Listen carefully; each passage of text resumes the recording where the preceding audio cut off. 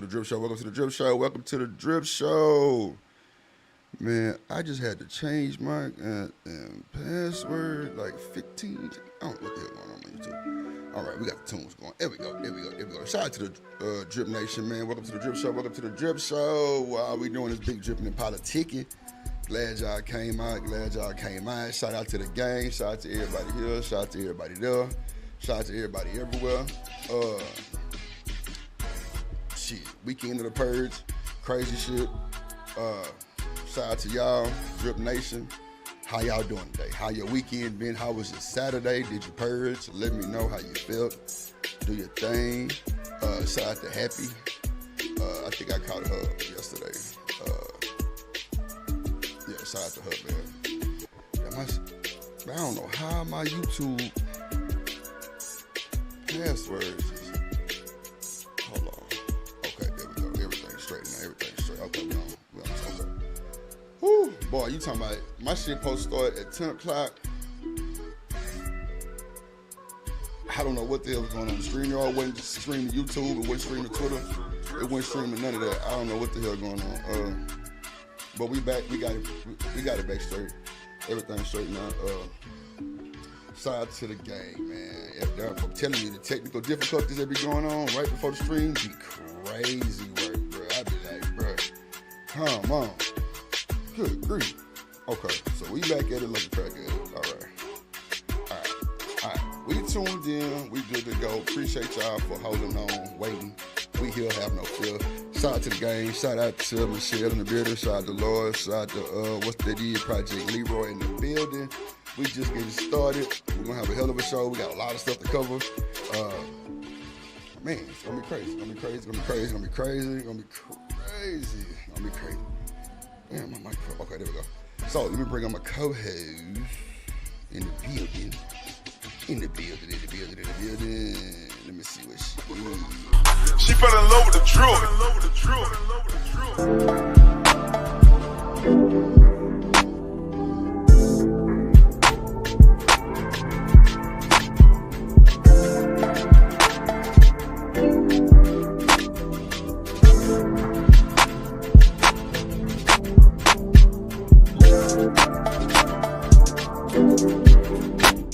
Shanika in the building. What up, Shanika? Hey. Ain't. Shout out to Shanika, y'all. She up here looking like Shout out to what? That was too much. Okay. Them links you had sent, put them in the back chat so I can download them. I got some other shit too. So we got a lot of stuff to cover, man. Y'all seen the thumbnail. Arletta gets exposed. Travis Hunter is a total phenom as an athlete. Boy can play basketball too. I'm talking about dunk contest winner. You got some breaking news on Aaliyah's death. Dr. Umar crashed out on Real Life Street Stars. Shout out to my dog Joker. A lot going on. Boosie. We got Boosie. Boosie, he giving his take on a lot of people in the industry. Diddy, Young Thug, they at the Boosie Estates. Shout out to Lil Boosie, shout out to Vlad, and I'm doing everything, back at it again. Shout out to Wendell in the building. What it do. See, look, it's still not streaming to Twitter. Bro, like, all my passwords changed. That's crazy, because now it's like a message just popped up and said, we cannot stream. Password is not correct. That is crazy work. Damn. Yeah. Shout out to Wendell in the building, man. Shout out to everybody purging. Shit. There's a lot of stuff going on. Oh yeah, Ray J and Sukiana. It's crazy work. Man, it's just a lot, y'all. We got a lot to talk about, man. So of course we're gonna be here. I said I wasn't gonna stream it for the new year, but Shanika called and told me, she was like, Drew, we gotta give them what they need. I'm like, damn. Not what they need, what they need. She said the drip. So I got the, you know what I'm saying? Putting on that Baby Bew, Houston Oilers. Baby Bew. Shout out to my Baltimore folks. That Houston Oilers a classic, boy. You talking about, we rocking. I feel some type of way with it on. I ain't gonna lie to you. What the hell you laughing for? You over there laughing? You laughing at me? You know, she could be really low key, like sneak this and drip on the cool. She be like laughing in the background. She be like, this nigga ain't. I be like, damn, what I did now? What I done did?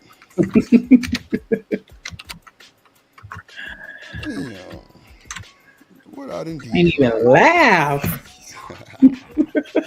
And you though, yes, Lord Jesus. Yeah, that one and the one with the other chick. Remember you had sent me like two. I think that was with.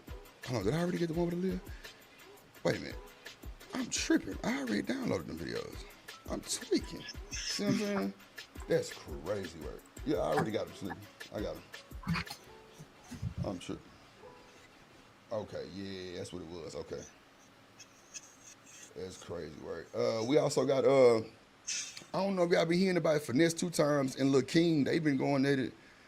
A grown man beefing with a kid is insane work, but like, you know, in these spaces, when you be cool with people and then they turn on you or you turn on them, you gotta know the stuff that you told them. They still remember that shit, right? Mm-hmm. So, you know, you gotta kind of keep that, you know, you gotta keep that where it's at. You know what I'm saying? You can't be just out here doing the crazy shit like that. Like, I don't know why folks don't think people to say that shit about you, but it is what it is, though. We gonna get to it. We gonna get to it. Ain't nothing to it but to do it, so we gonna get it done. You hear me?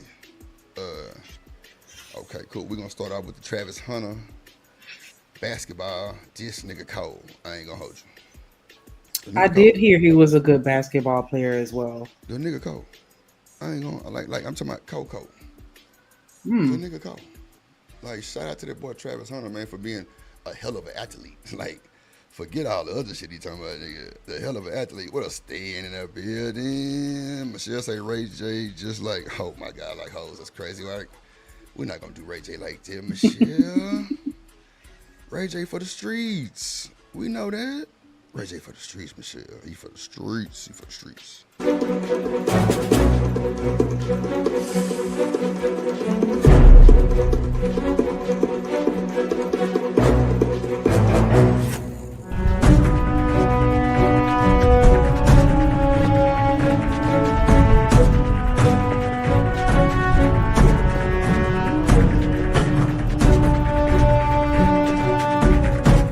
Staying archery in the building. Shout out to the Drip Nation moderators. Mount up. Ooh, that's what I'm gonna do. I'm gonna do like the Warren G regulators, but it's gonna say Drip Show moderators. Yeah, that's gonna be hard. That's crazy. Oh man, that's why I'm an asshole from the beginning. What window time am I? Oh, okay. All right. Nah, for sure. Oh, okay. I got you, window. I got you. Shout out to the folks that be trying to talk to Shanika in the chat. I like that shit. That shit is crazy. That should be funny. Want to know where you got the hat from? Oh, my bad. I didn't even. I thought he was saying something else. Lids window. I ain't gonna even hold you, bro. I bought like 9 hats for like $100. That's a fact. They had a big. I'm talking about, bro. I walked into a sale that was out of this world. Like, I didn't even know what was going down. Like, it was 60% off every hat. Like, or what? No, it wasn't every hat. It was more of like, I'm guessing like, if I don't want to say the wrong thing, I want to say like maybe like the early or late last year collection. But it was a sale on all hats with like the throwbacks. Shit, boy, I collected, boy.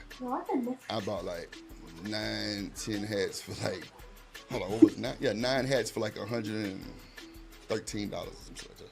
With the shipping, because all hats was like 11, some was 12. I'm like, what? And I'm talking about platinum hats. Snapbacks was probably like $8, $9 on lead. So you might want to go check that out. It's a big sale. But make sure you put that coupon code in. That's the only way you're gonna get the sale. So shout out to Wendell. For sure.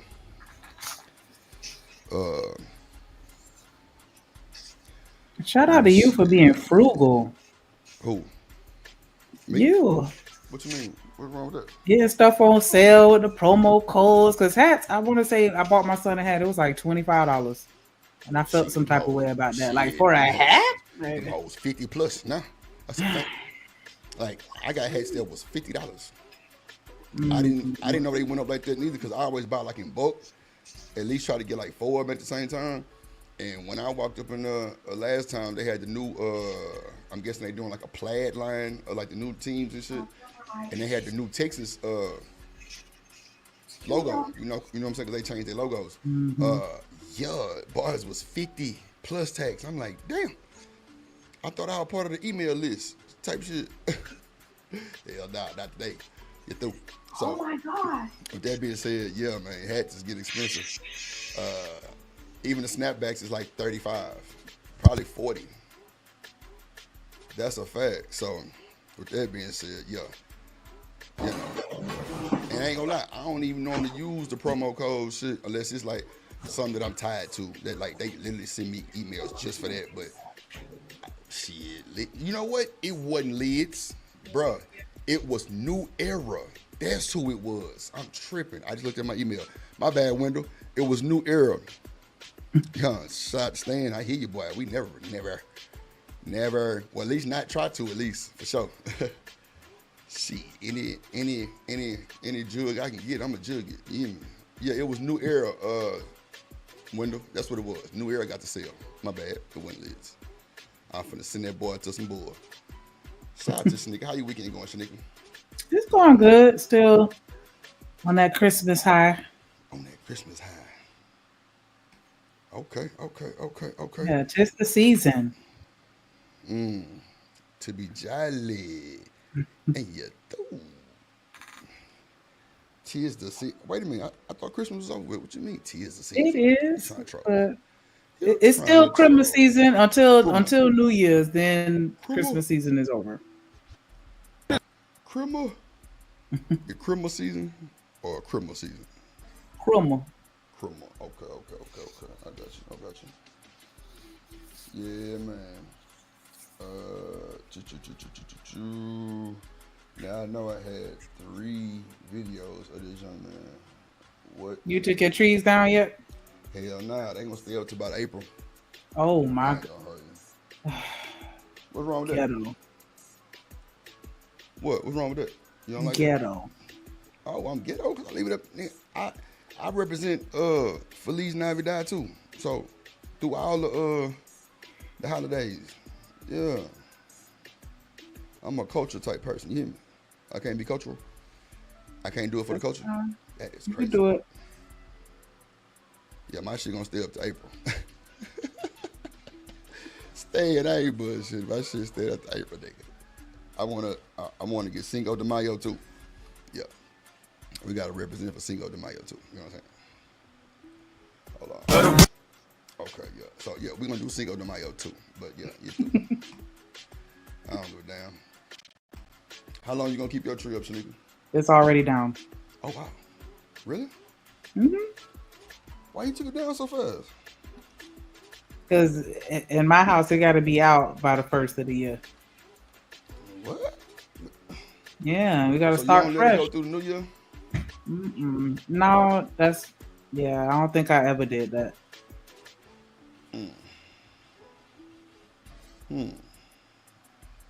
Damn, man, that's crazy work. I thought you would have. Shit. I thought you would at least kept it up at least, man.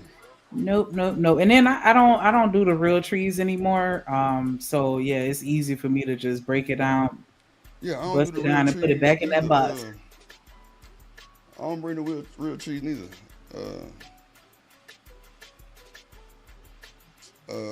Yeah, I don't like the real trees no more. They kind of A mess. Yeah, they make a lot of mess for sure. You gotta, I don't know. I just don't like the real trees no more. I don't know They what that's smell about. nice, but now they have the little they have like little scent pods or scent sticks that you can stick in the fake tree, and then it smell like a real tree. So that's good enough for me. Okay, Shanika. No. What you mean? You like the opposite? You like real trees? Nah, Window. oh, it's in my window. Oh, Yeah, he say he like the opposite. you like the real trees? I mean, I ain't gonna lie, ain't nothing like that smell though. That smell be smelling good with the real trees. I ain't gonna hold you. That smell Yes, be they on have point with them real trees. sticks. It's 2024. They got little sticks, yeah, and they smell just like a tree. Little sticks is crazy. Wow. Shout out to the little sticks. You through? Shout out to the little sticks. Little sticks is crazy word. Yeah. Damn. Getting the job done. Shit. Not the little sticks. Ain't no in here. I ain't taking that one. The little sticks. Okay, there we go. So shout out to Travis Hunter, man. We got all the videos loaded up, man. Shout out to the Drip Nation gang, man. Make sure y'all hit the like button, hit the like button. Make sure y'all get your memberships. It's beneficial. We got content already up behind the members paywall. Gotta be a member to watch this. But a bunch of videos that never really seen the surface. A few videos people told me to take down. Yeah, they behind the members paywall now. So yeah, and you through. And you through. You know what? I'm gonna stop saying and you through. I'm gonna just say through. I'm gonna just say through. You through. Like through. You don't think that's just through? No? Okay. Cool. So, this is what Travis Hunter is doing while everybody talking about him and his gal. You know what I'm saying? We're going to start it out with this first. So shout out to Travis. Oh, and we got the Pop the Balloon Crackhead edition. Oh, my God. I forgot about that. See, my brain never worked. My password was tripping. I had to change my password like 12 times. I don't know what that was about. Like, even with the AdSense, I had to change it. That's weird. Yeah, through, Stan. Just through. Through. Yeah, I like that better. Because everybody trying to, coin it, and it's just not working out for them. But, shout out to the Travis guy. But I don't want to really play the music. But I'm going to play just a little bit of just kind of just so y'all can see where you're going with it. You activate your hips and push it. Gotta. So I'm going to mute it. So look, Travis Hunter is doing TikTok dances. While y'all talking about his gal, he's doing Look, he activate your ass and put your ass out. God, nigga, look, he thugging. Got a little plaques in the back. Okay. He thugging. He doing the jug, the TikTok jug, which is gonna be gone in January. Oh, it's gonna be a sad day in America for them folks that's monetized over there. They say Trump trying to stop it, but we'll see. If Trump stopped TikTok from getting banned, this nigga the truth. I ain't gonna hold you. He the truth, because that's huge. But another thing that just came across the disc was that nigga Biden pardoned Terry Flannery. I hear he pardoned everybody. That's crazy. Like, you gotta be somebody for them boys to pardon you like that. I'm sorry. You gotta be somebody to get pardoned. You gotta be somebody. My mama said they need to pardon C murder. No. That was your mama said, hey, mama. Shout out to my mother-in-law. That was crazy work. I'm gonna get fired on my day off for saying that. She like, nigga, I don't know you. Damn, shit. Nah, she be tuning in. Shout out to mama. Mama. Shout out to mama, man. Shout out to Shanika mama. What up, Nay? What up, Nate in the building? Nate in the building. So we're gonna Nay. That Nay. Hit that Nay. Ah. That Nay. That Nay. Nay, I'm gonna make you an intro just because your name Nay. Everybody else gotta pay. Oh, that kind of rhymes. Nay, and you gotta pay. Ain't through. Yeah. It's gonna hit the Nay. Crank that Nay. Yeah. So if you want me to put some pictures on it, just send some pictures to the email that you'll see on the screen in just a few. But yeah, I definitely take care of you, baby. Yeah, there we go, right there. But yeah.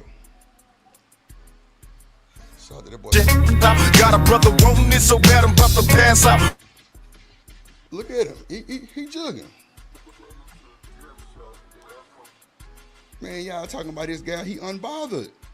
That nigga house swinging like he on the Inkwell. What? I'm just glad to see him looking happy because I was getting a little nervous. Like, I hope he don't go off the deep edge listening to everybody talk their foolishness. I mean, he definitely here. He definitely here. I mean, I don't see how he couldn't hear it.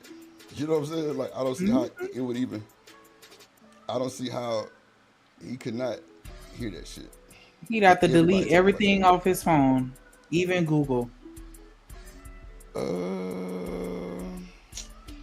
Because some people do that, as far as like celebrities and people in the public eye, like they'll just be like, nope, I'm not even gonna look, because they just already know they're gonna get caught up and say or do something crazy. So, and I feel like I'd do that if I were famous. Like, nah, I don't even want to look, because I know I'm gonna crash out. Like, that's crazy. For real. What up, Daryl?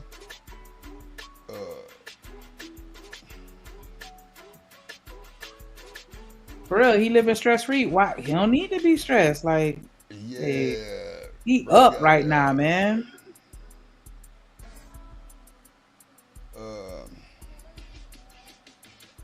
Hold on real quick. Shout out to my boy, Mr. Goodbread.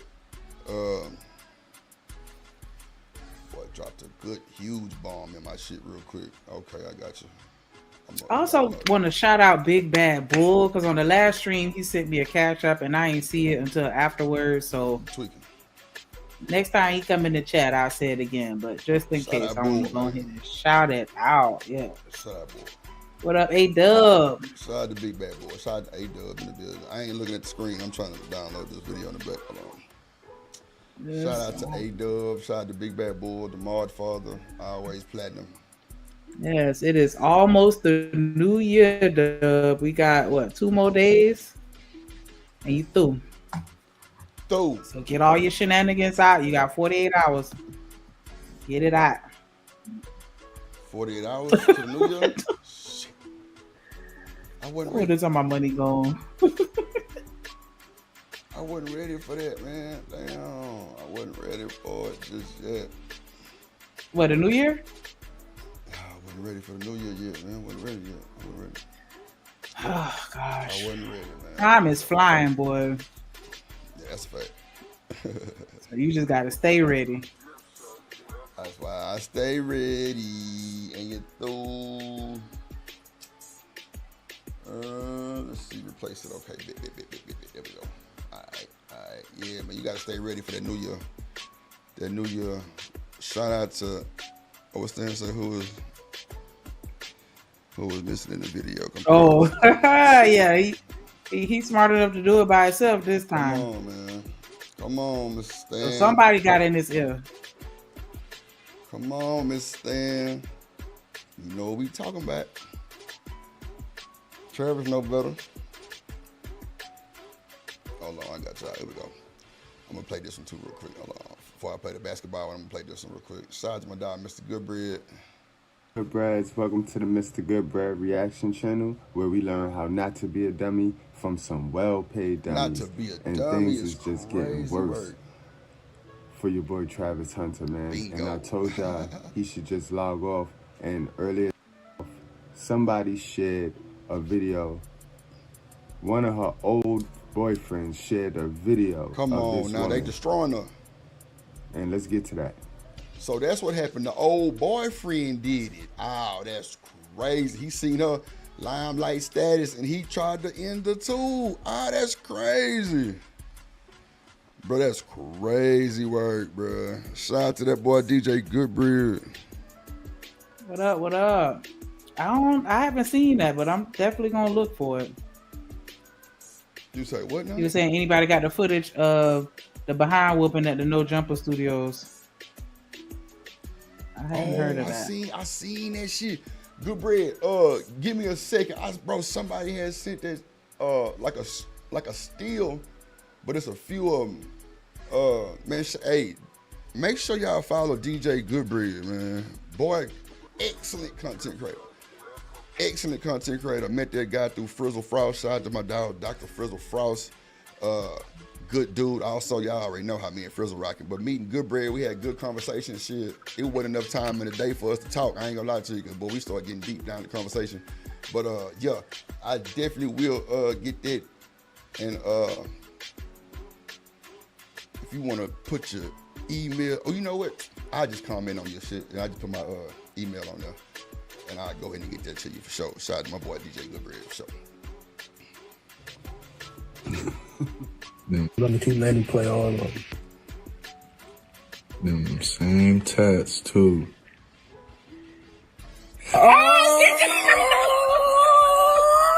A eater! Wow. Ain't no way. 3 years ago, they've been together for 5 years. That's that same tat. Oh no. Oh no. Why, dog? Why? Like, where do they find this shit at? Bro, this is Like, crazy. who saved videos of they phone for years? Bro, what the hell? Okay, well, let me stop. I don't delete stuff from my phone either, so I guess. Bro, this is wild. I see why she keeping her. Yeah, my boy in that bitch putting her to work. Ain't no way. Wow. Let me keep letting play all of them. Come on, Stan. Say it ain't so, man. My boy Goodbread dropped big exclusive bomb. Oh, man, shit. God damn it, DJ Goodbread. Boy, boy. Oh, wee. Now, that's some footage for your ass right there. I ain't gonna. She for sure for the she team cream team Daryl shit she team hashtag cream team she for the streets. We gonna let her stay in the streets. You mean? And yo, she's doing a horrible job at protecting you, bro. That's how women protect their man. You know what I mean? We not the only one that's supposed to be protecting them. Come on. You know what I mean? It's a even exchange. It's supposed to be an even exchange, man. Sad, bro. And while he's getting his name tarnished out here in these streets, forgetting that he still needs the people to support him. Yeah. He's an athlete, but he still needs the people to support him. Once he loses in public opinion, he ain't gonna be as good of an athlete as he should be. When everybody booing him and when he hit the field, because of how he think and how he act and react in real life, man, remember that come a part of your character.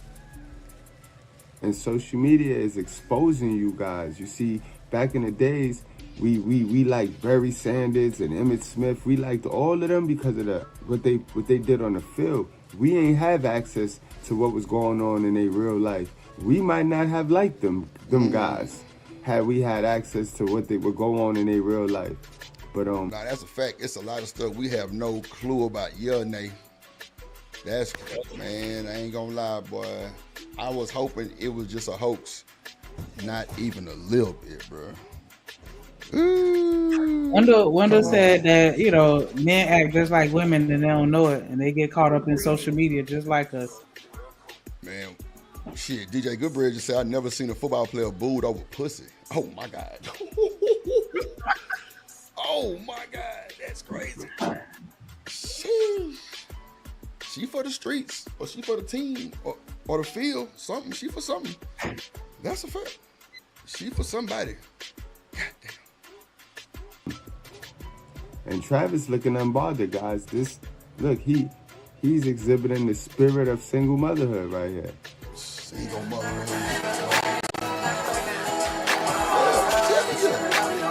I just showed the video.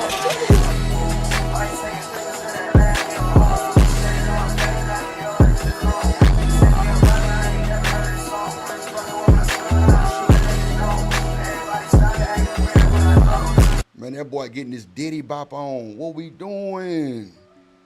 He for the club too. He for the you got served folks. Yeah. This nigga think he B2K. You got served. I don't know, Travis, boy. Your ass is playing a good job of, well, you was playing a good job. Well, shit, I don't know. You're through. God damn, Travis. I feel like you, Nate. He like it. I love it. Through. Come on. See, good bread. You want to hit the link? I'm gonna drop the link for you. See, that's what I said, bro. I said, once he get to the league and see them women with them attachments, shit, with that Jordy booty, shit, Lil Baby ain't got no chance. Lil Baby ain't got no chance. What up, Jerice in the building? What up, gangster? Good to see you. I'm telling you, she ain't got no bark in the fight no more. Quietly, yeah. Once he get around them real manufactured dime pieces, it's gonna hit different. Wait, what did you just say? Manufactured? Oh my Jesus! Somebody get this nigga up out of here free. What? She go, manufactured dime pieces is crazy work. Why would you? Oh my God, so disrespectful. God. Manufactured dime pieces is insane work, but we gonna let you nigga slide with that because she got a hand. Let's go.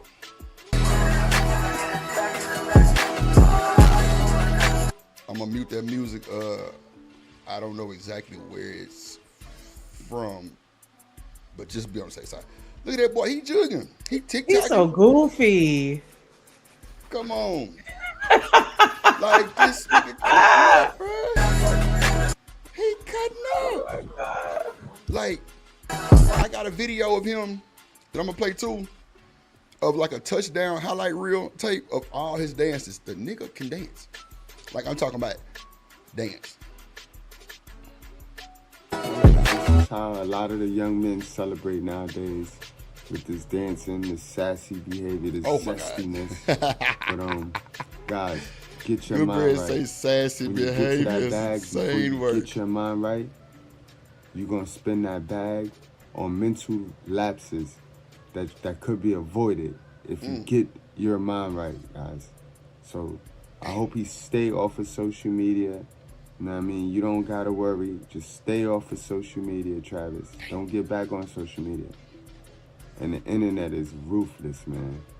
Come on now. Undefeated. $1 trillion and oh. What are we talking about? No losses. No losses. No losses. Name me one. Can't. Nah, Jerice, I'm with you. How much more can come out on this woman, yo? Now y'all going to look for stuff. Yeah. Yeah, check out this video. See, that's what I said. When she got in the position to be known or like famous behind Travis, they're going to look. Anybody that be in the limelight like that, they're going to go check their background. That's a fact. Ain't no way around it. Yeah. So all you gotta do is just post a picture with somebody, and they're gonna be like, "Who is that?" Looking into them to see who they are and who is he? What they got going on. See, my thing was this. Oh shit. Okay. My thing was this.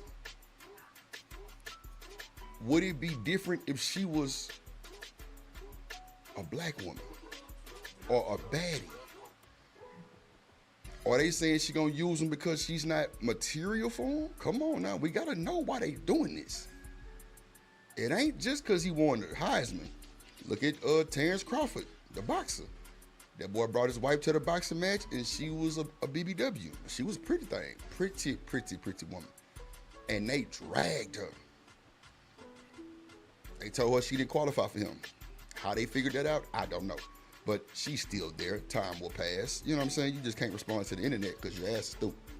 That's a fact.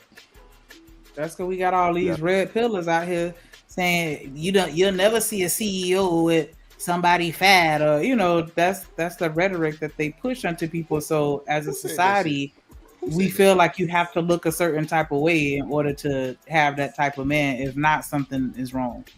Who said that shit? Who said that? Somebody said that. Who said that? Who said that, Shanika, about the CEO? Oh, MTR, Mediocre Tutorials and Reviews said that. Now, my dog Good Bread is a red pill. That's a fact. He stayed on that. I've never seen one like it. He different.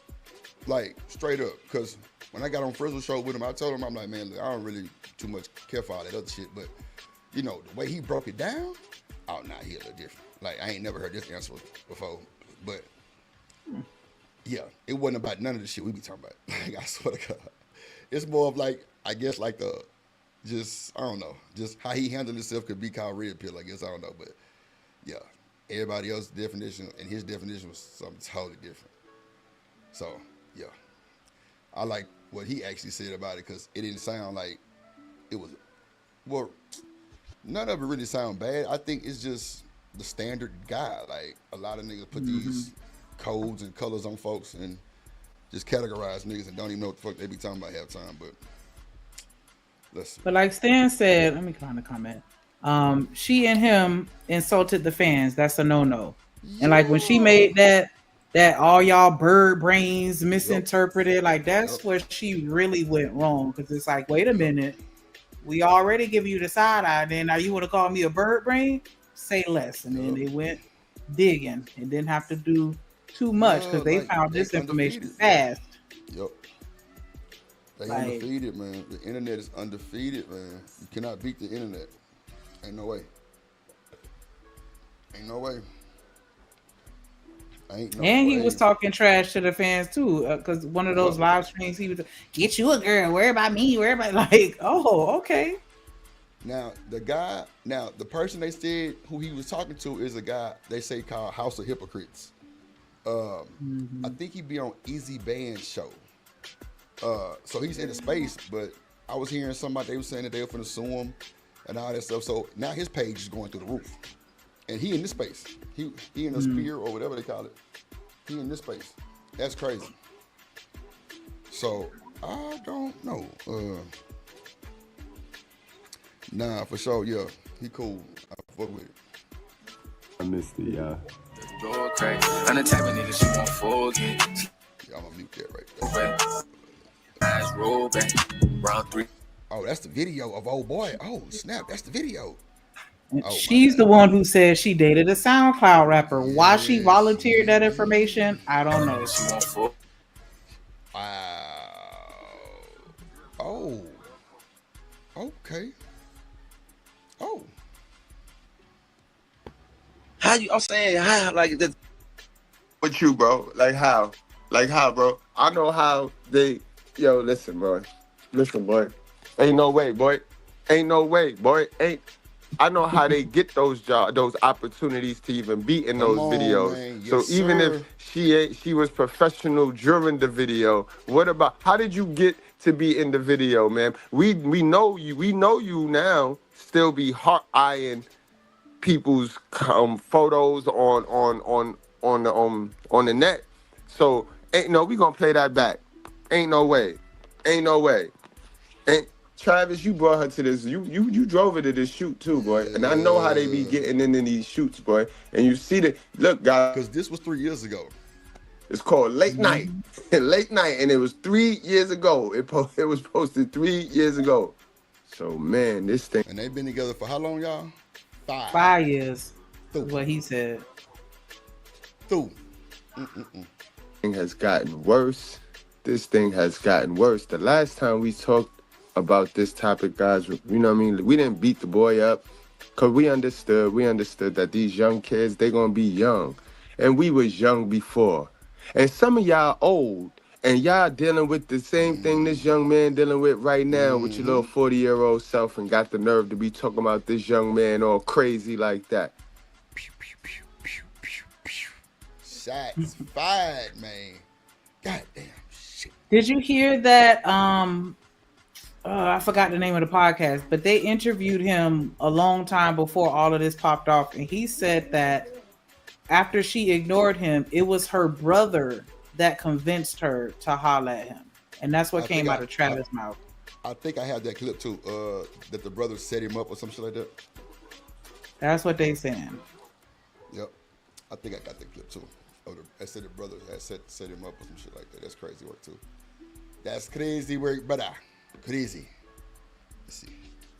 You know what I mean? It's this young man's life to ruin. Everybody get their own life. Fix your life. You see he gonna ruin his life? You could give him some advice. It's his decision. Remember, it's choices and decisions. We all get them. And if the boy want to choose to be a dummy, let him be a dummy.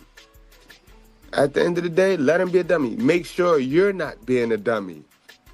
I want to say that he's in good hands. He's not in a good state of mind, but he's in good hands because we all know coaches are like your father figure. You know what I mean? And Dion is his coach. And shit, I wouldn't pick a better father figure than Dion on the low. You know what I mean? Dion, he's an excellent father figure. He's an excellent black man. Like, he's not perfect. He's not perfect. But he a worker. He a work in progress. And you see it. You see it. So let's get to that. There's a lot of people, they don't have this clip right here where Dion is talking to him about a prenup. Dion know that this young man is food. He dead in the water once he get up out of his grip. So let me pull that up real quick. Yes, damn, a cowboy. She said a cowboy, a white boy, a SoundCloud rapper, and Travis. This is about your head, so you can't go. I'm getting a haircut today. Barber comes to the house. Yeah, I'm going. I'm coming to the spot. So don't do that. There's no public haircuts, man. Don't be influencing Travis. He's a good kid. No, Coach, I go to the barber shop. I'm going to the barber shop. Travis is a good, faithful kid. Yeah, he does. Good, faithful kid, man. I do. He just ain't said I do yet, but he did. I've been said that. I think he done got married on us and ain't told nobody. Nah, not yet. Not yet. I like it. Cause I'm gonna do your prenup for you. It'll be about this thick. Damn, not that thick. Shit. Oh man. And this is gonna be the color. Wow, you heard what Dion said? Y'all say we ain't heard Dion say nothing. He definitely told him to get him an old pre. You know Dion a survivor. Yeah, my boy done been with the best of the baddies. But we ain't gonna just leave it to Dion. Bro gotta make his own decision still. Now, we can't put this on Dion for not coaching him right or, you know, telling him what to do. He's a coach, not his goddamn daddy.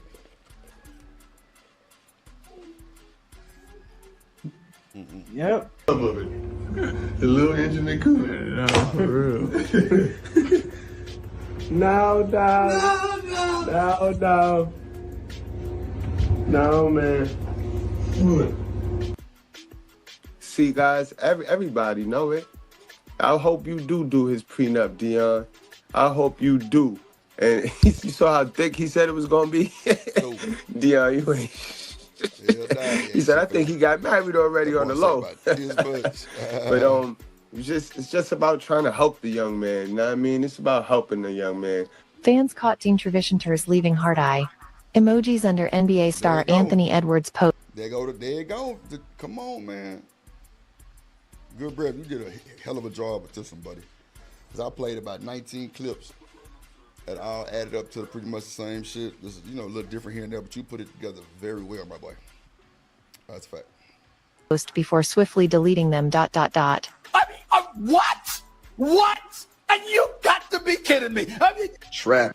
Yes, Stephen A. She was heart dot iron with the tongue out, like with the money tongue out, like yeah. And y'all, she deleted it. Why she delete the comment? I'll wait too. We gonna say something about that?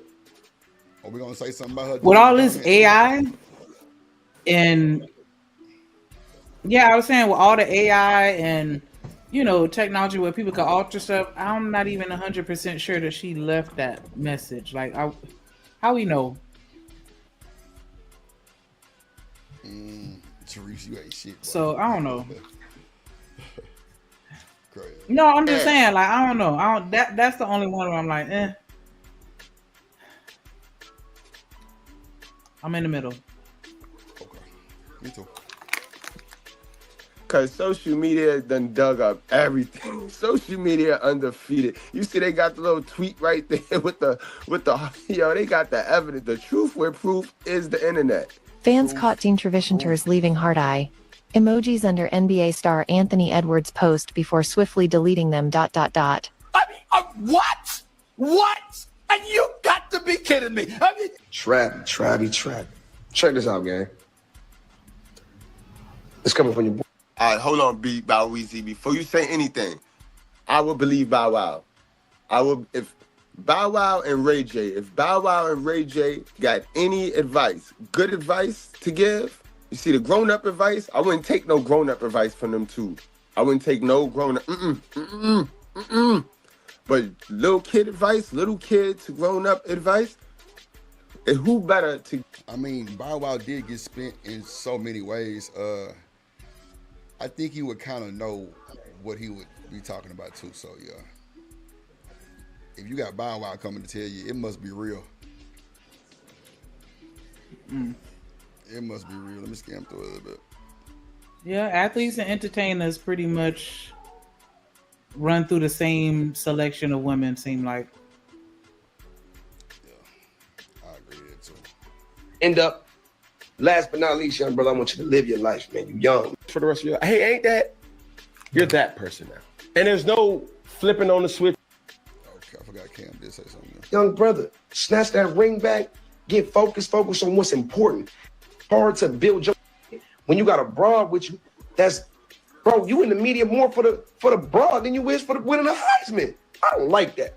You know what I mean? So I don't give a... Look, Coach Prime got my number. He is in the media more for the broad than the Heisman. That's a fact. Yeah. You ain't seen a whole bunch of Heisman work. You see a whole bunch of this work. Crazy work. Crazy yeah. Work. You know how to hit me. I'm telling you, coming down on you. I ain't trying to hate on your situation. But wake up. Yeah. And even for Trav, it's like, bro.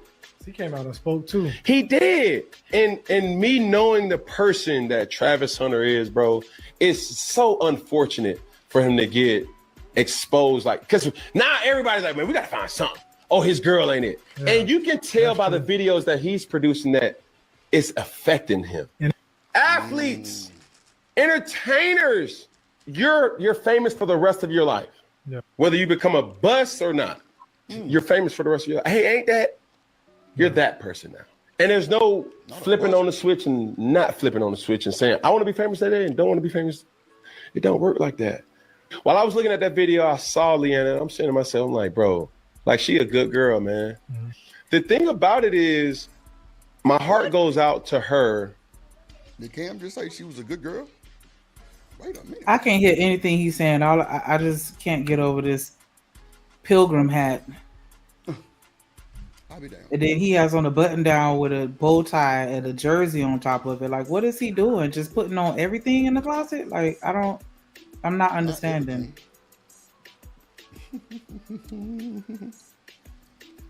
I ain't never seen anybody with a button up under a jersey. Like, that's diabolical. Diabolical. Let me fix this angle on my cam. I'm gonna let you press play after you get through. Yeah. Crazy, because nobody's coaching her in this magnitude. Yeah, but can they? And that's the most frustrating thing, Peg. Yeah. Like, and see, that's the key part right there. That's why I want y'all to understand, y'all. Our parents ever, they had the gold diggers, guys. These women nowadays, the women that we deal with, stop calling them gold diggers, man. They not gold diggers, bro. You know, gold diggers are taught how to be gold diggers from old girls, older women. I'll say it again. That young lady there is not a gold digger. First of all, gold diggers get coached up by their mama. Like the song say, you get it from your mama. You are taught. Don't bring no broke dude in your house at a very, very early age. Mothers teach that. Move, she would have her mama would have been in the room running this. Y'all that saw the video, and I'm gonna be saying, sit over here, you to hijack the and told everybody what to do and how to do it. That's what the gold diggers do. Hello. She'd have been well coached up. The girl is not well coached up. The girl just a young girl, don't know what the hell is going on. All this limelight. Mr. Hunter and his fiance. Y'all, oh, the little girl, she didn't get up. They had to tell her to get up. These women are not being taught by older women. These women are teaching themselves by what they see. So we gonna call these women scavengers. These new women is called scavengers. Stop calling them gold diggers, bro. Gold diggers had some decency with them, and they had some type of education on how to get you. These women are scavengers because I think I can't help but agree with that though. She didn't get that from my mama. She freestyling. the most abundant natural resource in America is a simp. So these women just sit there and just let the dude do all the shit that he want to do, all the fancy fly stuff, and they just collect. That's not gold digging, bro. That ain't no effort being put in that on the women's behalf. That's all the man. That's all the simp, the trick. That's all that is.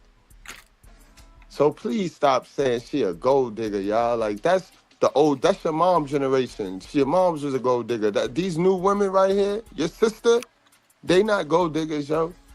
They scavengers, but they not gold diggers, bro. Two different things, yo.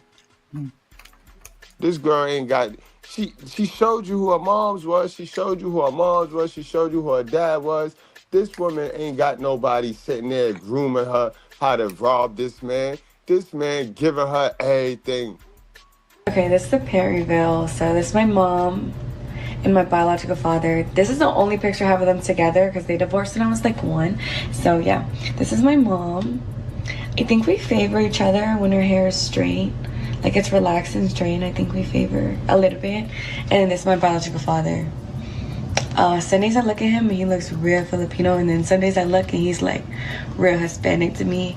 But obviously, this is the parent I favored. Like skin complexion, hair type, hair color, eye color, eye shape. I got real chink eye. And then this is my mom when she was really young. See, this is her normal kinky curly hair. This is my grandma, my mom's mom. And okay, this. See that? Her dad looked like a whole trick. Know what I mean? Cute moms. Know what I mean? Dad looked like a whole dummy, yo. A whole dummy. And you see, even when you don't want to talk about the sisters,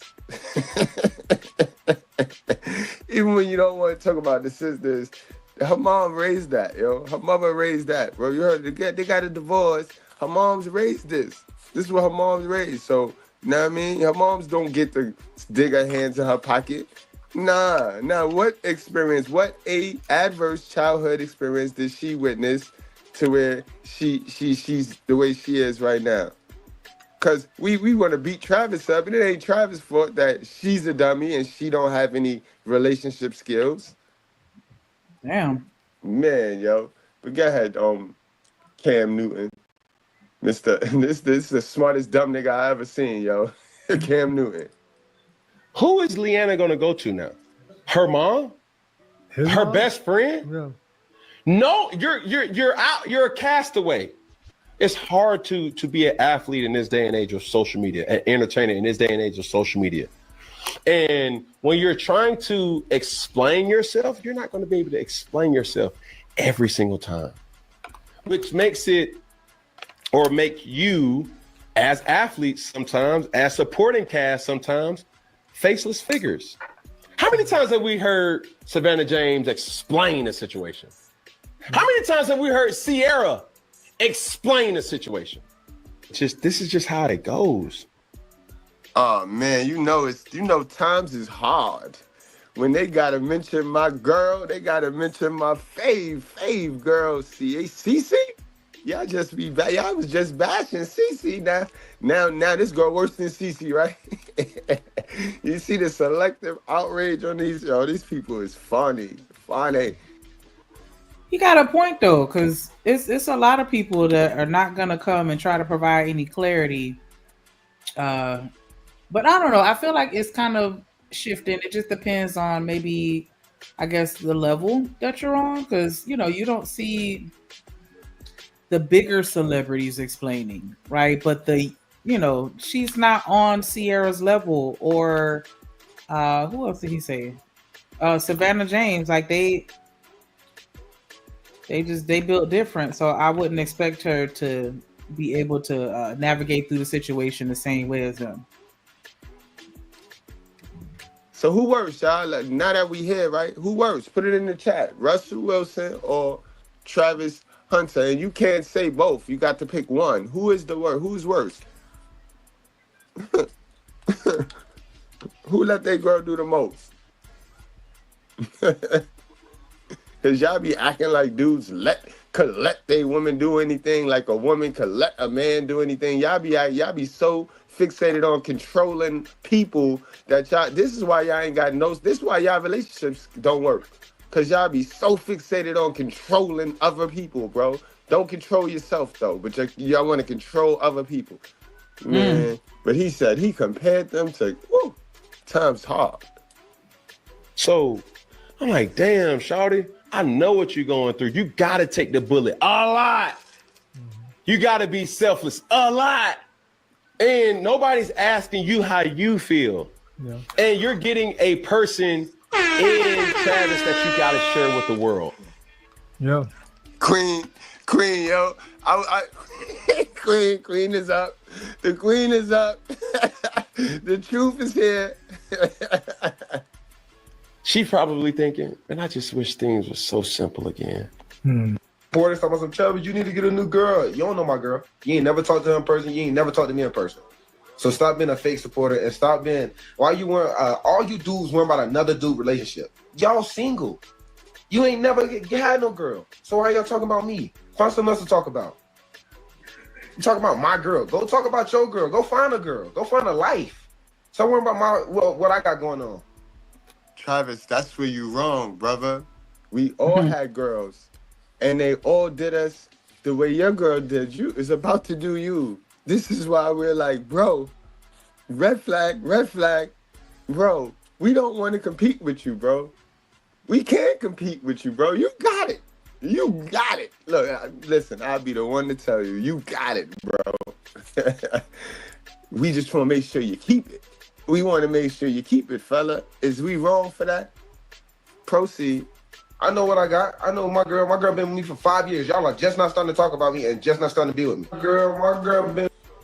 That was when I kind of, I don't want to say checked out, but that's when I really tapped into my "if you like it, I love it," because he said it out of his own mouth. I know my girl. Not gonna argue with you, bro. Me for 5 years. Y'all are just not starting to talk about me and just not starting to trolls, get her out of her body. And I hope she see this message. Now, remember you said that, bro. Remember you said you've been with your girl for how many years? You said 5, right? Remember you said that, bro. We're going to hold you to that. You said 5, right? So when I show you this video that came out 3 years ago, right? 3 take away 5, give you 2. So that means 2 years into your relationship. Did you drive her to this video shoot and wait outside, bro? You probably drove her to this video shoot and waited outside. Remember you said 5, bro. In the morning. So y'all send this to her. I love you, Leona. I hope you see this message in the morning. You're good. My fans, my real fans support you. And the people that's hating, we just gonna let them hate. We got the real family over here, and you know how that go. Like Ron said, man, haters gonna do what haters do. Yeah, haters gonna do what haters do. We know the real supporters. They talk about a relationship, we're not no real supporter. You know, we got a family channel, well, a dual channel. That shit is crazy.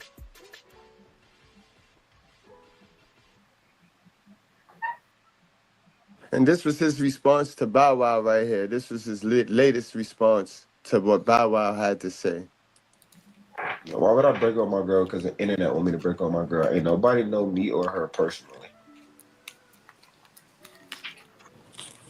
That's what y'all understand. Y'all not in my personal life, so like He's saying nobody knows her personally. Apparently, somebody does because he had that video saved in his phone.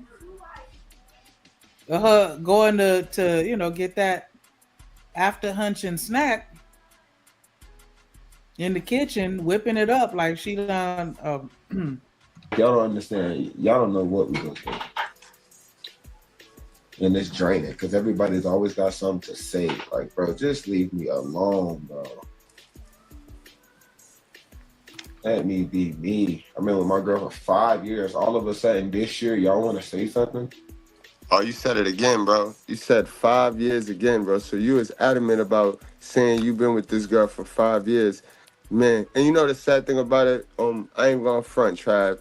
Now that the football season over for y'all, we ain't got y'all, you know what I mean? Unless we gonna watch your highlights, we ain't got no new content for you to watch and distract us but your relationship now. You ain't on the field, so now we gotta pay attention to this because we love you, boy. He ain't shit for that. Like, you ain't playing no ball right now, so we got nothing else to talk about. So we gonna talk about your girl, like niggas. But I do feel like there's some truth in what you're saying, Wendell. As far as like, men doing the most to comfort women and it leading to early grave. I don't think that that's the primary component necessarily or the sole component, but I definitely do think that's a factor. So I'll give you credit with that one. Love you. We want your mind to be right so that hopefully you could go to one of our professional teams, because we be spending a lot of money on these professional teams now. We be betting our money. So we need your mind in the game, kid. This is why we follow you. This is why we like you, boy. He definitely need to have the fans on his side though, because like what he said, like you need to support the people, because who gonna buy his jersey? Well, I don't think it should be that bad to where people not gonna buy his jerseys or whatever other fan base stuff just because they don't like his girl. But I do think that it's important for people to like you, because at the end of the day, yeah, we the ones supporting you, coming to the game just to see you, following everything that you do. Like, you don't have to live your life based on what we think, but I think that as a public figure or athlete, entertainer, you do kind of have to be mindful of that, which is why they have PR teams and people in place to make sure that your image is curated. And Wendell, not too much. Okay. Thank you. Me alone. I've been with my girl for 5 years. All of a sudden this year, y'all want to say something? I've been with my girl for 5 years. All of a sudden this year, y'all want to say something? And she love late night sex. Clean up so I know that thing fresh. On my way, so stay undressed. Pulling up. That's wild.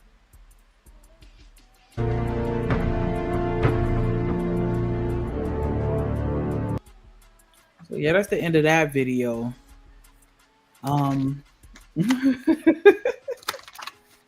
Thank you, Wendell.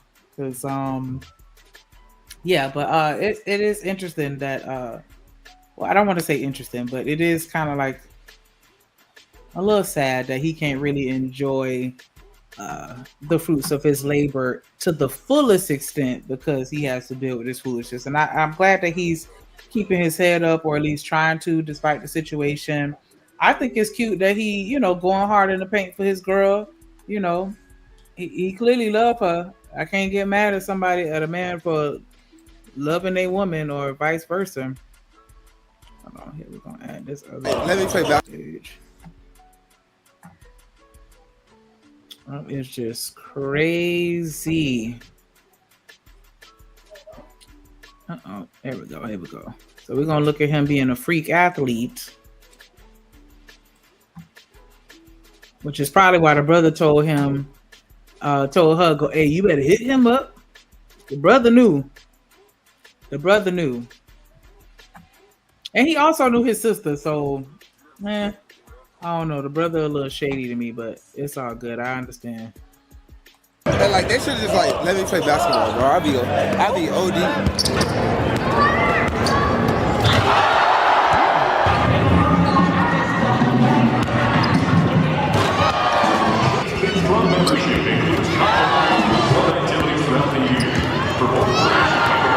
Every time it's live, bro, he do something crazy, bro. It's wild.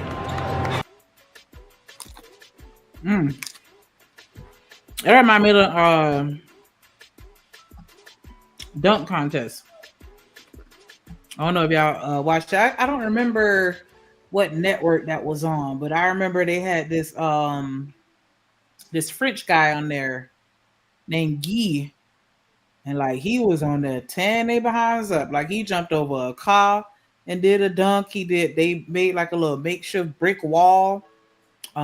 He jumped over that and it was huge. Like he was up there with them things, and they were doing all kind of trick shots and stuff. Like chow.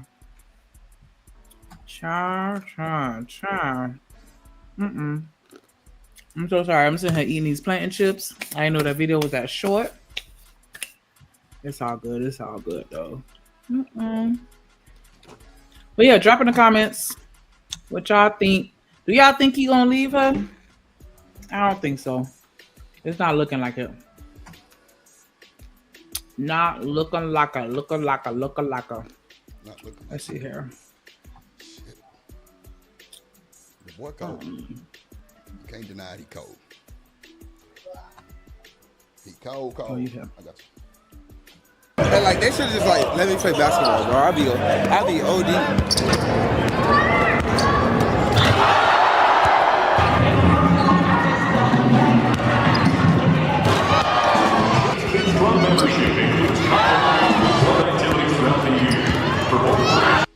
Yeah, the nigga cold. The nigga cold. Phenom. Like the nigga got multiple like talent. We can't take that from him. We cannot take that from him, man. I'm trying to tell you. The nigga cold. You right about that. He between the leg. How many NBA players can't go between the leg and dunk? Come on now. What we talking about? Oh, that's not something that everybody could do. Hell no. Okay. I don't be watching basketball, so I don't know what they be out there doing. Okay. Every time it's live, bro, he do something crazy, bro. It's wild. Crazy work. All right, let me see. That one. Okay, watch that one already. Move that one. Yeah, we done hit all them three. Oh, okay, so we done. While y'all here, make sure y'all subscribe to Remote Hustlers. You're looking for an online job, you can find that there. Also, I'm trying to get my little subscribers up. So you can come hit me up. You're gonna see the same stuff that you see here for right now. But yeah, hit me up. Hype me up. Hit that like button.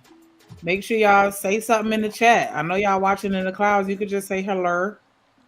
And that's good. You don't gotta, I know a lot of people like to watch from the clouds. I'm kind of like that a little bit too, but I at least say hey. Hey, boo, hey. How you doing? Let us know who here supporting. Make sure you hit the subscribe button if you have not already. And share the stream. Start a conversation with somebody and see what they got to say. And come back and tell us what y'all figured out.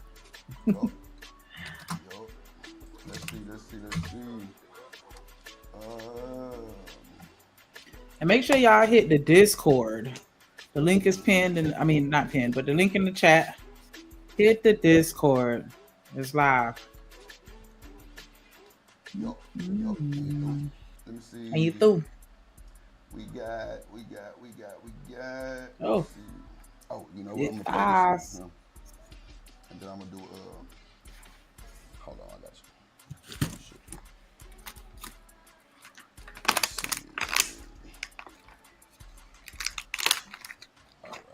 you. Yes.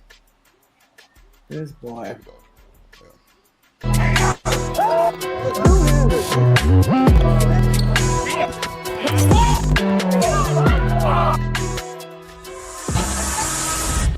Come on, man. Did he just dunk on the nigga? Oh my God. There you go. So he actually played basketball in the Colorado team. Whatever or the no? football team versus the basketball team. Well, I'm sure. Oh, okay. Football This versus is off his basketball. page. Okay. This is off Travis Hunter page. His Okay. page. Fair use. Yeah, crazy. You want to It's say like- There's like what's up? We're talking. There's so Oh yeah, we lit, D. Hey, D, we lit on the video. it's gonna go. Hey, Travis, what's up, bro? What's up, G? Can we get a picture, bro? This man Travis has no idea what he just signed up for.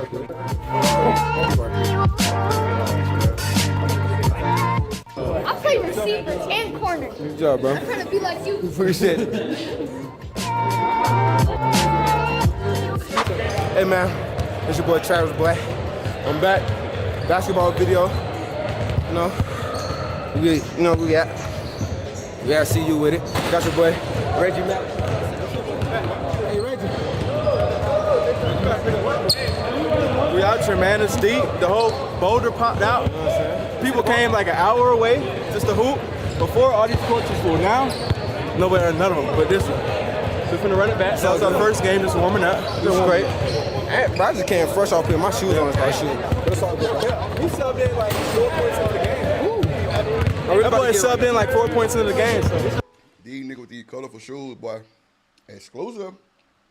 What's up? No.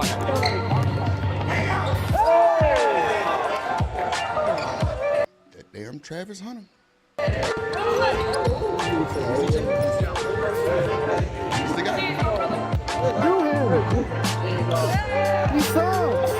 Yeah, he cold. Yeah, he cold. So Who's the other dude? Is he another football player? The guy he was talking to? Yeah. Oh, okay. Yeah. They all play on the team. Hold on, move that one. Let's get to more of the content shit. I wanted to show y'all this one too. Just a few clips. I think I'm gonna start doing like little clips and shit at the beginning of the show. Kind of just give y'all a vibe. Angel Reese was cutting up at the goddamn game, y'all. Hold on, here we go. Pull up. I need some more game. So the ball got stuck.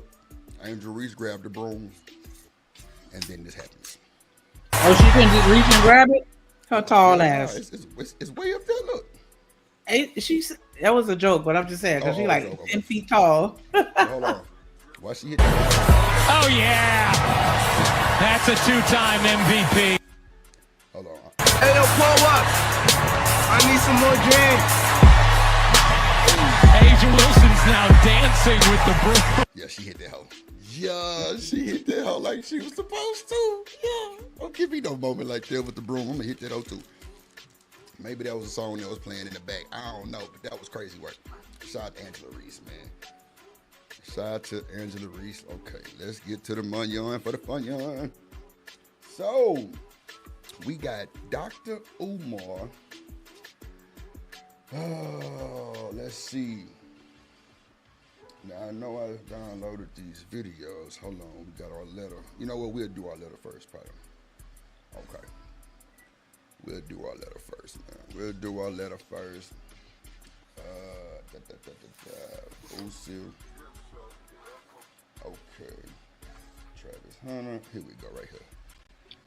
Oop. Man, nigga Boosie got his own goddamn. The Bat Island, goddamn. Nah, for real. Like, this nigga got his own community type shit. Like, his own neighborhood. This boy ain't bullshitting. Hold on. I know I just fixed this angle on my shit. What was I? I like Lil Boosie though. You like Boosie? He hood, but I still fool with him. Cause they were trying to, get on him about the situation with his daughter or whatever. Like, listen, y'all not gonna make me hate Lil Boosie. Nah, hell no, you can't hate Boosie. Hold on. 7/2023. So this is the Pop the Balloon scandal, however you want to call it. this person is exposing Arletta for being a fraud, I'm guessing. I watched a little bit of it, didn't watch too much of it, but it's kind of crazy. But you know what I'm saying? We're going to get to it. We're going to get to it because we got to do it. Let's see. A video was posted on YouTube titled Pop the Balloon or Find Love with Arletta. The whole premise of the show is one gender to be lined up with balloons while the opposite gender walks in one at a time, and they pretty much put themselves on the chopping block to see if they're wanted or not. If not, they pop their balloons, and whoever is left at the end of the round, those two people both get a chance to decide if they want to continue on a second date or pop their balloons. It instantly went viral because what was noticeably different about this pop the balloon from others was the quality, the organization, and the... So wait, let me just ask y'all this real quick. Do y'all think that shit real for real? The pop the balloon? Nah, I think they there for promo. As far as the contestants, are you asking if you think that they're actually legitimately looking for love? Yeah. Yeah, nah. I feel that way about all dating shows though. Like even with Kendra G, like they there for exposure. And I think that's why they be kind of going so hard trying to dig into people. Because it's like, you know, she'll ask, like, you know, are you attracted to them? Instead of just saying, no, not really my type. Like, sometimes they'll sit and stare at them for a good 30 seconds trying to find something to talk about. Like, well, yeah, I don't like your shoes and, you know, your eyebrows. And, you know, like, child, just do it, you know, trying to have that viral moment. You think it's real? Not all of it, at least. I mean, you know, because you can find a that to, you know, get a hold to on some of these shows. The reason why I can probably say no for the most part because when they do the reviews or the catch-ups, they don't be together no more. It'll be one and done, which is crazy. So. I never really watched the follow-ups. It was one that I caught like a little clip of where I think Buddy said he stopped dating her because she had like a Nigerian boyfriend funding her lifestyle or something like that. But yeah, I can't say I follow up with the after interviews or whatever. And I mean, yeah, there might be a handful of people that might actually genuinely looking for somebody that they can possibly date, but I feel like the majority of them are on there to be seen.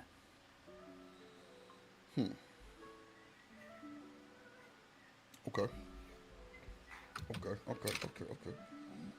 The overall mature feel from most of the other dating content on the internet. And while one would think the show would be a huge success for finding love, it was actually the opposite. People love the show because of the obvious controversial participants. They love to make fun of and complain about what the contestants say, mostly women.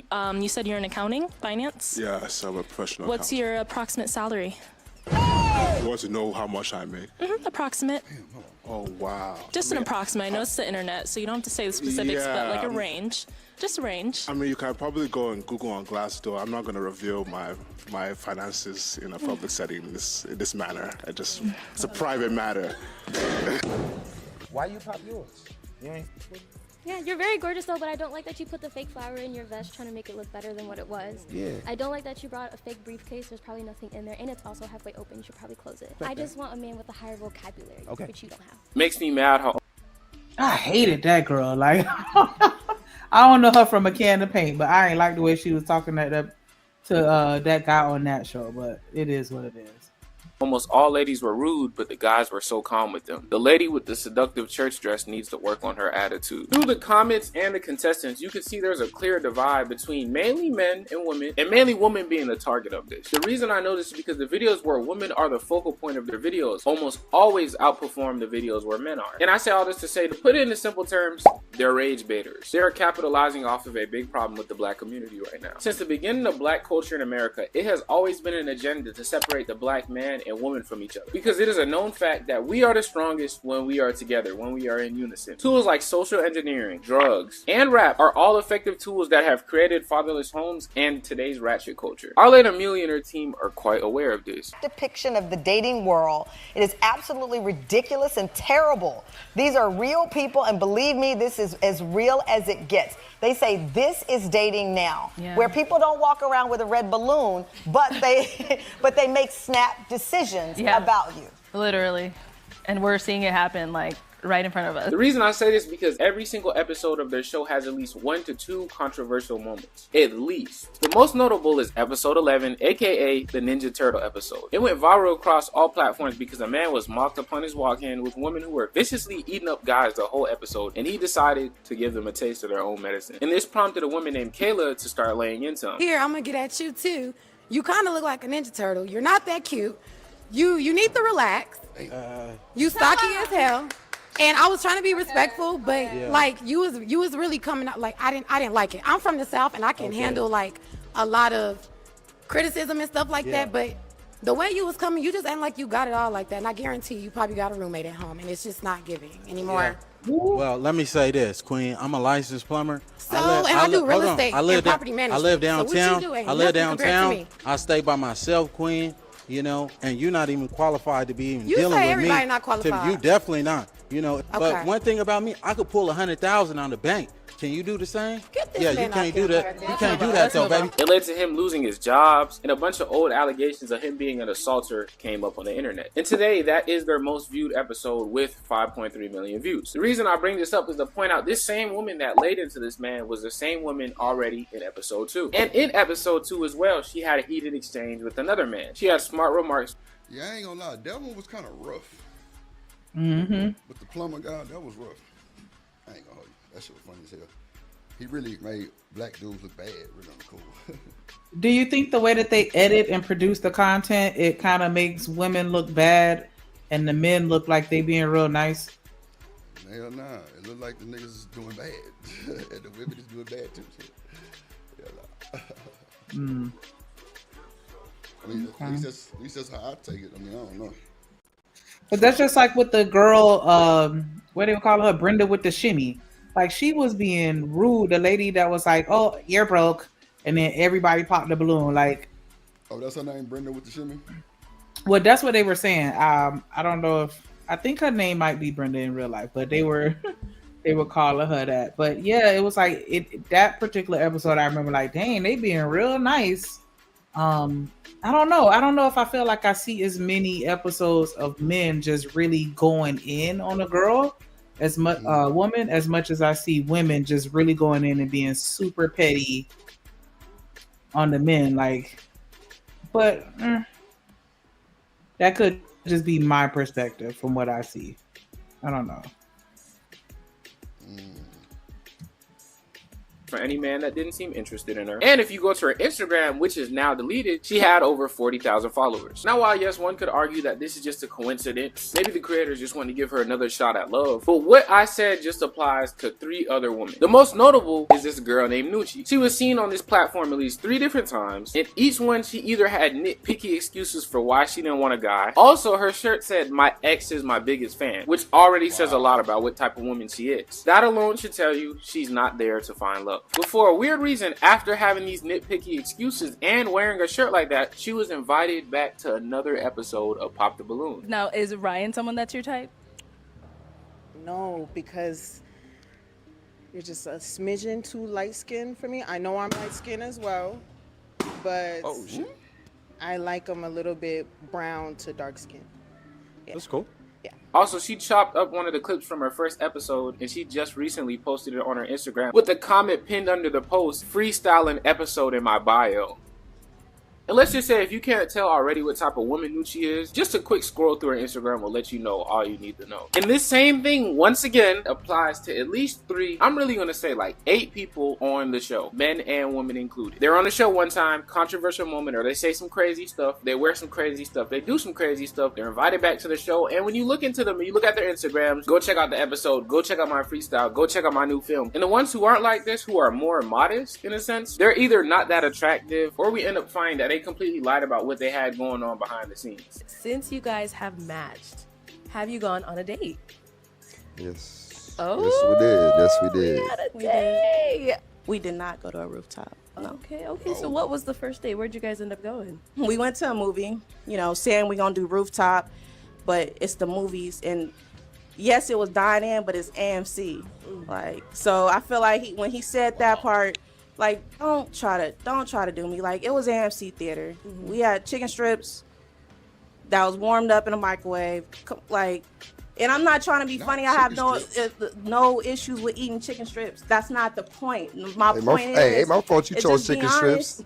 Nasty ass shit, I told you. Oh. It's just to be honest. The fact that she's saying that it was uncomfortable or wasn't what she expected, that was the time for her to make her exit, right?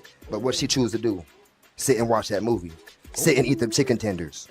Okay then. The whole reason I say this show is fake is because of two things. Number one is because whenever Arletta and her husband BM catch up with contestants for interviews, or they just do interviews about the show, a recurring thing they do is scold the contestants for not matching and also say that their show is for love. Are you teaching other people how to fall in love, or are you just watching it happen? So this show is like is an example of us. That's what we're trying to show people, that, you know, we want people to be a bit like us. That's what the main aim is for the show. You want them to be like you? Yeah. In what way? Finding love. Finding love. Marriage, you know, just the traditional way. How many seconds before you knew she was the one? Oh, to be honest, my story is I actually met her, then I actually, because I'm a musician, right? So I was performing.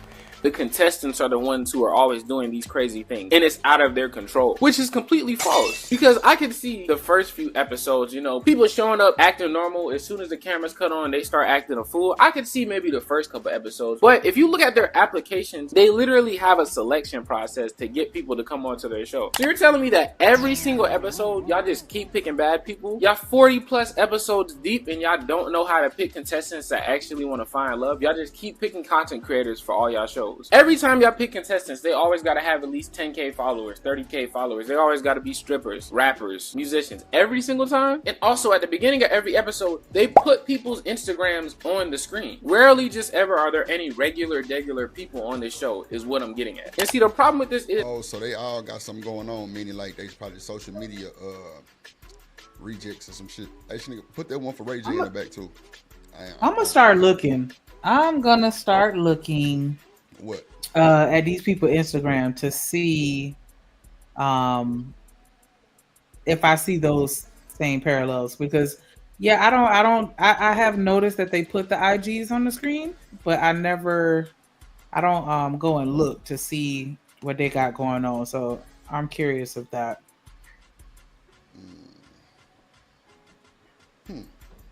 That's true too, because when you go to their Instagram, you see something totally different. Or either you really see how they coming for real. Yeah, because I've done it a handful of times, but not consistently with everybody. It's usually the people that I feel would have that bigger platform anyway. So, okay. It's not necessarily that this is a production company at this point and they're purposely creating these situations. That's not what I'm saying. Okay, let's go ahead and bring out our next single guy. Crazy work. Hello, welcome in. Can I have your name? And you kind of look like Coming to America right now. He do look like the Princess Zamunda. Zamunda. The Prince of Zamunda. It's slight work. God. They tripping. I got you. But you don't hear you. As long as you happy, I'm happy. For sure. I see you used to dealing with peasants, so you don't know when you see a king. Ooh, clock it. Boom. And get through. Okay. Yo, shut it down. Shut it down. I wonder what episode that was. Oh, man. Sheesh. I'm sure I can find it with the keywords. The problem is whenever they market this as a genuine black dating show for single people to come, when in all actuality it's just a show for viral clips. Every episode always gets a clip, whether it's a woman saying a guy is too short or a man saying a woman is too black or thick or whatever. At this point, they've been doing this long enough to know how to pick contestants, so they have to be hand-picking these people specifically. And most viewers don't realize this. They think this is all by chance or random. And the problem with this is they're capitalizing off black discourse in relationships due to people being online way too much. So it causes men to feel like they have to be way more than what they already are, especially being on camera, and it makes women seem like they're way too picky. And this wouldn't honestly be that big of a problem because a lot of dating platforms push this narrative these days, but their platform is so big and they're lying to make it seem as if that's not what they're doing. They make it seem as if their contestants are just trash people, when in all actuality they are bringing these same people and people alike back again and again and again. I'm pretty sure they would have brought back the Ninja Turtle guy if those allegations didn't come up. More and more views come back to their show. That's the whole purpose. And I can't be mad at them for that, because at the end of the day, we all gotta pay them bills. But what I'm trying to say is, it's about money. It's not about the contestants. It's not about finding love. It's not about creating a platform where black men and women can talk and actually work through problems that are going on through our communities. It's more about making a fool out of each other. And that always seems to be a thing with black content. Black content is never about building one another up. It's always about shitting on each other. But the reason I'm calling this out is because don't be pulling the strings and acting like the puppet's moving on its own. What prompted me to make this video though was this guy right here. And Alicia, why'd you end up popping your balloon? I like the color pink. That's my favorite color, but I don't know if I think it might be a little too snazzy for me. Like, I like a little bit more of like a classic, more gentlemanly look, but it's giving a little bit Southern, you know? Like, guys from the South always have nice, colorful suits, and I don't know if I love the pink. It's kind of giving Easter, but you seem sweet. Like, I like your interests and stuff like that. He was obviously, just off the first second of seeing him, not the most confident guy, really nervous, and I get it, you know, you're coming on a show with cameras, potentially millions of people to see you if you embarrass yourself, and you're just introducing yourself to the opposite gender. That can be a very nerve-wracking thing. And more as he walked down the line, these girls started to eat him up alive. Not necessarily in what they said, but how they say it. The little... I remember that one, boy. Yeah, they tore his behind up. Got to be more facial expressions they make while they hear him responding to somebody else. But again, the creators of the show know this. They pick these women on purpose to get a reaction. It's all about engagement. That's one thing I've learned about being a content creator. That's what I thought. That's what I thought. They pick them like that. They pick certain ones who gon' probably the best casting call. I'm sure it's the casting call. Yeah, they have a little form you fill out if you want to audition to be on the show. But like he was saying, like, they bring certain people back multiple times, and it's like, why did you bring this person back? They not here for nothing serious. They here for promo, and they on here 3 times. How about we want people to experience love like us? You did not meet your wife and make a snap decision. Like, that wasn't your story at all. So what do you mean? Hell nah. The fuck is we talking about? And Arletta be messy as hell on there, or maybe that's just my perspective. Like, some of the stuff she said is like, girl, you did not have to ask that question or say that comment. She messy. Stirring the pot. And the cameraman even more messier. I ain't gonna hold you. Oh, zooming in on everything that they start roasting on, like slight work. Yep. Let's see. Hold on. Okay. Check the back check. Everything is about engagement. That's why fresh and fit type guys are so popular. Whatever gets clicks, comments, and likes matters. It doesn't matter what you make. If people are liking it, if people are commenting on it, sharing it, that's what the algorithm pushes. That's what makes the most money. But a lot of people can't understand that because it's organized as a genuine dating show. But this is why Arletta Millie's Pop the Balloon is completely fake. It's capitalizing off black discourse. It's spreading a fake narrative of its platform being a way for black contestants to find love and that they are the problem while they simultaneously are orchestrating these results. Stop buying into the BS and find someone who actually cares about you. Yeah, but but see, I don't like when guys do shit like this because at the end of the day, it's truly content. Like, it's entertainment, right? That's like wrestling. When niggas found out wrestling was fake, they still watched it. Some didn't, some did. It's more of the entertainment though. That's why I say I don't think it's I don't know. But yeah, I guess his beef was just the fact that they're saying like, no, we're actually trying to help them find love. Like, nah, we're just here to showcase the dating experience so that people can see, you know, what's going on, and hopefully this can help them navigate through you know, the dating world or whatever. Like they could have rephrased it in a way where it's like, I'm not saying that I want you to genuinely find love and be like me. I think they could have just, been honest to a certain extent, but still, clean it up to where it's not crazy. Yeah, but don't clean it up to where it's non-believable though. Good grief. Yeah, I get that. And that's why I was saying, like, something like, yeah, we're just, trying to share other people's experience, or, like, I don't know, some kind of way. I don't work PR, but I felt like they could have been a little more genuine with it without, because that does feel phony to me, the interview that they did with Tamron Hall. That seemed fake as hell. Faker than Arletta teeth. She got fake teeth? Oh my God. It looked like she got dentures in. I don't know, or maybe she just got a lot of gums. A lot of gums? It's slight work. Damn.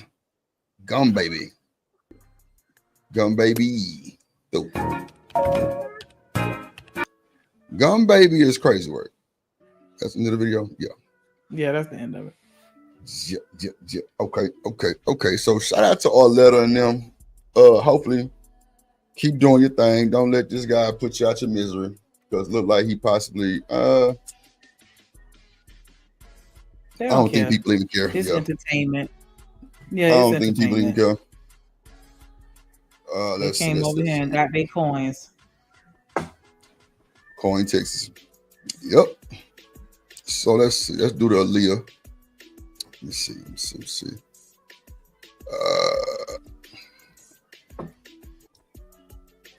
Here we go. Let's go. It was nonsense when people who I was told were conspiracy. Shout out to I need a starter in my car, Flacco. Starter in ass nigga. Okay, that was me. Stop. Theorists discussed Aaliyah's accidental death as an intentional murder. I thought these people were full of ish. I thought they were, grifters. I thought they were just doing this strictly for financial gain. That's until I began to actually look at the death of Aaliyah. And the more I looked and the more I dived deeper, the more it became very clear here, bruh. There's something very suspicious and very sketchy about the death of Aaliyah. The first mistake that I made when I was very educated on the Aaliyah conspiracy was thinking that this conspiracy is a newfound thing that came from people like Jaguar Wright and other internet conspiracy theorists who were just grifters looking for a quick buck off Aaliyah's death. Grifters, that couldn't be come the on first now, thing from but the grifting be the Before real. Jaguar Wright and the internet conspiracy. Why it sound like that nigga tried to overtalk me? What, nigga? Shit. Sound like he got a 10-pound tongue in his mouth. This boy got that heavy. You got that heavy. You been in through your ass in the air and caught you with his tongue. It's crazy work. The grifting be what it really be though, and these folks don't even seem to care. Seem like, I don't know. I'm gonna just 2025. I think this nigga, I'm minding my business. Straight up. Yeah. New Year resolution. 2025, I'm minding my business. I don't care what y'all did with each other. What, who, where's, how, what, play, stay, none of that shit. Because it really has no benefits. None. But get you in some more shit. 2025, the channel going through the roof. He might get caught up in some foolishness after dropping this video quietly. Let's see. Conspiracy theories and the TikTokers and the YouTubers and the grifters, there were people who we believe as the general public are credible, family and friends of Aaliyah, who came out and stated, yo, this Aaliyah thing is a murder. And the information is gonna... Yeah, Flacco got a big name too, so he definitely could get it, sent around in space in a million ways type shit. Come out and is gonna prove is a murder very soon at the time of her death. Not 20 years later, at the time of her death, this was being said. I just know that was a murder. You know what I'm saying? That was a spiritual murder, whether people know it or not, because God don't kill people. You know what I'm saying? Whether people know it or not. So we did hear a lot about the Aaliyah scandal. Some people say she was drugged. Some people said she wasn't even trying to go. She was trying to go to dance rehearsals or whatever. If y'all know, like I know, oh snap, it was definitely a play. I don't know. Like a lot of people would was you ride looking one of at them little Hype small Williams jets? sideways. You say what? A lot of people were looking at Hype Williams sideways. I remember back then when it first happened. But I wonder why they actually. Well, I wonder why Flacco actually bringing it back up now.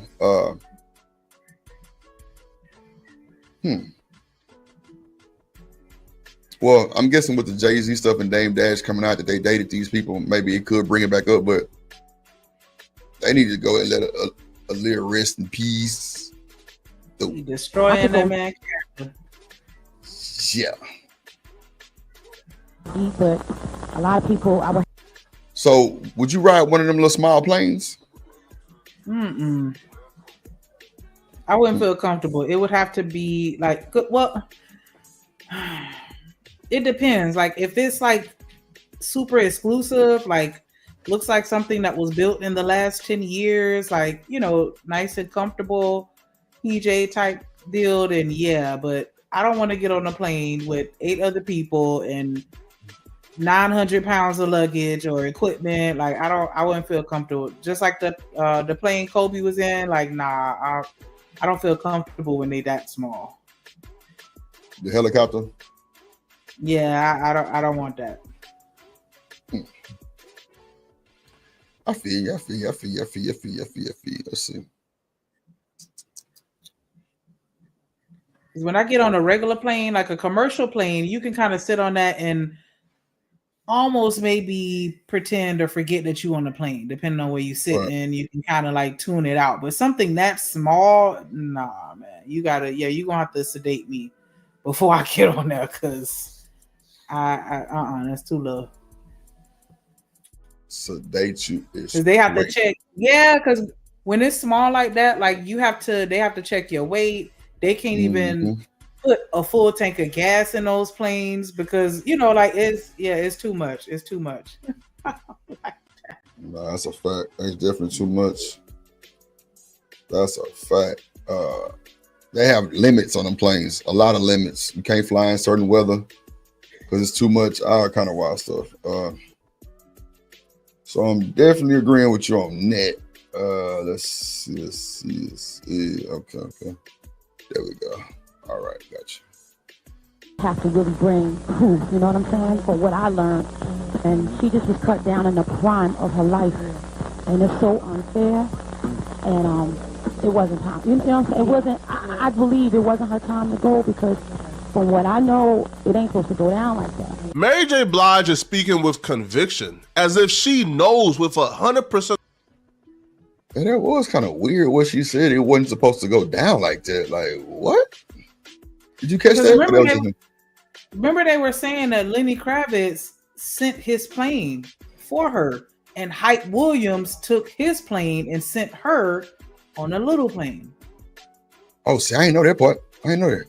Yeah, he gonna break it down. But yeah, they were saying that back when it first happened, and they were making it seem like Jay-Z did that just, you know, on some if I can't have you, nobody can type shit.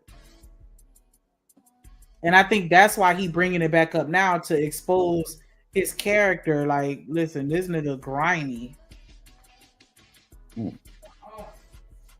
Okay. Yeah, that's crazy work. Damn, he sent. Ooh, that just sounds so janky, man. That sounds so janky.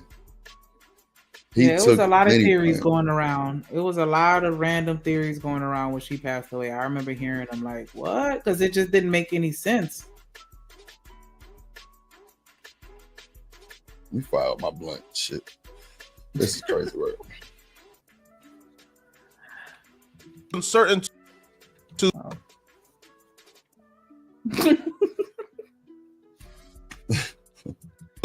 Aaliyah was murdered, and she says, yo, I can't really say too much right now unless I'm willing to come forward and bring proof. she wasn't willing to come forward and bring proof because we haven't heard her speak about it since. And if you watch her speak, it's as if she's speaking with conviction, but she's also speaking in code as if the other person she's speaking to on 106 and Park, as if they understand what she's talking about, but the audience doesn't. Now, I never quite understood. All right, that was a part because, child, back on 106 and Park, she was talking. That's when they was talking about this. Because who else? It was Free and AJ. Free and AJ. Yeah, but I'm trying to think of who else was on there when they were talking about this. But this is from 106 and Park. Like, this is a conversation that they had. That's why all of this was so weird, because it's like she's on camera saying all this in front of everybody, but they just wasn't picking up on it.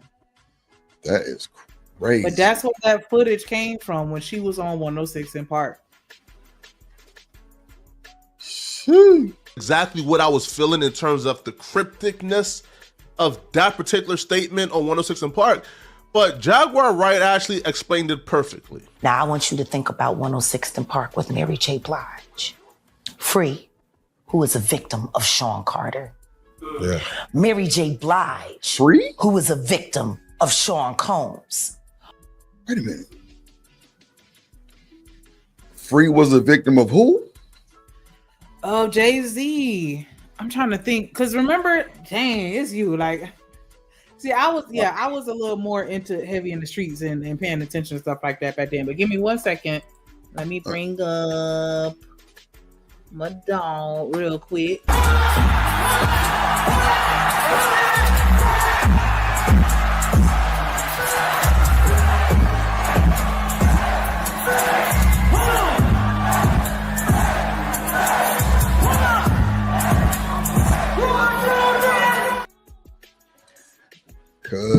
Hey, what's up, y'all? Happy. What up, killer? Hey, what y'all got going on? Hey, I was in the chat for a minute. Oh, no, watch this. Now I'm just been listening. But this is my topic right here. I had to stop. No shit. Yes. I'm telling you. Because like, that was my baby. I was so heartbroken. You know what I like about this type of shit is because nobody would ever think Happy would probably like no shit like this, because just her whole persona, just, you know, Happy would put your ass on a chain and walk you. So with that being said, the fact that she liked this type of shit really just, I don't know, it just kind of made me let my guards down sometimes. I don't know, shit. It's just different. Because Happy be, okay, let me just shut the fuck up. I was trying to give you the biggest compliment in the world, but it just ain't coming out right. I don't know how to say it. Thank you. I love you too. Oh, I know you used to love me. Girl, I still love you, girl. What the hell? Say you used to love me. You heard me say love, right? I ain't hear B-E up and down. The VZs. What's up, Killer Swag in the building? Let's see. Hold on. Let's see what they say. Are sitting there talking about the death of Aaliyah amongst each other. Think about that. You got a Diddy victim, you got a Jay-Z victim, and you got a superstar gone. They know what happened. Fans are led to believe when they hear plane crash and plane accident that this was, no pun intended, just a 1 in a million rare freak accident. That there's nothing anybody could have done about it. This is just one of those things that just happens and it's unfortunate and you can't really do nothing about it. It's life. But no, that's the eerie part about the death of Aaliyah. This wasn't just a freak accident. This was something that could have. So Happy, did you know that it could have been avoided? That the story they initially told was she wanted to get back to see Dame so bad. Absolutely not. She did not want to go on a plane. They told her ahead of time that the plane wasn't going to fit her, all those bags, and all those people that went with her. You understand what I'm saying? They already knew. And what ended up coming out now some years later is that they drugged her and they put her on that plane. You get what I'm saying? That's what I heard too. Was not trying to carried her onto the plane. Yes. She was a walk on. She was not trying to get on that plane at all. Yes, I believe it. Even though they were saying Dame sacrificed her, But I'm more of the lines of Jay-Z, absolutely. But they said Dame actually did it himself. That was just the story in the beginning, you know? Yeah, I don't believe that though. I feel like he was truly madly in love with that girl. I think and Dame Jay-Z was being a hater. Did you know? Absolutely. But it was more than just the fact that she was with him, though. That's the cover up. You get what I'm saying? It's because of who did they want and who's been up there. Who just did the Christmas show? Oh, all right. His girlfriend, his wife now, right? Okay, so did you hear that? Yes. Lenny Kravitz sent the plane, and Hype Williams took his plane and put Aaliyah on the other one. Did you hear that? Like I said, they was all part of. She was not supposed to get on that plane. She was not. Well, she was. It what's the name wanted to keep playing around. But when's the last time? Well, I'm not even gonna lie. I don't be watching music videos like that anymore. Because I was just about to say, when's the last time you seen a Hype Williams music video, whatever? But ooh, that's you know facts. That's facts. We ain't seen Hype Williams video. I don't know what decade that was, but yeah, it had to do with the superstar who she is now. You get what I'm saying? And another thing with the 106 in Park, because it goes deep. It goes deep because you know they used to block Ciara off that joint, right? And then on BET together, especially when that rider came out. I'm telling you, nothing to go against Beyonce. I did hear that as well. I did hear that That's as the well. whole reason why Aaliyah had to get up out of here. You get what I'm saying? Because Aaliyah was singing and she was acting too. Like she was dancing, like she was a threat. Started her what is it? The acting and everything in the movies and stuff. Yeah, with DMX and Jet Li, all them folks. Yeah, I went to see I went to theaters to go see that. Yeah, but all that stuff. You get what I'm saying? It was a sad day for me. Yeah, that's crazy. I didn't, man. Look, I'm still stuck on the fact that they swapped planes. I'm done. I didn't know that. She was not supposed to get on that plane at all. And what happened was she actually won her peoples, and they was telling her basically, the pilot basically told him, like, look, all of this stuff, this luggage, and these people aren't going to be able to fit. You got to leave something. They try to make it seem like she was just this bougie old diva, and she had to have all her stuff on there and all this. Man, it was so wild how they, did that story. You know how they, but it was keep in mind. I'm sorry to overspeak, Happy, but keep in mind, Drip, they were filming a music video. That was when she was filming "Rock the Boat." They just got all that equipment on the plane, and not just her luggage. You feel me? Like they. Well, maybe that's why old boy sent the plane. Did you see the ending of that music video? Though that was so sad because she had that was it. They had just wrapped that video, and to see that, man, I used to cry every single time. I hated that. But wait, if they told her that stuff wouldn't fit, maybe that's why. See. The fact that you just told me that Lenny Kravitz sent Aaliyah his personal plane, they took her off that one and put her on the smaller one is crazy.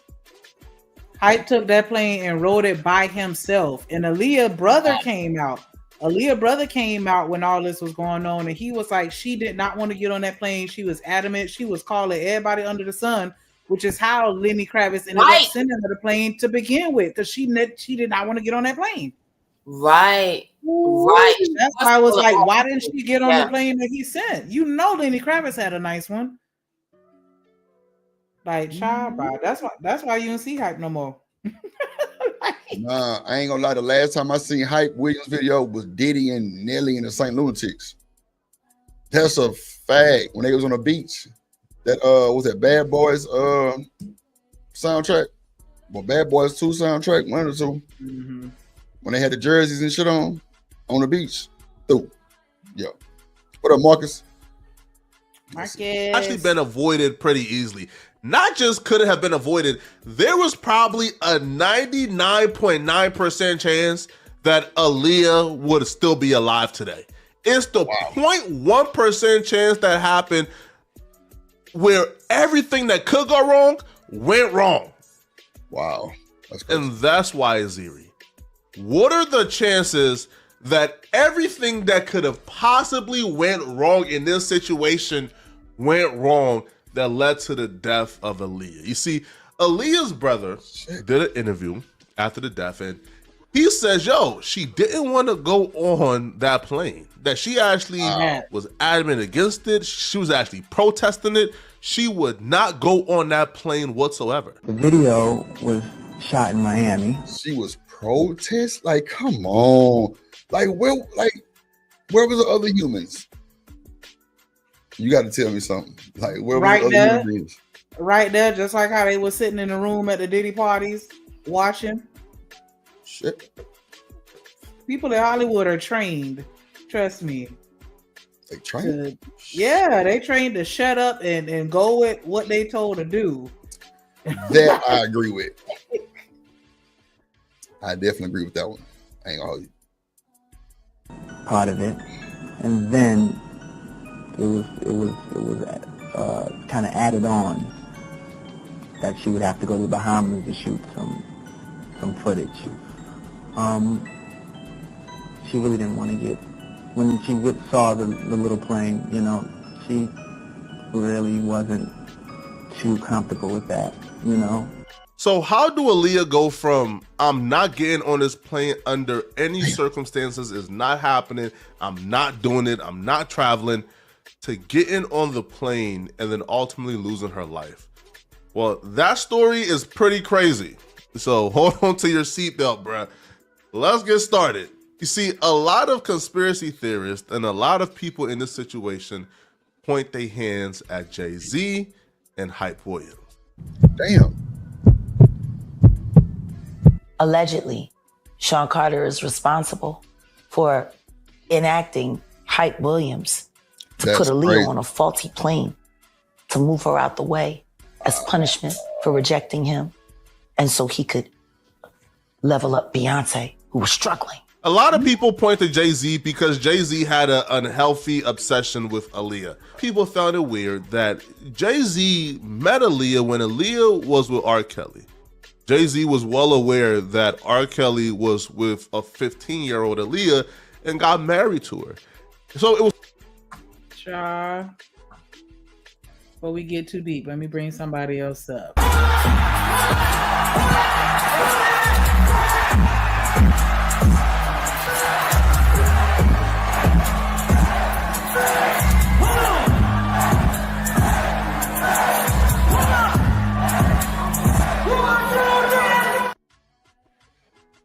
Truth in the building. What up? Good. What up? What up? What up? What up? What up? What up, Cat Eye? What up, Cat in the building? Shit. Late nights, early morning crew. How you doing, Sneaker Sweetie? I wasn't gonna stream. I wasn't even gonna stream. I'm like, fuck it. I'm bored. Got my H-Town big homie. How you feeling today, dog? Colder, my boy. Colder, man. Just really blown away by some of the information I'm hearing about this Aaliyah shit I did not know about, bro. I guess I was too young to even ask these type of questions, or I don't know. It's just weird, but like, shit. Like, was you like familiar with this? He was too young. You the same age as all of us. You was out in them streets. You wasn't paying no attention to it. True. You supposed to be my boy. You're supposed to be my partner, bro. What up, Anton? Shit, Anton in the building. Anton, man, you gotta let me know what type of intro you want. I see you got the membership. I definitely want to get that squared away for you. But bro, I didn't know. Okay, so I don't know if you was listening, but Shanika said Lenny Kravitz sent Aaliyah a plane, and Hype Williams took his plane and put her on the small. I didn't know that, bro. Yeah, you talking about before the what's the name, right? You talking about before damn. Shanika, you talking about when before the what's the name, right? What you do? Well, as far as with this though, we talking about Aaliyah and all of the conspiracy theories. Yeah. You're talking about when they switched the planes before her death, right? Thank you. They switched up planes. I did not know. Dude, I didn't Bro, know. Rooster. at the end, go ahead. No, go ahead. I'm just shouting out Rooster in the chat. You got it. Yeah, so when you think about it, my G, we know Beyonce, right? Mm-hmm. Aaliyah would have been Beyonce. Mm. That's the trajectory she was going on. Aaliyah, Beyonce, that was that group. It was Destiny's Child. That was that group. Aaliyah was her solo thing. She was that girl that we all was talking about, you know. And the trajectory she was on, she was going to be what Beyonce is now. Yeah. Wow. So when you look at how everything then fell into place right after her passing, what it did, like, you know, as far as The Rock, you know, splitting up, you know, Dame Dash, you know, people going their own way, then inevitably Beyonce and Jay-Z coming together. And then, like she said, that's a key person, Lenny Kravitz.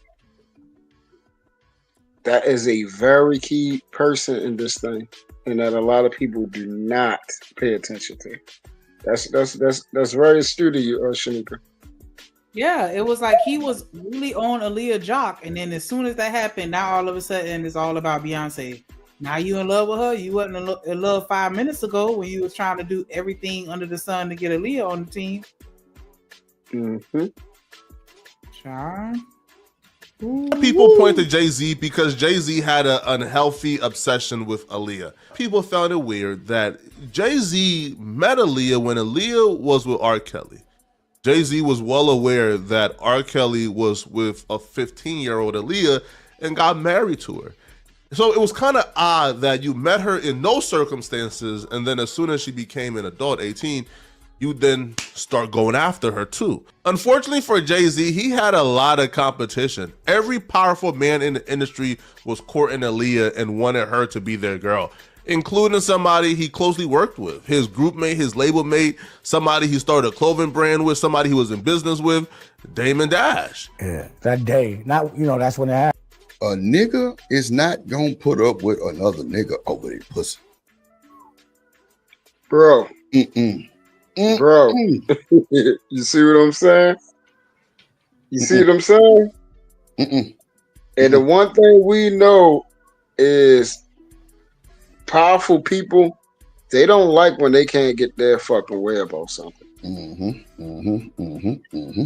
Yep. They don't. Especially when you believe that you can have the position, your status, and the money that you have, you believe that I can have anything that I want. And that if I can't acquire this, oh, you can't have it either. And then you right next door to me and you got her. You got what I wanted. Yeah. After my running mate was just messing with her. Yep. Yeah. Not my running mate. What up, Michelle? Not my running mate. It's crazy. Yeah. Out of there. I was, you know, like I said, me and homeboy was both getting at her. It was like one of us is gonna win. And I won. So Jay, he was trying to get at her too. Yeah, everybody knows that. He was going hard. It was Aaliyah. Everybody was going at Aaliyah. That's why it hurt so much when I was the one that got to get with her. But I wasn't even thinking I was gonna fall in love. But she just was too ill, too cool. Was he feeling the type of way when you made it official with her? Yeah, but you know, I didn't want to do that to him, bro. You know, obviously, you see what happened. You know what I'm saying? So, yeah, I would say so. You know, his friends get with him. Jay-Z took losing Aaliyah to Damon Dash really tough, like really hard and really personal, because he felt used by Aaliyah. Aaliyah was somebody who understood her power. She understood that all these powerful industry dudes wanted to sleep with her. They wanted to do so just to say they did it. And she knew that. So she will go on these dates. She will go on dinner dates, and she would extract a lot of gifts from these dudes but she wouldn't sleep with them, right? She would just sort of date everybody, get all the gifts, get all the attention, but not really do nothing with them. And she ultimately chose Damon Dash out of everybody, and Jay-Z felt used. I kind of eased up, but then we ran into each other. It's a long story. So you and Jay was both getting at Aaliyah. Obviously, everybody was getting at Aaliyah, bro. Right. She was like, you know, she'll go to dinner with a, but she wasn't going to just be smashing. So that was like the big deal, like who could get with Aaliyah. Jay-Z felt so slighted that Aaliyah took his gifts, but then ultimately chose his friend over him, that he sabotaged a very lucrative business relationship with Damon Dash. Like, that was the reason why Rockefeller fell apart. I just said that. Yep. Hey, Drip, ain't that what I just told you? Hold on, let me pause. You said what? Ain't that what I just told you? Mm-hmm. Like if people ain't know that from the jump, and I've been trying to tell people the same thing over and over again. The most powerful men have been brought down by a woman because they have chosen to be the thing that they want the most. When you find a woman that you want, and then the thing she sought after, like you're trying to figure out what the fuck is it about her. We already know she's beautiful, but all of the powerful niggas that we know, they want her. And then you already know Jay is Jay, so he's looking at his man. Now, of course, like, you know, when you're real and your dog is your dog, bro, you don't look at him like that type of way, and you would congratulate him. Me, I'm a congratulate. But these niggas out here, you see, they didn't give a fuck about each other. They didn't love each other. Right. That nigga was hating so fucking hard the fact that his boy, who he believed he was better than, because like, yo, I'm the one that's bringing in, I'm the one selling the records. I'm the one that's motherfucking David Ruffin. You feel my nigga? Mm-hmm. Like, shit, she gotta rock with me. I'm Jay. Damn, shorty, you went with Dame? Yeah, she went with Dame from Harlem, shorty. So that means every time he show up at work at the Rockefeller office, he got to see them together, booed up. He got to see them together. And the thing is, not just together, but actually in love. They loved each other. That's the thing. Where everybody was gifting her, like you said, she wasn't no hoe out there. She was one of the women, bro. That's what everybody, that's why they wanted her. Because she was the woman that these women are trying to be like, the ones that are getting dates without kicking out ass, getting all the gifts without kicking out no ass. That's what a man want right there. A woman that is sought after, but you can't touch, but I got her. Oh yeah, you already know the devil in him was hot. Continue the video, bro. You're gonna hear more, I tell. Devil in him. That's facts, though. Facts for real. There you go. Look at Jay-Z on the right. He looked like a professional hater in that picture. Jerisa, He ain't even asking to be in the picture. He was in the background. Like, what? Look like. Jerisa said he was a gold digger. I mean, she was a gold digger.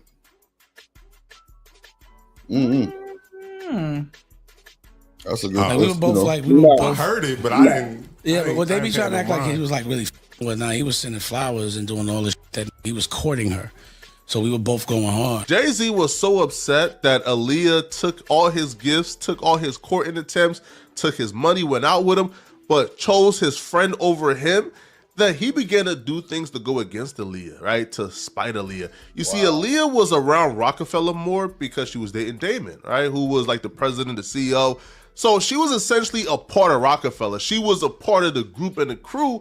So Jay-Z doing things like making an album with R. Kelly, going on tour with R. Kelly, bringing R. Kelly around more, knowing that Aaliyah was also around was kind of odd. Because at the time it was full-blown and 100% known that R. Kelly statutory raped Aaliyah, right? Because Aaliyah was underage. So Damon was pissed off about this. He's like, bro, what are you doing? Yo, she's a part of the crew now, and you're bringing somebody around who essentially raped her when she was underage. But Jay-Z told Damon, that's not my problem. I don't care. Did Jay know about what he did to Aaliyah? Did he know that everybody knew R. Kelly married Aaliyah at 15? Everybody knew that. So was the conversation had like, yo, how you gonna go and do something with this dude? Hell yeah, that conversation was had. You just think I'm soft? Pause. Like I'm punk? That didn't happen. I was like, yo, how you gonna do a project with a nigga with my motherfucking girl?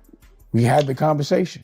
Why would you still with a nigga that with someone that raped your girl? Would you still do anything with that person?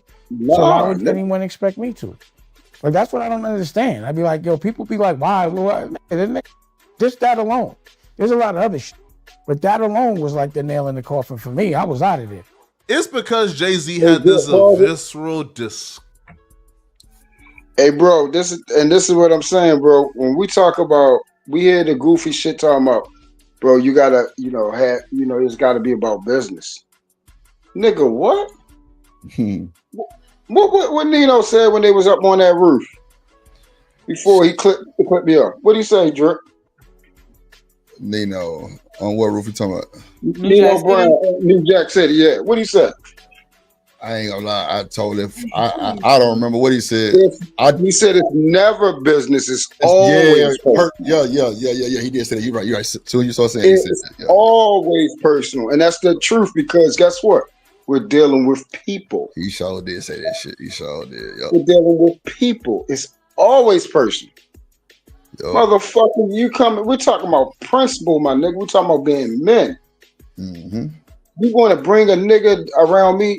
And you know what the fuck he did to the woman that I love, bro? Nah, that's a fact. Yeah, you don't give a shit about me, dog. Go ahead, continue. Yeah. Yo. You don't give a shit. Look at Flocka face. You ain't shit. Gust for Aaliyah that a lot of people find it suspicious that Jay-Z's homie, personal video director, right-hand homie, Hype Williams, is the sole reason behind Aaliyah being dead today. Because Jay-Z was already going out of his way to spite her and doing things to be very petty to Aaliyah, that when you factor in that his video director is the reason why Aaliyah is currently dead, he's the only reason why Aaliyah is currently dead, it's like, damn, that's a little sus, all right? Hype Williams and Aaliyah was filming a music video for Rock the Boat in Miami. The footage was amazing. Everything was going great. The choreography, the everything, the scenery, it turned out amazing. Even today, when you watch the Rock the Boat music video, it's a classic. It's beautiful as is. But right when the music video was about to get done, it's like 95% done, Hype Williams said, yo, we going to the Bahamas, we have to. Aaliyah and everybody was very confused as to why they were going to the Bahamas when they were already in Miami and almost done with this music video. Why are they packing up things and going to the Bahamas to finish up the last 1% of this music video? They thought it was completely unnecessary. She was in Miami and the video was supposed to be in Miami. And I had told her, I was like, Hype does this thing where he'll act like he needs more days just so he can get paid more. And don't let him do that. And then, all of a sudden she comes back and was like, he wants to go to the Bahamas. I was like, I told you he was going to do that. Everybody thought this was weird, but Hype Williams was the premier video director at the time, so they went along with it. They just went with it. So Aaliyah, being somebody who was super paranoid, super terrified of fly, just hated flying. She didn't want to fly commercial. So she began to make accommodations on how she would get to the Bahamas safely. So she began to call her friends. And, one of the people that she reached was Lenny Kravitz. And Lenny Kravitz had this beautiful, huge private jet that could fit tons of people. So he sent his private jet to Aaliyah for her to use it. However, Aaliyah didn't get to use the huge, beautiful, safe private jet. And what I had heard was that what I was told was she was supposed to be on Lenny Kravitz's jet, but like he offered it to her. And you could ask Lenny Kravitz, I guess. And Hype took it and had her on that plane, but he had to like pattern like. Hype Williams took the huge, luxurious private jet for himself and left a really small plane for Aaliyah and a crew of 8 with all the equipment to fit jam-packed on that little plane to get to the Bahamas, while he was on his way to the Bahamas in the huge, luxurious private jet that Lenny Kravitz sent for Aaliyah specifically. I couldn't have been on that crew. Ain't no way you finna have me bunched up on this little play with all this stuff. Like, man, That's crazy work. Bro, that is the thing. And like he said, the key thing was Hype Williams was that man then. He still is, but he was really that dude back then when we're talking about choreography and producing a solid video that was going to thump the charts. And we already know Rock the Boat thumped the fucking charts. You feel what I'm saying? So he was coasting on his way somewhere else to still collect more coins by extending the show, because he already know this shit was about to, what's her name? But we see that that's basically the last one she did. And it was a hitter. It was a hitter. That's crazy work. Sheesh. Goddamn Aaliyah. Boy, I tell you, if that ain't the most craziest shit, I just don't know. So this just popped across my timeline real quick. I want to show y'all this real quick. Hold on. Press that button on that boy. Let me see. So this just popped across my timeline. Oh my God. Y'all gotta stop. Y'all gotta stop. Crazy. Bruh, y'all gotta stop, bro. What's going on, bro? Look at this nigga did it, huh? Bro, they got their sweaters on, truth. Oh, is mother crazy. Yo. Who's that supposed to be next to him? I can't even see the face. Diddy. Oh, that's the. Hold up. Oh shit. Hold on. Hold on. Wait. Listen, wait a minute. That's crazy work. Yo, I know y'all lying. Boy. Yeah, niggas is crazy. Wow. I know y'all lying, boy. Oh, wait, wait a minute. It's a video. Hold on. Oh, no, oh my, bruh. No, it's not. Y'all gotta stop. Y'all gotta stop. Oh my goodness. Bruh, hold on. Wait a minute. Let me just share my screen because I ain't got time. Like, this is crazy, bro. Hold on. Reporting live from the Drip Show. Oh my Jesus. Oh man, they gotta stop.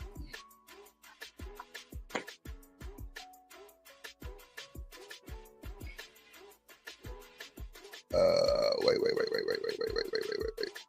Hold on. No, that ain't the right one. Hold on.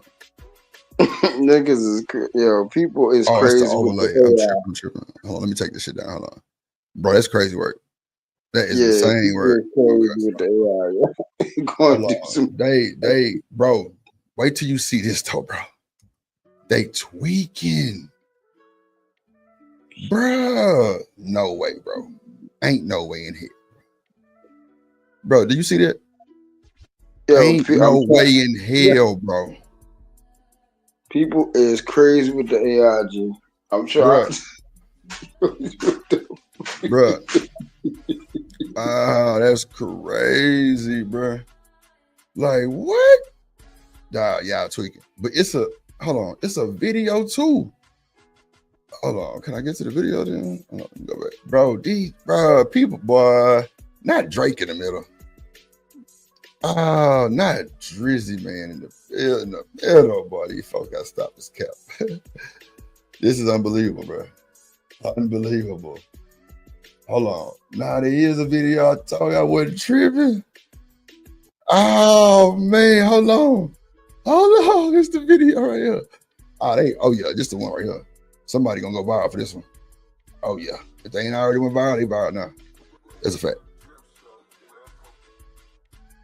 So this is the video, truth. I feel like this is a different universe. Oh. All jokes aside, it's not scary to y'all how fast AI is. That Drake? Oh my God. Drake? AI is developing fast, bro. Stuff has got it, bro. It's about to get. Is that P? YouTube, this is not real. YouTube, this is AI. Jay-Z is not actually pregnant. Jay-Z, I repeat, bro, look how he's smiling. Jay-Z is not actually pregnant. Maybe. Now, some would say this is AI. I feel like this is a different universe. All jokes aside, it's not scary to y'all how fast AI is. That Drake? Drake? AI is developing so. Bro, that's cold work. That's cold work, bro. That's cold work right there, bro. That's cold work. I ain't gonna hold you. That's cold. That's dangerous. That's dangerous. Dangerous. Ooh, I tell you, welcome to the internet. Hold on, let's get back to this shit. Now, here's where things get weird. Aaliyah knew, right? Like Aaliyah knew this wasn't safe. Like Aaliyah knew something wasn't right. Something was up. So Aaliyah had to have been drugged. She had to take sedatives. Now, Aaliyah took so much sedatives to calm herself down that she had to be carried to the plane. She couldn't walk to the plane by herself. She had to be carried onto the plane. That's how out of it Aaliyah was. We know that she had to be carried on the plane, folks. Wow.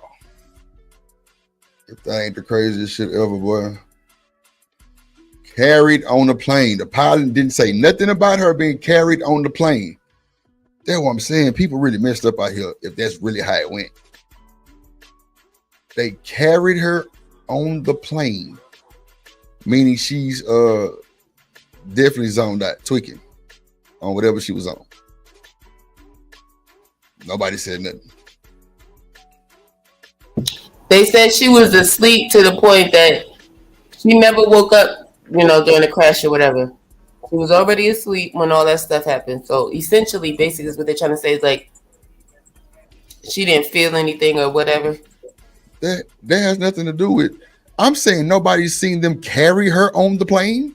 No, of course they've seen that. Well, I mean, I understand about it, but somebody was supposedly arguing with the pilot because the pilot kept refusing. He said no a bunch of times. Really? Oh, okay. Yeah. Okay. He kept telling them. He's the one. That's how we got part of that story because he kept telling them, just how much it could and couldn't carry. Yo, ain't that crazy, bro? That's insane. And yeah, and I heard the same thing. They talking about she the way they did the autopsy or something like that, she was asleep. Nigga, if she was asleep on that plane when that one was going down, you know what they did to her, right? You know what they did to her. You know what they did to that girl. How you sleep when the plane is going down, about to blow the fuck up?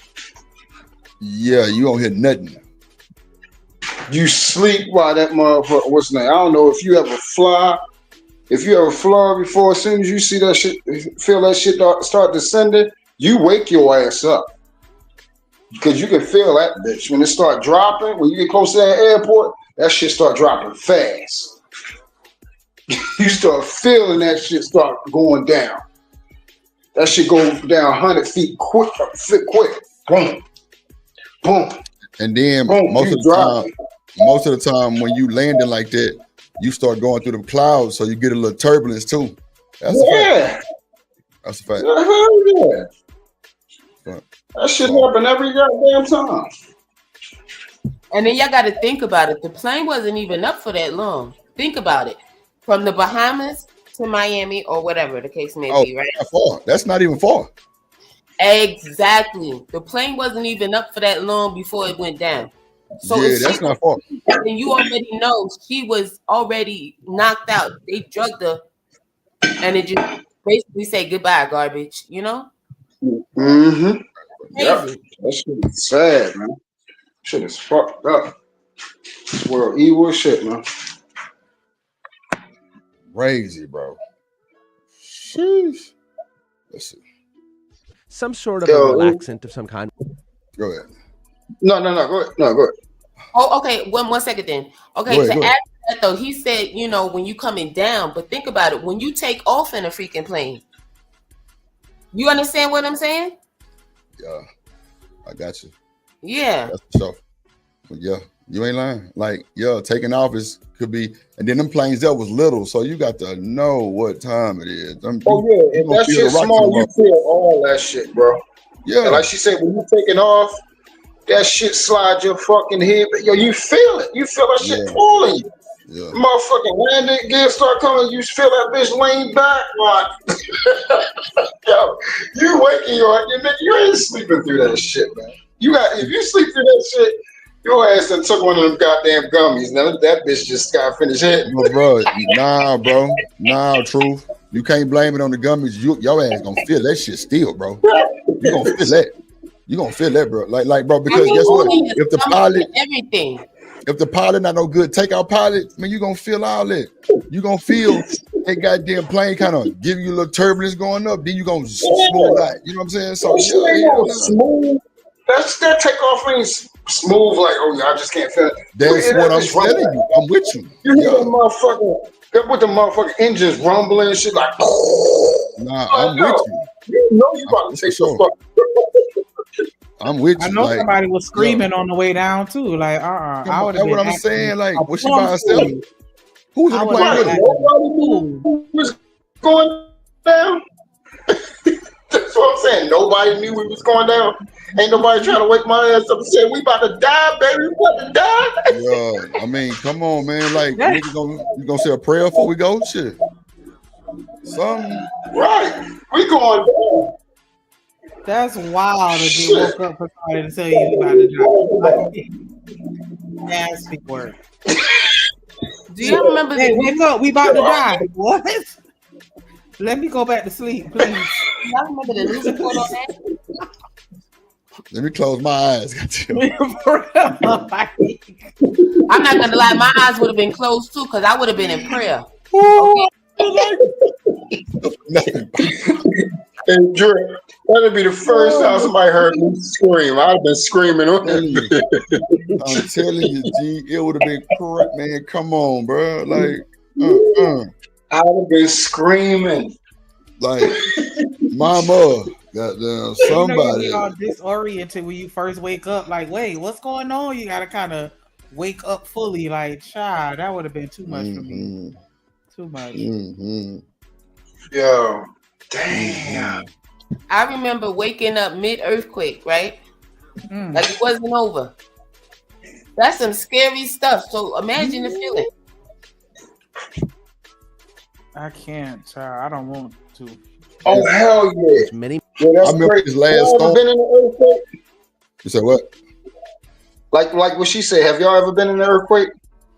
Bruh, one hit, like, well, I don't think it was an earthquake. I think, bro, one hit Texas long time ago, bro. Like, it wasn't like a direct, but it was like the aftershock, bro. Nigga, bro, it was my nigga. Fuck the earthquake, truth, bro. This last storm that just came, bro. Have you ever heard of tornado? Yeah, that was tragic. Yeah. Ooh, bro. Yeah, that was I showed tragic. it on my stream, bro. Like, you could tell something bust through the fence, like for the next 3-4 houses, and then it must have died out, bro. I heard this shit, bro. I'm on the stream while the storm is going, bro. Niggas is like, Drip, we'll just leave, bro. It's like, you ain't gotta do all that. I'm just like, nah, I'm chilling. You know. You better watch it because there's one out there right now from Texas to Georgia. I know we having an outbreak right now of tornadoes. I've been telling you, it's been raining like the last 4-5 days. I was on T-show and my shit just disappeared. The power had got cut off. It was thundering heavy as hell. But now I'm telling you, like, bro, it sound like a train. And I ain't talking about no coming through the neighborhood train, like no country train. I'm talking about one of them what them damn whatever the train, Amtrak, goddamn. Yeah, Amtrak. Like, bruh, it was loudish and like the rumble felt like a nigga was at a bass contest and he cut that. I'm talking about the loudest bass in the world, just boom. And it sounded like a train horn. Man, I go outside, the fence knocked down, they shit knocked down, the other nigga shit knocked down. And then it went back up clearly because everybody shit was straight. I'm like, what the fuck? Just touchdown in my backyard. I got like a nice backyard like set where it's kind of like some like steel chairs. You know, it's like heavy. Them shits was thrown across the yard. I'm like, hell nah. What the hell? This was like 12 years ago, bro. We had. I don't know if y'all remember the earthquake that tore up the whole eastern seaboard. Like it went straight. It went from the bottom, from Florida, all the way up to Maine. Yeah, it was like 12. Yeah, it was like 12 years ago. It hit everybody. Everybody got it. Bro, I'm laying down, with my daughter. We had fell asleep and shit. And my daughter's mom was upstairs, and I'm thinking it's like, the trash trucks coming to the house late or some shit like that. Cause you hear the bitch rumbling before the bitch hit. Mm-hmm. So I'm hearing it. It sounds like, one of them big ass trash trucks or one of them big ass dumpster trucks be coming past, you hear that shit. So I'm hearing it, and the next thing you know, the motherfucking hurt. That shit started shaking. I'm like, what the fuck? It felt like we was lifting up and everything. My child's mother started screaming. She was like, True, what is that? What is that? Crazy. I said, that's a fucking earthquake. What the fuck? Crazy. We went outside. It knocked out all the motherfucking cell phones, everything. And everybody was just standing outside. Bro, I'm talking about it was crazy. I never experienced that before. That shit was wild. That was the worst shit. I was experiencing a tornado, hurricane, but a fucking earthquake. That was because I didn't like the fact I didn't feel like I had no control over my body. My shit felt like it was vibrating. Nah, because they tell you to go in like your bathroom if you get hit like with a direct hit from a tornado. Because boy, that damn thing will pick your house up off the goddamn pavement. That's a fact. Nah, I'm dead ass. I'm telling you, man. Look, Burrow was just barely a 2, and it felt like that. Nigga, imagine a Cat 5 Hurricane Katrina. Nigga, tornado, nigga, at 100-mile wind. Boy, you crazy. Boy, that motherfucker coming up immediately. Nigga, ain't no. Bro, ain't no wind insurance. Yeah, I wonder why. Shit, nah. Boy, them goddamn wind. Bro, Burrow had like 40-mile-an-hour wind, and that shit sound like a stadium outside. Like you just, I'm like, bro, what the fuck? I'm talking about it's on the stream. Like, I might share that something one of these days, but I'm telling you, bro, it was loud as hell. Then, bro, did you see the Transformers popping? Nigga, it was light, dark. Then, bro, the neighbor tree was bending like I'm talking about, like bending over, bro, and it's a big ass oak tree. Then the next day, bro, you wake up and there's some bitch half. Like mine was half. Like, bro, I got it all on the stream. Let me make you laugh. So I'm on the stream the next morning. Trey Ferg get on the goddamn panel. Somebody, I need to go in the highs because I might get hit with debris. I must have flicked him off. I ain't lying. Soon as I did that, a branch, I'm talking about true, slapped the shit out of me. Oh, nigga, I had a whip on my shit. Like, for real. Smacked the, I'm like, Ferg, did you just see that shit? He like, I told your ass go in the house. I'm like, bro, it's on the stream. I swear to God, bro, it's still up, bro. I smacked the shit out of my ass. I'm like, bro, did y'all just see that shit? I'm talking about whip my shit up. I'm like, bro, that's crazy. And bro, and the wind wasn't even, well, I'm gonna take that back because the storm was still like in the eye a little bit, but it was kind of probably about 40% gone. Bro, that branch came from nowhere, bro. I swear. Damn near poked me in the motherfucker. I ain't just kind of dodged that motherfucker. I ain't gonna lie, that's just crazy. Smacked the shit out of my ass. I'm like, yeah, this nigga Ferg got that. Yo, and if you got home insurance, right? That's the only thing home insurance don't protect you against is natural disasters, bro. Well, yeah, shit. I mean, in Florida, you got the wind coverage and the water coverage. Yeah, I got house insurance. Hurricanes. I got a whole new gate. Goddamn, I got everything redone and a little change for the church. They go here, they don't protect you against that because they are, this is crazy. Storm come, I'm calling the home insurance folks, and they gonna send the goddamn inspector out here. He gonna get on my roof. Matter of fact, I just got a new roof about 5 years ago because it was a storm came. It was I forgot which one it was, but I'm talking about it was flooded and everything. Like I'm talking about wind. I'm talking about, boy, it knocked a shitload of shingles off my shit. Them all gave me a new roof. Yeah. So what they try to do is like say you got a tree in your yard and that tree fall on your joint. They don't pay for it because they tell you they be saying they expect you to get rid of them trees out of your yard. Now, see, I ain't gonna hold you. If they don't have proof of that, then they can't actually make that judgment. But if they can, if that tree is humongous and it's like on your house, and a storm come and it mess it up, nah, you can't get insurance on that. Because they wouldn't have insured that shit with that tree like that. First of all, that's a fact. Correct. Yeah, That's my. It depends on how the policy works. Because I used to work for BNP, and I remember, when that hurricane hit, a lot of people policies were denied because it wasn't specific enough. Because hurricanes is water damage and wind damage technically. And flood damage in Houston is high as hell. A lot of niggas don't have flood damage because just the way like the house is, like it ain't on a slant, but it's kind of like at an angle. You know what I'm saying? You know, like the driveway go up. You know what I'm saying? So a lot of times it don't flood. But I was showing a video last night to my people, and them niggas was like, "Bro, is there somebody in a boat?"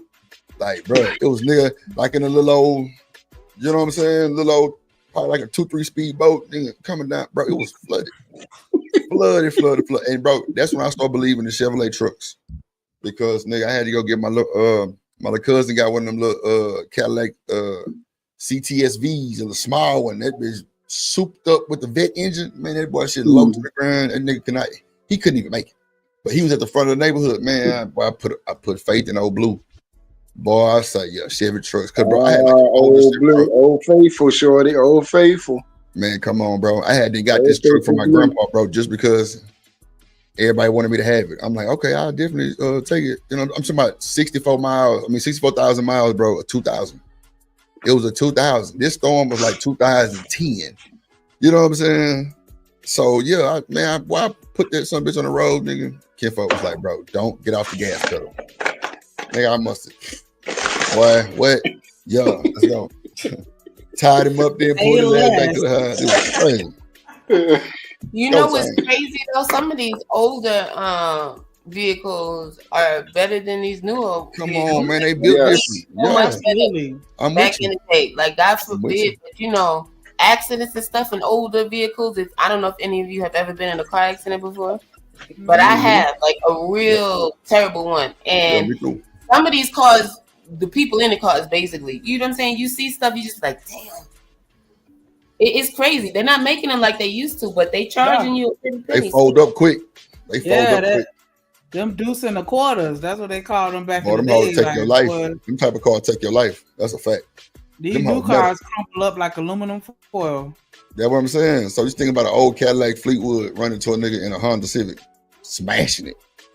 Hey, bro, I think it's mandatory now, bro. At first, it was mandatory that, you know, couldn't be in nothing, no more cars. I had to be in at least an SUV, right? But now it's mandatory. You got to have that truck, bro. Oh, yeah. You got to have that truck, shorty. You got to have that truck. I'm trying to get me a truck, shorty. Yeah, that truck is like, it's just so, I mean, it's just a multitasking vehicle, bro. Like, you can do a lot. Now, the gas might be a little bit more, but still, I think the trucks kind of do a little bit on gas because, you know, them cars, bro, you pedal down to the flow. And these trucks, you ain't really got to do all that. It's kind of easy to kind of handle. All you got to do is tap it. All you got to do is tap it, and that thing take it off. Everything is pretty much right up on you, under the hood. You ain't got to go through no covers and shit like a car. I don't know.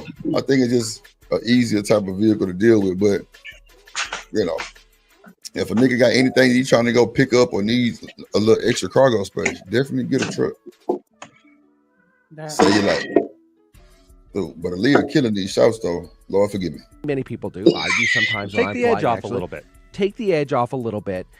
There are reports that she was in fact calmed. She potentially sedated, and there are some talk that she was actually carried back onto the plane. We're not exactly sure what state she was in, but at some point, she, 7 passengers, and the pilot, Luis Morales, get back on the plane and begin the process. That boy say 9.5 Chevy truck, short bed. See, Anton, we call them trophy trucks. We call the 9.5 with the step built in, with the wood grain console, top and bottom. Like, man, we call them trophy trucks. Like, I ain't gonna lie, like that was a thing where niggas would like kind of squat them down a little bit on like some blades. Yeah, like killing shit for real. Like, yeah, we call them trophy trucks. To my solid wood console, GMCs. That's what they was, GMCs. They sure was. I forgot the name of that motherfucker. Yeah, but yeah, we call them trophy trucks. of taking off. Yeah, yeah. While Aaliyah is sedated, almost unconscious, the plane takes off. Now, when the plane takes off, there were issues almost immediately. Issues that any experienced pilot, any pilot who went to school for this would be able to spot. However, it wasn't spotted, and we will find out soon exactly why. Now, when the plane took off, the plane was at a nosedive. It was never upright. It was always at a slant, going up like GMC Sierra. You're through. Yeah. Through. Yep. Trophy truck. What'd you say, Sneak? Oh no, I was just saying I love those. Them Yeah, GMC man. Sierras. Like when they hook them up, put the rims on it, like them things hit hard. I'm about to show you a picture. I had a 2015, 16, I think that was. And it was like that grayish blue color they came out with. It was almost like a ugly looking green almost, but it was like gray, really for real. Well, I had that thing squatting on them 60s. Then I went and got some 8s and cracked the rim. He talking about upset. Then I tried to be like the white boys and went jacked it up and put the mud tires on there. That was the worst thing I could ever did. And then some Mexican dude was like, hey, Holmes, I buy your truck. I said, you can come get it right now. Nigga bought that hoe like 2 weeks later. No bullshit. I'm talking about, I ain't losing not a dime. Actually gained 35. But that was really for the wheels, so it is what it is. Because that's how heavy the weight was. Pilot, who we'll talk about in a minute, recommended that only 7 people fly with Aaliyah, or a total of 7 people in the party.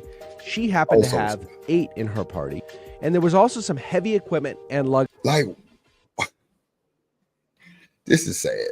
I ain't gonna hold you. This is sad for the family, for the folks that really like Aaliyah, because the fact that if this is true, allegedly, they played this girl like a funky piano.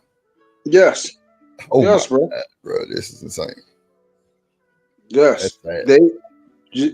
They got that. They basically, that was their get back. That was their get back right there, Joe. They like that just shows you like the hurt and the evil, bro. The hurt and the evil. Cause somebody that mad, shorty, that they destroyed, one of, that we would consider in our community one of our gems, bro. Like she would have been what is Beyonce is right now, if not bigger. Because she was already doing her solo thing, bro. She was already on her solo job. If I can't have you, nobody can. That's what it is. Tanika, you heard me. You heard me. And the thing is, she was beautiful. She was beautiful. The thing that we talk about, fit, feminine, friendly. There go the example right there. Damn. Yep. I used to wear the hell out of them Rockaway shirts with the zipper cutouts, like how she got. Like, man, that's taking me back. I love them shirts. Fast ass. Your ass is fast. Michael shorts and bonnets. Play. Get on board. Aaliyah was a nervous flyer, and she was immediately sort of put off by this. Another thing, the flight was scheduled to take off early in the night. It was about 3.5 hours late to arrive at the Abaco Islands. Which, if you're a nervous flyer, already adds to your anxiety. You see this tiny plane, they're late, it's nightfall all of a sudden. Shortly after takeoff, literally 200 feet from the runway, the plane nosedives and crashes, killing nearly instantly 7 of the passengers and the pilot. Here's where things start getting. Wait a minute. Yeah, you heard it right. Yep. You heard it right. Yes, you heard it right. The plane was overfilled, sound like. It was too much weight on the plane. Mm-hmm. For it to try to take off and can't make it, or the motor not strong enough to push this on, come on. Because if we talking about a little bitty plane, because that's not a far ride. But if we talk about one of the ones like Rick Ross and them guys, then that's a problem.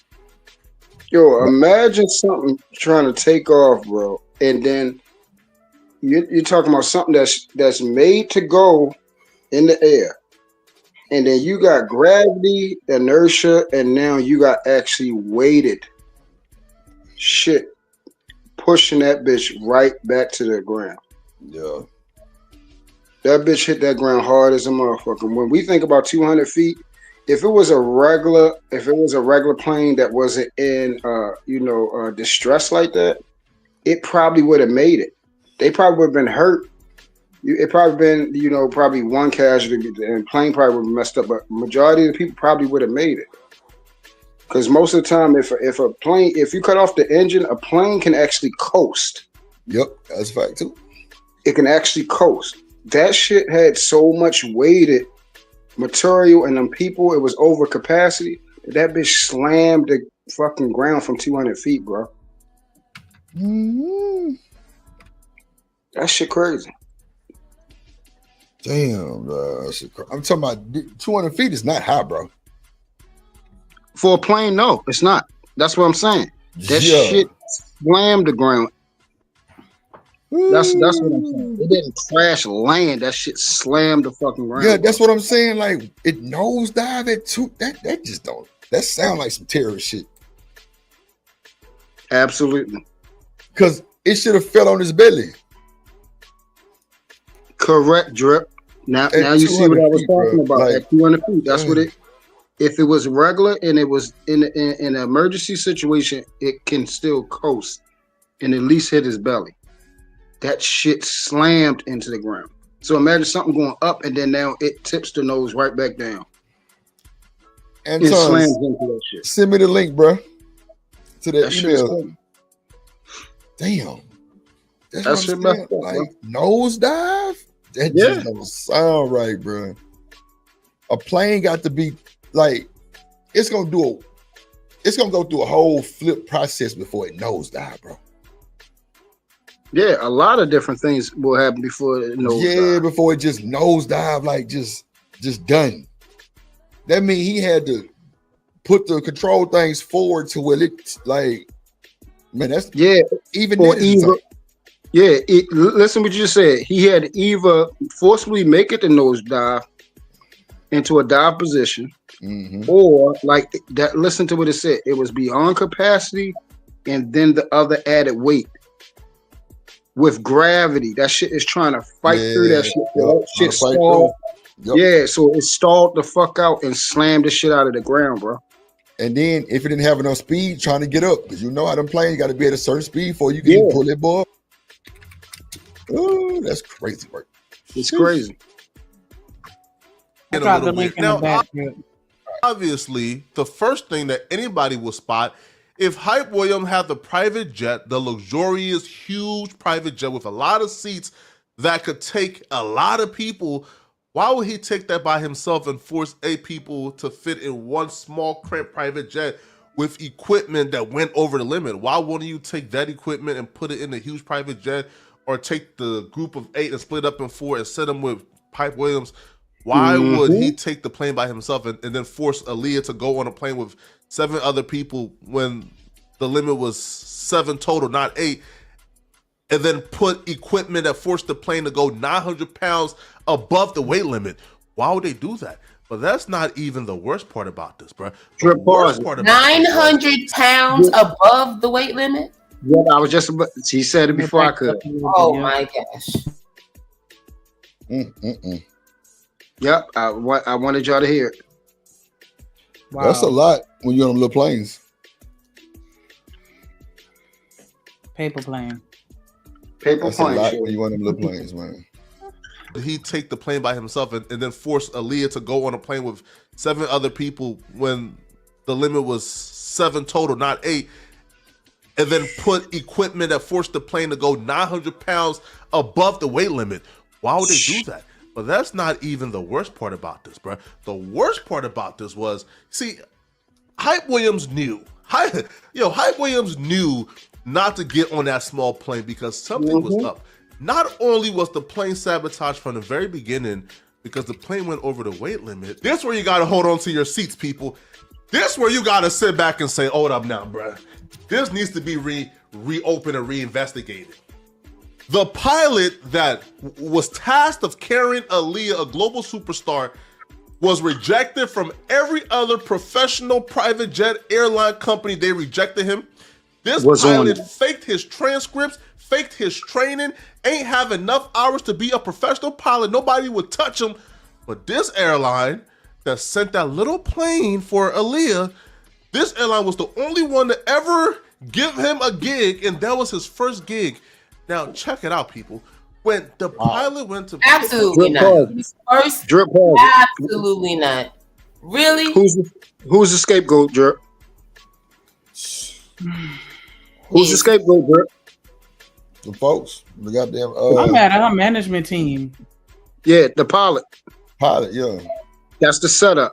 Listen what he just said. He ran down his paperwork for him being a competent pilot, being able to take care. That's who they blamed it on. If you listen, if you go back to what they blame everything on, flight was it was illegal. originally the pilot. Oh shit, my bad. Not only Go was ahead, no, play. inexperienced, It's shouldn't... No, my bad. No, that was a different. That's the I video. was trying to load the video up. My bad. Go ahead. What you saying? No, but the pilot definitely was a scapegoat because, bro, he didn't even have enough hours to be qualified to even fly. That's what I was saying. That's how you know it was a setup. Look, because that's exactly who they initially said was the problem. It was the pilot that did it. That's what they was blaming him. Even though the pilot kept saying no, right? Yep. And even I thought though they the said he pilot was the like one that drunk let or high. them know that he wasn't even going to take them and stuff. For all we know, while they was talking to the pilot, not only because supposedly he didn't see them put a drug up Aaliyah on there, right? Maybe also somebody was doing something to that plane on top of that, because that's what I'm starting to believe now. Like the plane was just jacked up within itself, and then they just got this guy to just fly it. So you telling me he didn't fly it there? It was already there, but if he's never taken anybody before, if this is going to be his first flight. So where they find him? He just happened to be at the right place at the wrong time. You understand what I'm saying? Yeah. Like, Make it make sense. And then put equipment that forced the plane to go 900 pounds above the weight limit. Why would they do that? But that's not even the worst part about this, bro. The worst part about this was, see, Hype Williams knew. Hype Williams knew not to get on that small plane because something was up. Not only was the plane sabotaged from the very beginning because the plane went over the weight limit. This where you got to hold on to your seats, people. This where you got to sit back and say, hold up now, bro. This needs to be reopened and reinvestigated.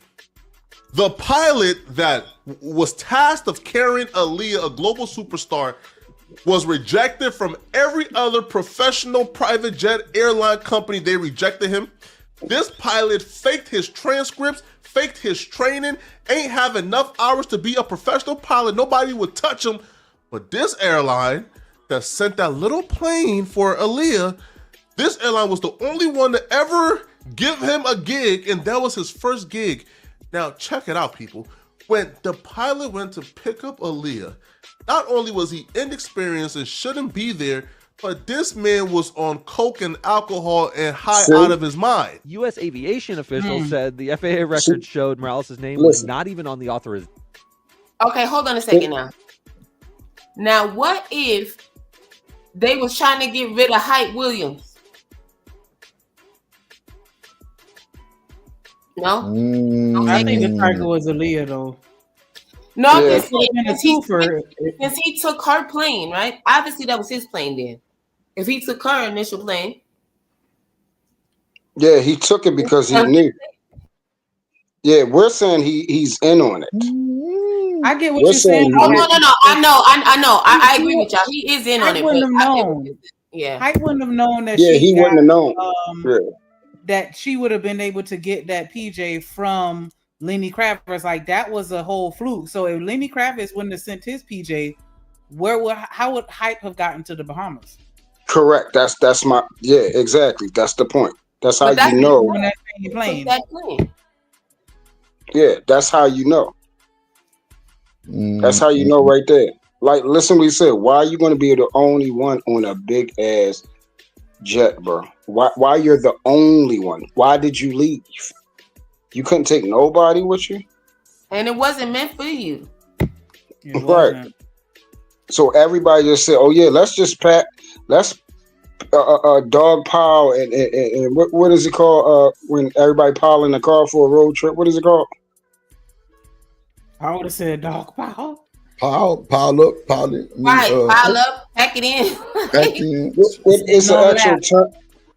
Yeah, it's a, well, y'all know what I'm talking about. So everybody, that's what they was asking for. Oh, I want to ride with Aaliyah, so we're gonna cram in this little daggone plane. Yo, bro, come on, man. And then that's why I try to tell y'all they blamed it. I don't believe it. I don't believe that everybody wanted to get on that plane because, for one, Aaliyah didn't even want to get on that damn plane. But then they said, "Were her friends?" You know, talking about some of her day one dances and stuff, like her crew and stuff, her friends or whatever. I'm just saying, I don't believe it. Happy, if she was out of it, how did she not want to get on the plane? No, she didn't want to get on the plane before. That's why they put her out of it. That's why they.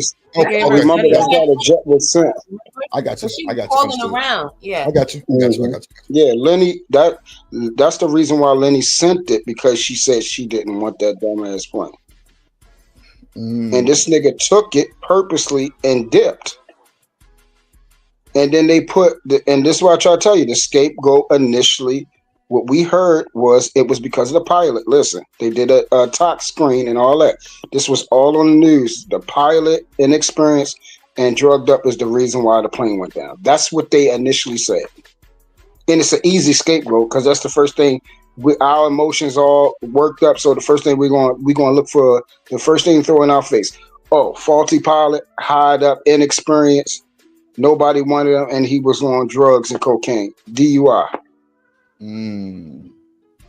Easy, open and shut case. Oh yeah, but it's not. 50 years of life. Yep. Ain't have enough hours to be a professional pilot. Nobody would touch him. But this airline that sent that little plane for Aaliyah, this airline was the only one to ever give him a gig, and that was his first gig. Now, check it out, people. When the pilot went to pick up Aaliyah, not only was he inexperienced and shouldn't be there, but this man was on coke and alcohol and high out of his mind. U.S. aviation officials said the FAA records showed Morales' name was not even on the authorization papers, though. So things started to snowball and get worse as they peel back the layers. And it looked as if Black Hawk, the company that hired him to fly their chartered jet, hadn't actually put his name as an authorized pilot for that flight. This is a big problem, and now you start to see how things could turn into potential lawsuits against the company that hired him, and that's a deeper pocket. And we have some toxicology reports you're going to talk about in a second here that made things even worse for Luis Morales. He was actually high on cocaine at the time of the flight. Yeah, this is a big problem. So the toxicology y'all heard his name? Luis Morales. Alcohol in Morales' system just a few weeks before easy the scapegoat. crash. That man probably didn't even talk clean English. Yeah, I agree. Easy scapegoat. And then he clearly got to be like, well, I don't want to accuse him of being an addict, but you know, y'all know that stuff don't stay in your system longer than 2-3 days. Right. When it comes to the coke, right? So my thing is though, but what if he was there just like partying with them? They just gassed him up. Exactly, Happy. I was about to say that. So you don't think they was partying and stuff? Don't worry about it. We'll take care of this or that. You know what I'm saying? Oh yeah, your family good. Who knows? It's tragic. Damn. So what they trying to say? What he OD'd on his way on there? He was high out of his mind from the jump. Right. So that's what I'm saying. So what they got him, laced up, and then as soon as he tried to take off, he OD'd on there. Well, he didn't know how to fly. No, that's the what I'm trying to show you is what you get. I'm trying to show you how to tuck this stuff in there. They trying to say he ain't know how to fly, bro. Wait, he didn't know how to fly, but guess what? He was still the pilot. Yeah, he was still a pilot though. So how do you become a pilot if you don't know how to fly? They were saying he had no formal training or any of that. Like he wasn't. That's what I'm saying. They gassed that man up to do this shit, boy. They gave him a lie and sent him on. And them drugs. That's what he needed. Yeah, that's all they needed. reports you're going to talk about in a second here that made things even worse for Luis Morales. He was actually high on cocaine at the time of the flight. Yeah, this is a big problem. So the toxicology report no big deal, reveals right? traces Of of course not, cocaine and because alcohol that's in Morales' Mi- system. Just a Miami. few weeks before the crash, he'd actually Back in been them booked on a days for felony you. cocaine possession charge. Listen, when cops in listen. Broward. Did you hear that? Bring Oh, it you're back. talking about the tape. Let me back Rewind that it, Shanika, a little bit. Rewind it just a little bit. About 10 seconds back. Time of the flight. Yeah, this is a big problem. So the toxicology report reveals traces of cocaine and alcohol in Morales' system. Just a few weeks before the crash, he'd actually been booked on a felony cocaine possession charge when cops in Broward County, Florida say they found a crack cocaine. Dang. Do you see how? Do you see how great of a scapegoat that is? Shanika, that's your I'm cousin. trying to tell you. I'm trying to tell you, these are some evil masterminds. That's your nigga cousin in Broward County. Yep. Told you. Wang that. Yep. Now he was related to Hype. Hype paid for him to come over here and do that shit. That's crazy. I think Maurice over here. They done brought Marcus Castillo. Goddamn. He threw. Goddamn. In his car after pulling him over for running a stop sign. Aaliyah was so adamant about getting on that plane, she had to have been drugged and sedated and carried onto the plane for her to be on there. So, and Aaliyah, who was passed out and drugged, met her demise because a plane that was overweight that she shouldn't have been on in the first place was being piloted by a pilot who was high on cocaine and alcohol. This is what we're talking about here, where 99.9% of the time, Aaliyah makes it out alive. Because somewhere down the line, like a mistake is spotted, right? Somewhere down the line, 99.9% of the time, she probably would have been on the plane that was sent for her. 99.9% of the time, she probably wouldn't have been sedated and would have said, you know what, I'm not getting on, sorry. 99.9% of the time, a director is probably not changing the location that they set to film at last minute after 99.9% of the video is already filmed. 99.9% of the time, the director is probably going to carry all the equipment he needs on his private plane. Not leave it up to Aaliyah and the crew to carry it on a little plane.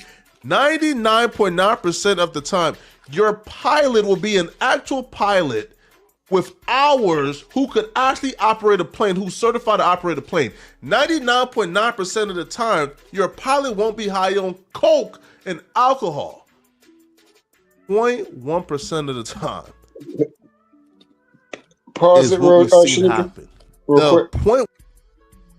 Do you see the checks and balances they went through to make sure they get Shorty up out of here? Yep.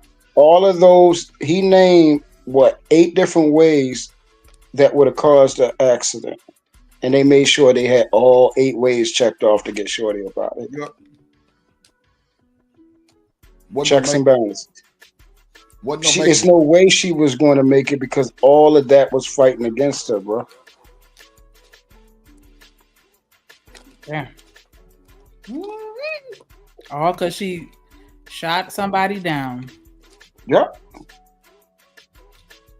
The bear. No, I'm kidding. Yep. I'm kidding. Believe it or not. But most people say, "Oh no, that ain't happening. This is Jay-Z we talking about. This is Jay-Z. This is this person. They got enough money to get all these Aaliyahs." No, bro. It's only one Aaliyah.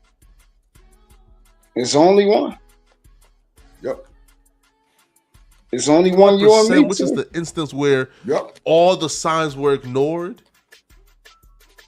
Go ahead. That's what got Aaliyah. Now you can say the 0.1%, the probability of everything going unnoticed and happening is 0.1%. Now you can say the 0.1% is coincidental. I don't think so, bro. Nah, bro. That 0.1% had to be intentional, bro. It had to be manually manufactured for everything to happen how it happened. Now, people point at Jay-Z because, they believe that Jay-Z and Hype Williams was in cahoots. I'm not going to go there because I don't know. I'm going to let you guys make your determination. What do you guys think? Do y'all believe Jay-Z was involved? Let me know. And if you're still watching, click on this video somewhere on my screen to find out. I'll be back. Yeah, so You see how he threw that last thing in there, though? He believed Jay is involved. That's why he threw that last little caveat in there before he closed out. But he had to do like how we do on here. We say allegedly. Yep. Exactly. See, and the pilot crashed on takeoff. See what I'm saying? That's the report. plane. Yeah, it smacked the shit out of the ground, Shanika. It smacked the living shit out of that ground hard as a motherfucker. Not from 1,000 feet, from 200 feet, it hit that ground like that. That lets you, like, yo, that lets you know. That lets you know. It lets you know. Yep. A regular plane from 200 feet, it would not have caused that much damage like that. Not like that. Not no plane. They're designed, once again, even if you cut the engine off, they're designed to coast to a crash landing, not know you slam onto the damn ground and blow up. That's what happened with cousin Pookie. Take the wheel and he don't know how to fly. Whatever situation where you lie on your resume and then still get the job and don't know what the hell to do. Damn. So this is another video content creator that goes by the channel name is Pilot Debrief. Thank you, Anton, for recommending this. We're gonna check it out and see what he has to say. Killing the music star Aaliyah and everyone else on board the aircraft. This is the story about a pilot that never should have been flying the plane, the lies that were told, and the shocking details of the illegal flight that led to this terrible tragedy. I'm Hoover. I am. He does look like Hype, but instead of like the younger lost cousin, he could be like lost uncle or some shit, right? Well, hold on, let me back it up. Hold on, I'm like the content creator look like Steve-O. Let me. Who does? Oh, look at that mug shot. I hope his family got paid. Never should have been flying the plane, the lies that were told, and the shocking details of the illegal flight that led to this terrible tragedy. I'm Hoover, and welcome to your Pilot Debrief. Our story takes place late afternoon on August 25th, 2001, when Aaliyah and 7 other passengers boarded a private charter plane to fly from Marsh Harbor in the Bahamas back to Miami, Florida, not knowing that they would only have minutes left to live. Immediately after takeoff, witnesses saw the aircraft enter a steep nose-high attitude, getting only about 40 feet in the air before it banked to the left, pitched nose down, and impacted the marshy terrain, where the aircraft broke apart and caught on fire, and everyone on board died. Aaliyah Dana Houghton was known as the Queen of Urban Pop. She was a rising music star and actress. She had just released her self-titled album in July of 2001, and she was down in the Bahamas for a few days in order to film the music video for her new hit song, Rock the Boat. Now, it's important to remember that although the death of Aaliyah was very tragic, there were 7 other members of her entourage on the flight that died that day, and their lives were just as valuable. Traveling with Aaliyah was hairstylist Eric Foreman and Anthony Dodd, her bodyguard Scott Gallen, stylist Christopher Maldonado, videographer Douglas Kratz, and music executives Keith Wallace and Gina Smith. In order to understand why the flight was illegal and never should have happened, we need to first start with the only victim that we haven't talked about yet, and that was the man behind the controls for the crash, the pilot.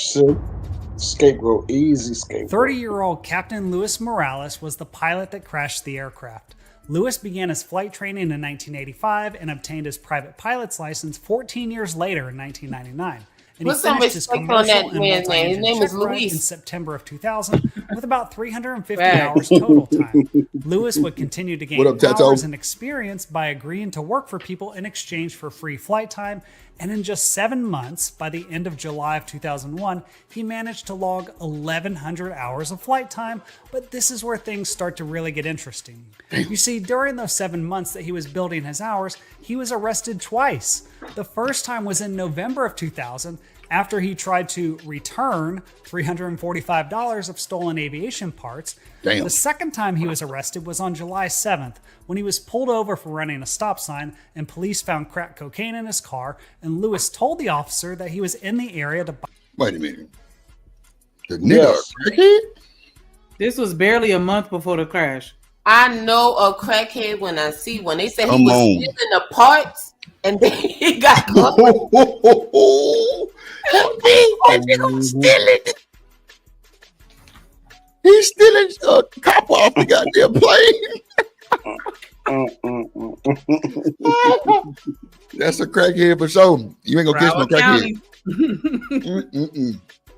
Them goddamn iguanas out there, he shit. Yo, Drip, you gotta chill. You gotta chill. Yeah, it was crack. You gotta chill, dog. You gotta chill. Oh shit. Oh man, let me go give me some. I'm sick of y'all. Buy cocaine for a friend. And if you're wondering how a guy like this is allowed to continue flying, here's the truth. Pilots have up to 60 days to self-report alcohol or drug-related convictions. And technically, Lewis was still within the 60-day window at the time of the crash, but he hadn't self-reported yet.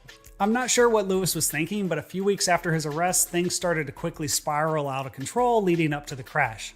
Over the course of 19 days, from July 29th to August 17th, Lewis logged multiple flights for an additional 490 hours of flight time.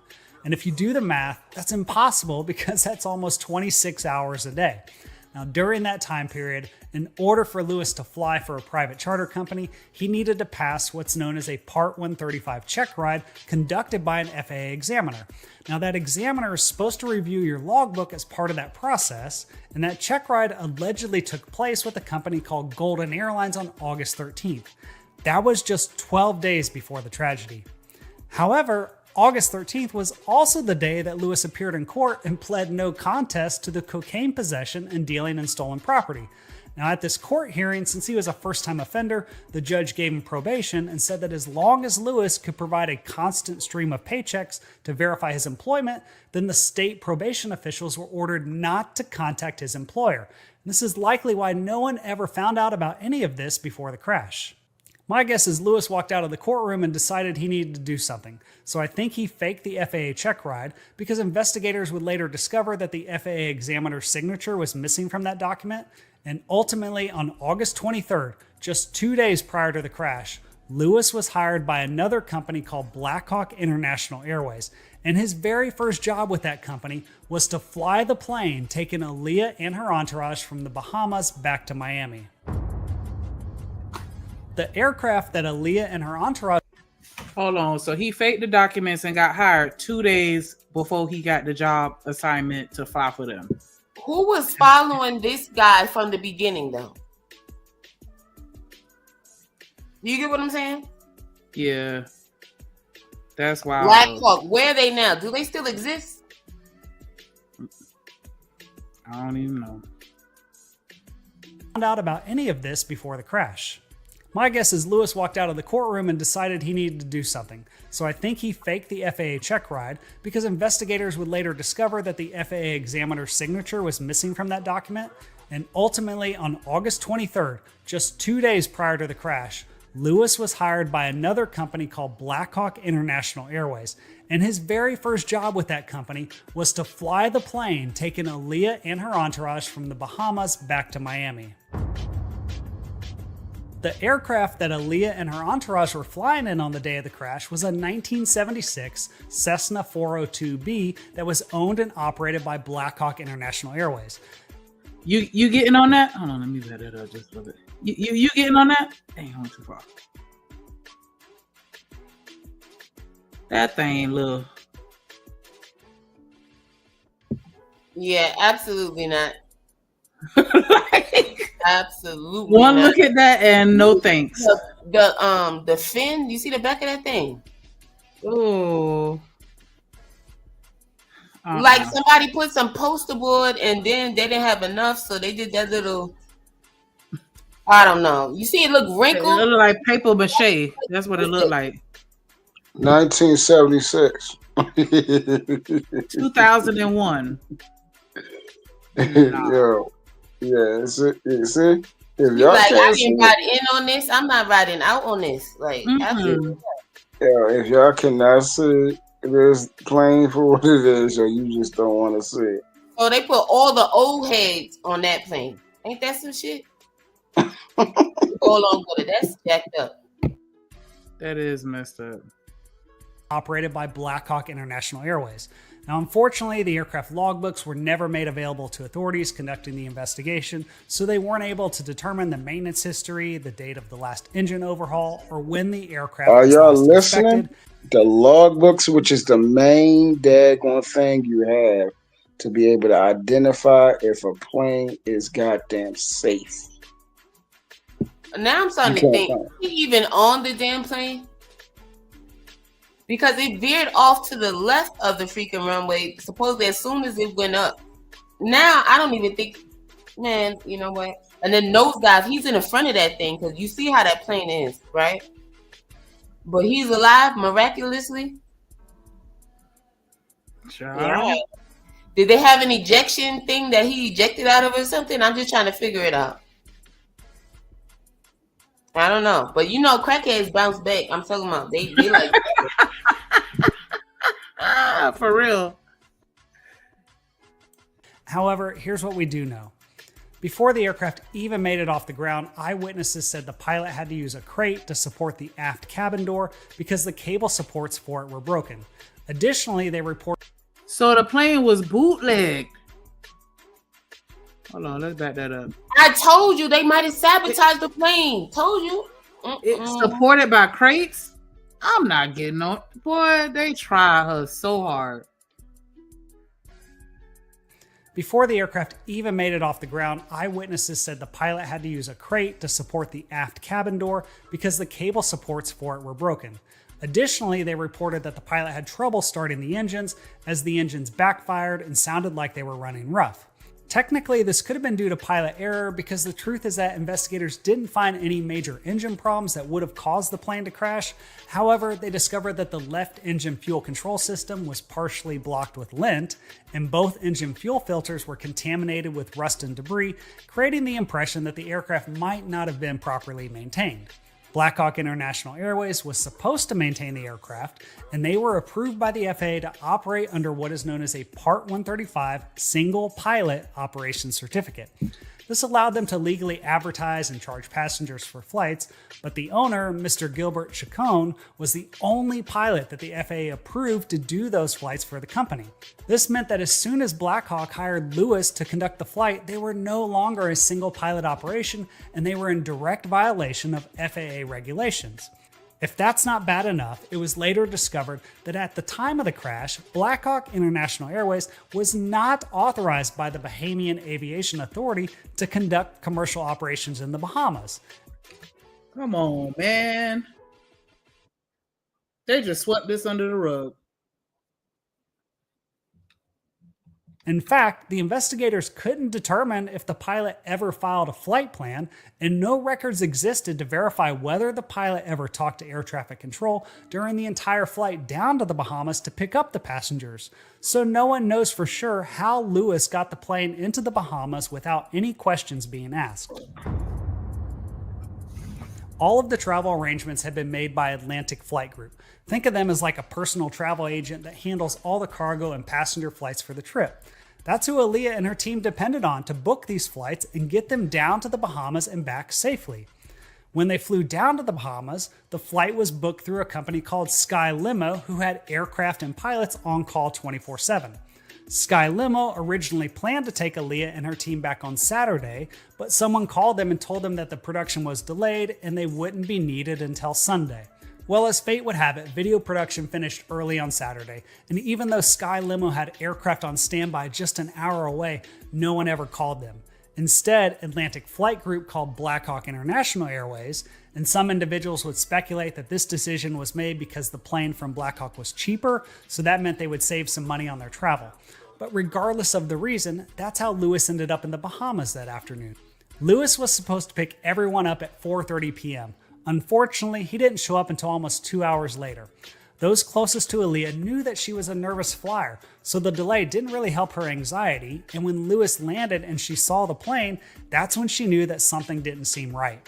You see, when Aaliyah flew down to the Bahamas, they had flown on a Fairchild Metro 3, which is capable of carrying up to 19 passengers. Hold on real quick before we get too deep. Bring somebody else up.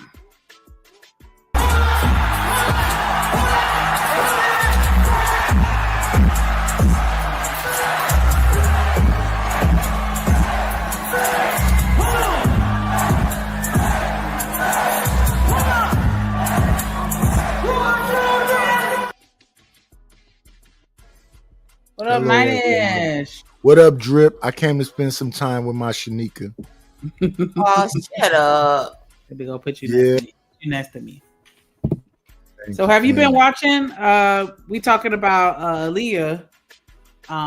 We played a video with Poet and Flocka, and he was saying that, you know, now would be a good time to go back into examining the details of her case, because it seems like it could have been something that Jay-Z I guess something that he did, or, you know, out of spite because she wouldn't date him. And listening to what they've been playing, it seems like that might be the case. Allegedly. I'm here for it. Yes. The Cessna 402B that Lewis brought in only had... Wait, what'd you say? I'm here more for you, but I'll pay attention to this also. to Aaliyah knew that she was a nervous flyer, so the delay didn't really help her anxiety, and when Lewis landed and she saw the plane, that's when she knew that something didn't seem right. You see, when Aaliyah flew down to the Bahamas, they had flown on a Fairchild Metro 3, which is capable of carrying up to 19 passengers. The Cessna 402B that Lewis brought in only had 7 seats in the back for the 8 passengers. That meant that in order to make the flight happen, one of the members of Aaliyah's crew was going to have to sit up front in the co-pilot's seat. This is likely just one of the reasons why Lewis was allegedly seen and heard arguing with the passengers, trying to tell them that there were too many people and too much luggage for the plane, but the group insisted that they had paid for the flight and they needed to be in Miami that night. There are 3 things worth noting about this. First, I'm glad that Lewis recognized they might be overweight and he actually said something about it. As the pilot in command, you're the one ultimately responsible for the safety of your passengers, and it's up to you to say no, even if it means risking your job. Second, technically, Lewis wasn't really in a position where he could risk losing his job because of his legal problems, which would have eventually caught up with him anyway. Third, despite Lewis's awareness of the risk, there was 0 evidence that he ever weighed any of the luggage or verified the passenger weights in order to calculate the weight and balance of the aircraft before takeoff. The Cessna 402 that Lewis flew down there had a maximum takeoff weight limit of 6,300 pounds. If Lewis had ran the numbers, he would have discovered that they were 941 pounds over the max allowable takeoff weight. However, that doesn't explain why they crashed, and we still haven't talked about the 3 other shocking revelations that were discovered after the crash. Lewis finished getting the aircraft ready and then taxied out for takeoff. The investigation determined it was likely that Lewis wasn't using the checklist because the aileron trim tab was found selected all the way to the right, the rudder trim was found selected full to the left, and the elevator trim was selected full nose down. This is basically going to make the aircraft more difficult to fly, and all of these should have been in the neutral position for takeoff, and the checklist reminded him of that. The checklist also says that the flaps should be up for takeoff, but the wreckage revealed the flaps were set at 15 degrees, so that wasn't helping him either. As the aircraft accelerated down the runway and Lewis pulled back on the controls, they became airborne and almost immediately began a steep climb.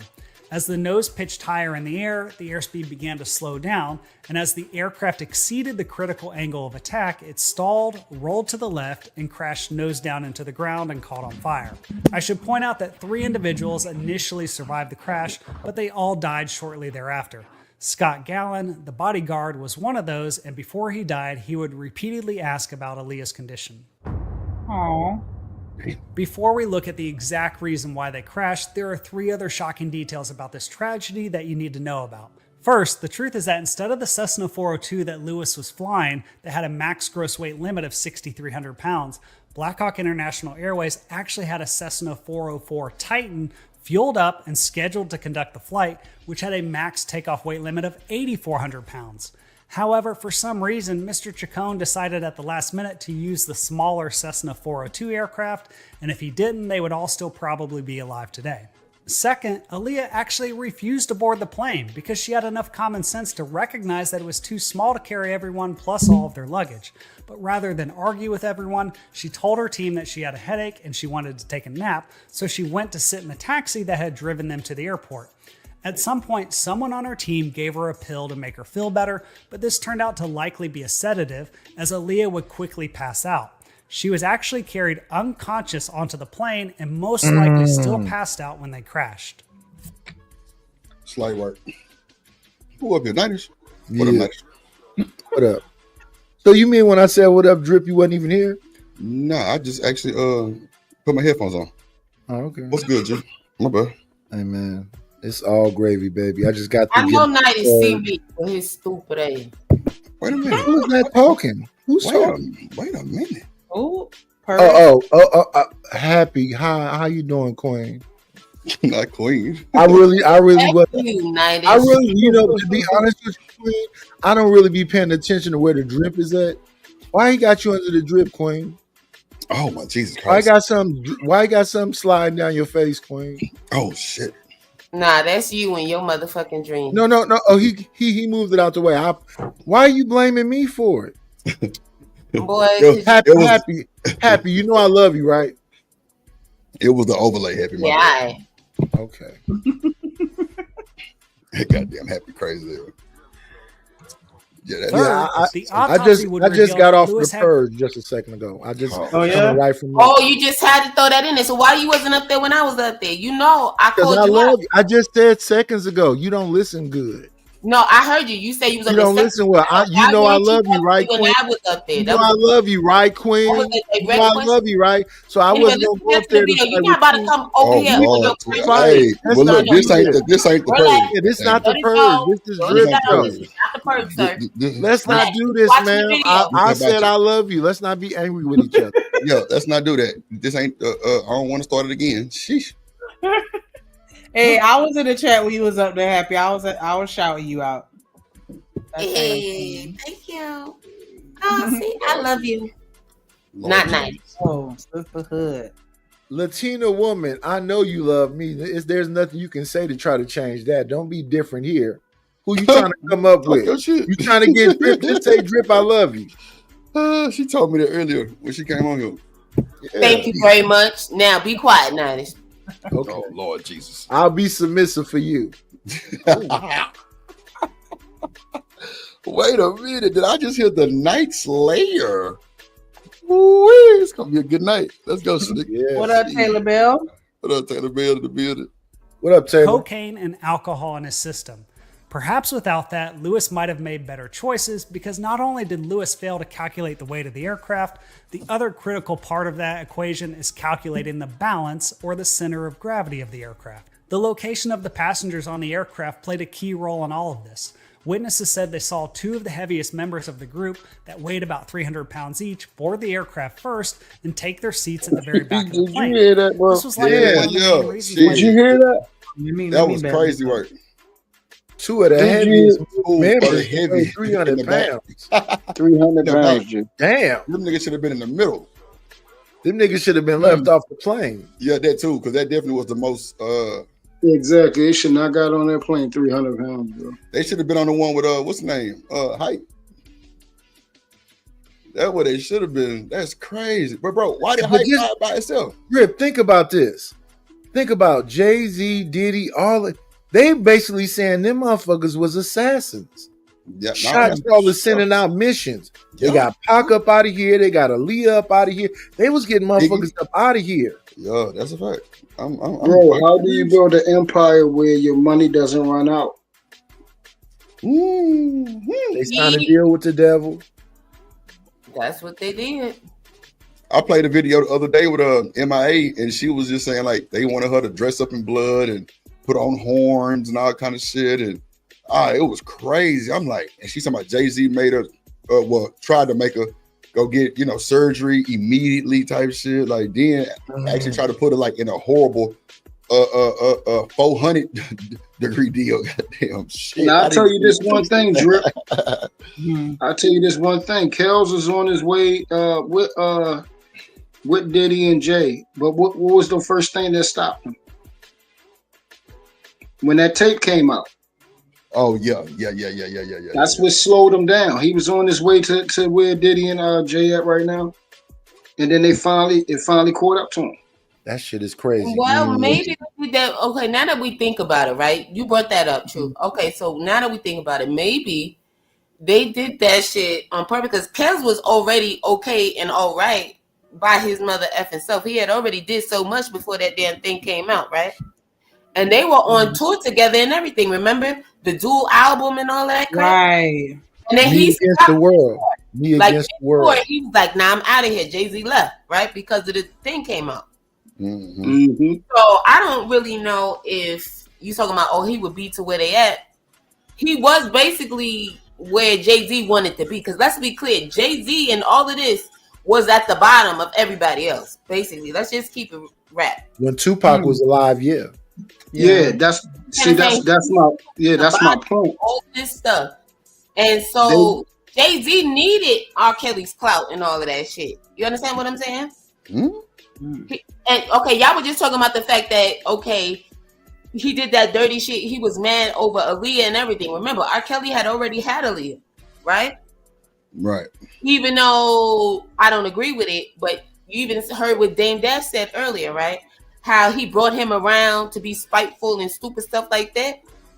At the end of the day, some people still think Jay is like the best rapper. I never thought he was the best rapper. He's not. He never been. Exactly. At the peak of his career, DMX was above him. Listen, and when Pac was alive, he wasn't even in the conversation. His last, it was Biggie and Pac. I was still in high school, y'all. Let's be clear about it. And I said then, what I knew now, I said, nah, he's not retiring. He's fooling you. I'm not about to go out and buy that Black album because I know that's not his last album. Now, was I right or was I right? Sometimes things, and it was just anyway. But I said all of that to say, yeah, Jay-Z needed all of that. You get what I'm saying? R. Kelly really didn't need all of that because regardless of what, because they were in the inner circle, so they knew all about what R. Kelly was really doing and all that. At the time, we didn't know. You get what I'm saying? Well, I know for the fact that R. Kelly, how much they really do know, ran the 90s. Them the two top artists, the whole 90s, R. Kelly and Mariah. Correct. I love Mariah. Mariah. And that's my point. That's what I was saying, Nidish. If that did not happen, when we're talking about the Billies, that will be where R. Kelly is at. He would be in this power right now with Diddy, and he'd be probably even further than them, tell you the truth. Yeah. But that's what slowed them down was when that tape came out. That tape came out. When that tape came out. That tape did it. So that's what slowed them down. Jay-Z always know when to get out the way. He got out the way with R. Kelly. Now he getting out the way with Diddy. But bro, even Jaguar Wright said that Jay-Z was more patient than all of them. He knew how to hold back. If it just wouldn't fall in his hands, he would stop.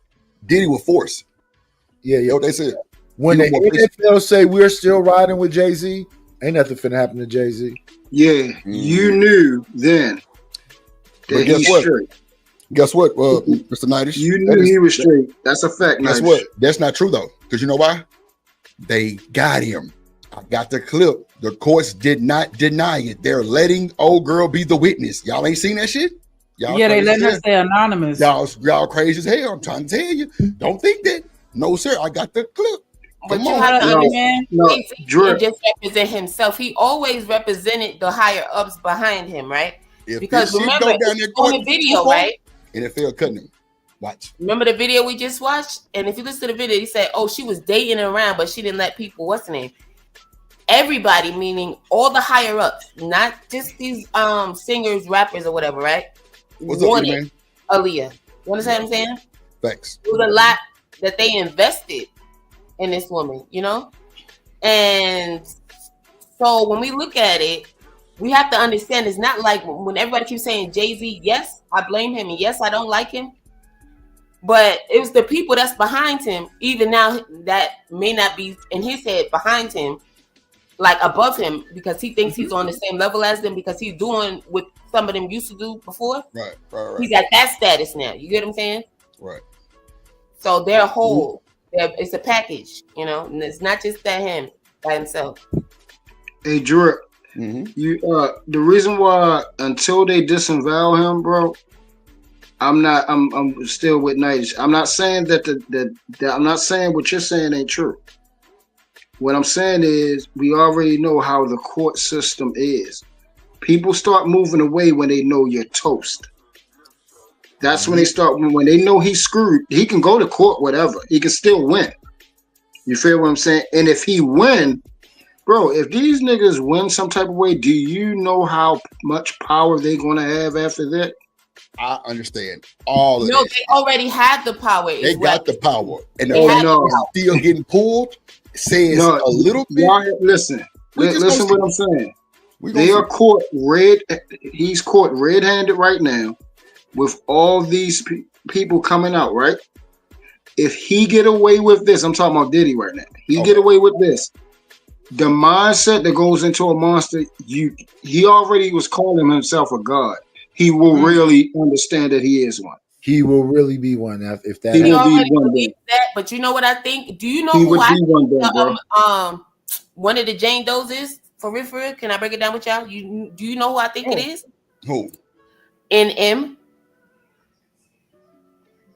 Oh, She's wow. a rapper. NM. Yes, that's who I think it is. So the fact that we don't know who she is not the. What it rhyme with? It's me. He's a rapper. What it rhyme with? Triage. Well, she said she. I ain't never heard this. Oh, Yeah, I don't know who that is. Still, I don't know someone. Vicky. Yes. Yeah, y'all yes, lost me. good. Wow. Okay. Who is that? Friday. Friday. No, it's Sunday morning now where I'm at. It's 3:13 now. Oh, And Friday. Rhyme with Vicky.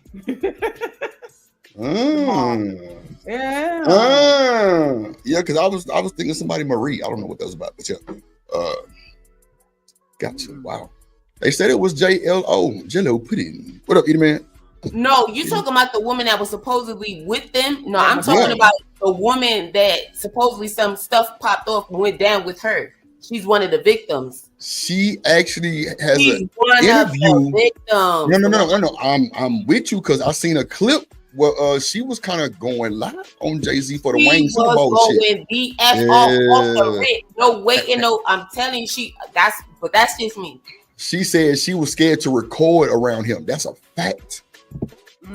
She's talking about Jay-Z. Jay-Z told all these motherfuckers. One of the victims of him, yeah. Jay-Z told all these motherfuckers go to court and file criminal charges.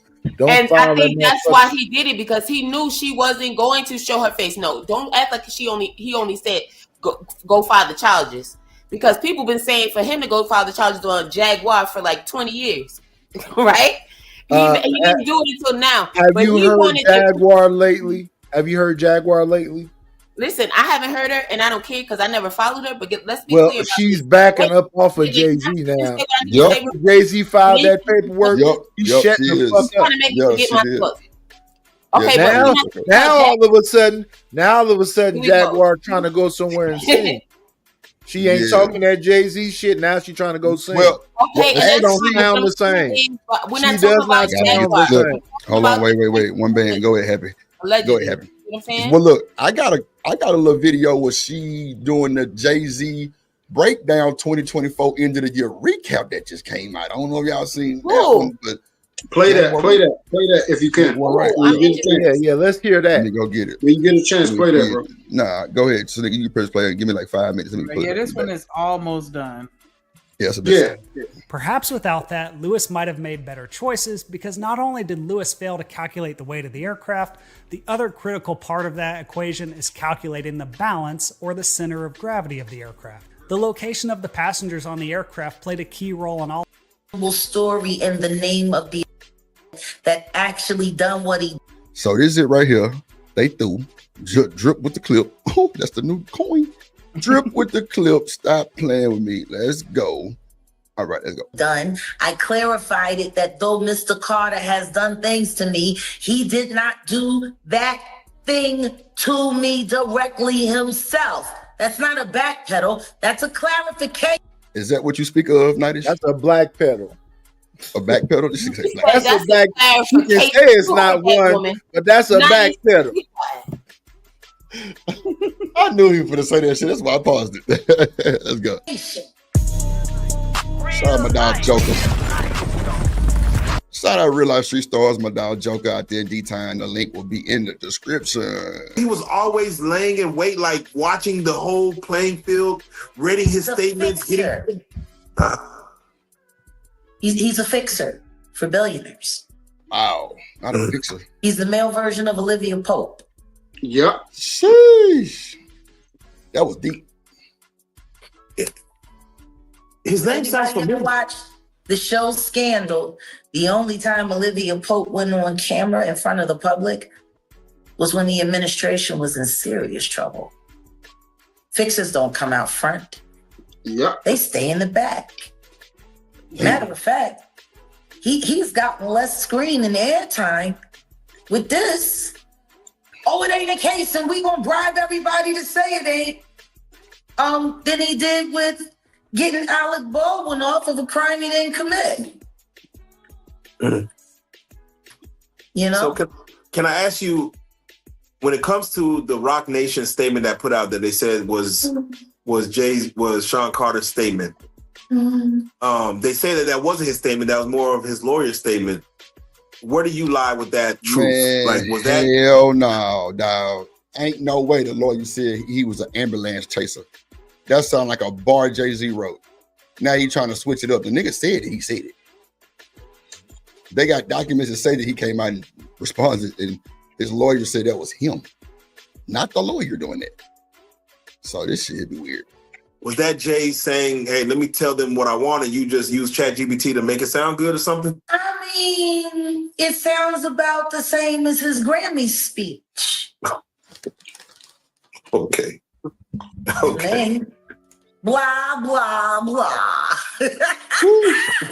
But there were a few things that was said that I was very surprised about. Especially Yellow Beezy. Oh, shit. Wait a minute. I was very surprised. Not Yellow Beezy. That he even would acknowledge the fact that he knows Yellow Beezy. Oh. You know? Like, what's a guy like Mr. Carter doing knowing a guy like Yellow Beezy? I mean, they don't have anything in common age-wise. They both rappers. What you mean they don't got nothing in common? He started telling us before you disrupted him. Thanks. Hey, Latina woman, you getting on my nerves. Stay out of FBA business. I'm on your head top. Oh, snap. You know what? You better be lucky we at the Drip Show. I mean, if you was to guess. You know how he feels about referring to friends as family. That's a no-no. So I'm just curious. How does he know Yellow Beezy? I mean, he did have a #1 hit that was kind of moving. Yeah, that came and went real fast, just like Cardi B. Guess he gonna live off of his single forever too.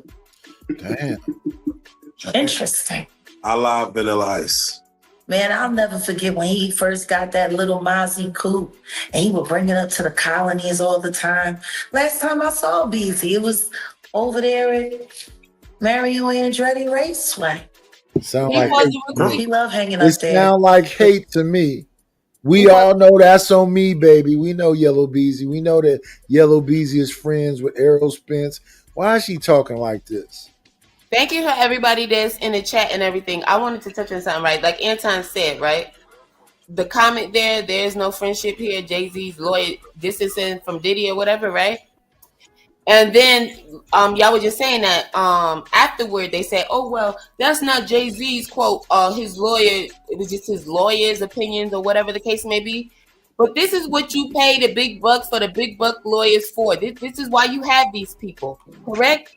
So now you want us to believe that your lawyer is so inadequate, right? Because they got on his ass after that came out. When the whole internet was going crazy about, oh yeah, y'all was friends or blah, blah, blah. So now all of a sudden it's the lawyer's fault. But did he fire the lawyer? I just want to know. I'm curious because I haven't been keeping up with it. Did he fire his lawyer? Jay-Z, no. Oh, okay. I didn't think so. You understand what I'm saying? This is bananas, but they do this stuff right in front of y'all face and people still believe the hype. I wouldn't go for none of that. also, right? Because the last I had heard before right now was that they was going at Tony Busby or something, right? Yep. And then they try to come at him. So it's ridiculous. Now all of a sudden your lawyer is not as grand as you made him out to be. But y'all were going at Tony Busby just a minute ago. It's ridiculous. Hey, Nidus, let me ask you a question because I was thinking about something. So Busby is notorious for trying to go after, the whales. What's his success rate with bringing down the whales now? I don't know who Tony Busby is. Houston lawyer. He the one who brought down the Yeah. He's the one that got them women paid from Deshaun. But I can tell you this, even though I don't know who his attorney is, I think Jay-Z is going to be scot-free because he ain't went after no big wigs. Diddy problem is that he went after Diageo. Same thing with Drake. Drake went after UMG. You can't go after Yushin Grange, and you can't go after fucking. Nice. You know they ain't supposed to say that damn name. I agree with you. I agree with you, Nadish. Look. At the end of the day, they're not your friends. The closest one that has those this nigga ain't shit. is Jay-Z. Look, he up there sitting like a Mac next to Shanika. Drop this nigga off. They don't realize they are still just N-word slaves, and it is what it is. They better play their role. They don't and know. that's the thing. Jay-Z is going to stay in position and do what he need to do, and that's why he talking the way he talking, because he know he not going to go against the system. And let's not leave Snoop out of there. Snoop ain't going to go against the system. Snoop, man. Snoop, Man, please. Mm-hmm. Snoop ain't even Snoop know better. Listen. Like, way back when he made that Murder Was the Case documentary, I told somebody to go back and look at that. That nigga was talking to the devil, selling his soul. And then just recently he got this damn chain talking about this is a goat. No, that's a ram's head, nigga. We know that's that Illuminati shit. Damn. Right. Hey, Nidus, let me also ask you this. So if, let's say, hypothetically, well, two things. If Diddy do go down, you think you think they're gonna get him up out of here? That's the first question. I would think so. Let's be clear. If get him up I out would of think here. I would think Diddy would do the same thing as Epstein. No, I was just gonna say because some of these people they say they're going, but they're not really going, right? They just moved them somewhere else or whatever. If Jamie Foxx is a clone and Gucci Mane is a clone and Shaq is a clone, I don't know if they will get Diddy ass up out of here and put the clone out here. Not the clone. No, I don't know about no clone. He's not worth it. So it's either it's either the clone or either scratch him off across the board. Now the second question I got. Take him out and say that it was what aside. Yeah, that's what we're saying. That's what we're saying. So the reason why that's not going to work because he didn't came out and said, if something happened to me, they did something to me. They all said the same thing, though. All the white men before him said the same shit. Epstein said the same thing. But he's saying the same. If something happened to me, they did something to me. He's saying that they gonna either do the clone or they gonna get him up out of here. Right. So that's what I'm saying. Because Epstein, during the court thing, he said the same thing. He said, "Man, if I go in there, I'm not coming out." He said it. He said it plain and simple, or like that. And we already know what happened to him. So then, if Diddy go down now, what happens to Jay then? Jay gonna be okay because Jay ain't went up against nobody, and he not going up against nobody. They gonna protect him. I don't give a damn who come to court. Jay is The thing about Jay that's different than Diddy is that Jay know how to play his position. The thing that's different about Snoop is Snoop know how to play his position too. But now Snoop be trying to say that he was cool with Pac. He was not cool with Pac. He wasn't cool with Pac. When them white folks get pushed up against the wall too far, them niggas gonna fall on Jay-Z, bro. I don't know why you keep saying they gonna protect this nigga to the end. No, the fuck they not. No, because they got it. Let me tell you why. Let me tell you why. The people that's coming after him. Let me tell you about power, because y'all evidently know about power. They don't give a fuck about people.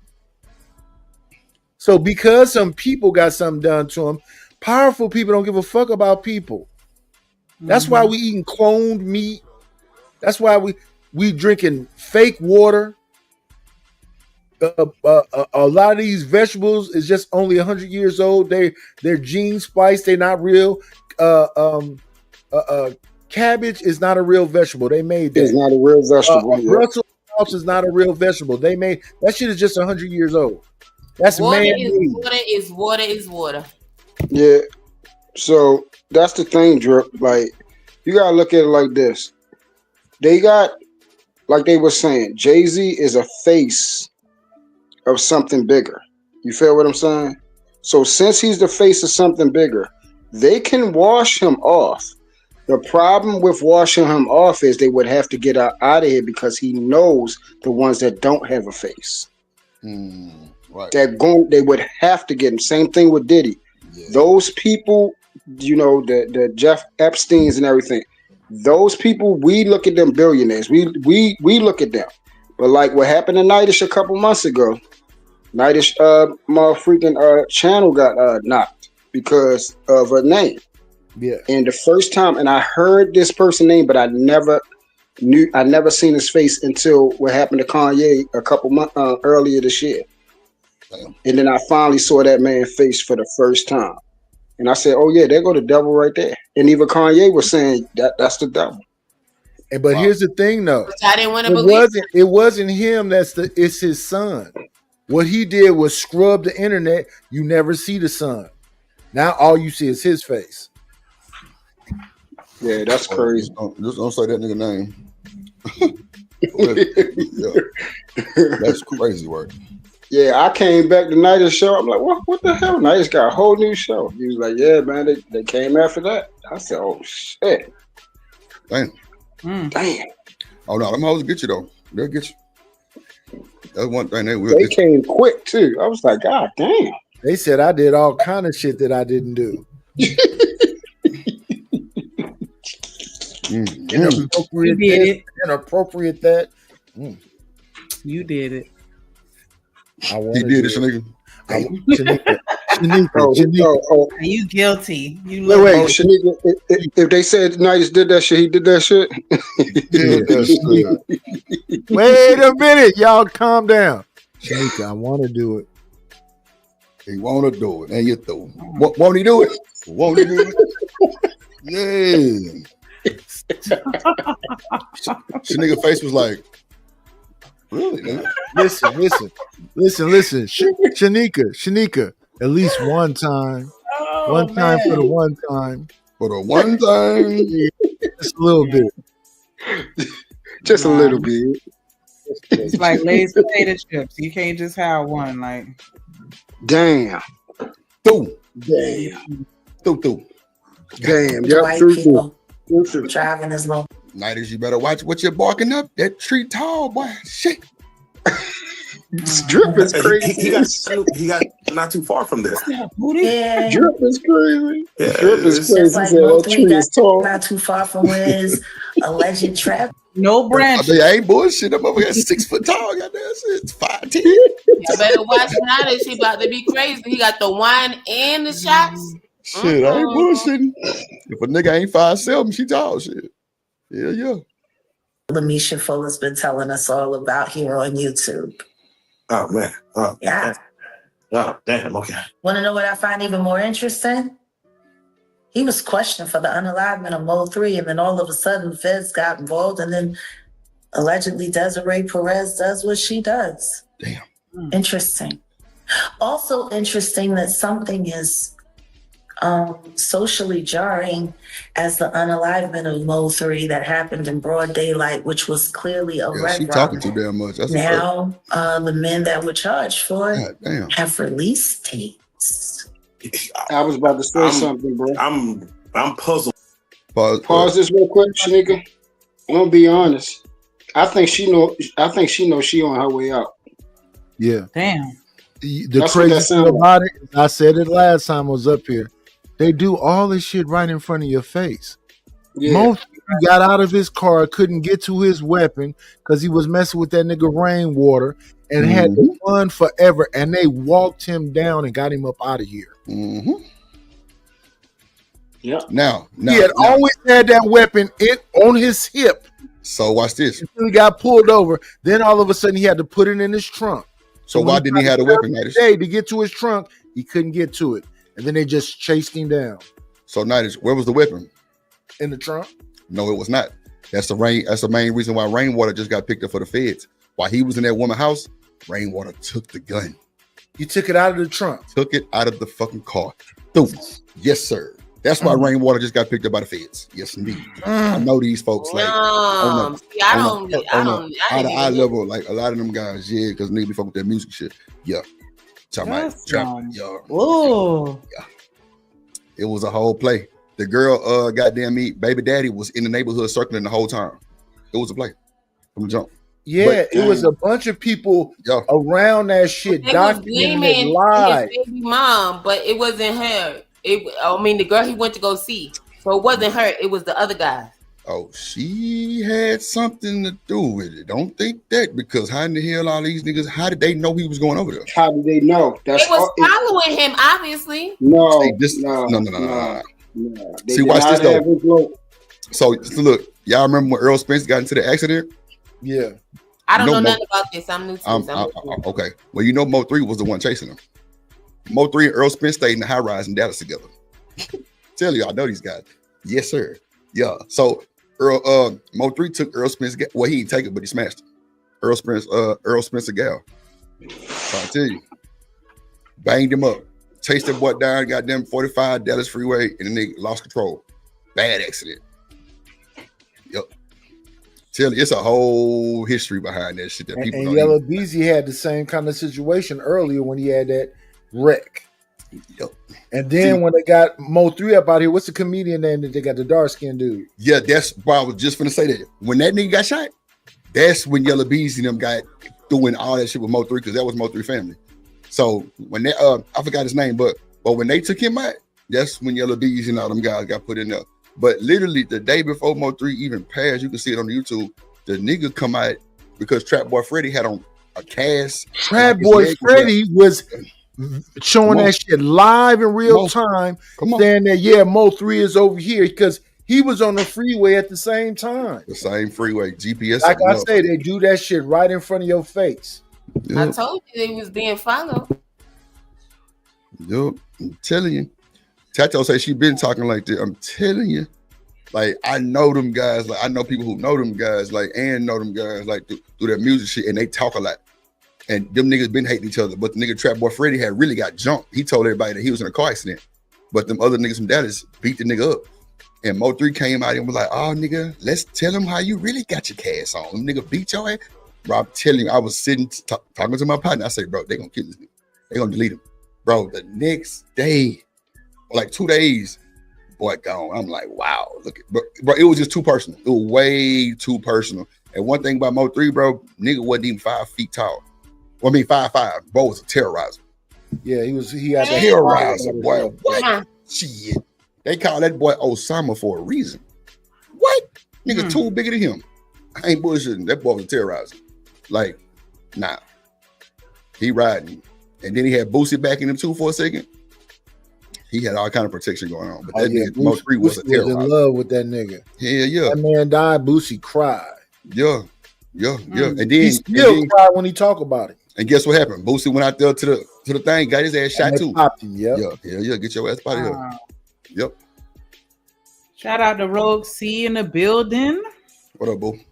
Also, shout out to Anton with the $10 super chat. Appreciate the love. Appreciate you, gangster. I wasn't even ready. Yeah. Shout out to all y'all good players in the building. You know how I said, break bread or fake dead. What the fuck are you doing over here? And we through. And we I like that one. I like that one.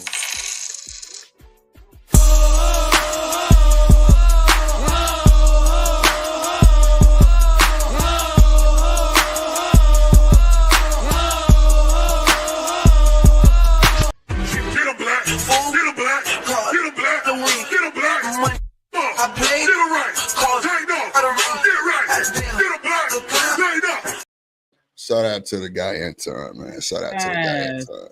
Shout out to Rogue C for the $1.99 super sticker. Super sticker. Love. Super sticker. Super sticker. That nigga Sharab, he said this. Super sticker. so I don't have to go to Brokeback Mountain. I'm like, nigga, where we What? going? Stop it! I swear to God, that's what he said. I ain't So you don't bullshit. have to go to Brokeback Mountain. That's what he say on his stream sometimes. No, it's recorded. So I ain't got to go to Brokeback Mountain. And he say, shake that ass out. I swear to God, it's crazy. That nigga Sherrod crazy when he do this shit. I'm like, Brokeback Mountain. Wait a minute, nigga. I don't know. Let me see a few more dollars. Goddamn shit. Y'all play too much.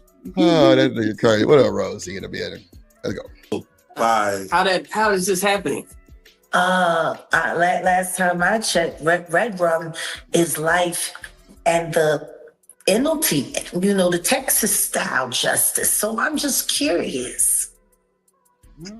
And once again, Yellow BZ's name is making its way into the fore around a very negative social time. I'm just trying to figure it out. Now all of a sudden Lil Wayne's got allegations of stuff.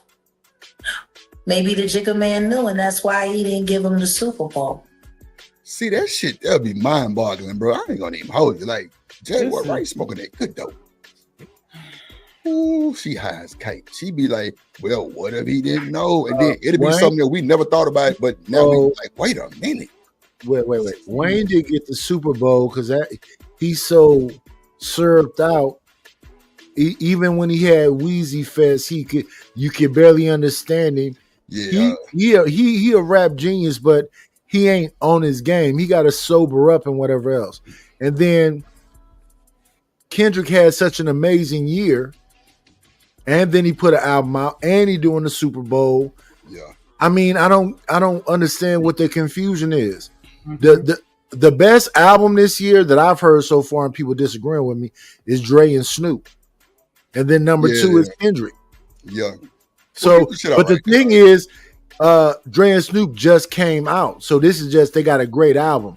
Yeah, Kendrick had his rap beef. He won that.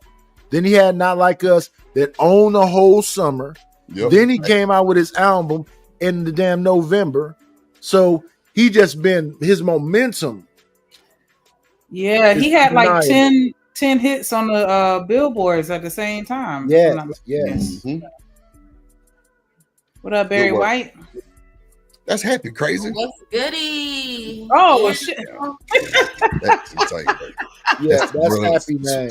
Speaking of drugs, She call herself Barry White because she got that deep ass Latina voice.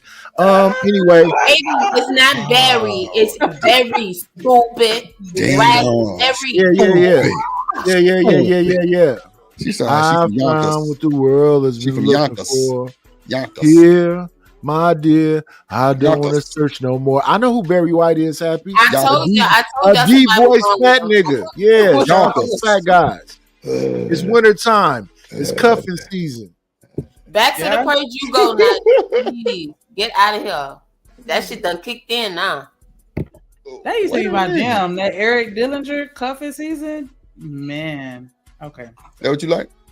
Well, now that you need to pull up. Okay, let me stop being messy. Okay, go ahead. For real. I mean, Kendrick would be the cleanest MC right now.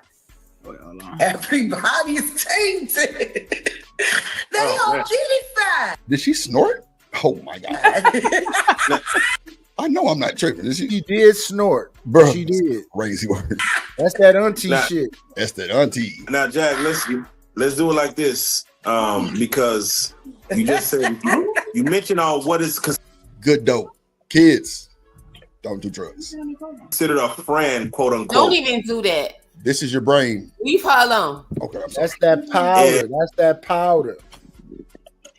And we see Yeah, So what does Beyonce be on? People had mentioned as far as his lawyer saying that Diddy is not a friend. They are just acquaintances. He does not consider him a friend. He does not hang out. He does know nothing about him. And then there's a video going viral right now where Diddy is saying he brings Jay-Z for the 20-year anniversary of Bad Boy, saying Jay-Z's special.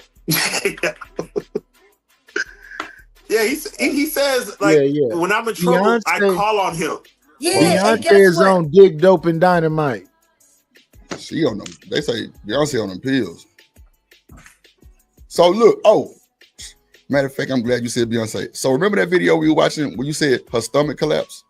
Yeah. So come to find out, she was wearing something to not show her stomach, so people couldn't tell how far along she was. So it was some under there. Oh, please! Now they want to give you that book. If you believe that, Drip, I'm out for real. Well, no, because Amazon said Wearing that shit. something to not show her stomach. So obviously she didn't have a stomach if that thing collapsed like that.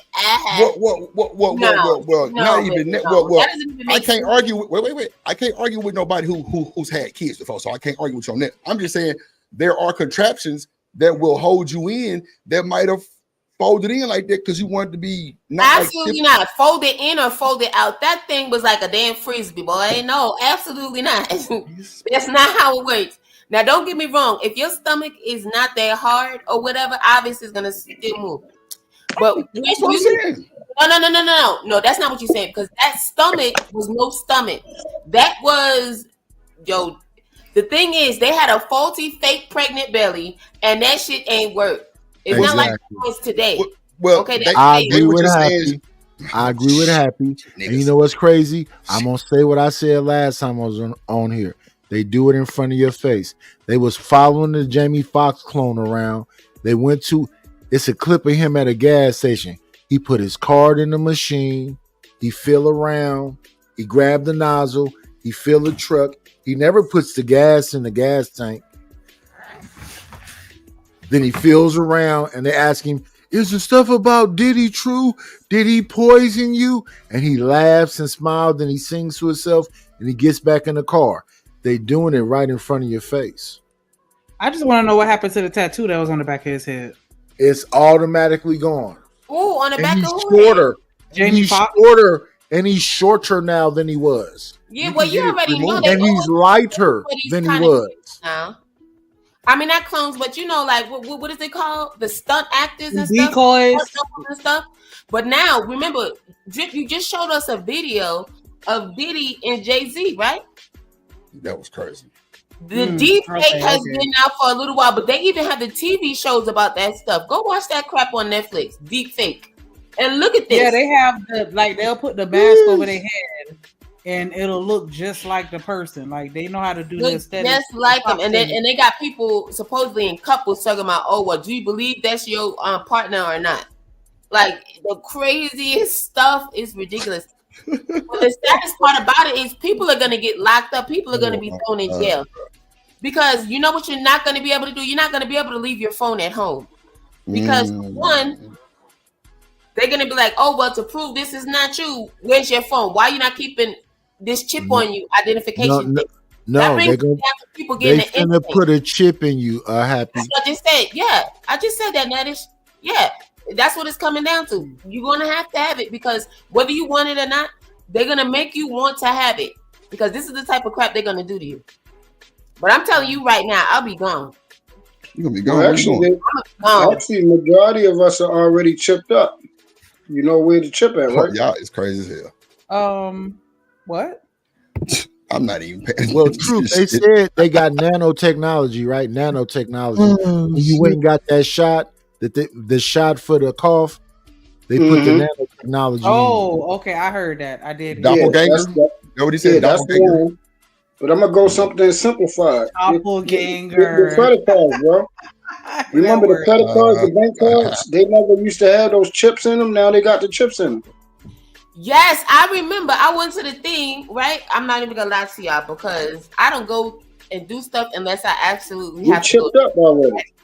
I have my card, right? I was banking Bank of America. And I just still had my original card. Everybody else had chips. Mine didn't have a chip.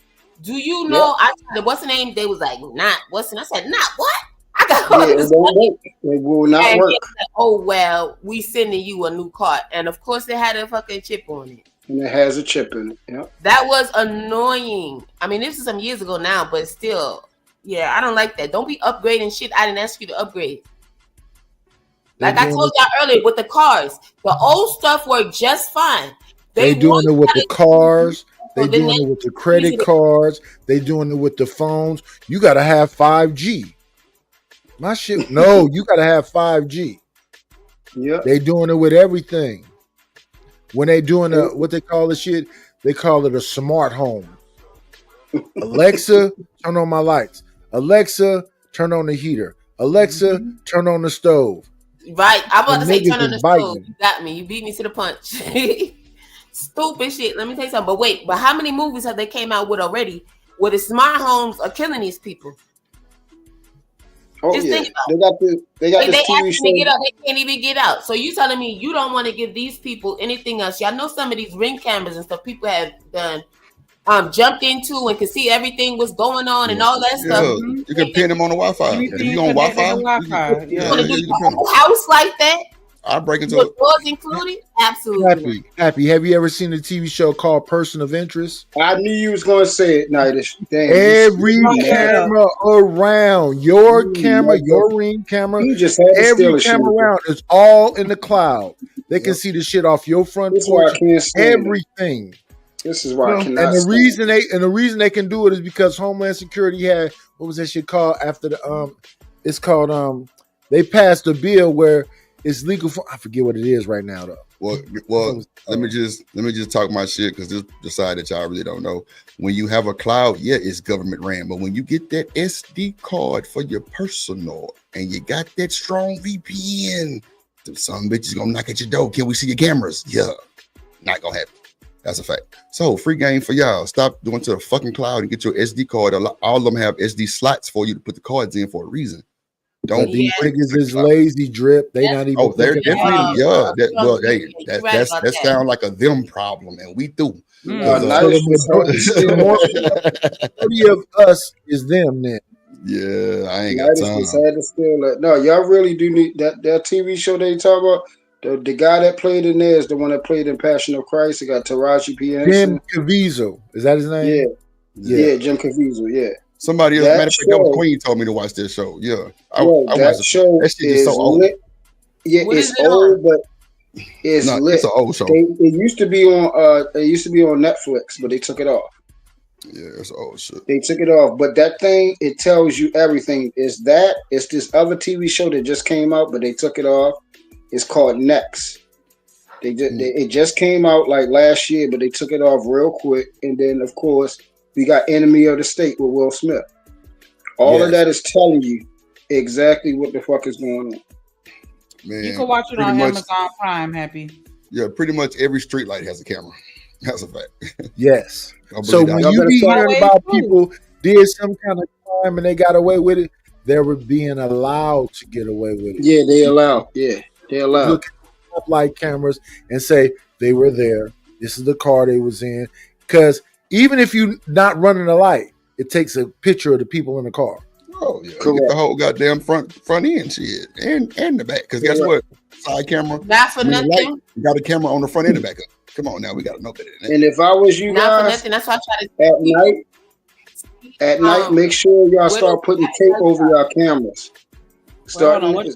Oh yeah, hell yeah, you better. Stop. Oh, go like ahead. being outside late at night, let's say they walking or whatever. I'll try to tell people. I said not for nothing, but I'll try to tell people, yeah, walk where the street lights are at. I'm not talking about those regular street lights, but you know where the traffic lights are at, because Yeah, that regardless of too. what they have the Yeah, all of camera. them got cameras. Yeah. You get what I'm saying? Regardless of what, even if that whole street doesn't really have street lights on it, you see all them traffic lights, that's where you need to be, because it will catch you. You get what I'm saying? Regardless. Yeah. Yeah. If you got cameras on anything, bro, on anything, put tape over it at night. Denny Reed, I ain't gonna lie, just Put free tape game over again. it at night, G. There's a third-party app on your phones that you can set a timer for your walking time, and if you don't make it back and confirm your timer, they will alert the authority. That's a fact. Yeah, they alerted. Yeah, I That's a remember good that. one. That's a good one. Okay. Free game. Yeah, I remember that. Yeah, they got it's an app. It's right in the app store. I remember when they made that one. It was on the news. They was I didn't talking even about know that. That's what's up. Yeah, I didn't And know then that. another thing they have is like in my city, they got these things they call spotters. So when a gunshot goes off, it hears it. Mm-hmm. Oh yeah, they got that. They have those in Broward because I just Yeah, had they have it here too, Nightish. They got that here. They showed up. They got it here. That's crazy. Yeah, that's shit. That's crazy. They had some shit the other day. They had like a little. It was about. So they building like a warehouse over here, or the Amazon Prime warehouse, and like, bro, it was something, I don't know if it was a robot or like a drone flying around it, bro. It was like a little blue light. It was saying this property is being watched by so and so. Anyone who trespasses will be reprimanded. Like, bro, and bro, it was like something flying, just saying the same thing, just around the whole property, like just non-stop. Because I'm at the gas station looking like, what the fuck? That's what annoying. Like, I'm looking at the thing just fly around like the same pattern, literally like it was on like a loop or something. Petition against that noise. I'm like, bro, these niggas Like, ain't bullshit. Because you know, bro, niggas are steal, especially from like a warehouse. I tell you this, niggas don't want to accept that we are in the future. So we are in the Jetsons. You finna see flying cars. They got one already. They already have, yeah. There's a father and daughter. I forgot what state they're in, but they got one. It was on the news. This is the thing.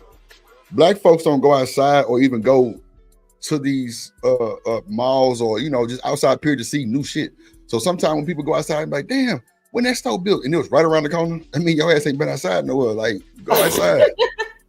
Yeah. Matter of fact, Houston, this weekend, they just had a goddamn last weekend they had a cars and coffee. I'm infatuated with cars and bikes. Like, bro, these niggas, bro, the white boys pulled up McLarens. I'm talking about nigga Lamborghini. What? Who? Man, you better back that shit up. I'm talking about souped up, bro. Like, bro, Copilot, my nigga, they built they built their own software for the Copilot. Come on, geek looking ass white boy, billion ass, bro. Drinking goddamn Starbucks and showing off I'm like, wow, these niggas. I'm trying to get enough fetty so I can go drive one of these race cars, man, around the track. Hey, that's another thing. Shout out to the Gumball 3000 folks. That's money. Yeah. From my lawyer. Shout out to Eve and her husband, boy. Yeah, Eve too. She another shit. Come on. Listen, from motorcycles to the track, baby. What? Anybody that participates in Gumball 3000, Munyon. Munyon. Oh, that's some old school shit right there, the Gumball 3000. Bro, my lawyer, Big Angry, bro, that nigga was in that son bitch. He was in the Rolls Royce, and nigga Bun B with him too, because that's like his client or whatever. Bro, they in Dubai. What? Niggas in all kind of Bugattis and shit. Like, bro, shout out to the Gumball. That's money. Old school shit. Old money right there. That ain't nothing but rich I'm niggas. not gonna lie. I don't want to money. be in a race car because it's too fast. Now, have I been in a race car? Yeah. What I'm saying is, you've been in an Indy? I don't care about that. No, only because I love my life. I'm not trying to crack. I don't give a damn. Well, I'm trying to get in one of them Indies. I'm trying to get in the an cars Indy. that drive by itself where a person is just not even in it. Yeah. That's the other. Oh yeah, I seen those. Yeah, but them ain't no fun. They doing the Uber, like they doing Uber rides with those. Yeah, that's what a car that pull up to you with nobody in it, and you gonna get your ass in the back seat of that car with nobody in it. I ain't getting in the back seat. I'm like, cancel. I'm gonna take the $5 hit. You right. The trains are finna be like that too. Them 1,000 miles per hour trains. There's gonna be bullet trains with no driver. This is a lot of shit coming. Copilot, bro. Shout out to Anto. You say shout out to the nerds. Nah, this is how the drip. They don't know about that term, but I'm gonna keep it to myself though. That's a fact. Like, I ain't nerds, gonna lie, we winning. Nerds for real. They got some shit where so my sister got one of them Teslas, and she said when she first got it, well, now they fixed the bug, but the Copilot shit, it was malfunctioning. She said that's just how it worked at first. She said if you're backing out of a driveway, you back up like 5 miles per hour, which is pretty goddamn fast reversing. You know what I'm saying? Then she said it take off to the max speed immediately.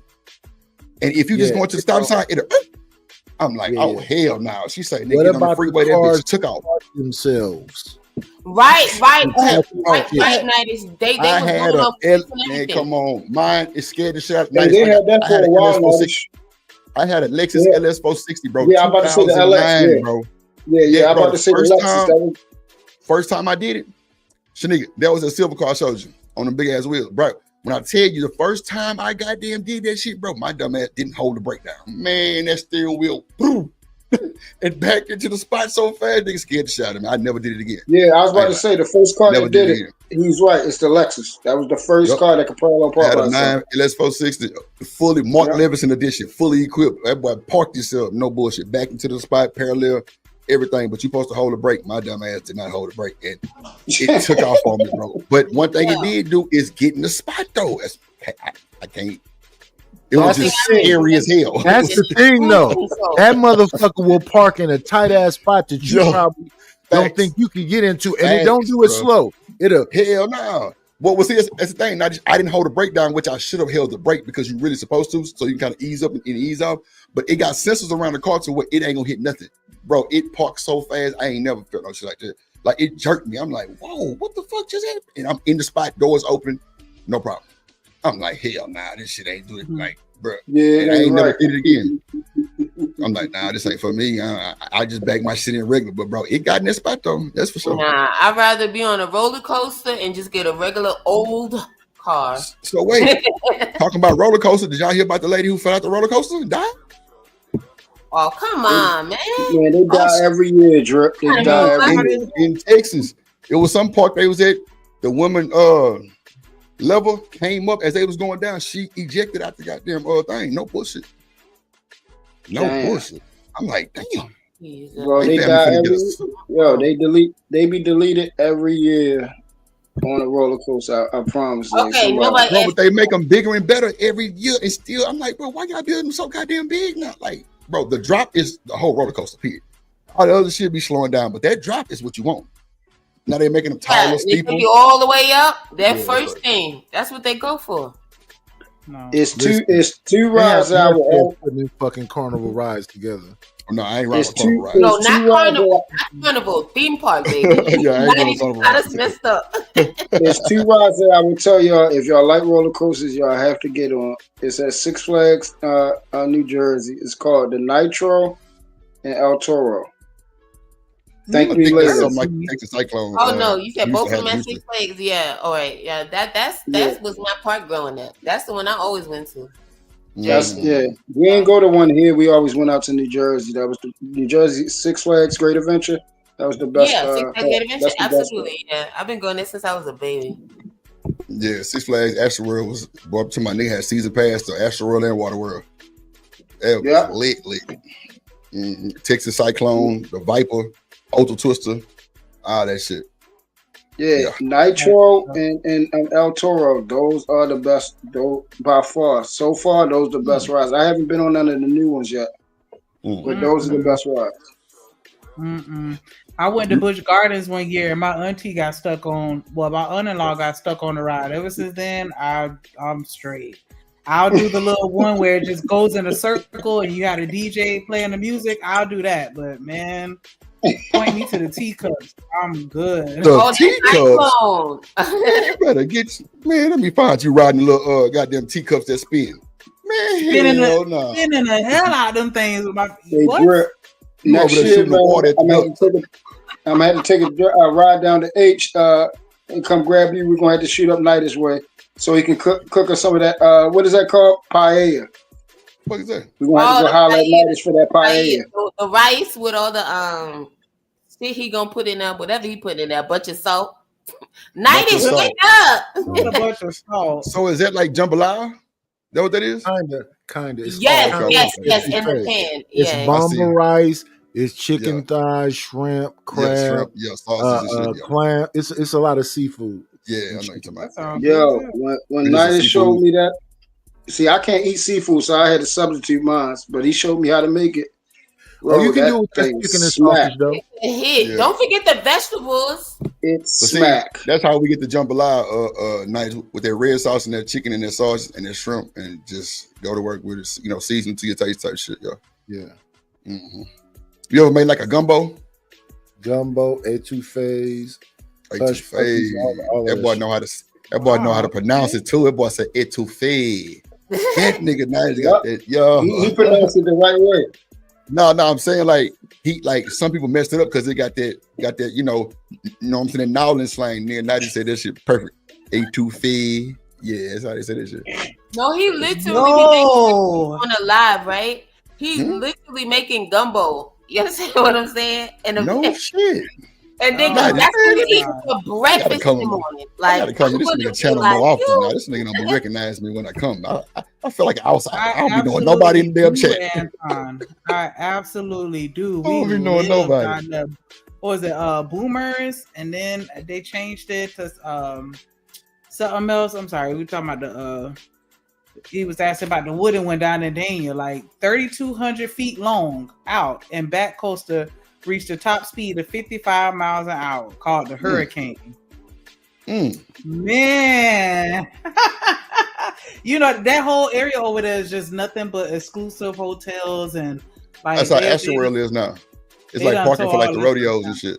Well, really, Travis Scott brought the property for his Astroworld weekend, but other than that, that should be for like rodeo parking or for like like the games get too exclusive. They can park over there, but it ain't nothing over there but flat ground. So they don't bring like the other fairs, like the carnivals every year and stuff like that. Rodeo is always a big carnival. I'm talking about some real deal rides, but I wouldn't trust them. But when Travis Scott do his Astroworld weekend, that nigga literally brings the whole Astroworld back to the park. Literally, like 9 roller coasters, and they take like months to build that shit up, and then months to take that shit down. This nigga got that money. Like that nigga really got this money. I used to go to the county fair, and it was in Yonkers, right? Yeah. And now it's a casino and shit over there. The racetrack over there, the racetrack. Yeah. Y'all could Google it. But come on, like all these little shows that you see, like when I first started watching P Valley till it got like Elemental P, like I'm like, whoa, like that's what they doing. The first clip I saw, what you call it, P Valley, I'm like, I'm good. Bro, they didn't have all this shit at first season, but after that, they started getting a little too out of hand. Yeah, like it was a bit much. I'm not gonna lie though, I would watch another season. I'm just not watching that stuff they have out now. Whatever they try to do. The whole goal of goddamn P Valley Happy is they were trying to put their casino. They were trying to tie that shit down over there and build a hotel casino. So that's you know what I'm saying. So that shit going on for real. Like no, you talking about in real life? That's what's going on. Oh, you got another one. Yeah. Great job. Yeah. Salud. Happy holidays. Shanika, Nigga, you better stop showing Nighties that they goddamn probably sending them some pictures. You better tell Nighties to slow down. He needs to say one more try to hit the cash out. I'm gonna fuck around and get Shanika IG. Oh shit! Oh snap! Oh snap! He knocking. He knocking, Shanika. Your ass better open that door and tell him, look, baby. Hey, but you know what's crazy though? Shout out to the real deal people that I've never heard nobody really like shoot they shot a good way. Like the nigga Knight is really player than a motherfucker. I gotta give my nigga his. No, I'm lame. I'm a square. You see, I'm striking out up here. Don't do that, Drip. Nah, bro. Man, I just called you the smooth night. Nah, bro, you like, bro, you really. Like you not weird with it, bro. Like I've heard some weird shit of niggas trying to shoot their shot and it just. No, it's a weird. Oh wait, no, he's only like that here. You gotta stop, like, bro. He be one of them weirdos too on his channel now. Oh, but he over here smooth with it. I gave him the shit, here we go. But don't give him too much credit because we need receipts. Happy, we need receipts. We need receipts. Oh, nah. You know, I ain't got no receipts on me, player. I'm trying to leave 2024 where it's at. Man, look, I've seen dudes like do the most weirdest shot shooting and breaking and airballing, but nah, bro, like just cool, calm, collective shit could make a. I can tell Knight is one of them niggas who had women, like, or either he was married and like somebody had. Yeah, he was married, but before he got married, he was okay. Look. Cool in the game. You say he was community. I know that's right. Wait, Latina lady, why is you up here snitching on me? No, Anton said it. He said return of the Mac. I wasn't me. Hey, Drip, man. Hey, man, Knight is so tight like how we used to be, Drip, but Knight is the OG. He the only one I called the OG in the space, bro. Nah, but so he had a 50 plus year old baddie come to his house. What? She was 50? Shorty was 50. He lied. You lying in the She wasn't 50. She was in the 30. She was 38. Oh, she was younger than me? Yeah, that mean 90s young. Y'all, boy, y'all That's got what I'm the talking game. about. I'm just I saying, thought she was at least about close to 40. Close to 50. She was 38. Damn. Oh Shout out no, to see. the light Oh yeah. skins. See, hey, you see that drip? I don't know about light skins, but she's pretty though. He really the man I'm now. talking about 90s. Hold on. Shit, I my got something for 90 shit. Hold on one sec. I got something for 90. She gonna like. She was a Latina. He gonna like. Yeah. And she was a Latina, shorty. And she was But a he said he Latina. don't like Latinas, so don't She worry came about there. it. Hey, Drip, she came there long hair, no kid. Wait, She there's came a there lot long going hair, on no right kid with the glasses. I don't like Latinas. Oh wait, my bad. Excuse me. What I said was I don't even know if prefer you're my Latino or black not. queens. My bad, but no. Lord Jesus. Oh shit. I had to say that. I said I prefer my black sisters first. I fucks with you. Hey, Drip, she came there long hair, no kid with the glasses for nightish too. Shanique, you think you slick, huh? What I do? You deleted that fucking clip. Oh, you ain't That was fast.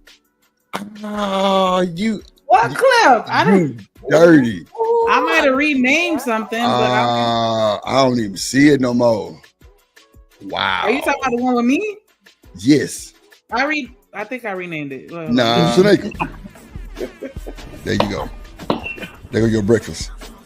Hang it through. Yes, Lord. Yes. Yeah. Go, there you go. There you go. That was that Nick. That's that Nick work. Nick. Nick. Y'all don't make no song out there, Nick. We getting that Nick. Don't make no song out there. We do want proceeds, Drew. We gotta drop something I want to be, bro. That Nick is crazy, man. Give me that Nick. Yo, Nick. Yo, babe. Hey. Yes. Damn. Goddamn. Boy, Man, you got to love back. this drip show. Bro, fuck it. Hey, so they could tip it back for Do one what Gotta time. love the drip show. Too many bad around. Hey, you gotta The love the nigga drip tipped show. it back for the Don't one look at your time. dress. She still. Yeah, she's still trying to get out straight. Yeah. And you're through. 90s. That's just a warning. That's a warning for you, my dog. It's a warning for you, my dog. That's all I'm gonna give you. All that shit is doing is turning me on. What the fuck is you talking Shit. I'm just a warning for you, my dog. She throw. about? Matter of fact, I might need to log off for a minute. I got to get some shit handled right quick. You just got my man excited. Not the lotion gate. Whoa, shit. Wait a minute. Nah, I'll leave that to No. them. I'm gonna stay on camera. I'm not gonna do no lotion gate. He was talking about that today on his live, so that's I was on my brain. Wait a minute. We not. So who's We gonna cooking keep the black eyed demon peas? away. Keep that demon. Black eyed peas. It ain't right. It ain't right. I'm an old man. Oh my God, boy. I don't know. I seen them things Bring on it back to sale. life. But my thing is, I don't know. I have never cooked black eyed peas a day in my life. No You shit. gotta cook it on the New Year's. I mean, not me. Yeah, they supposed to say that you're supposed to cook it for the New Year's. I know, but it's like If they ain't soaking already, happy. Don't even worry about it. If they Drip ain't said soaking it's already already, soaking. Don't even worry about it. don't even worry. It's November. Just cut a couple You corners got and- it soaking, so don't even worry. I know how to clean beans. That's not the Yeah, point. he said don't even worry about it. If it ain't so. If they ain't soaking. He crazy. He crazy because the shit ain't even until Wednesday. That was November. Oh, you made some online nights? Some peas? Black eyed peas. Hell yeah, he made some and the black country eyed greens and some pale and greens. Hey, Drip, I wasn't playing about that. I was still serious. I said I'm gonna take a trip down you, and we're gonna have to shoot up Nightish place and get some of that grub nice and shot. What kind of meat you put in your greens, Nightish? and the greens. Yeah. Nick smoked turkey Yeah. wings. Smoked turkey wings. Oh, okay, wings. Okay, yeah. My grandma used like neck bones and shit. Yeah, either the neck bones or the turkey wings. Yeah, turkey. Yeah, okay. Some people like the turkey wings because they eat the turkey wings out of the greens. Right, They eat right, the right, turkey for sure. wings. Yeah. For sure, for Well, sure. I'm gonna tear up that neck. Wait. Wait. Listen. Tanika, you calm down. You cut it out now. Put that overlay, Joe. Put that You're overlay. doing too much. Listen, it's December. Oh shit! She said, Oh, she's showing us the naked. Oh my Oh my God. Hey, I'm out of here. I'm going, y'all. Bye. Oh my God! Bye. I'm going. Oh, I can't my do this. God. We can't do it. Okay, not today. Not today. Shit. Man, now this was looking for an excuse to go, man. Now he said, I gotta get up out of here. This man was saying he want to see that. Damn, he didn't see it. He didn't ran. Now he said, got up out of here. She was scared that man. Oh, he said, That was Bro, nice. y'all just see. First ain't gonna be the last. OG said, "Oh nah, you ain't gonna keep playing with me like that. Let me get up out of here." Stop I'm playing, gonna put him boy. on a pacemaker. Pacemaker. Ooh, that is. But your shit gonna be default every time. Fucking with shit. Going on. Hell nah. Now you better stop playing with your nigga. Boy, that girl from Florida. Yeah. Florida. Goddamn shit. That's different from Cali, goddamn. And she tall. Drip said, I'm gonna have to hashtag that through. Through, man. I'm telling you, that nigga Bracy tried Make to sure take you it from cop him. the merch when it come out, cause trust me, we getting it Yeah, together. through. Yeah, we're gonna have that. Hold on. This nigga Dr. Umar. Well, I'm gonna play some more of this while I put up this Umar video too in the back. He got an interview with the same people that Jaguar right interviewing with right now. And he talking hella crazy. Sheesh. He even said, and guess what? He ain't there. Wow. What's new? Boo boo? We had Dr. Umar in a couple days ago in which Salute. and he said that there probably was a conversation between Diddy and Jay to where like Who the fuck gives a shit about what fucking Umar Johnson has to say anymore? Oh. That hogwash she did with Art of Dialogue, implying that the 13-year-old, now 37-year-old autistic victim was black, that a black father wouldn't stand for that. Like he literally sat up there and put a whole race on a Jane Doe who none of the details or anything about who she was mentioned. And then in fooldom fashion, he tied it all the way to Trump. Trump. So here's the lineup. They're trying to take down all the black billionaires. So when Trump gets in office, all the black billionaires will know not to help their people. And that's why all of this is happening. Because Trump is going to make the black billionaires not help their people. So can I ask you this, Jag? Because Pause that, bro. Hogwash. Yeah, that's bullcrap. First of all, I just say my heart. Yeah, who has Diddy and Jay, Kanye, Rihanna helped? Who have they helped? Yeah, and I'm not talking about the charities and all that type of stuff. I don't know about any of the charities, but I know Kanye has helped a few people, but they already here and they themselves are like entering the industry. So I don't know if you want to count those people. Well, I think no. Does some community work or whatever. Doesn't he have like scholarships and shit that he do? Yes, exactly. He has the churches and all that, the choir, all that. Kanye has actually helped people. I don't think you should bring Kanye into this because they kicked him out of their boat. Remember? Oh yeah, that's true. So what she is saying is she's saying like those people are the pillars of our community. Where, no, what she's saying is she was basically, what was it? Being sarcastic. She was being sarcastic when she repeated that. She was saying, she's being sarcastic. Okay. Sarcastic just now. She was saying, really? That's why she was doing that with her eyes and all that, so y'all can see. Okay. So I was taking it as she's being okay. Cool. All right. Yeah, she poking at Dr. Umar because that's what he was essentially saying. Right. Okay, yeah, because I was about to say I heard it from him first. before I heard her say that, and that's why I believe it's bullcrap. But since she's saying it like that, okay, yeah, that makes sense. Because that is garbage. Like, bro, we wouldn't even when Trump got in office, say whatever you want to say, and it's probably valid how you feel about it. But make no mistake, if you look at what he did as far as the FBI had, I forgot, I gotta look it up, but it was over 140,000 people fined on a missing persons list, and we're talking about women and children. It was the largest seizure where people were returning back to their homes and they found missing persons ever in the history of this country, ever. Then the billionaires, we are the first people that started finding out Pizzagate about what's the lady name? Hillary Clinton.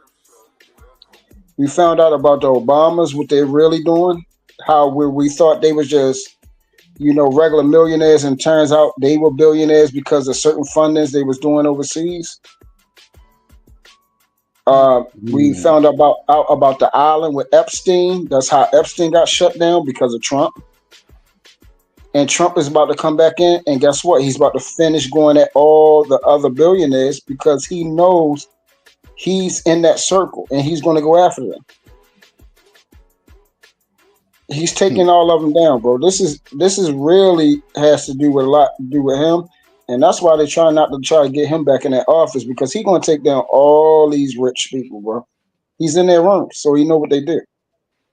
And he's coming after them. He's coming after them. Well, I don't think he's coming after all of them. If you say all of them, I would like, if you don't mind, for you to expand upon that, because I honestly disagree. I think him and his billionaire friends are gonna be straight. You know what I'm saying? Who's his billionaire friends? Who is he cool with? That's why I'm asking you, because you say you think he's taking all these people down. I don't think that's the plan, because you have to remember, a lot of his friends, they were on that stage that night when he got elected, remember? Or I'm sorry, that morning, everybody was there. You didn't see all these different people and all the stuff that each one of those people had going on in their families and all that crap? Yeah, but they weren't billionaires. Biggest entourage in history. I'm sorry to tell you, man. Everybody.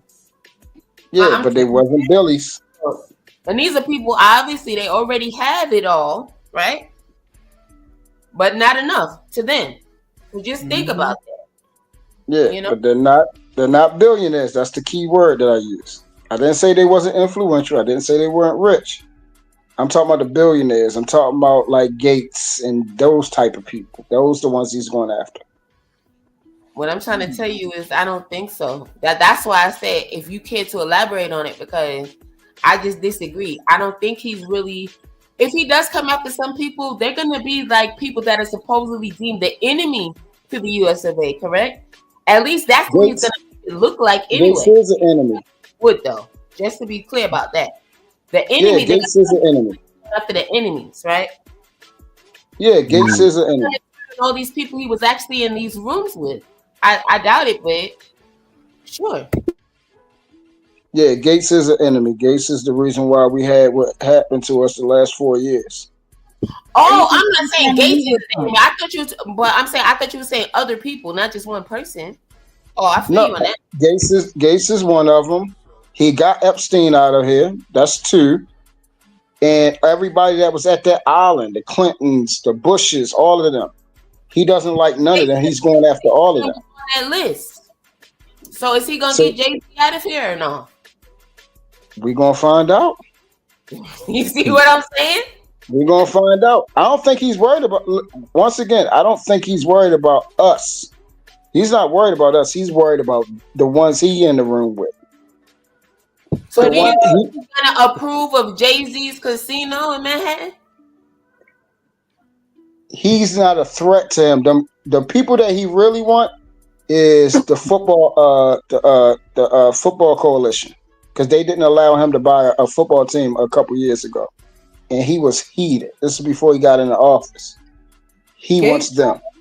Gates trying to get in good with Trump though, because he congratulated He's trying to. Yeah, go meet with him. Yeah, he's trying. They've been beefing for years. Like this has been an ongoing feud. Like, and that's public. Like he So he you let said they everybody never know. had a tea party behind the scenes? They never even had a tea time, you know, on the lawn nowhere? Is that what you're saying? I would say this. From what I know of Trump, if he don't like it, he gonna let you know. That's from what I see.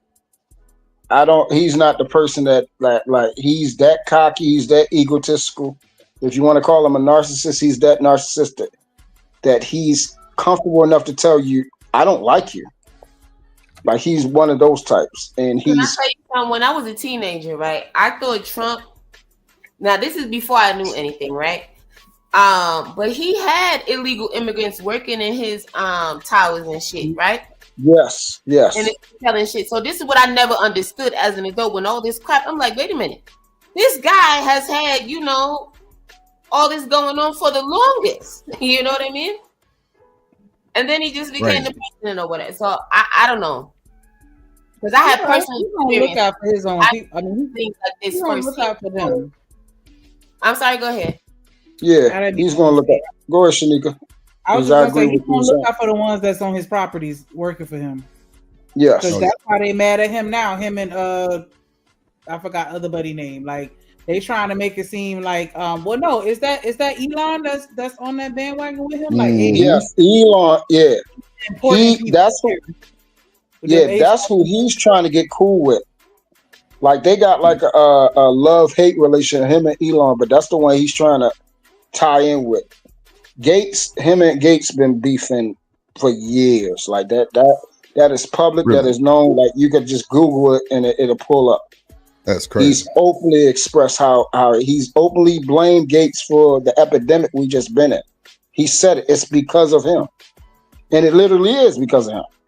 Like we already know that. Okay. When you say it's because of him, what do you mean by it's because of him? Is it because everybody listened to him and took his word and did what he suggested, or what?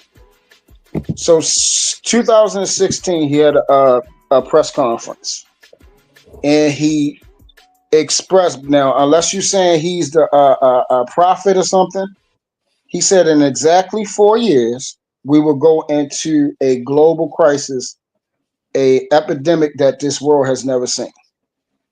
So 4 years from 2016 is what?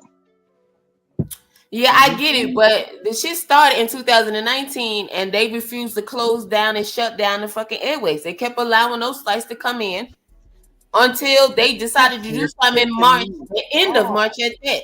You know? Oh, I hated that. So when was it called? Look up the actual date that they actually gave it a name. That's the estate date. That's the date it was established. Let me look. And it's 2020. The day that they came on and said this is the something, virus. Okay, but let me tell you something though. They already were telling us that they had cases of it and all of this stuff, right? And that's why it's called the 19.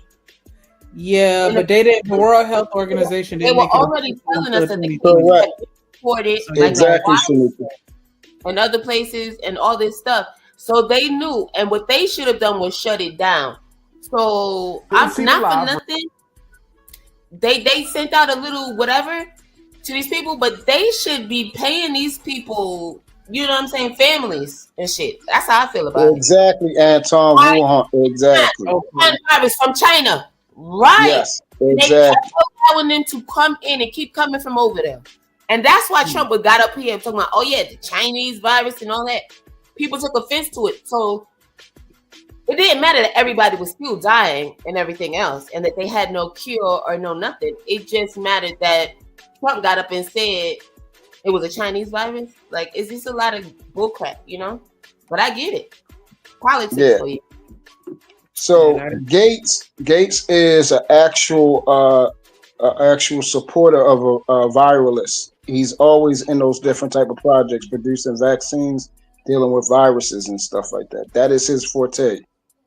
That's where he puts his money in, and he also gets his money out. he got the biggest cut from these vaccines that got carried out. Mm-hmm. He got paid for them. He did. So He that's tried to do a lot of other stuff, But too. you know what's so crazy about it? This as well, though, with the super. Well, first of all, let me say this, right? Because another thing they did, right? Remember, now what a lot of people did, they went out and got all the Lysol, right? And on the Lysol bottles, what did it say? That it kills that, right? Mm. Also, though, but what it didn't say is that it will kill you. That it actually, if you actually already have COVID, that's not something. Wait, C19. Oh, my bad. 19. Okay, so, but y'all heard what I said. That's it. That's all I have to say about that. Yeah, so that's the main thing. Like, you know, January is right around the corner. We about to see him get busy. He already made declarations his first 100 days. What he going to do? Let's see if he keep his word. All right, can I just add something real quick before we move on real quick? I would like to add this, right? If y'all notice, right, they said stay away from the citrus, right? They or whatever the case may be. Or they told you to do it. And normally they tell you not to, even when you're just taking certain medications in general, right? They didn't want you to do the grapefruit. They don't want you to do all of this, whatever is so acidic and all that, right? Even though it helps. That is a natural, these are these natural things that are supposed to be natural, rather, anyway. Growing from the earth, different things that you could use and it will help your body, right? However, if you already had the 19 or whatever, these are the things that would actually mess with it.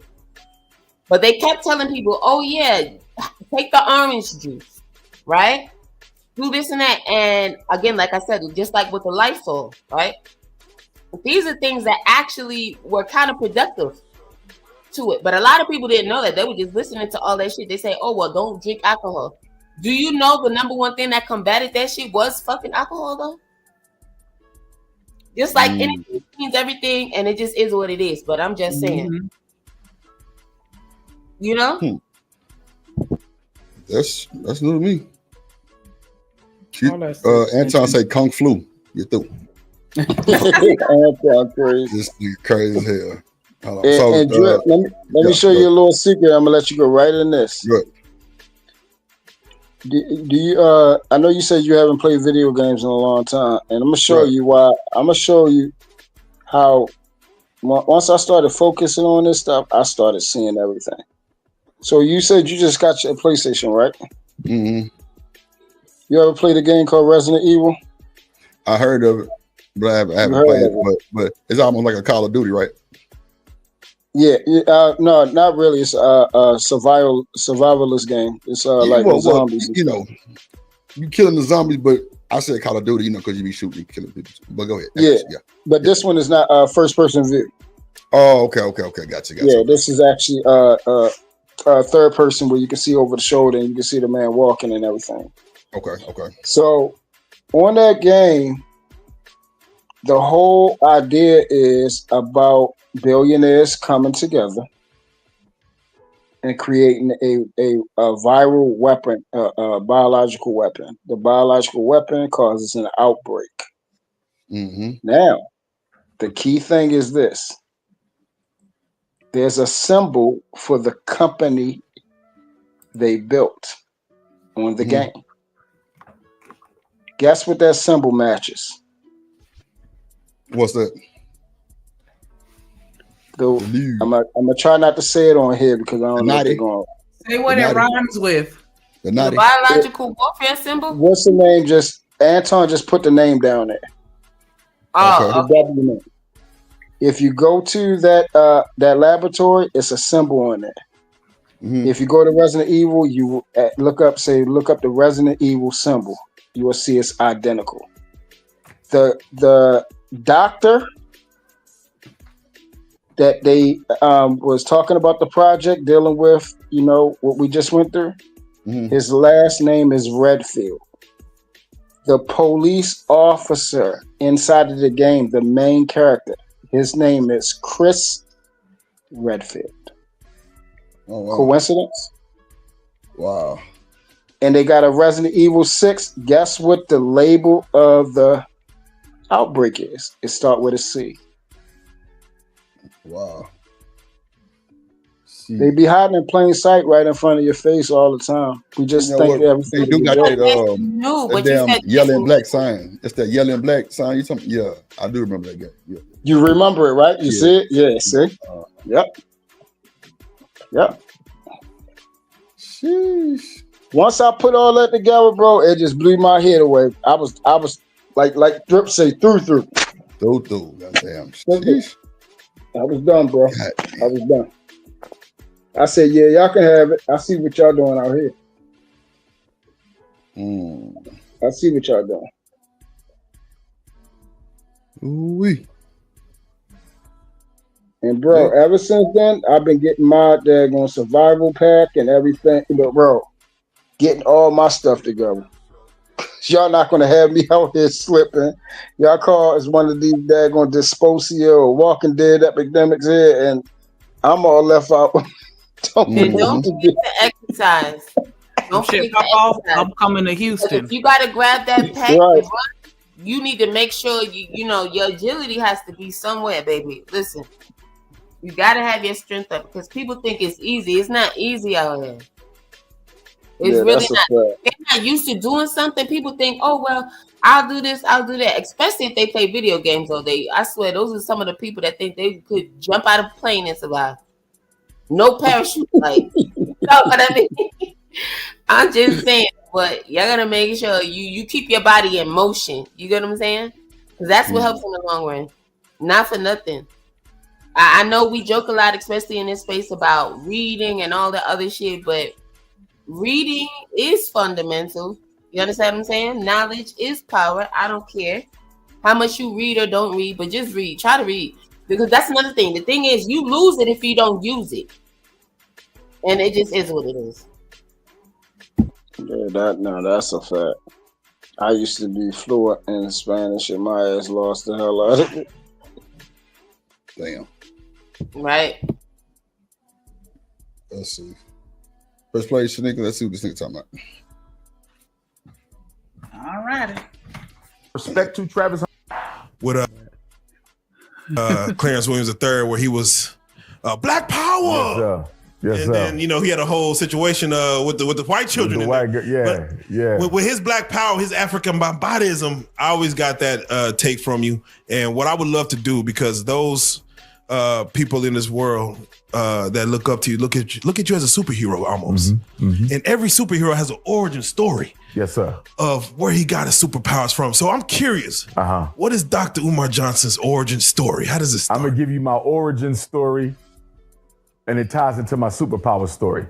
So my origin story is, although born and raised North Philadelphia, Bill Cosby neighborhood, Meek Mill lived right across the street from us.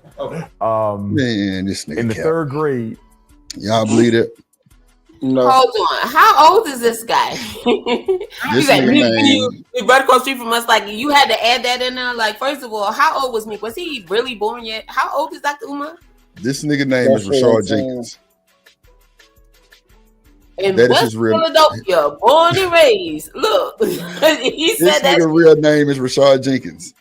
Yo, he is troll. If it anything called trolling, he's trolling like a mug right now. Come on, bro. Where did the Umar come through? The ass name is Rashard Jenkins. But That's even his Rashad, though, that's a name worth having and keeping. I'm just saying, I'm right? saying, I don't know where you get all the Umar shit from, nigga. You a Like nigga. in the Muslim community or whatever, but I don't know Okay. what he is. But he said he's Pan-African. Right, Yeah. so he's not Muslim, so you still a nigga. Your name, your real know government what? name Stop. is Rashard Jenkins. I'm saying. That's that Kanye shit. Even He if 50. you in the bench, you still in a coupe. He's still a nigga. If he not Muslim or nothing, he say he Pan-African, right? All these categories of names these niggas got going Yeah, on. Pan-African. Yeah, he Pan-African. He's a nigga. The nigga, I bet if you see him and you call him Rashard, I bet he answer. Jermaine. Oh, yes, yeah, yeah. Okay, Jermaine, okay, yes, okay. Jermaine. Wait. So Pan, right? So does that mean he's with all Africans? Is that what that means? I stand with Yeah. all Africans when you say Yeah. Pan-African? This Everybody in the nigga name is diaspora. Jermaine Happy. Oh, okay, got it. He from Yonkers. He's a nigga. He from Yonkers? Fuck He's you. a nigga. What the fuck? He's a nigga. I'm over it. We moved to North Carolina. My father was in the Marine Corps. And he was rough because he was a Marine Corps drill sergeant. But I didn't have an older brother to speak to because I'm the oldest of 5 sons.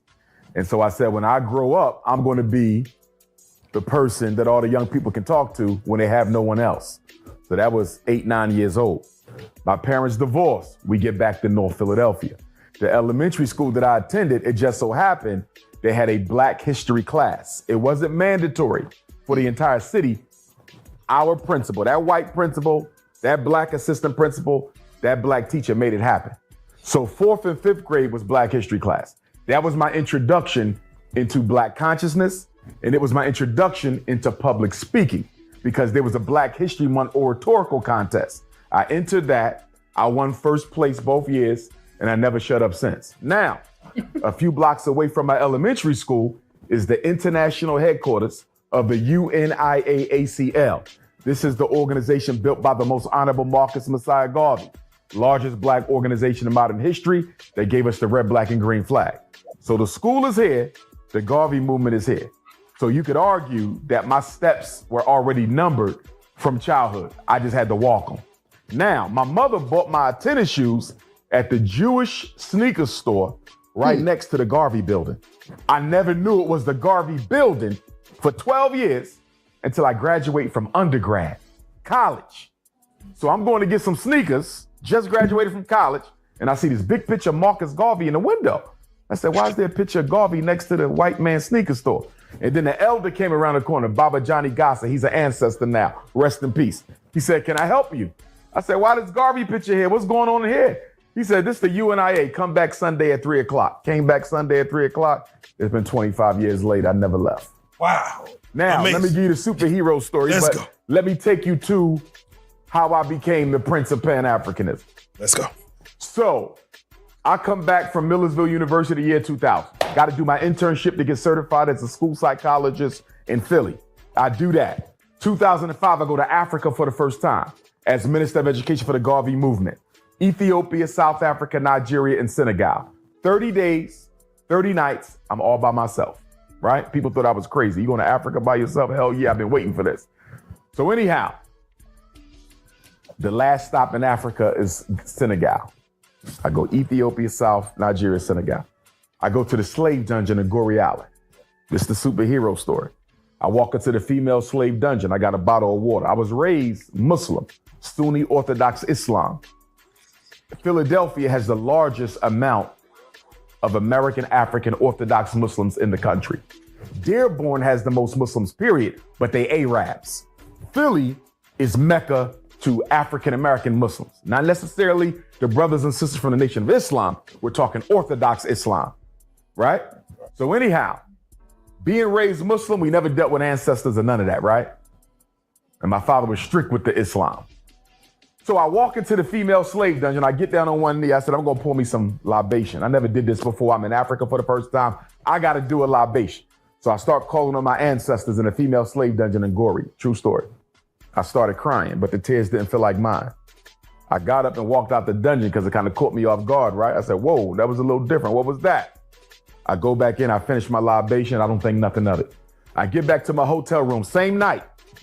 Sun is still up. It's about 2 hours from sunset. I call my mother.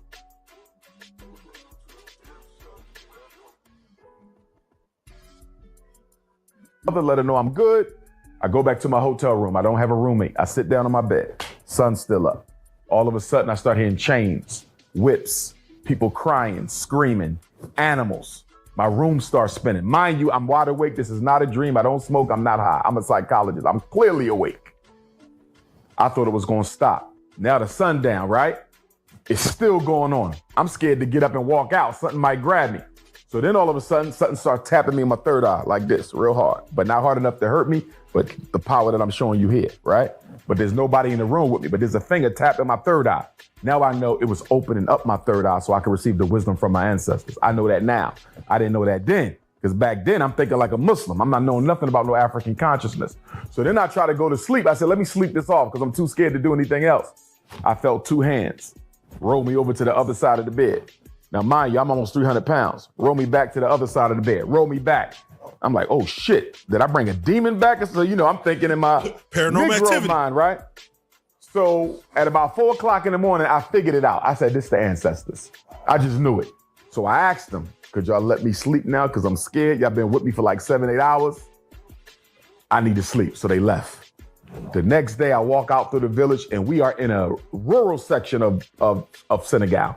So it's like calves and donkeys and chickens walking all around, right? So I'm talking to the Senegalese brothers, telling them what happened last night. So he said the ancestors, the ghosts, threw him around in the bed?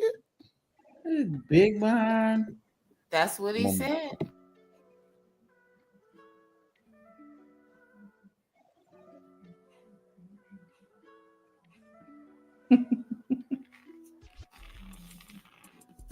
Look, I just want to say I'm coming into this, listening to this for the first time, and no judgment.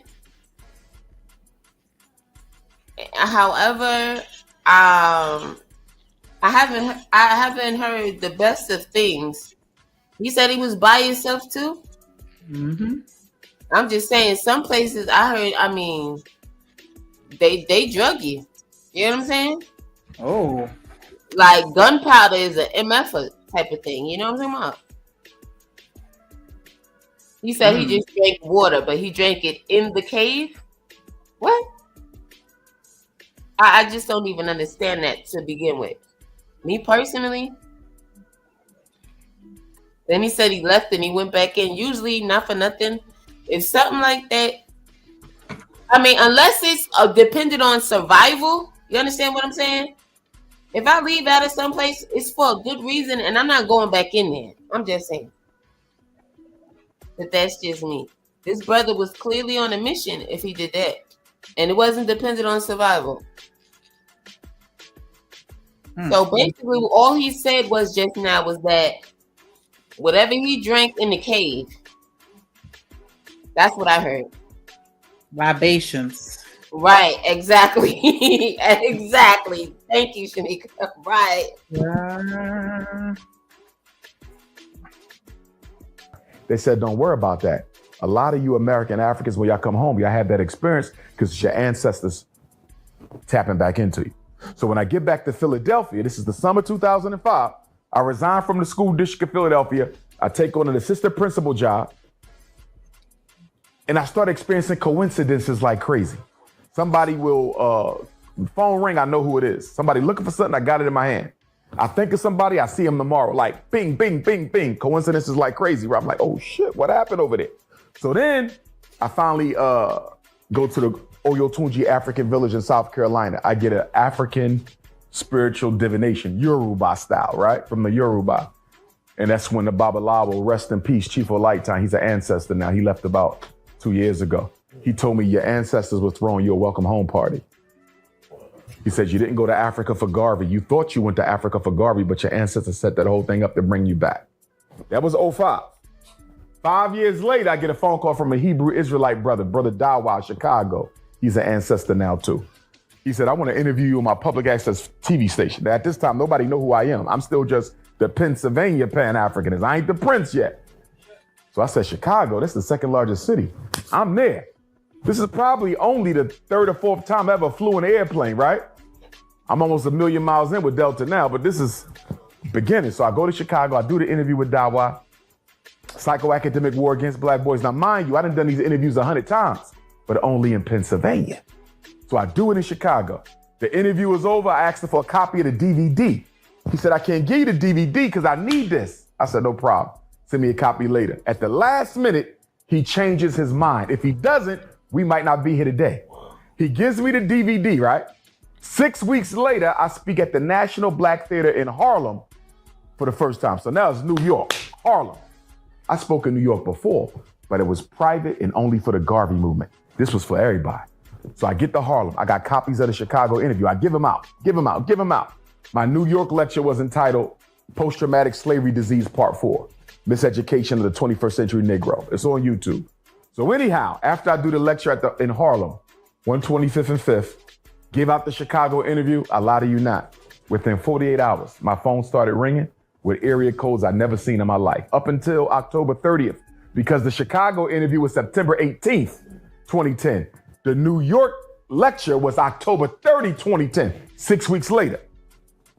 Prior to that, the only area codes I saw on my phone was Pennsylvania, 610-215-484, right?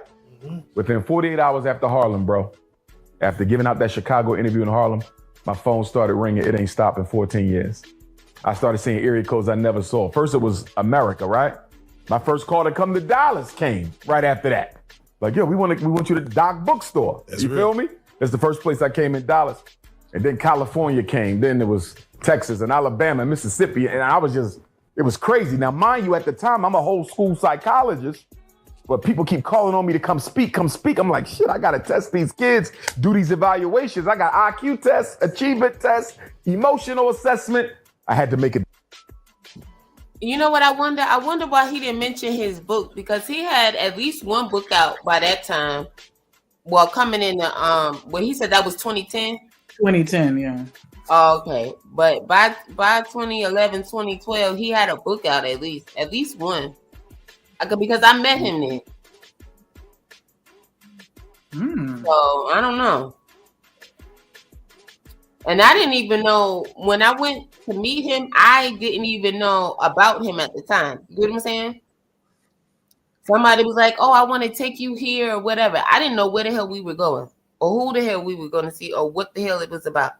So, and I'm in the meeting him that day, and I still didn't know. And not for nothing, I never really thought about it again until I want to say more recently. Obviously, when I got in this space rather, and everybody's talking about it, I'm just like, wow, because I had no idea. They say his book, Psychoacademic Holocaust, came out in 2013. Damn, okay, and that's his first book? Yeah, they said, well, they're only attributing two to him. That and The King of Consciousness in 2023. Oh, maybe I'm off for it. Maybe it wasn't 2012. Then maybe it was 2013. Don't give me the line. If that's what it's saying. But I just know he had a book out. I mean, they were selling other stuff as well, but he definitely had a book out. He had just came out or whatever, and yeah. I'm not gonna lie. I don't even remember how it ended up there, but it was on some air traffic controller shit. Yeah, that's funny. I'm just saying. That's funny. I don't know my life. My life is crazy. Decision. You either got to pull back on your public speaking and keep doing your professional work, or pull back on the professional work to travel. Now, mind you, being a psychologist, you get paid good money. I gave the money up for the movement. Come on. You feel me? And I don't regret it because of the lives that I've changed in the process. You know what I'm saying? Exactly. But here's the point I want to make. When those ancestors came to me in Goree Island in Senegal in 2005, I believe that is what set up what happened in 2010 with Chicago and Harlem. Oh, yeah. In other words, what I'm doing right now was birthed in that slave dungeon in West Africa.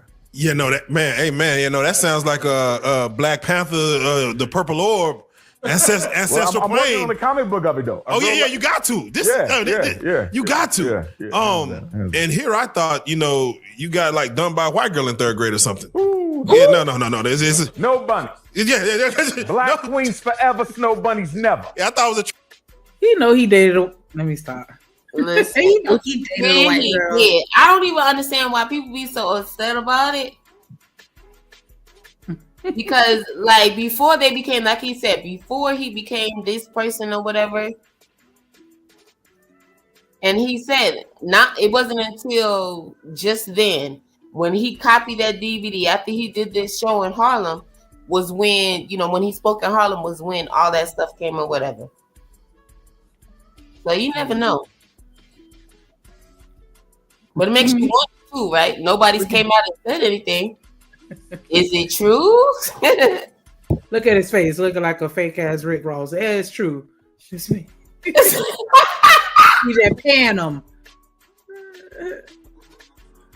Traumatic moment that happened back in this. So okay, so man, that's amazing. So let's start with this, and we're gonna be jumping all over the place. But they always say for the Black American, the African American who's born in America, won't you go back to Africa? They used to always say, won't you go back home? And they'd be like, well, I never been there. What would you prescribe that every person, Black person of melanated skin, go travel to Africa? And if so, where? No. Based on where you've been. Great question. Would I recommend that every African in the diaspora travel to Africa? I'm glad you said travel, because I thought you were going to say immigrate or relocate. Travel, yes. Travel, yes. So you can know who you are and where you come from. Connect with your roots, because that's spiritually necessary, that's psychologically necessary, that's politically necessary, that's socially necessary. Now, if you would have said immigrate, I would have said no, because as the Right Honorable Marcus Messiah Garvey said, I have no intention of taking all of you back to Africa. Some of you are no good in America, so you damn well will be no good in Africa. And I'm a... Damn. Also, Africa. Also, he didn't have an answer for me, right? But I don't really know if I asked him a question, right? Because I personally, right, I had like signed up to be a part of the NYPD and shit or whatever, right? But my people's ultimately talked me out of it and shit, so I stopped with it. But like, you know, past certain exams or whatever and all this other crap, right? So, but I never moved forward with it. But I asked this guy, I raised my hand, like I said, I went to go see him speak, right? Because he touched on it about how none of us were really there and this and this and that and all that. So I raised my hand and I was like, yo, but da da da da. But he had no answer for me. But I don't even know if I really asked the question. He just looked at me. When I tell you I was so flustered because everybody was looking at me, I'm like, man, why the hell did I raise my hand?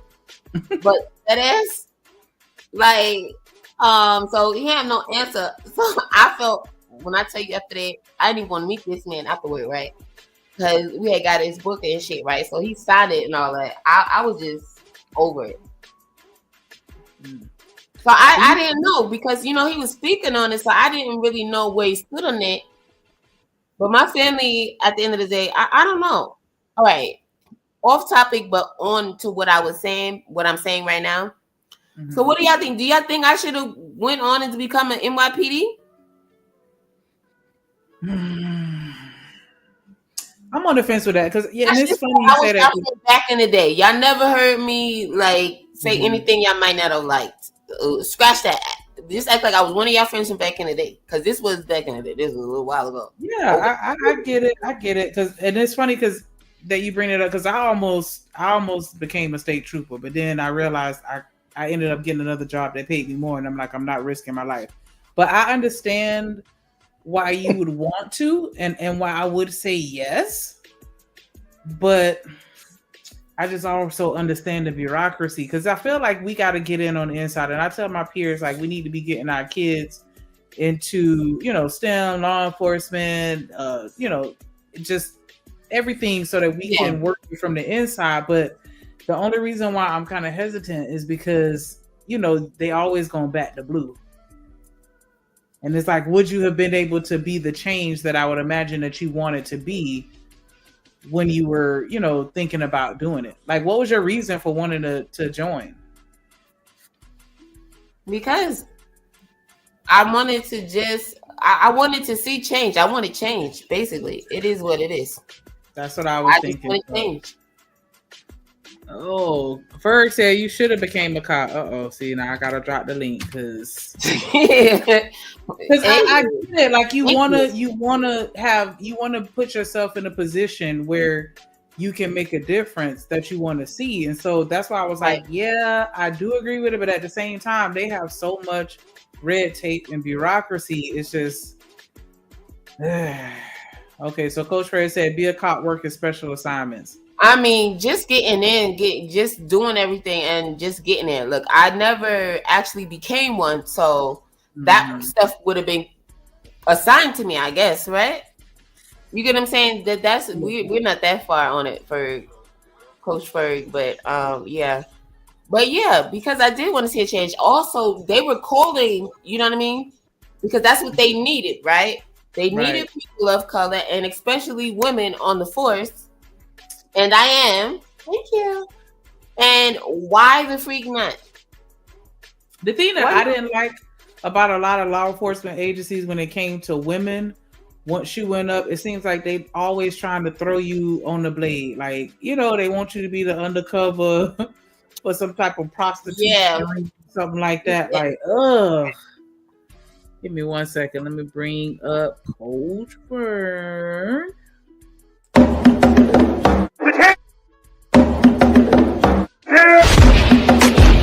The champ is here! The champ is here! The champ is here! The champ is here! The champ is here! The champ. Hey, he put it. How y'all doing? We doing good sitting here talking about Umar now and whether or not we should go to Africa, but we having this little sidebar real quick about cops. Yeah, I heard it, and I heard the young lady speaking. Just, you know, I'm gonna take it outside of her, but to the same type of story. When I work with a lot of young people, you know, they have goals and dreams that, you know, they want to aspire to do certain things.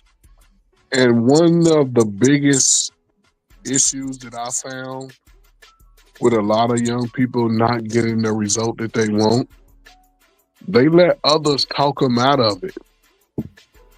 People who are not really wanting to take a chance on themselves, people who are afraid of themselves, talk people out of taking a chance on themselves.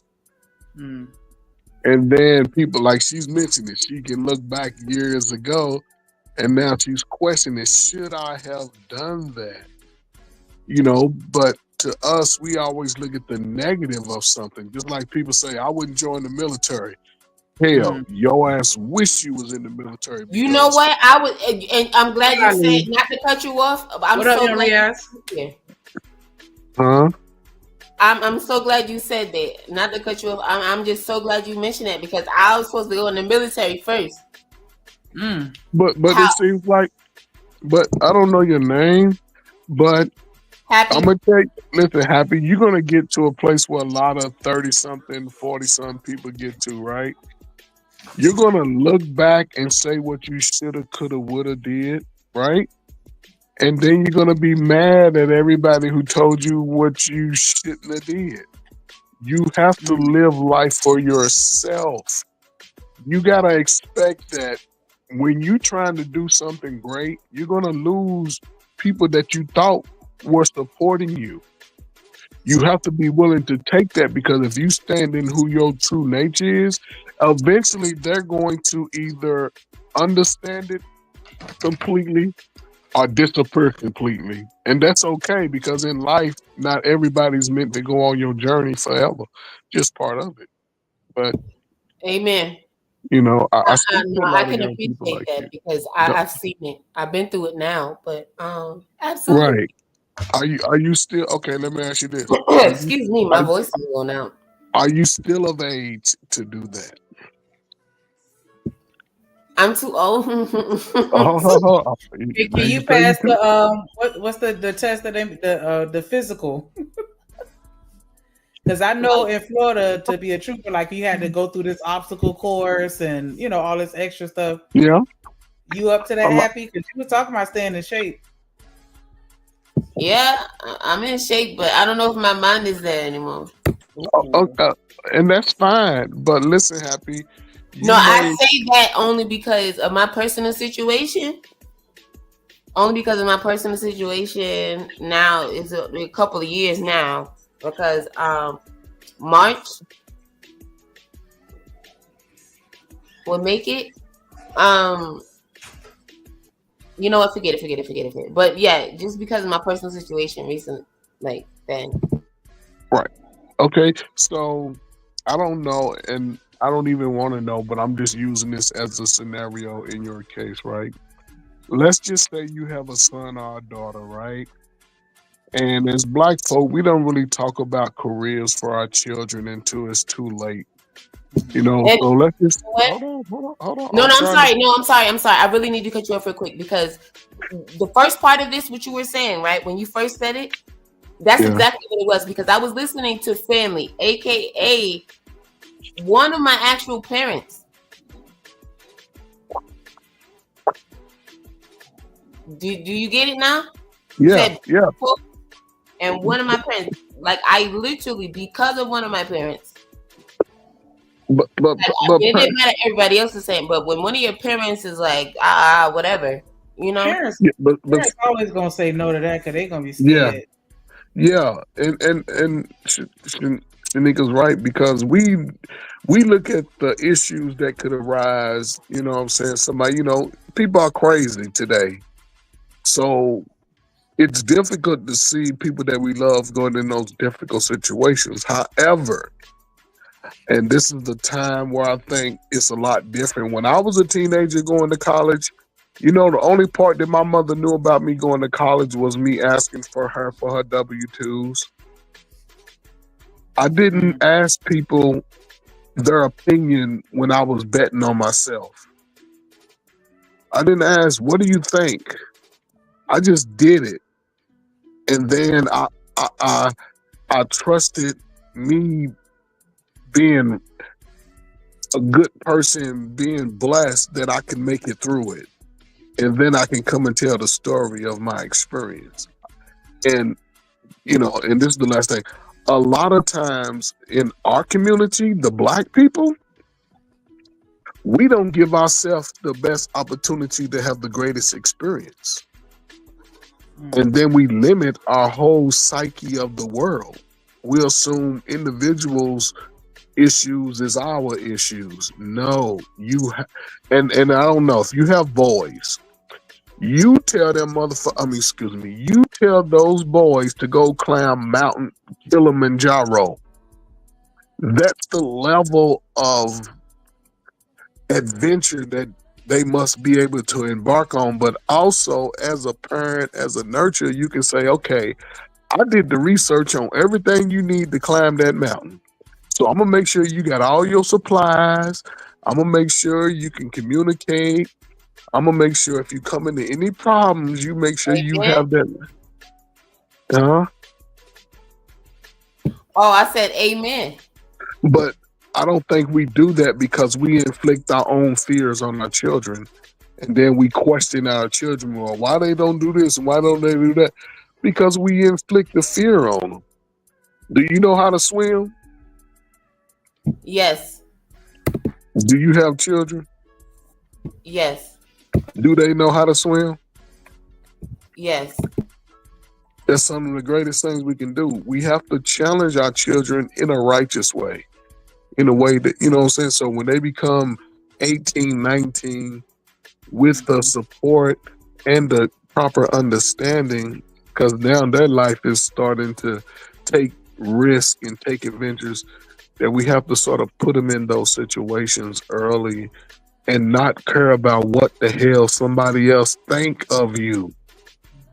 No, you can't do that. That's how if you want to be blessed financially, spiritually, mentally, don't worry about other people's things, especially people that know you. Those are the worst people.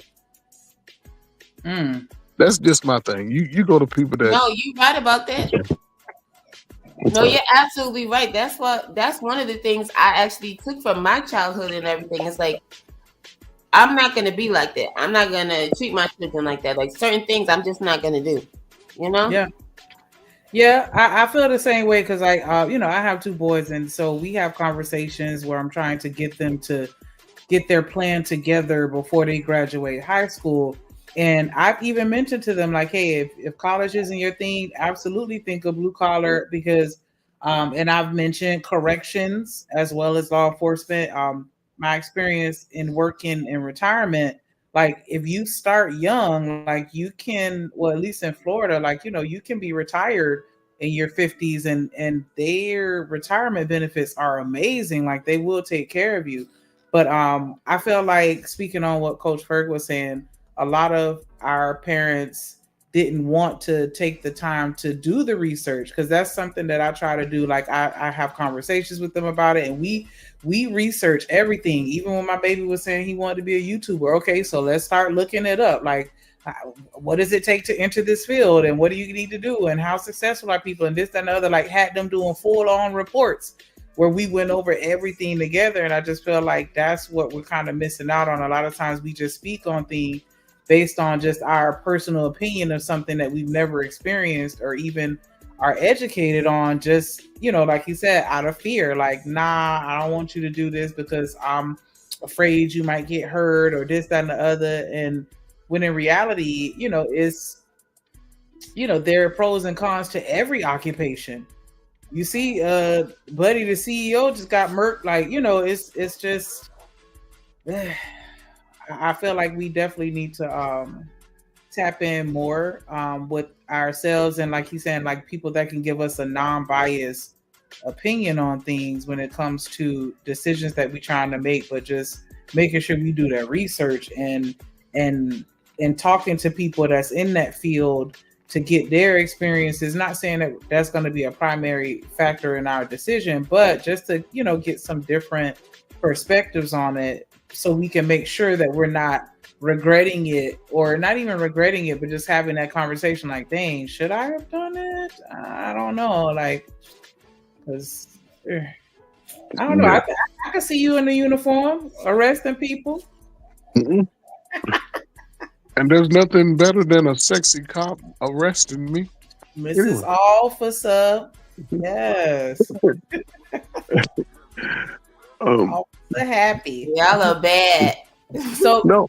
Coach, I want to ask you, with the question on the interview with Dr. Umar, they were just asking him, do you think that we should go back to Africa to visit? And do you think we should go back to Africa to live?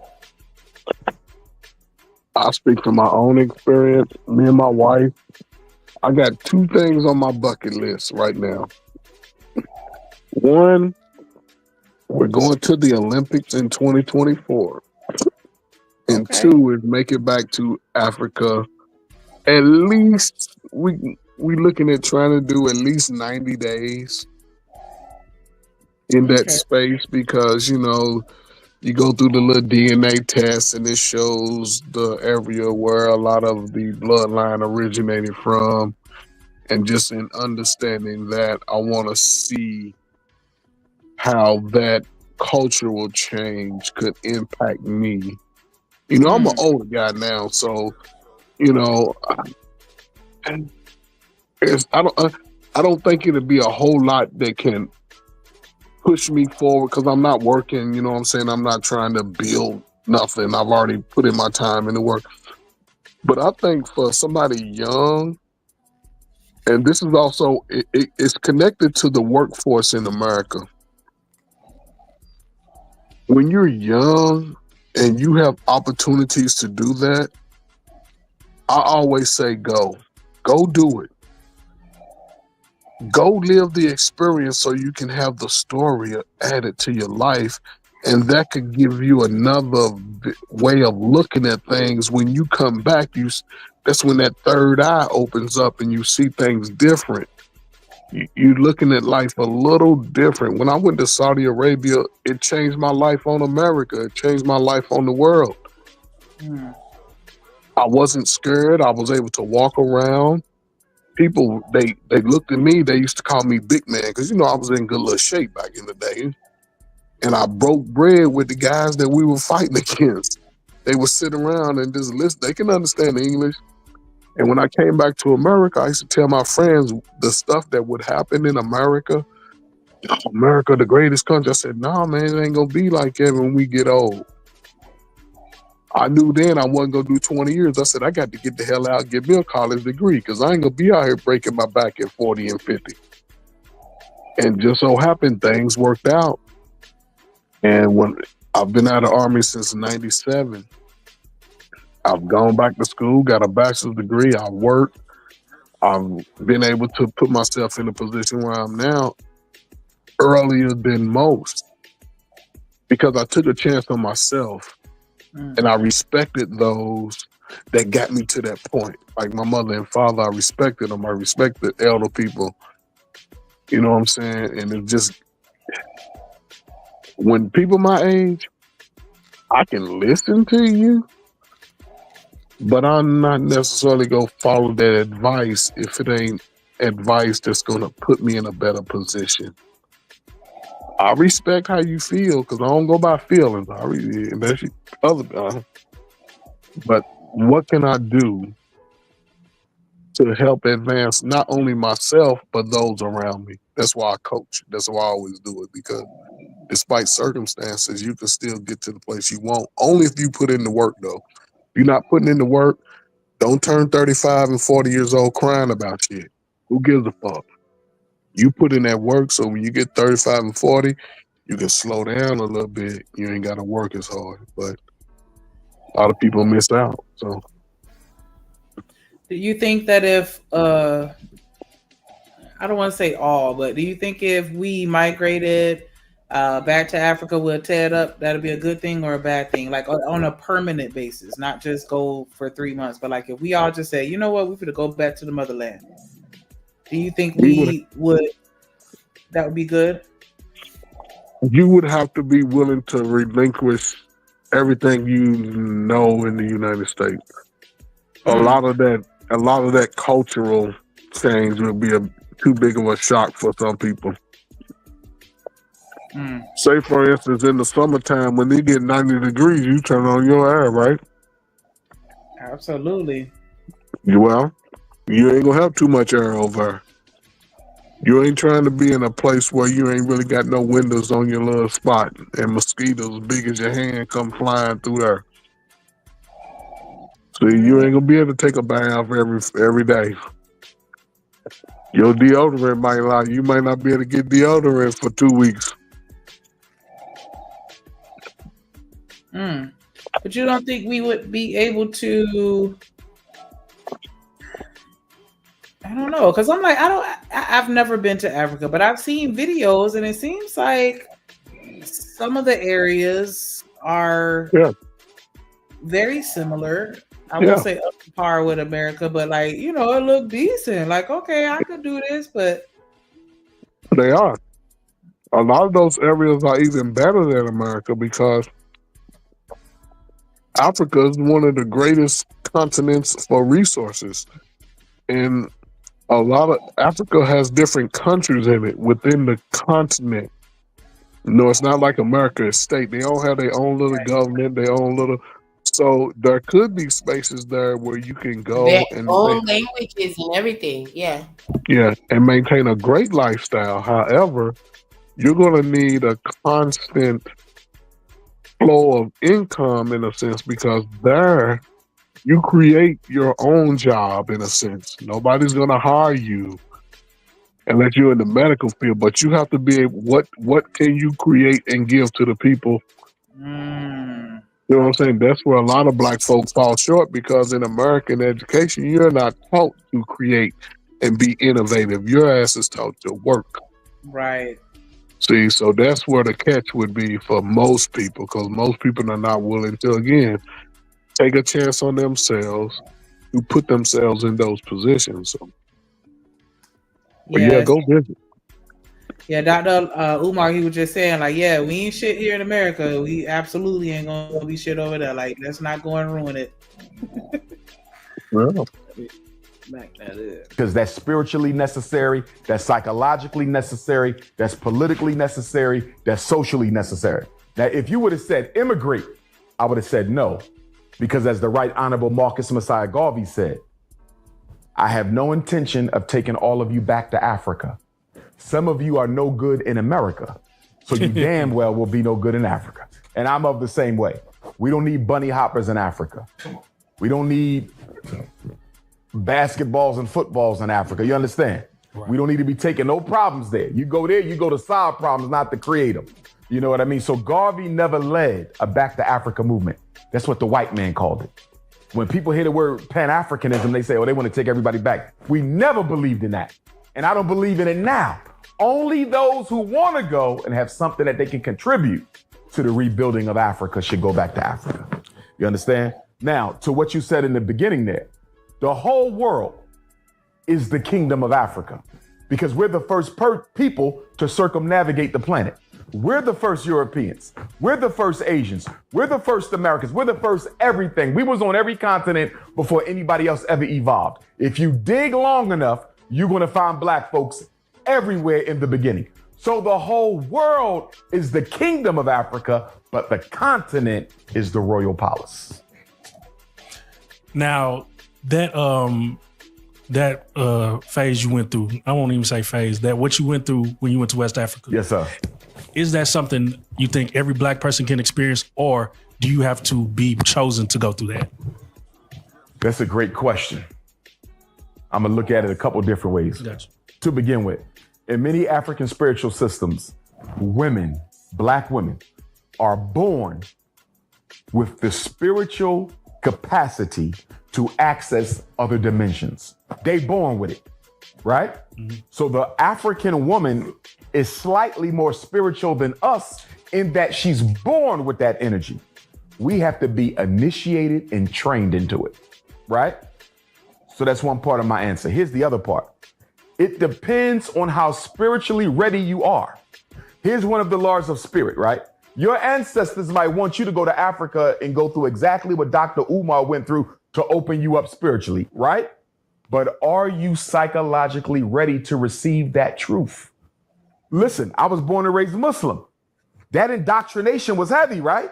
So even after I went through that awakening inside of Goree Island, I still had to deal with some of the indoctrination of Islam that taught me that anything that was beyond the realms of the Quran was not divine. You follow me? And I'm a conscious brother, and I still had to work through it. You see what I'm saying? So remember, spirit will only give you what you can handle. They might want to give you the world, but if you are not psychologically, emotionally, and spiritually prepared to be opened up, it will harm you, and therefore they won't bring it to you. So when you hear that saying that says, when the student is ready, the teacher will appear.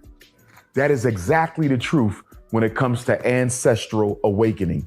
They're only going to come to you if you're ready to receive them. And that night in that hotel room, I don't think I was ready to receive them, but they made me ready because they. So, yeah, I guess I get what he's saying. I can agree with that. Do you feel like we've been too indoctrinated to where we wouldn't be able to adjust if we were to migrate to Africa?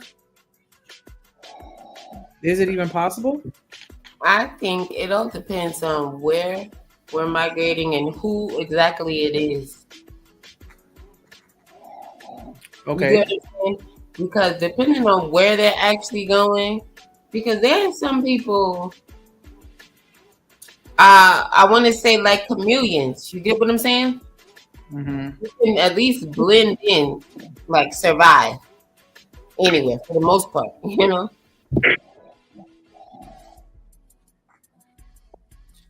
Are you still with us? Yeah. You think we too far gone to where we wouldn't even be able to accept it or be willing or make the changes necessary so that we could be successful? Are you speaking on a mass scale? Yes. As of today,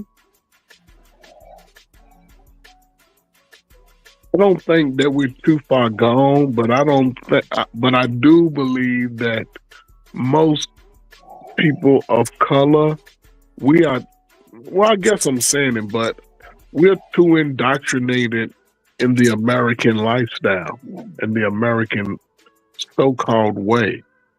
Mm-hmm. Because we look at that living in that part of the world as being poor. You know, nobody wants to get out and plant their own food. We want to go buy it at the grocery store. We want to drive in our $60,000 car. We don't want to have to walk, and it's just But I do think that if, like, okay, Shanika, just using you an example. You're a mother. You have boys, right? Mm-hmm. I think the earlier you can get them to see that for themselves, the greater effect it would have on them and their future. Mm-hmm. You know what I'm saying? Because now they see other people living outside of America. They see that they're not under attack. They'll see people that look like them on all levels, from the important roles to the peasant roles. They'll understand that I must appreciate things now because not everybody lives like me. Mm-hmm. And I think, and I think a lot of us miss it. I look back, I'm like, man, I miss it because I wanted to be because when I was young, that was a big thing, connecting to that African, heritage, that African background. It was a proud thing to do at one point. But as I got older, I'm like, man, I shoulda, coulda, woulda did this. And I've seen people who moved there, they took their kids there as infants. Their children are multilingual, speak 4 or 5 languages. Everybody's still in good shape. Ain't nobody overweight. They make real good money. I have a niece that she graduated college. I think she went for English. She went for something. But she's been working overseas for the last 12, 13 years. She teaches English as a second language, and she hasn't made under $120,000 since she started. That's and I don't know, because sometimes I feel like I live in delusion, but that's like a thought that I have consistently had. Like, I just sometimes wish that we could all go back and just build up Africa, and but it's just like I don't know if because I admire a lot of the culture and the just you look at a 14-year-old in Africa versus a 14-year-old in America. That's 2 totally different people. Like, yeah. And so a piece of me would love for us to all just be like, you know what, bye. We going home. But Shanika, here's the catch though. You have to be willing to separate from the masses and see that for yourself and allow that to impact your life. So now, moving forward, everything that you touch turns to gold. Everything that your boys touch turns to gold. See, that's where it starts. Yeah. And I'm with him. I ain't taking everybody with me. Because if you ain't listening now, you ain't gonna listen when you get there. If you ain't got no work ethic now, I know you ain't gonna have none going somewhere where we got to build our shelters by our hands from day one. So, but again, who's willing to take that chance today? Because the world is going to change. It's going to change in the next 10 years. Mm-hmm. So black folk gonna have to go somewhere. And we can't go over thinking we gonna smoke weed walking down the street. Because them police ain't lock you up. They go ahead and go on and head you up to the upper room. They ain't over there trying to put you in those. It ain't like that. You going to the upper room. So. Do you even think that they would be genuinely welcoming? Because I've gotten mixed reactions from people, especially those that have visited, and like some people are like they love us, and some people like they hate us. Do you think that that would even be something that they would be, again, accepting of? It depends on where you go and how you go. When you in Rome, you have to do what Romans do. The American blacks, we too loud. We love to run our damn mouth. We talk too damn much. And we do. We want to get into the most sacred areas and be blabbermouthing. No, shut the hell up. And here's the thing, and this is where most sisters would probably fall apart. Outside of America, the rest of the world is patriarchy ran. So right. Who's going to conform to that lifestyle? So that would be the biggest problem. And the children over there, they have some discipline. Right. You know, over here, our kids, we smart mouth. We ready to talk back to the adults. Over there, no, they gonna flog you. They gonna have your kid over and get the bamboo strap. And you can't do nothing but pout your lips. Why you hitting my baby? Set up before we get you too. So that's the biggest thing, you know. So the cultural norms are totally different. Yeah. And if they flog one of your kids at school, what you gonna do? You gonna run over to the school? Why you hit my baby? They gonna be like, okay, well, here, you take your baby's place. Yeah, that's just gonna have to be a fantasy then. But yeah, I do understand it to be more of an individual basis. But sometimes I get on my Farrakhan mode and I'm like, you know what? Segregation. Like, yeah. Sure. It wasn't letting me out the room. You feel me? And they came so hard that I could not ignore what I've been through. In other words, had I dreamt that, if that was a dream, I would have reasoned it away. You follow what I'm saying? They had to get me awake, sitting up on my bed, because anything else, I would have dismissed it as some sort of random dream. So they got me when I was awake because they needed to make sure I accepted it. That's real. I'm curious, what did you think of the Black Panther movie? The Black Panther movie, shout out to Ryan Coogler, and of course he has a black woman. Cinematography, excellent. Excellent. Excellent. Now let's deal with the content. Yeah, that's all. The cinematography is one thing. Content is something else. I got issues with the content in Black Panther. Why? Killmonger, which I believe was Dr. Umar plagiarized. Because in that movie, next time you watch... What did he just say?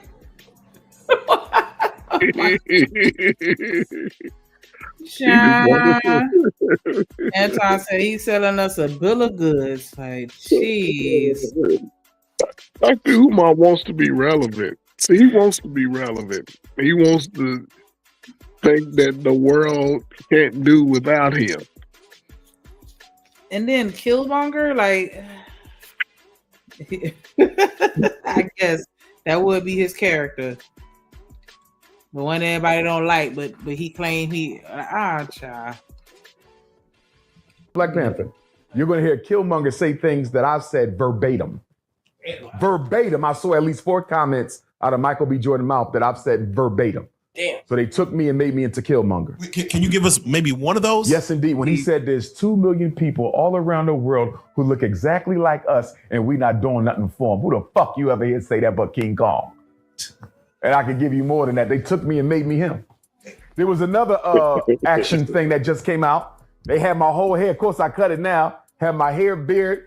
It was the three women. It was a black sister and 2 white girls. I forget. It was, you know what I'm talking about? Exactly what you're talking about. Yes. They had me in there, and everybody texted me for the doc. They got you in here. Look just like me, saying my shit in there. Oh, you need Lord. You know, but stay with me. Stay with me. So with Black Panther with the content. I'm mad. Who texted him? He lying. Ain't nobody text him saying that he was in that darn movie. Well, it's the what movie? In what movie? What is he talking about? He was talking. Well, I don't know about the second movie, but what he was saying, a movie with a black girl in 2. What did he say? Did the other person call it out? No. Yeah, he said a black girl. I was just like, I know there ain't nobody call him. Like, who are you? Because in that movie, next time you watch Black Panther, you're going to hear Killmonger say things that I've said verbatim.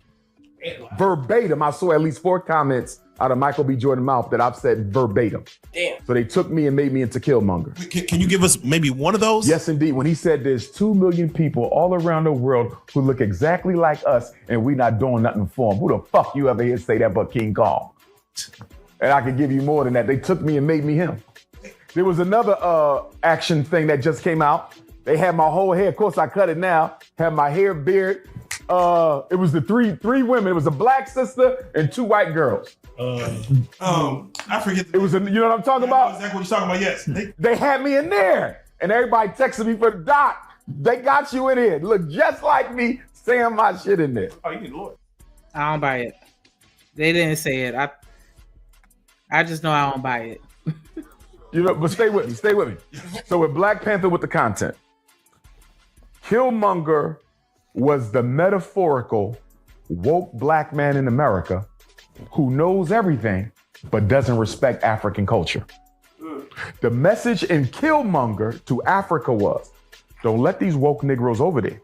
Yeah, they read all the books and they know all the history, but they don't respect African culture. They've been Europeanized and they filled with hatred, like Killmonger. If you let Black America come back to Africa, they will destroy your society. There was coded messages in Black Panther for different African populations around the world. Now let's look at Prince T'Challa, right? Rest in peace to Chadwick Boseman. His character, the Black Panther, was what? Selfish, stingy. He was a nationalist, but he wasn't a Pan-Africanist. He didn't care about black people outside of Wakanda. Y'all remember that? Yeah. Remember when Lupita kept trying to get him to go help? She said, we got everything in Wakanda. Let's go help our brothers and sisters in America. Prince T'Challa said, we don't give a damn about them. Yeah, he did. You follow what I'm saying? So, I don't know. so that was a message to Black America that Africa don't want your ass.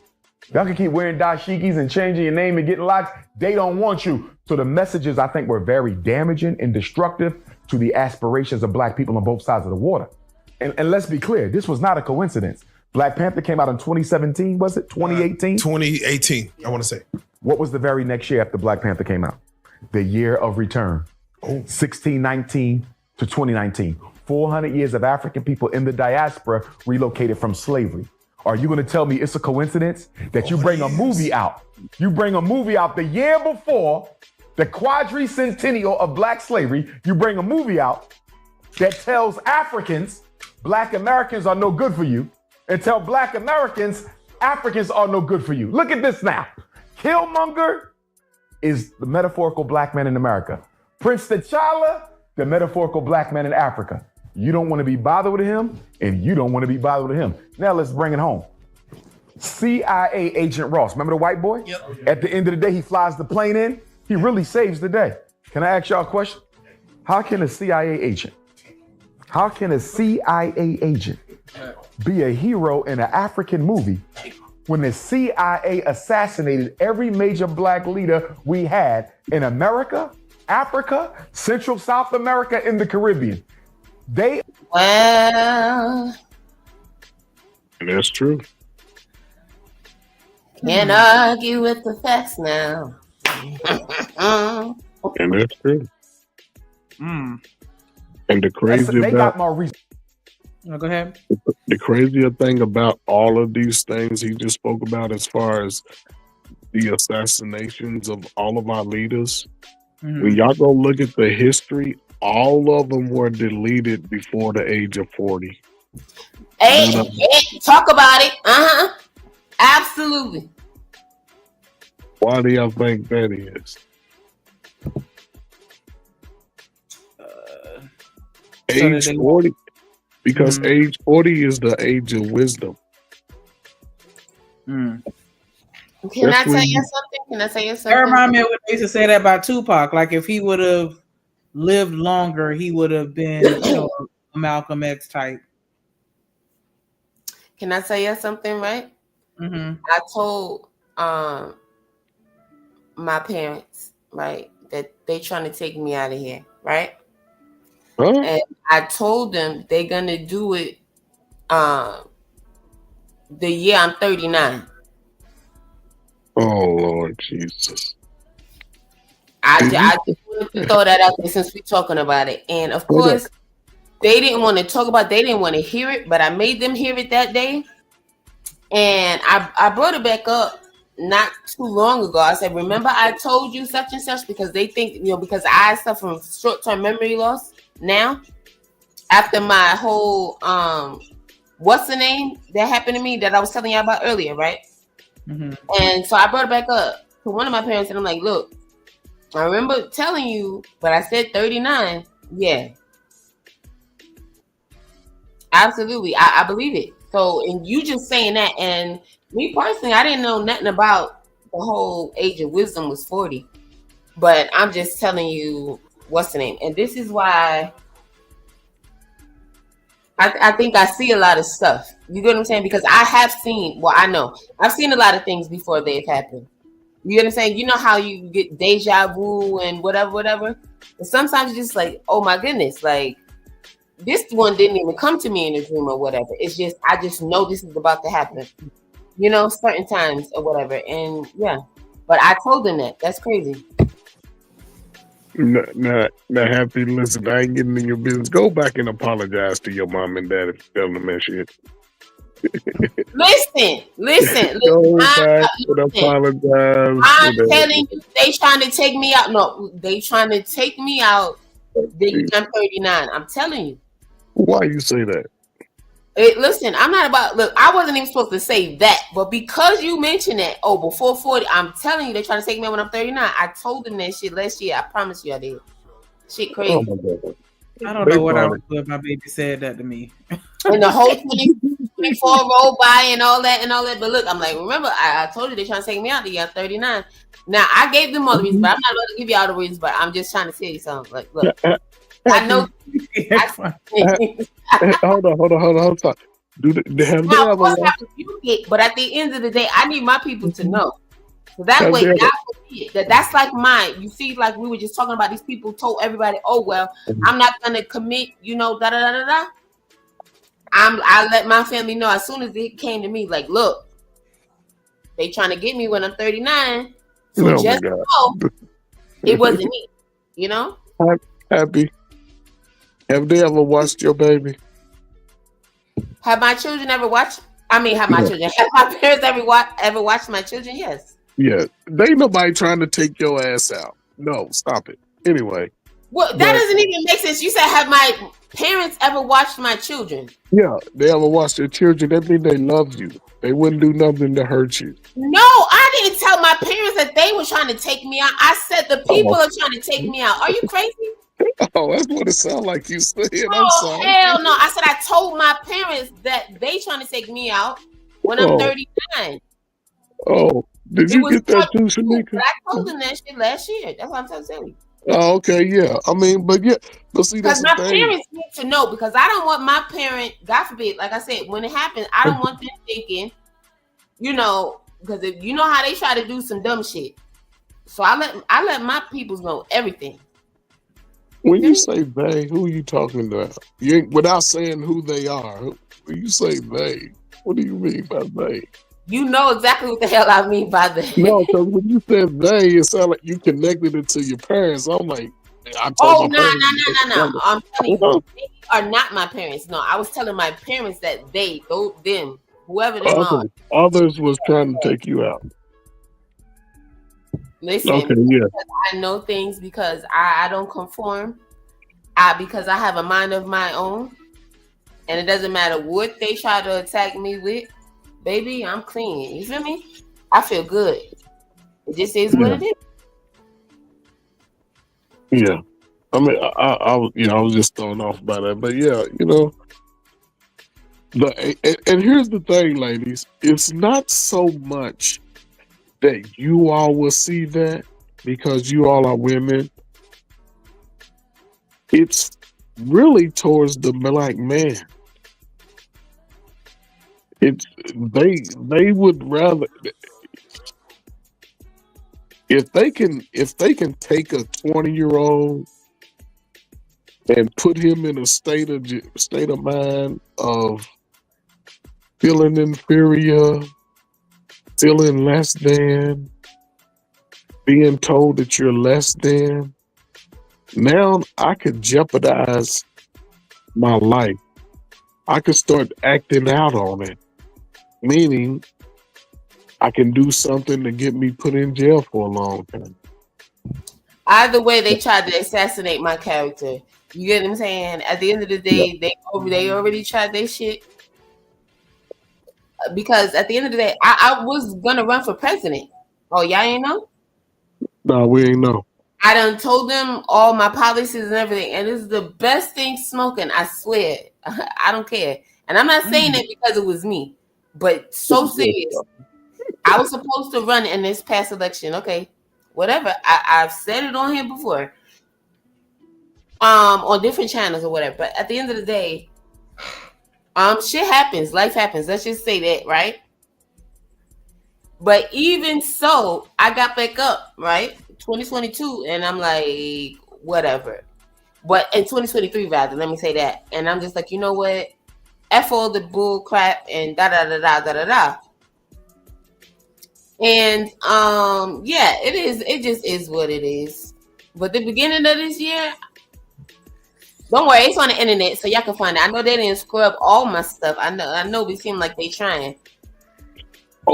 Okay, so quick question for both of y'all. None of you all are 40 yet, right? Nope. I am. Okay, so Shanika, I know I've heard you talk about it before. Did you start feeling a sense of change in your thought process as you got closer to 40? You started looking at people differently, your life differently when you got close to that age? Oh, absolutely. And gosh, everything. Wait. Can you give me please one example, Miss Shanika, please? Because you said once you got 40. I know closer to 40. Yeah, I noticed that my ideologies and my thought processes changed. Even just how I govern myself as a woman, as a human, as a mother. Like I absolutely, and I just naturally attributed that to, just because I would expect that with anybody, that's the thing that comes with age, wisdom, and life experiences and things like that. But I absolutely am not the same person I was 20 years ago at all. Okay. I'm not gonna lie. At 20, I was mature. I was very mature, and I think that's what it started for me because I had my first child at 20. But I mean, even how I approach things and navigate through situations, like it's just completely different now. And I tend to attribute it to my kids. Like, my kids changed me and made me think about things differently. But I feel like even if they weren't a factor, it would still be different just based on how things have progressed in the world and, just my life in general. But yeah, man, like I do get what you're saying, Ferg, about like, once you hit 40, like life is different, even mortality. And it's a lot of stuff that I just never even thought about. Or ever wanted to think about, right? Yeah. And the reason why I asked that question, because you all have young children in a sense. And you're probably the strongest mentally that you'll ever be in your life right now. Mm-hmm.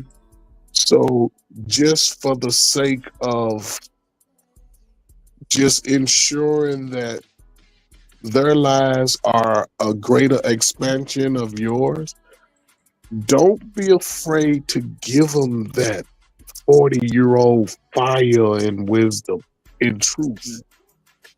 As raw as it can be, as nasty as it may sound, give it to them, because you all are given to them out of love and righteousness.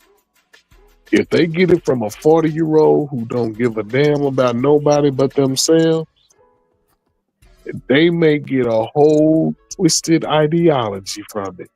Mm-hmm. So I say give it to them as raw and uncut as you can, but the right way. Mm-hmm. So they can understand that I know these people love me because they giving me the truth. Right. Regardless. And a lot of young people don't get those messages. And that's why we got 40-year-olds that's talking about 40 is the new 20. And they acting 20 and 18 because we quick to say at 20, 21, 22, I was immature. I was still a kid. No, You know what I want to say to that? So I'm done. Yes, ma'am.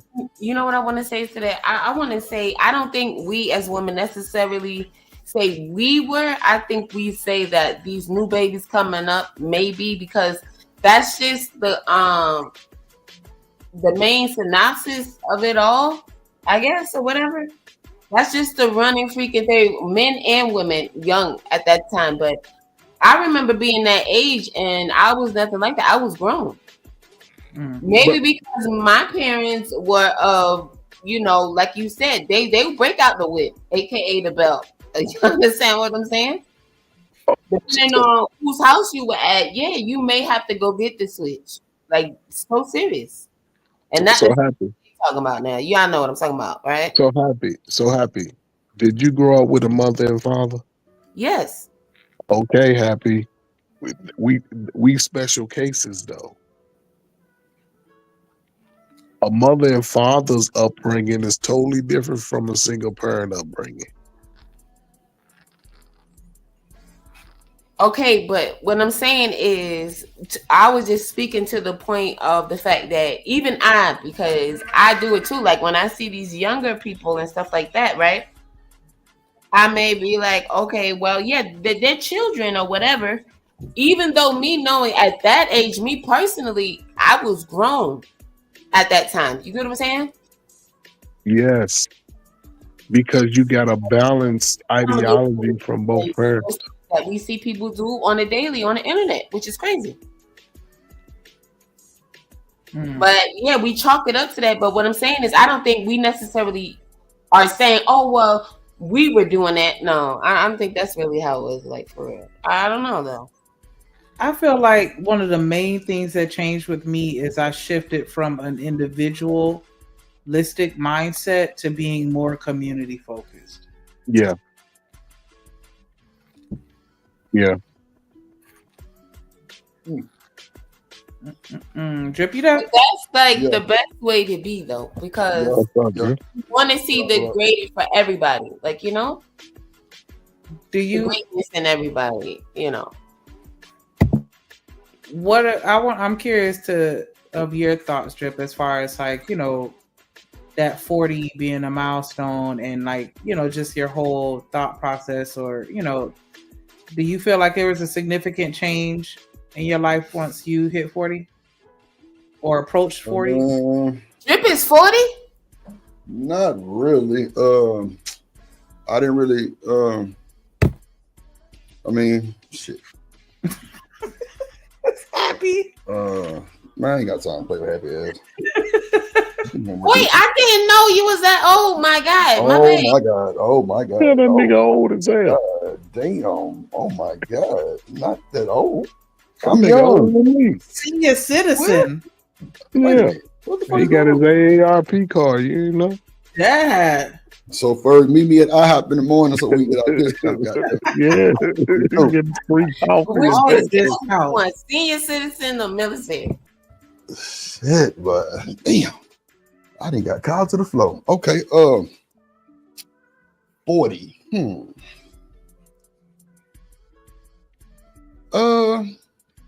I've been grown for a long time. I ain't gonna even hold you. But definitely, I mean, shit. I don't know, cause like I've been on auto pay for about 5-6 years now. So like it's like I'm just really actually 40. I'm actually kind of like working smarter, not harder. That's for sure. Like a lot of shit is like autopilot. A lot of shit I've already handled, so I don't have to do it now type shit. So it's just more of me now, just kind of just, you know, getting my physical, going to the doctor. You know what I'm saying? All that type shit, you know, making sure I'm on my shit with that.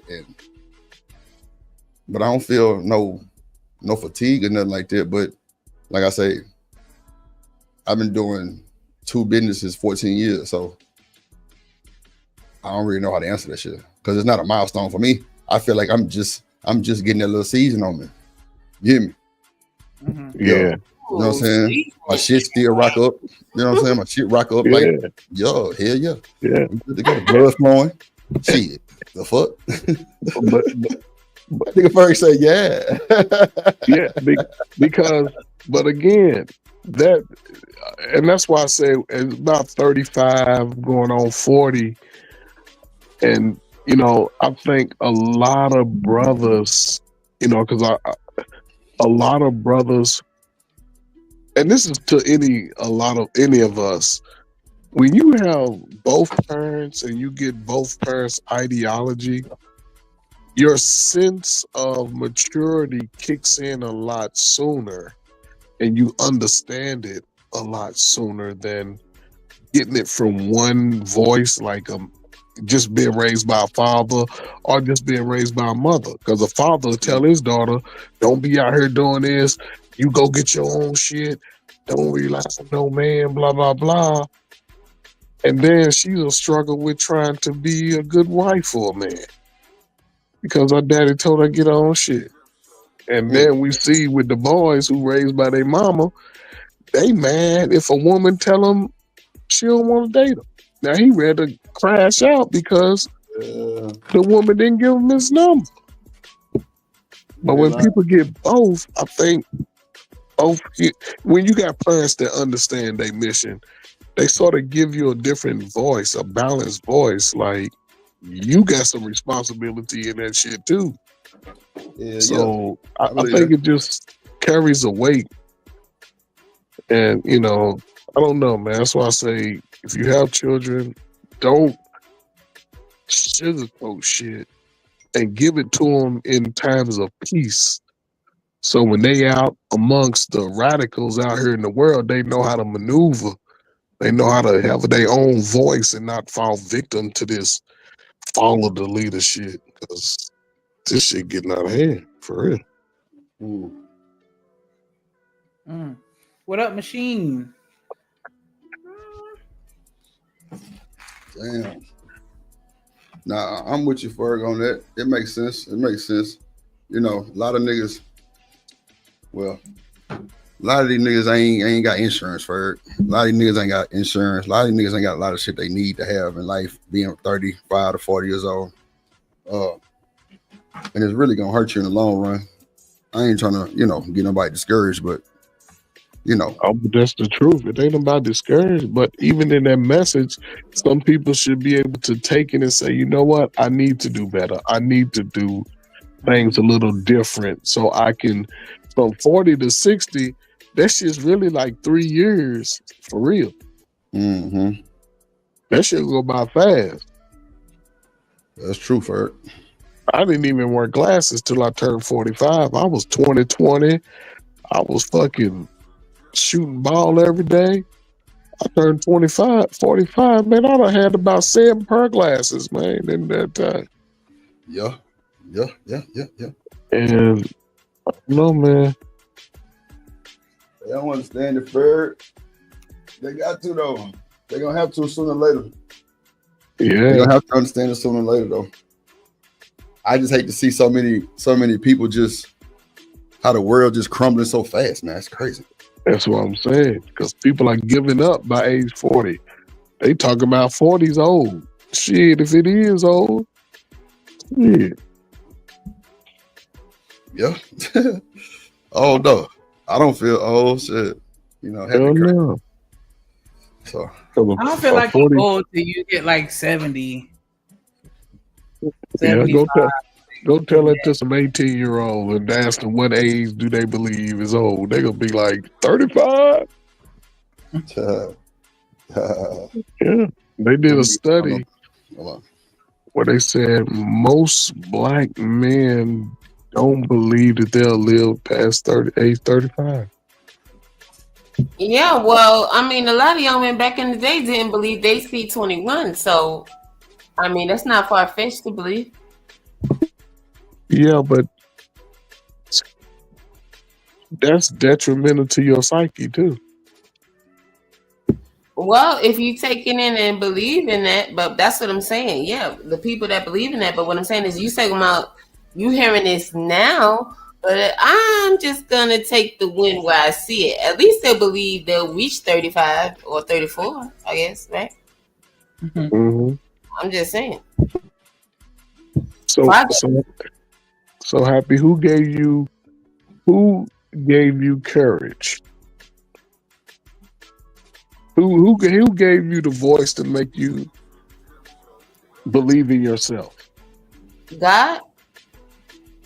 Okay, God. Okay, and who else? My parents. There you go.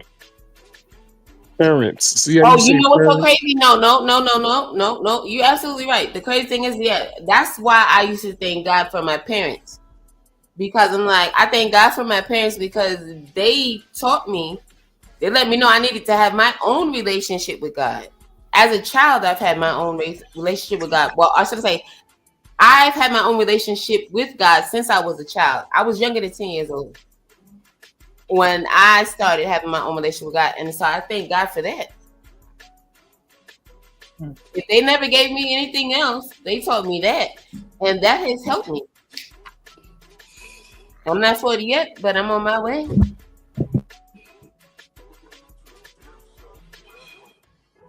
And you through. Yep. I don't know. Maybe that joke wasn't appropriate given what you were saying earlier about. No, I'm cool. Okay. Yeah, you know I ain't been like that, girl. You know. No, we good. No, because look, I was chilling. After I said that, I mean myself, you know, the background music and everything. I was there since that. Let's get Dr. Umar a little bit more time. What you said? Bishop assassinated. They was implicated in Walter Rodney. They got Malcolm killed, King killed. They the ones who got Garvey thrown out of America. They the ones who had Patrice Lumumba assassinated. They helped Nelson Mandela get arrested. The CIA destroyed the Black Liberation Movement. And you mean to tell me you got a Black Panther movie Implanted with drugs. an organization responsible for killing every major Black leader saves the fucking day? Now, listen. Congress, U.S. Congress, they have a committee for Hollywood. Guess what the job, I forget the name of it, but there's a congressional committee who oversees the movies that come out of Hollywood. And what do we know about the congressional committee? They will pay your movie studio to put content, characters, themes, and storylines in your movie that are favorable to American foreign policy. Is that true? Duh. You said duh? Duh. Oh. It's a lot of real shit going on. I didn't hear it. What did he say? What was the last part he said? That there are entities within the government that fund the movies, and they also pay for them to incorporate certain things into the movies related to foreign policies and things like that. Like, and I mean, I know they slip little subliminals, but I didn't know it was like an official entity. Yeah, it's not even just the foreign policies. It's the type of cultural biases that they implement into the movies too. You know, it starts here first. That's why you see movies where we just still perpetrate the same lifestyle that you may see in the streets. That stuff is all by design, and certain people play those roles. You know, so it's just part of the CIA is big. That's why. Here's my last thing. Do any of y'all know who is a part of the NRA? A lot of black people. The National Rifle Association. You know who's a part of that? A lot of niggers. No, they don't. They don't. They don't. Look, they don't release those names. Nobody knows who they are. Damn. Why? Because they part of Congress. They part of it. They don't even bring it up for vote. All of these deletions in these schools, if you notice, there's never been a vote on it. They would never vote on it. Until I'll say these, when these Jim Crow white people start leaving, you may start seeing some changes. Like Donald Trump and Biden, all those are Jim Crow eras. Mitch McConnell. When they leave, you're going to start seeing term limitations. You're going to see a lot more stuff being exposed. Because they benefited off of those times, but they'll never say it. So that's real. Yeah. Post crack era. You through? Yes. Post. I gotta go and get my read on, but okay. Yeah, do your read. Yeah. You're not going to tell me the FBI. Ryan Coogler cannot tell me that the FBI didn't have their fingerprints on Black Panther because the storylines was completely disgusting. I'm going to go one more. For the Queendom. The movie's in Africa, right? Right. Can you tell me something? Why you didn't see a single Black mother with a child in a 3-hour movie in Africa? There was no maternity in Black Panther. Where can you go in Africa and not see a woman with her baby? Message. You know why? You know why? Why is that? Because they are trying to create a mindset and an atmosphere in an ecosystem where Black children no longer look to Black on Black heterosexual love. And so they strip Black Panther of Black on Black heterosexual love because they selling our children the rainbow agenda. There you go. Oh, shit. Not the rainbow agenda. Yeah, that's it. Because even in the movie Black Panther, who was the warrior class? Now I feel like I need to go back and watch that movie because I'm like they didn't have any kids in that movie. They had kids, but they didn't show it the kid with the family dynamic. Well, yeah, that like, child. Yeah. Oh, man. Black Panther 1 was a CIA psyops, and Black Panther 2 followed up on it. I'll never forget Black Panther 2 because it came out on November the 11th of 22? 22, right? I know it was 11/11. You know why? Because we just celebrated Nat Turner. Nat Turner was hanged November the 11th, 1831. So every November the 11th, we go to Nat Turner land and we celebrated him in the army, right? So at Nat Turner. I ate up. Like I feel like I thought I was alone on this island, but okay. You with me. We here, we together. I didn't even catch that. But sorry. I'm feeling a little slow right now. We all Lord, and I said, who want to go see Black Panther tonight? We was hyped. Just got finished celebrating Nat Turner. We got the energy. We go to the damn movie theater, and all I see is brown people whipping the shit out of Black people. That movie was a disgrace. Black Panther 2 was a disgrace. Yeah. Listen, can I ask you a question? Go back to Black Panther 1, right? Right. Our children was hype off the characters in Black Panther 1, right? Everybody wanted to be, right? Now you high off Black Panther 1. Your mother and father take you to see Black Panther 2. So now you got these, I don't know what they were, Latinos, Arabs. They were Latinos. Okay. And much respect to the Latino nation. So you have these Latinos, right, who live under the water. Right. And they have all the same powers. Even better. They have even better powers. Oh boy, was a god. I didn't even know there was a Black Panther 2. What you said, Happy? I didn't even know there was a Black Panther 2. Girl, you late. Yeah, it's been out. Yeah, let's go. I'm with you, A-Dub. Like I'm gonna have to go back and look this stuff up and look the movies up and rewatch them because I don't think I saw Black Panther 2. Like I don't know because who that was. Because that was another situation. They had the kitten heels in Black Panther 2. Yeah, they had the kitten heels. And here's one of the big issues I had with Black Panther 2. They could have recast King T'Challa. They recast damn Wonder Woman, every other white superhero. They recast it. But they didn't recast him, which is the easy fix. Yeah.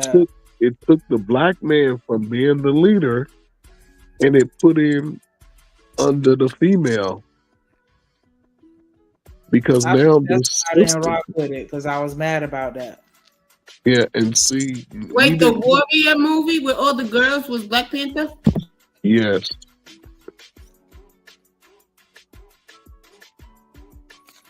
I did not understand because they were saying like, I remember that now. They were saying like, they wanted to respect his legacy or whatever. And I'm like, I get that and I appreciate that. But at the same time, like, that's it? Like, yeah, they should have brought somebody else in. I wouldn't have been mad at that.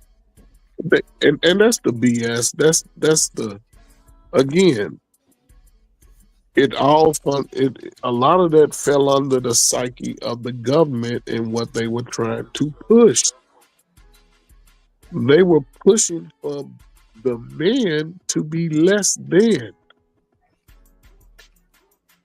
And that's the thing. So it just plays into it because what's greater to a little young black boy to see himself as a king?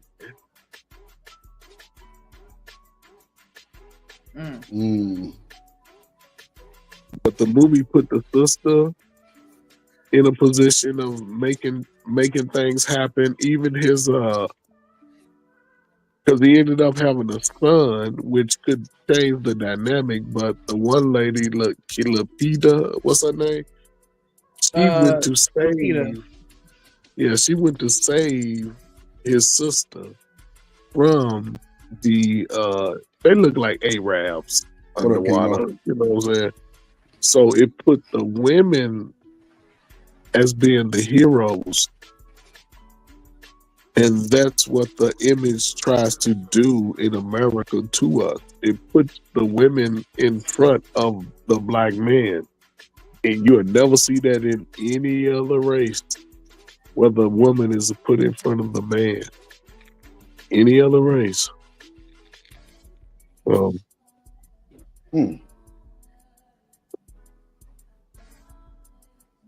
weird. But that's the psyche that they play on. What up, Kamo? People don't look at it as a big deal, but you have to really pay attention to the message that it's saying to the young people. You know what I'm saying? That's why they saying certain, it's like they put it out through Disney, through things like that, because it's a underlining message in a lot of that stuff. So that's a fact. There's a bunch of underlining messages with that shit. Ain't nothing but underlining messages. Shit. Keep it a buck. You ain't wrong, Wendell. Somebody help me. Since when did you have another category of superheroes, right, who have the exact same or better grade, higher quality powers of your superheroes? Here's the question. What was the purpose of Black Panther 2 if it wasn't to strip the self-esteem of black kids who was riding high off of Black Panther 1? They whipped our ass. They went into Wakanda and whipped everybody's ass. Jabari from the Mountain Tribe, he wasn't doing shit in Black Panther 2. He got his ass whipped. You feel me? So, and then remember they killed the mother. Spoiler alert. That's what I'm saying. That's crazy. Well, they did have a fight. They did have a conflict and a battle. But then, you know how powerful they were in the first movie. Y'all, I ain't gonna tell y'all the movie, but you'll see, you be like, oh man, come on, man. Really? They did. That's how I was. And I was like, really? These big, strong, pride full of men who could come in and take. I was like, come on, man. Why do they do us like that? And you go see the other little people. If y'all ain't seen the movie, those little underwater people, man, they small as hell, man. So. Yup. That's the kitten heels. They got these little things on the bottom of their feet, and they should be flying. The little wings and shit. Yeah, that's why I call them kitten heels. There you go. Yeah. Didn't they have some shoes like that for real though? Yeah, they had them Air Force wings, or they had and Adidas had them too. Remember them big wings that came out them Adidas? Yeah. Somebody in the chat though got that. Adidas had them. They was like red, white, and blue. They was called. I think they was called something. It was Adidas though. Yeah. Look at Umar face. Full of shit. He know he finna snitch. Look like a snitch. No, he finna snitch. God damn it. Umar and shit. What Black Panther? What black person you know? They kill Auntie Angela Bassett.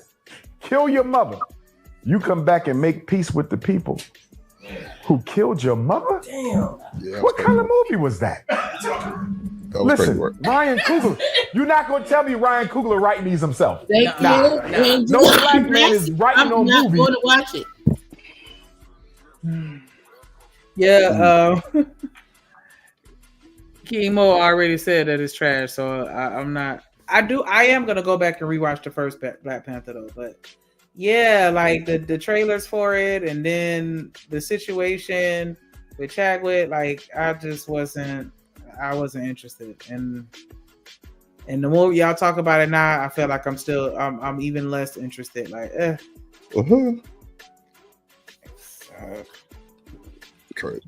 where your people get destroyed by another race, and it's supposed. Yeah, you ain't killing my mama and then. Come on, man. Good after that. Yo, that movie. I almost walked out, and I'm sitting next to my godson. I'm like, what is this? I wouldn't take my kids to see this. This is an insult. And now they're working on part 3. But aren't you supposed to like? I love Denzel, but he ain't. But aren't you supposed to like love thy neighbor and stuff? And aren't you supposed to just get along with everybody and wait so you can take the chance to really get to take the chance and get their ass back? If you start up, you know what I mean? You ain't never gonna have the chance to get close to them and get their ass back for real, right? Yeah. You gotta be strong-willed, right? Strong-minded and all that other good shit. You know what I'm saying? Not all that other good shit. Man, that's the word, right? All that other good shit. What you mean? I do it. Got no control over what the script gonna be. You feel me? So I hope Ryan Coogler do a 360 or something. Because right now, I couldn't show that to my children. Remember now, that's the first superhero movie that will be viewed by every African child in the world. Every black child on the planet saw Black Panther. And look at the messages they got from it. Look at the messages. Completely toxic. Black Panther 2, look at the messages. And as far as I'm concerned, Black Panther 2, to me, was a prophetic message to Black America that we're about to wash out the black with the brown. Black Panther 2 is a preview of the migrant crisis. Not the migrant crisis. Against the white superhero. That's what we should have did. Should have been. That'd have been a better movie. That black versus brown, I ain't like that theme. But I do think it was a forerunner to the migrant crisis. What did they do in New York? What did they do in Chicago? They washed out black people with the migrants. That's exactly what they did with the underwater people in Black Panther 2. Washed us right the hell out. What do you think about them making Bucky the black, the Winter Soldier? He was the White Panther. White Panther? This is from the second movie? I ain't no in here. I ain't never seen no White Panther. I don't know. Hey, no, that's just Who's Bucky? The underwater people. They lead our thing, but yeah, let's see. You got to be Bucky. Yeah. In order to see certain things, you got to really be aware of who you are and, in tune with being a black man or a black woman to see certain messages in the movie. But Bucky. Got your Bucky. White Panther. I didn't understand the last scene in the movie. Who was the white dude at the end? Jesus. That's Bucky. Cracker G. Who is he? So he's the Winter Soldier in the comic book. That's So Captain he's his America's own character. He's his own character. What was he doing in the Panther movie at the end? What was he doing in? Trying to cross over with Marvel. They was trying to cross Now over. you got me thinking. But in the comic book, he is known as the White Panther. That arm he has is vibranium, which is mined in Wakanda. That's what his arm is made of. I don't like it. I don't like it. I don't like it either. You didn't see What? That was I'll do, because my baby's into the anime, but I've never gotten into the comic world. So the Marvel, DC, all that stuff, like, it's certain things that I like, but I can't say I'm deep into it. Yeah, I've never heard of this before. I feel like I gotta look it up. That's crazy. Hold on. I got one more. So, what about the only presence? There was no strong black man presence in the movie. Oh, absolutely. And the fact, and shout out to the sister who plays Zuri, right? They turned her into the Panther. I didn't like that because black women need superheroes. Our daughters need them, don't get me wrong. But you don't turn a black male superhero into a female superhero. You understand? That should have remained a man, because what it said to me was, y'all not strong enough to lead the nation. So we're going to let a woman take over. And that's what the hell we've been going through since the 1970s when they started deindustrializing the inner city. So there was a lot of themes in these movies, man, which makes me bring up something else. Have any of you been to the Smithsonian National African American Museum in Washington, D.C.? Yep, been to that. You been? Yep. No. Well, it's only been open for maybe the big 5, 6 years. It ain't. Okay, so I remember back in my 8th grade senior trip, we went to Washington D.C. I went to the Holocaust Museum. We went to the little train track mall thing, the little mall, or what is called Bell something, I don't know, some shit. I ain't gonna lie. When we went to the Holocaust Museum, that was the craziest I've ever seen in my life. I ain't gonna lie to you. Well, not the craziest, but it really was really intense. Like, it was smoke, it was hot, it was moaning and crying and shit, and like it was like fire sound burn, like the fire was burning. And man, that shit was sounding like you really walked through that shit. I know it wasn't nowhere near like the real person, but as an 8th grader, that really messed me up. Like it was folks in there crying and shit. Like, man, it was crazy, and like it was hot. Like, you really was going through that shit at the Holocaust Museum in Washington. That's a fact. But you see how they sort of, I guess, glorified the extent of what those people went through. You see that they sort of recreated the conditions, so it'll play on your psyche if you in there. For that brief moment, it's just a brief moment of time that you go through it, and you come out of it like, oh man, they really suffered. Wow. But you don't see I don't know if any of y'all ever get a chance to go to Cincinnati, Ohio. They got the Freedom Center. It's called the Freedom Center. And that focus is on the slave experience in America. And they show videos, and sometimes they got a slave hut, and it talks about that whole Underground Railroad type of experience. They got actually slaves on chains, statues, and stuff like that. So, it I've been to it a couple of times. I took my son and stuff. It just gave me a sense of greater pride that despite all of that, We survived it. Man, we went to the goddamn tomb of a soldier. Tattoo, yeah, right there. Them steps here, yeah. We took him on goddamn that big Abraham Lincoln statue. We took him right there. We went everything. We went in the White House. It was crazy work. Like, it was crazy. It was crazy. It was crazy. It was cool though. My ass was fast. I was trying to hunch on something. I was about what? Because it was like $800 for the trip. And for like, I always tell you, I was a badass child. So like, if it wasn't sports, I really wasn't giving a damn about it. Like, and like coaches was doing so much for a nigga, it was crazy. But that shit ended up biting me in my ass. But I got through it, and I'm glad I did. But like, shit, boy, it was like I was the only normal kid. Everybody else was just like part of the goddamn science project team, all kind of crazy shit. But I don't know. I was trying to see what I could see. But it was a good experience though. Like, like actually seeing the White House. And then we actually walked into an actual ceremony of a soldier being buried. That was crazy. That was crazy. Like, everybody was so quiet. I'm talking about, boy, it was serious. It was serious. But like my grandpa was a vet, so they came to my grandpa funeral too, gave my grandma the flag and all that shit too. You know what I'm saying? Did that. You know what I'm saying? Did that. Yeah. So, but yeah, man, that tomb of the lost soldiers, that was like serious. Then seeing all them people's names on there, bro.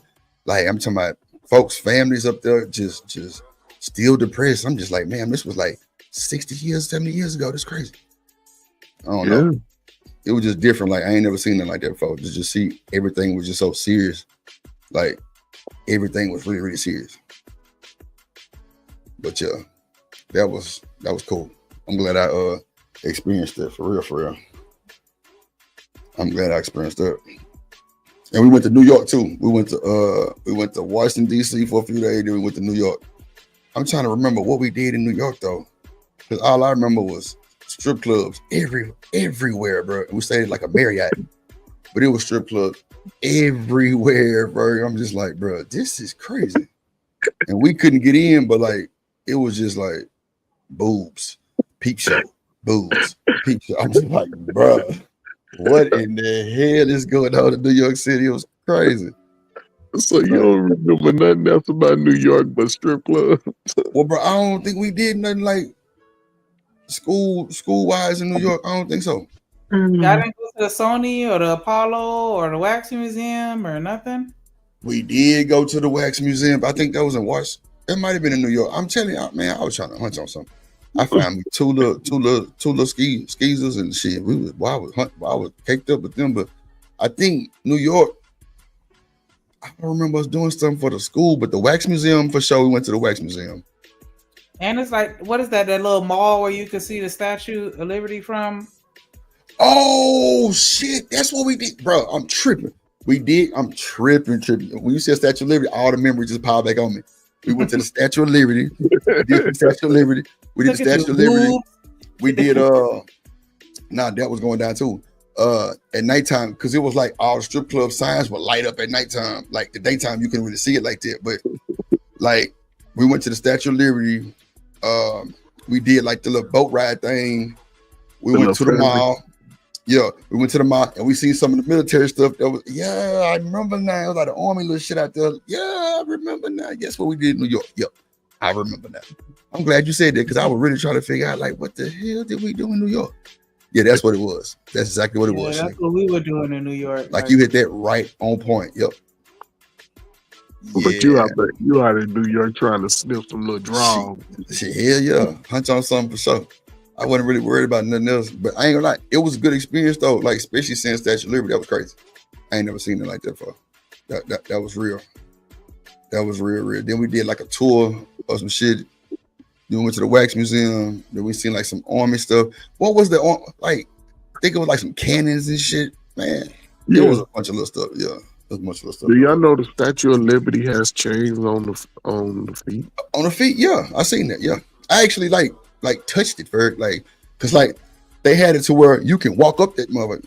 That's what I was going to ask you. Did you go inside and walk up? I don't think we had the time. Because some had or either it was 2-pack, but we actually went to it, and kind of like went to like the gift shop at the bottom of it type shit. But I don't think we pictures and stuff on the outside. Yeah, 2 pictures. But now it definitely had chains on the feet. That's for sure. Yeah. I remember that. I remember having chains on the feet for sure.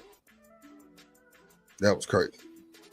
It's supposed to symbolize the struggles of us Black people in America. But they changed. They didn't want to portray that to the world, in a sense, that America was living a lie, basically. But yeah, it has some meaning to it. They said at first it was a Black woman at first, and then they changed it.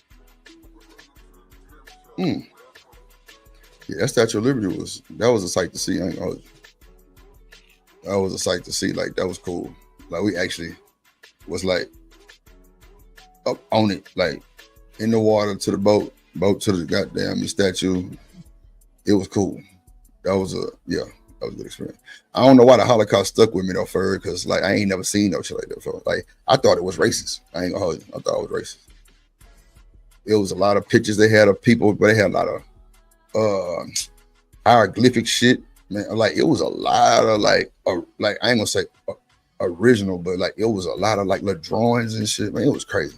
They showed how like the people was living in these little huts and these little shacks and shit. Man, it was crazy. It was crazy. Folks were chained up. They had the dogs barking in the background and shit. It was crazy. Yeah, but that's what I'm saying. But you see how they take that experience and they never want you to forget that experience. That's for sure. But it didn't even happen here in the United States, though. And those people were allowed to get everything that they needed to make them whole again. We can't even get over. Listen, they tell us to get over it. And this is just me, right? And tell me if I'm thinking too much about it, right?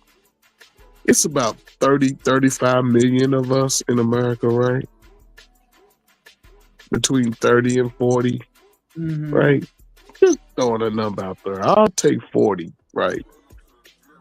Ain't there some basketball players that made $40 million a year? Yeah. More than that. And they making that over every year for a few years. Don't you think they can just give everybody, just say, okay, we're going to count every adult, whether you got 2 or 3 kids or not, whether you're single by yourself. We're going to go ahead and drop 40 million on y'all. And when it's gone, you're through. When you use it up, don't come back. You ain't getting no nothing. Don't ask for nothing. You ain't getting nothing. Don't you think that would shut us up real good, for real? Oh, shit. Yeah, and then the way that they talk, like we just gonna waste it, so why not? If we gonna pump it right back into the economy. Right back into the economy. Shopping. Cadillac sales going up. Hellcat sales going up. Not Hellcat sales. I'll be damn. Hey. Don't forget the Gucci bags and the All Chanel that. bags. I ain't gonna lie, I ain't never seen so many niggas stand outside the Louis store in the Galleria lately. I ain't never seen this lately. Like, I'm talking about they lined up like it's goddamn Jordans coming out. Niggas. I'm like, I know y'all can't afford this bullshit. Shit, somebody scamming. That's for sure. Yeah. Somebody scamming. But that's why I think about it. It ain't got to do it. Listen, that'll shut us up. Oh, shit. Now, if you use, like I said, but it could also change a lot of lives too. Because somebody my age, it'll take me for the rest of my life. I'm sure if you 40, you ain't gonna have the spending habits today as you did in your 20s. Right. So you can do. I'm just thinking. Maybe I'm wrong, but 40 million to go on to shut us up. No, for real. Yeah. 40 million think it shut us up for? Hey, they gave everybody $1 million apiece. Now I will say this, and now this is me. I'm giving it out, right? If you got kids under 18, everybody under 18, their money is going into a trust until age 25. Daddy. Hold on, man. Real Shout out quick, I to wanna A-Dub. Oh, go ahead. Go ahead. I was gonna say I want to give a shout out to A-Dub for the cash out. We appreciate you for supporting the show. Mm-hmm.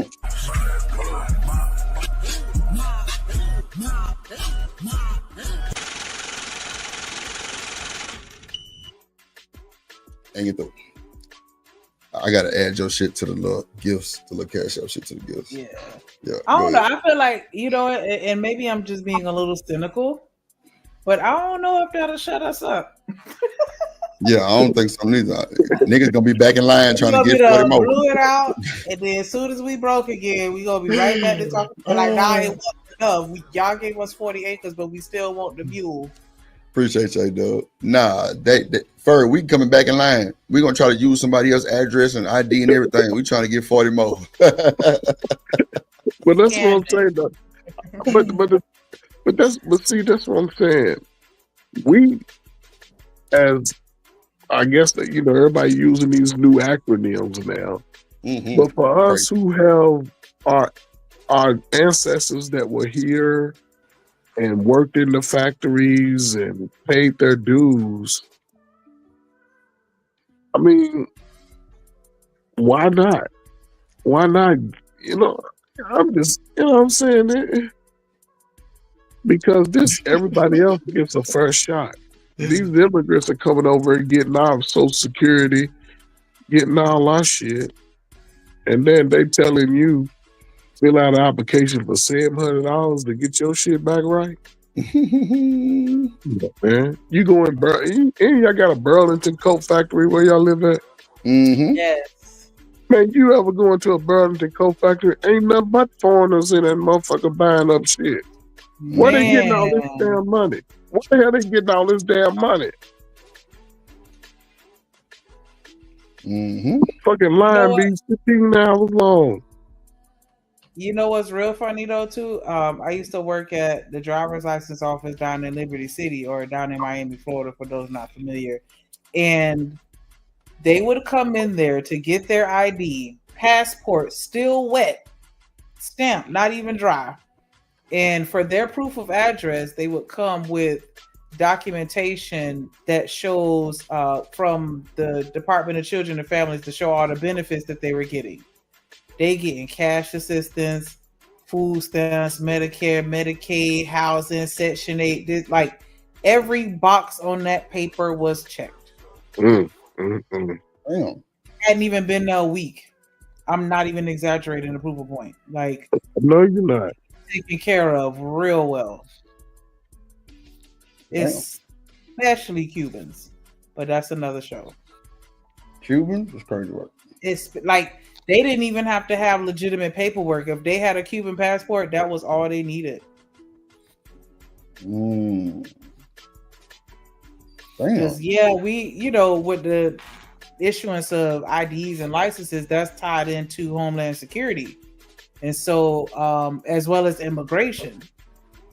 And that's when you start learning about all of that stuff on the back end. But yeah, they get taken care of. They get everything that they need. If they don't have it, they're going to get it.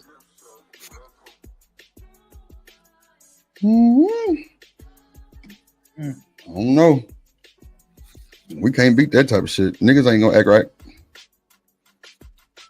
I don't know. We got a lot of getting together. We got to get together. Go ahead. I feel like we need like another 300 years before we'll probably get No, Shanika, no. I'm saying, like, I'm not trying to be an alarmist, but I just feel like the headspace that we're in, like, because even when you think about other situations, like a lot of times it take them, some time to bounce back. And I feel like maybe it's too fresh for us, and maybe we just need we need a little more time to get everybody in the right mental state, because we still stuck in that mentality. I don't want to use the S word, but that S mentality where it's just like we don't think properly and assess situations the same as a result of the trauma that's been passed down to us from those times. But Shanika, what you speaking to and where we are today has sort of been playing. You know, a lot of people don't take the Willie Lynch letter serious, but I don't think those people that don't read the letter either. The people that say that, I don't think they've read it because it specifically stated in the beginning that I'm going to teach y'all a plan to how to keep the black man a slave for the next 300 to 500 years, right? That was written 300 years ago. Give or take a few years. So 300 years later, where are we at? We the most divided, the most broken, the most subjugated, the most disenfranchised, and the poorest people here in the land of opportunity and milk and honey. You know what's crazy? I didn't mean to interject. I apologize. But there is recently, Trump was getting the backlash about the whole immigration thing. And it was a lady, I forgot her name, like Lauren Lubin. And she tweeted that this country was built on the backs of white Americans. I almost passed out. Like, yeah, I white think people on both ends, like it's gonna take a little time for us to get it together. But yeah, exactly what you were saying. Like it worked. And it's gonna continue to work because, and I would hope it could be a change in my lifetime because as the generations getting younger, they're less and less connected to the ancestors of the past. They accept the word nigga amongst them and other races saying it to them. They don't have that, you know what I'm saying? So if they're going to accept it, then that's what you are. It's commonplace. That's crazy. I mean, I feel like eventually that the word nigga is gonna lose the appeal because after a while we're not gonna even really know who to check.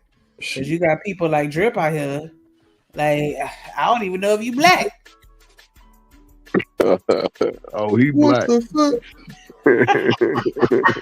That's a big. That's a bad. See, you can't trust a motherfucker. You see what I'm saying? You give a nigga $2, she won't 40. That's all right. That's all right. Well, one of the wigs on him, you can't tell the difference. Your ass gonna sleep in the motherfucking couch tonight. Yeah, you through. You're through. You can always tell who's black. You don't know the difference. No, you gotta look at that grade of hair. Drip got a B grade. That nigga black. Nah, but I mean, after a while, they talk about the projections of how everybody gonna look. Like I don't even feel like we gonna know who black after a while. Like just no, I ain't gonna lie. My shit was like real nice grade of hair. It's just like my brother and sister, they shit like stream. That's a fact. Like it's insane. Okay. You must be the firstborn, huh? Firstborn, yeah. And you know how that whole little situation. So I don't know what that nigga had. You know what I'm saying? But type shit. Yeah. So yeah, but that nigga was a nigga for sure. And Shanika, that's to me, that's where the issue comes in as far as us understanding an identity. Because when you see what they push, it's like it's impossible to have two black people get together, raise a strong family, focus on life insurance, health insurance, focus on building a house and have a stable place for our children to revisit as they get older. See, if you watch commercials, they only got a black woman with a white man talking about life insurance in the future. You know what I'm saying? They don't have that black on black love that they portray to the world. because to the world they telling us we ain't together, and we show them that we ain't together because we get out here and argue about who's in charge. Yeah, that's all the commercials now. Like every time I turn around, if it's not one of us with a white man, it's a black man with a white woman, you know, and the kids more white passing or white. Yes. And it's just like, okay. And that is only going to see two black people in the commercial. Yes, and that's only going to happen in the poor circles. See, those things only are going to affect poor people. Those white people, they gonna make sure that they ain't letting us in those spaces for real. They will disown you. You saw it with Prince Harry or whatever, whichever one it was. When he married that ninja girl, I mean, look, she ain't even all the way black, but she got black in her. They dethroned his ass down there. They like, you lose your royal whatever. They said he loses royal something. They took that shit back like, nope. Take your ass out there and be regular with them ninjas over there. So, not regular. Because I want to say they weren't even letting Megan wear the jewelry. No, she couldn't be They a were part letting of what's the other girl, Catherine, or what? I don't know why I want to call her Catherine. Caitlin. Dang, what was her name? They let her wear it, but they wouldn't let Megan wear it. Yeah, he lost a lot. He lost his whole royal. I don't forget what it's called. It's royal something. He ain't got that no more.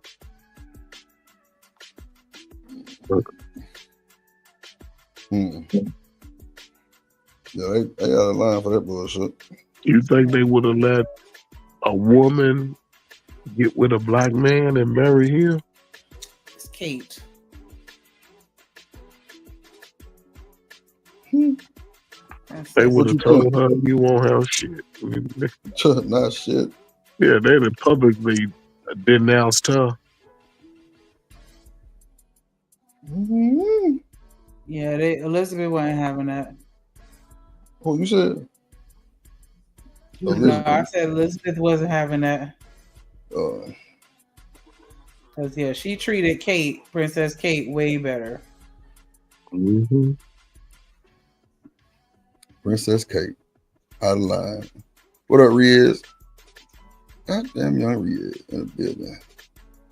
Yeah, I don't know. That's just like them, I guess we talking about the Queen of England, you know, her son got a hold to the black dude. So yeah, they shit. Them boys gave up they security clearance, all kind of shit. But Tyler Perry got in my house and let him stay in there. I mean, it's crazy how that woman got to go through all that shit with that boy. Crazy.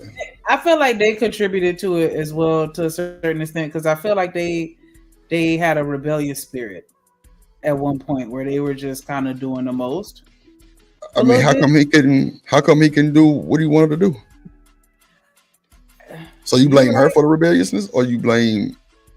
No, I think they were both in it together. Because at one point I felt like it was like they were putting a lot of stuff out there that they could have just kept to themselves. No, nigga, he rebelled. He the one that rebelled because the things that they were trying to say is that one, they was trying to break tradition, really. The tradition is you marry royal, you marry into that. And that was the new, for him, it's a bad look. For him, of course, it shined a light on her because we started questioning whether she was all the way black and her father and mama was big and all of that. But at the end of the day, they will always push us to be beneath them. So he had courage because he lost a lot.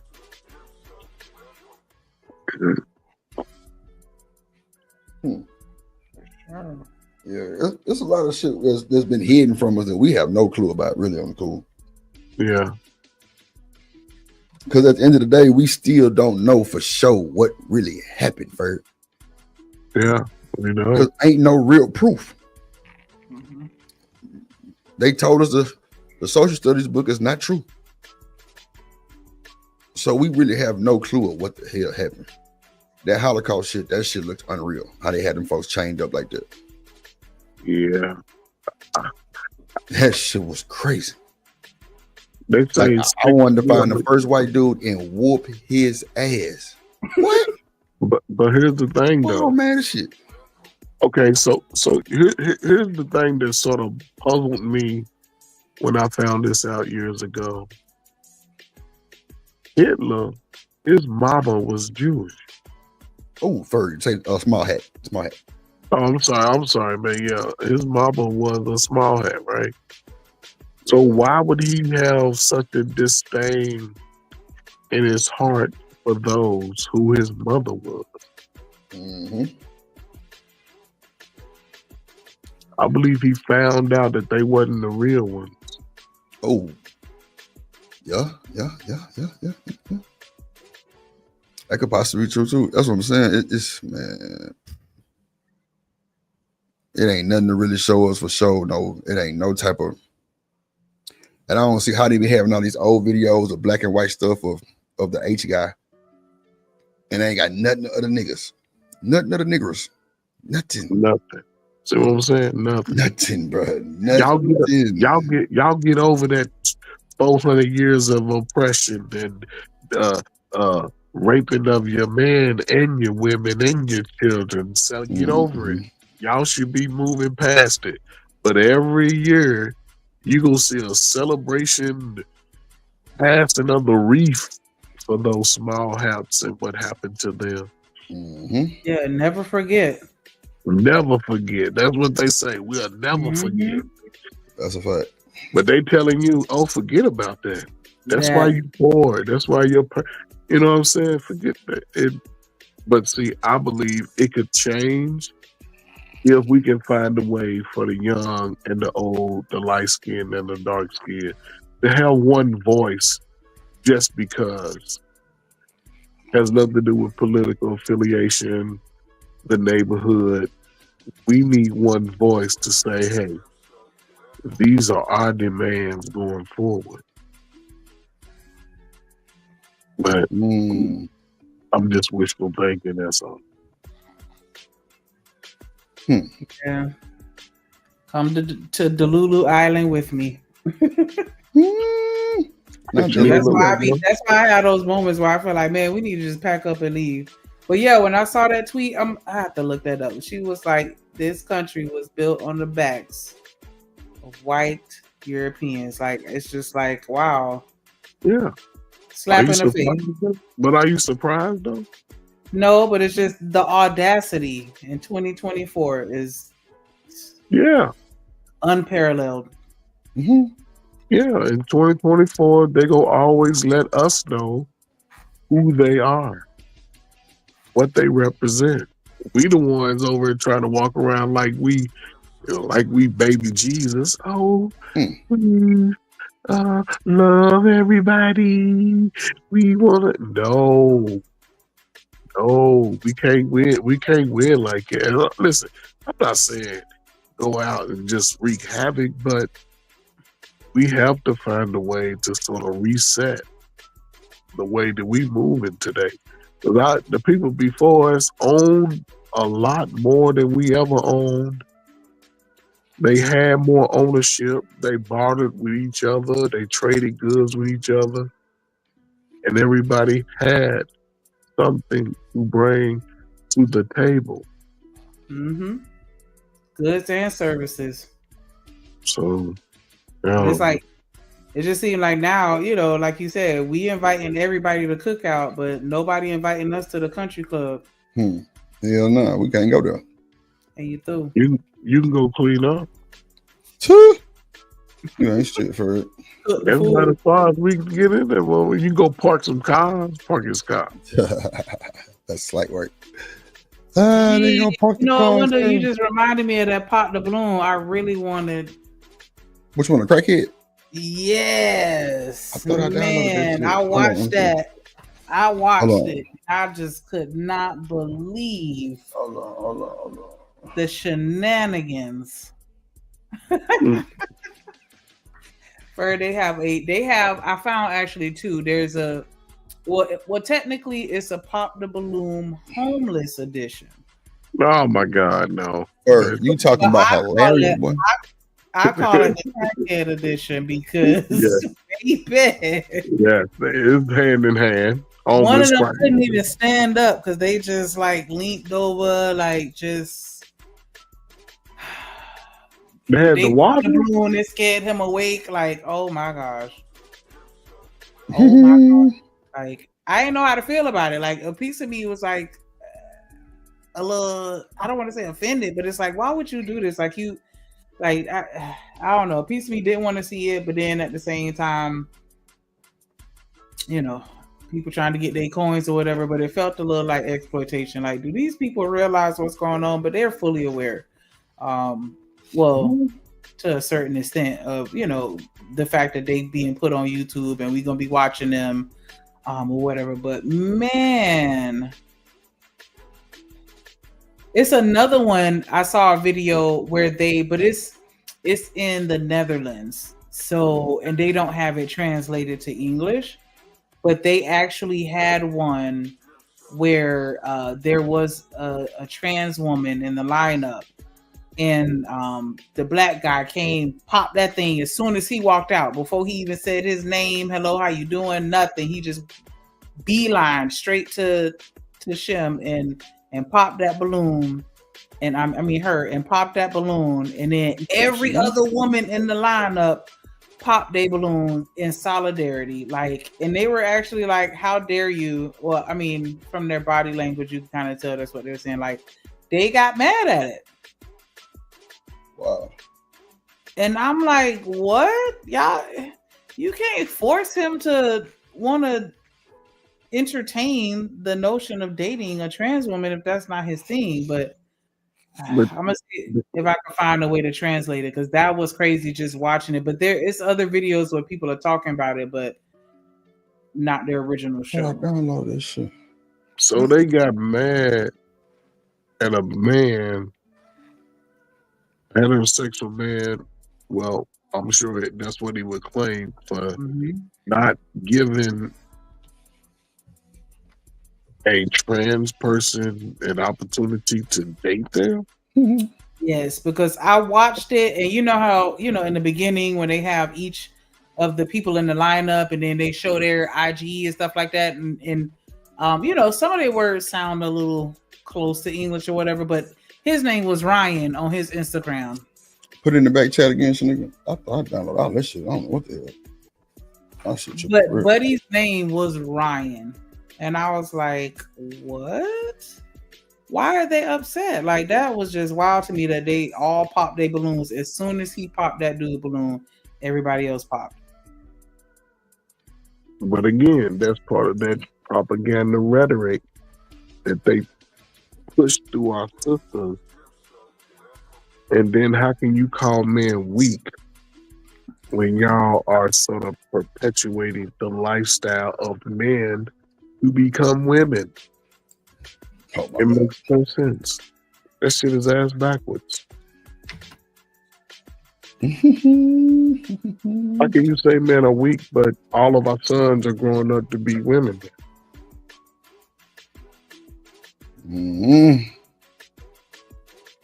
Yeah, you ain't right. They definitely growing to be women. And there's nothing worse than a big 6'6", 295-pound LGBTQ man. That shit is scary.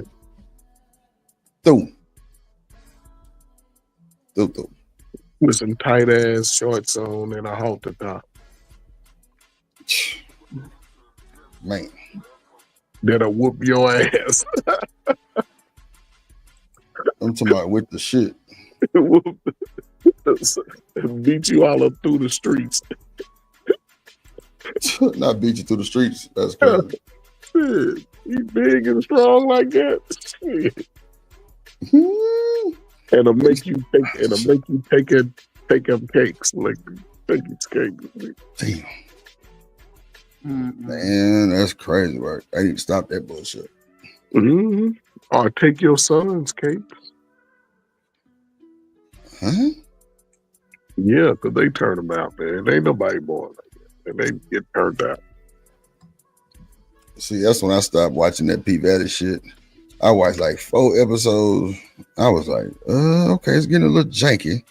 Let me just kind of let's see how it's gonna go, man. So I said, oh, nah, this ain't for me.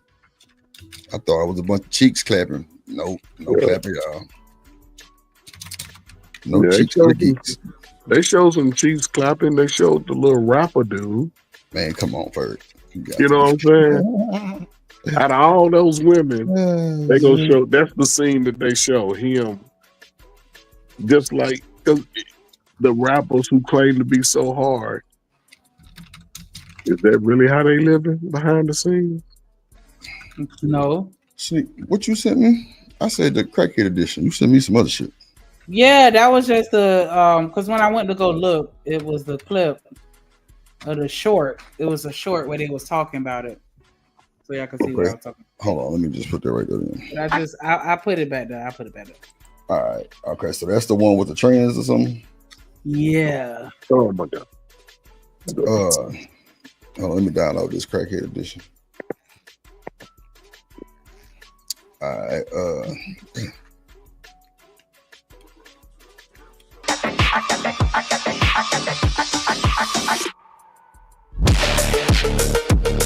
It would have music on there. Lord Jesus. It's gonna show it or something? I mean, they ain't gonna talk. Yeah. Well, no, it's just because it's in another language. Oh, and so everybody's just speaking on this clip, because some people have translated it somehow on their own time. But the YouTube page with the guy that hosts this one is none of it is in English. Oh. But I just wanted you to see the visual. Like he walked straight to the man, popped it, and everybody else was. Now I see 2 people didn't pop it, but every other woman on there popped it. And if you go and look at the full video, the guy, the girls were like, you could just see them talking with their attitude to him, like, how dare you? And he's just like, you could see it in his face, just reading the body language. He like, listen. And like, I want to say it was another dude on there that like went to throw hands. Like it was crazy, but it's just not translated to English. So I'm like, oh man, because I dug and I found the original content creator, Osakio, Osakio. Okay. So this is the Pop the Balloon crackhead. That's the crackhead edition. I was just gonna say I dropped the name of the content creator that posted that video that I was talking about. What did you just saw the clip of? And so just in case anybody just out of curiosity wanted to go and see it. But yeah, this is the one. I forgot if you hit play where it's at. I think it's at Kensington or somewhere. Kensington, yep. Hold on, let's see.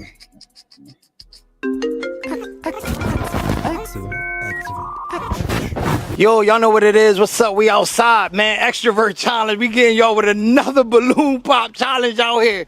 And y'all see who we got? Brand new contestants, beautiful females. It can't get no better than that. I'm about to give them their toothpicks now. See what I mean? So that way, before we bring our first contestant out, they get their pop, their balloon. Y'all. So make sure y'all get to have something to pop y'all balloon. Make sure y'all don't stab yourselves. Stab yourself is crazy. I'm about to bring him out now. My first contestant coming up, my man Pedro. Give it up for Pedro, straight out of North Philly. Boricua! Let's go, Pedro! Okay, Pedro. They feeling you. Let me see. Whoa, that's what I'm talking about. Okay. Okay. Okay, Pedro. Let me see. Okay. Oh. Don't worry about it, Pedro. Don't worry about it. Oh, shit. Don't worry about it. Come on, Pedro. Come here, Pedro. Let's go. No. Don't leave yet. What happened? We got a couple balloons pop. Pedro, you heard? Right. We got a couple. Since we already here, we're going to start here. You hear me? Right. Hey, sweetheart, what's your name? How old is you? My name's Kitty Cat. I'm 31. How you doing, Kitty Cat? Why you popped your balloon on my guy, Pedro? It's not personal. He's more of my, like, one of my good friends, so, you know, I'd rather not make it a conflict of interest. I like that. I like that. Come on down here, Pedro. I like that. I like that. What's your name, sweetheart? How old is you? I'm Shannon. I'm 33. How you doing, Shannon? Shannon, why did you pop his balloon, Shannon? Same thing. I've known him for years, and we're good friends. I think of him as a brother. So. Okay, yeah. Pedro, you know him out here. P, I like that. All right. Come on, P. What's your name, sweetheart? How old is you? My name's Ashley. I'm 34. How you doing, Ashton? Why you popped your balloon on Pedro? Because I'm not my type. You're not your type? Okay. What's your type? Just not my color. Okay. What's your color? Black. Oh, I'm gonna come, man. I'm through. I'm already. That's crazy work. What the hell is going on, Sniggy?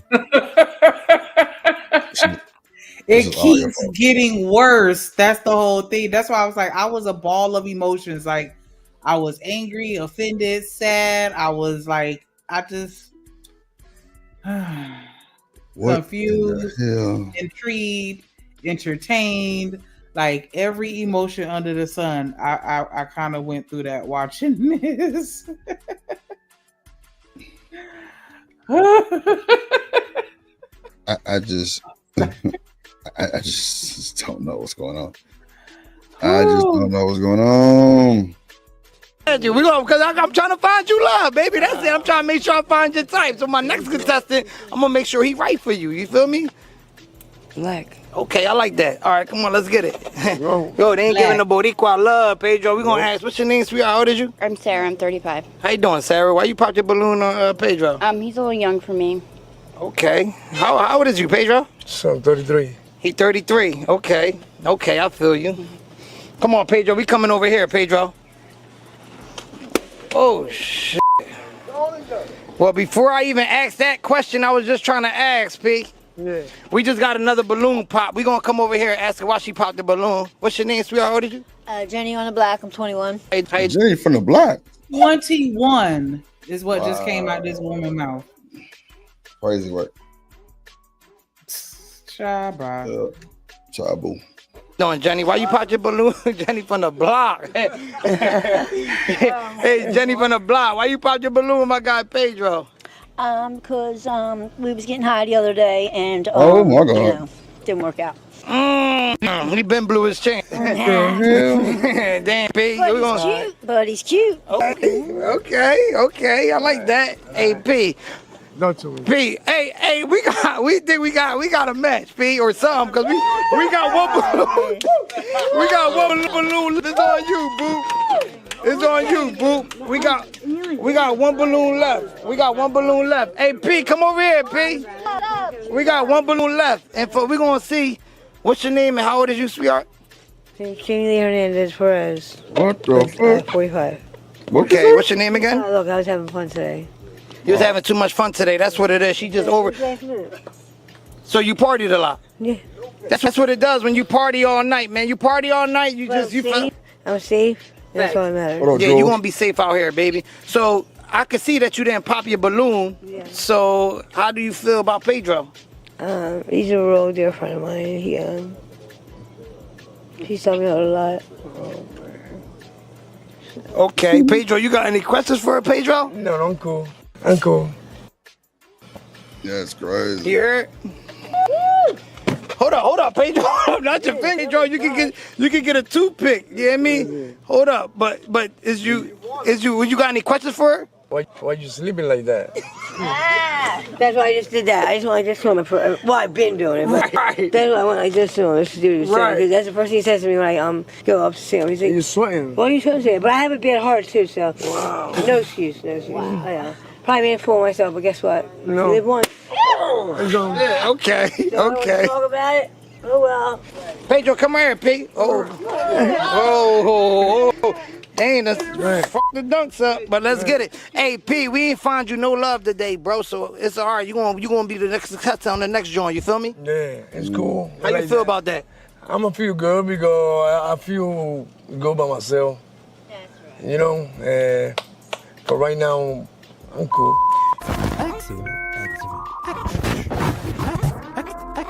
Yo, we back for another episode. Y'all already know what it is. I'm right here trying to find them love, man. I'm about to bring my other contestant out. We already found one match. They done went about, you know what I mean? They done left. So let me bring out this other contestant. She a feisty one. They call her Kitty Cat. Hey, Kitty Cat, come out here and show them love. Kitty Cat, give them that walk. Hey. Kitty throwing that thing. Kitty throwing that thing. Kitty acting up. Not Kitty. Okay, Kitty, you ain't No get a balloon way. pop. Kitty, I like that. Hell no. I like that. Hey, but we don't work like that, Kitty. I gotta give you one of these, and I gotta tell you at least pop 3 balloons, Kitty, just off appearance. This cannot be life. This cannot be live. Like, what are these folks? Are they outside? What are they at? Oh my God, this is crazy work. Ferg, what you think so far? This shit is crazy. Ferg said, I'm going to bed. He ain't watching this shit. Ooh. I wanted to get the, what you call it too? Let me see. The one with Sukiana too. Okay, Kitty, come over here, Kitty. Come over here. We're gonna start with my man right here first, Pedro. Why you pop Pedro balloon? He like my brother. That would be weird as shit. Yo, Kitty, you related to everybody, Kitty. Oh, my fault, not Kitty, Pedro. You related to everybody, Pedro. Yeah, I'm a family, man. Everybody know me. Everybody know me. So, you know, I'm special. Okay. Okay, man. That's cool. That's what's up, man. We're going to have to find you love, though. Don't worry about it. We're going to find you love. Come over here, Kitty. Why you pop my balloon? Oh, okay. Hold on, Kitty. What happened? Why you pop my balloon?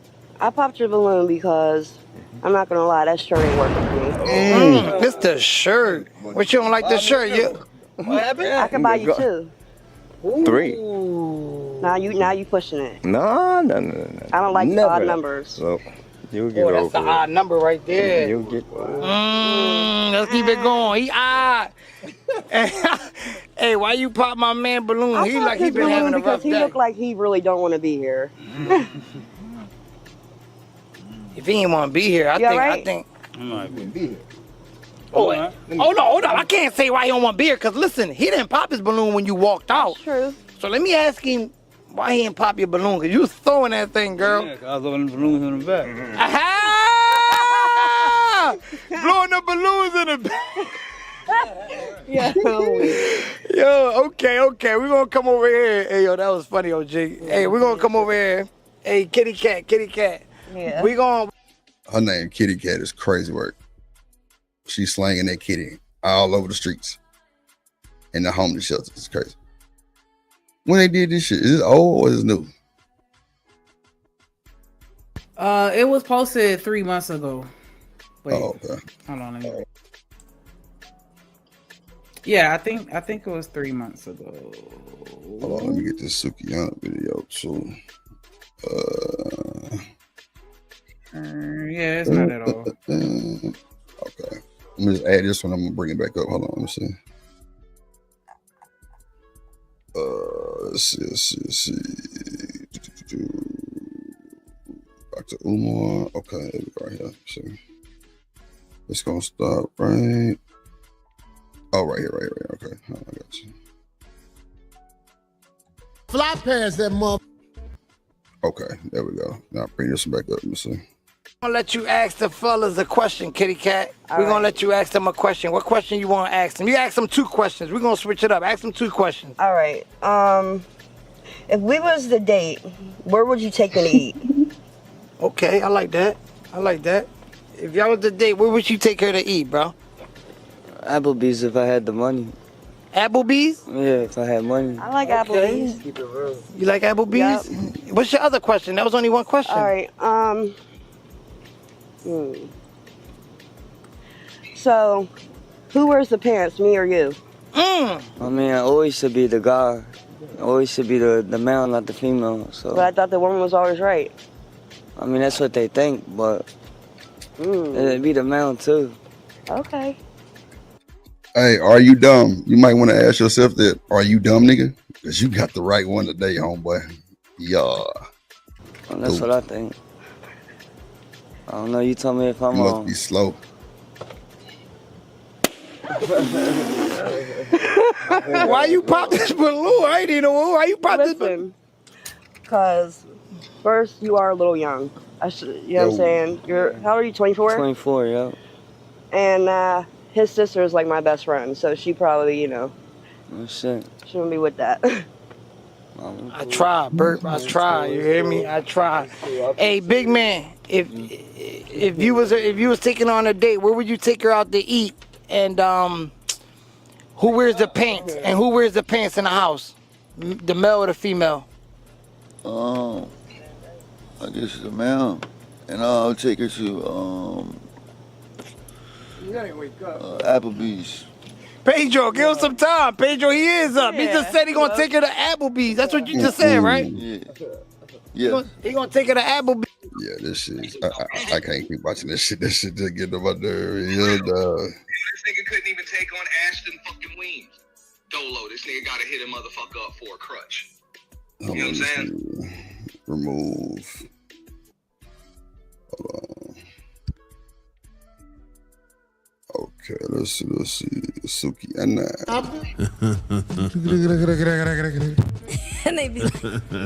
Right when they be getting ready to say I do, I'll be like, shut up, Black. What the f is this sucker shit? This is a delayed court date developing. Yeah. That's all marriage is, a delayed court date developing. You ain't got enough courage to say, we don't respect each other. How the f are we gonna get married? You ain't got the courage to say, we have no respect for one another. I can't marry you, so you give in because you don't want the streets banging the broad that you really want. W-A-N-T capitalized in bold letters. The broad you want. That's all she is, not the one who earned a spot as a wife. We marry the broad we want and destroy the legacy of our family by presenting her to anybody. Anybody. Stop. Bye. Stop. Come out. So how did she find out that nigga was cheating? How did she get his phone? Ain't they divorced? No? Anybody listening?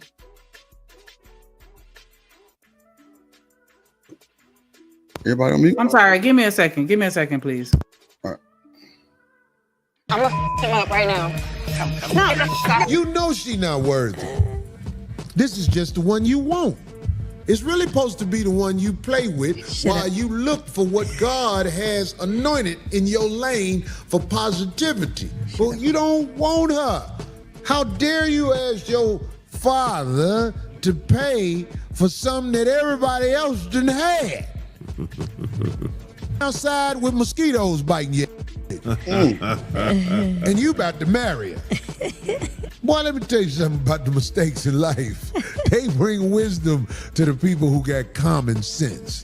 Today's episode of Oh Wow, This Beef is so random that it's almost like it's giving a storyline for next season Love and Hip Hop Miami. Hello. Suki posted a screenshot of a text message from Ray J, but it turns out the text was actually from Princess. And it's wild. Hey Suki, it's Princess. I don't want Ray J. Please tell him to stop trying to suck my pussy. Put a P in front of that. Princess then texts again and says, got a hold of his phone. Damn, it's a lot of Mitches in here. Put a B in front of that. Then Princess texts a picture of herself, and then she says, oh, he also doesn't like when you call him with no hair. Text again and says, on FaceTime. Princess, them last two texts was unnecessary and unhinged. Baby, are you okay? Responded to Suki. This was a month ago and I was trolling because he went through my phone. They been messing around. I do not want Ray. I was being petty. But since y'all want to go viral so bad, here you go. Why does that man still have access to your phone? What was y'all doing where he had time to go through your phone? Girls, it's not given. It's not. And aren't they going through a divorce? Like, what has happened between these two? Then somebody in the comments said, are Ray J and Suki sleeping together, or are they like together? And she replied to that person and said both. And Princess posts screenshots, allegedly, from Ray J's phone, text messages between him and Suki. Ray J text Suki, I still got your juice on me. I kept it on. Haven't took a shower yet. Princess also uploaded this. A picture Ray J sent to Suki wearing her chain. And he seems to have her makeup on his shirt, I think. Now, Princess, we was with you and supporting you every time you said you was gonna leave that man. We was like, yeah, girl, go. Now you on in there crashing out, telling Sukiana to come get him out your bed because he's trying to eat your box. Sis, I'm gonna hold your hand when I say this. That was not the flex you thought that was. Now, if you want Ray J, you just want him because that ain't none of our business. But we gonna need you to take us out the group chat because that was not a chat that we needed to be involved in, sis. Then Suki, the petty queen that she is, she posted that video of that one season of Love and Hip Hop where Ray J and Princess were just dating and she got mad because he was like cheating on her for like the upteenth time. And she tried to throw wine on him, but instead she threw it in her own face and then he pushed her into the pool. And dude got paper. That's why somebody want him. Dude got paper. When you got paper, you get to pick out. Well, let me say this. When you get paper, you don't always get to pick the top of the litter. What you say? Oh, you have a boyfriend? Yeah. You do? Girl, I always have a man. I'm just trying to figure out why is she so confused right now. I always got somebody. Like, and they always got me. Same. Yeah, it's the same. It's the same. The one that I met? I didn't realize you didn't say when I told that story, like, oh yeah, I brought my boyfriend at that time. Yeah, you just need to peek the scene. I just want to see if you run your mouth. That's why I ain't say nothing. Cause I'm like, I want to see what she gonna say. Everybody, y'all all know I always got me a man. But when you got paper, your odds, though. You're up in your odds, though. Put gonna be there for you. You'll always have. You got some paper. If you got paper, you're gonna always be able to sleep with women in the United States of America. No. Bottom line. Greetings, you polite savages. Let's get ready to rumble!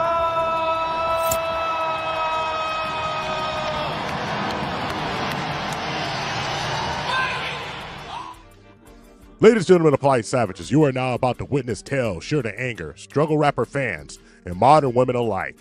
As always, we promise to tell the truth, the whole truth, and nothing but the truth as we see it. And sometimes the truth is a bitter, bitter pill, but you have to shut up and take your medicine. So there's nothing left to do but get on into it. Are you ready? Let's That's what I said, they dub.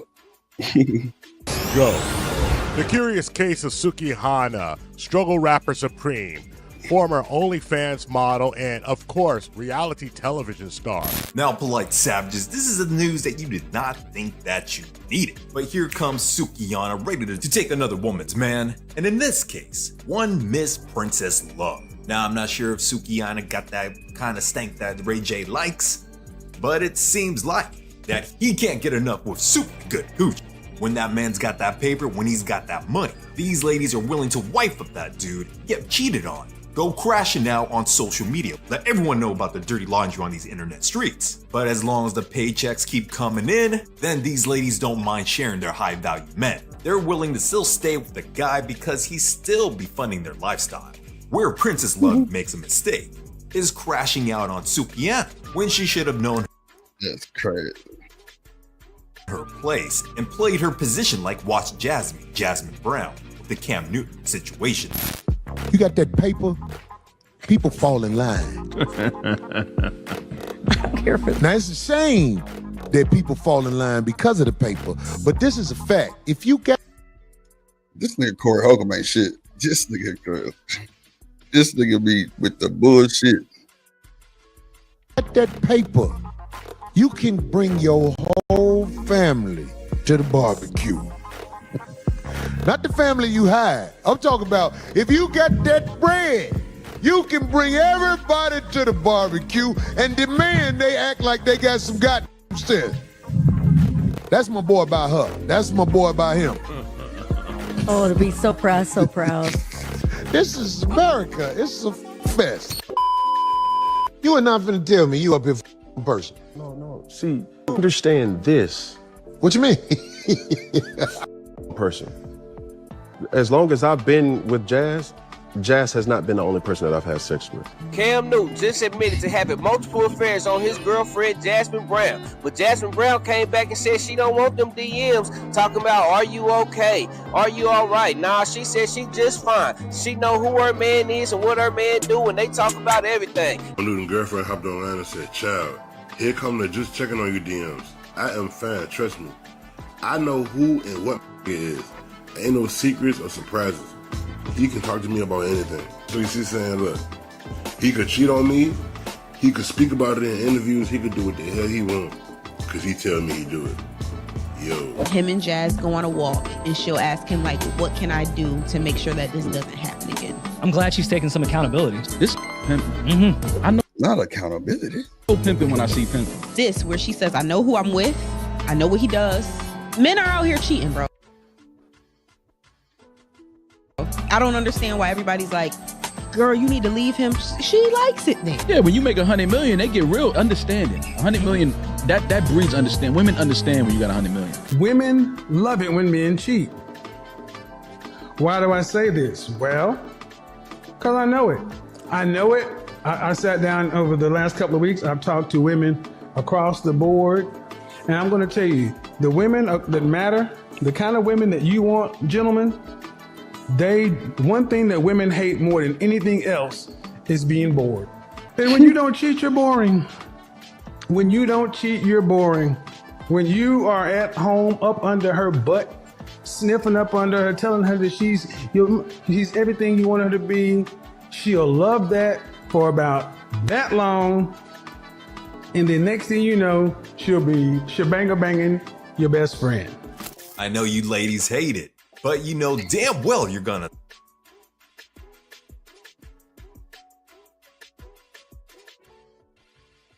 tolerate it when you got a high value man of means, a producer, continuing to pay your way through life, lavishing gifts, giving you anything you want from the Birkin bags to the cash apps, paying all your bills, getting a new rack with a stack of bands, BBL lifts, vaginal rejuvenation. As long as the money keeps on coming, the fornication with other women, these beezies will be turning a blind eye to. The only time we'll be in uproar is when these ladies think they're gonna be losing their high value man. Who was ignorant Kevin? And fear the stagnation of the money coming in. As long as she takes the top slot in the roster, she'll keep her wits about her. But once she smells that competition coming in, she's gonna flip out, get her panties in a twist, and has to let everyone know, and every woman on social media, that she's still the #1 woman, even with serial cheaters like Ray J. Because she knows at the end of the day, it's always gonna be a new payday at the end of the month. Guys like Ray J still allow these women to get into the masculine, staying disrespectful, showing that even when you got money, and you're the one that's writing out these checks to these ladies, you're not impervious to the disrespect, getting checked and embarrassed. What it comes to really show us polite savages is these entertainers be moving careless. Could have sworn that they said that they were getting a divorce. They announced to the world that, hey, we're done, we're getting a divorce, we both wanted a divorce. This. Yeah, you divorced, you can't get my phone. Get through. Hell nah. That and the third, but what's going on? Am I single?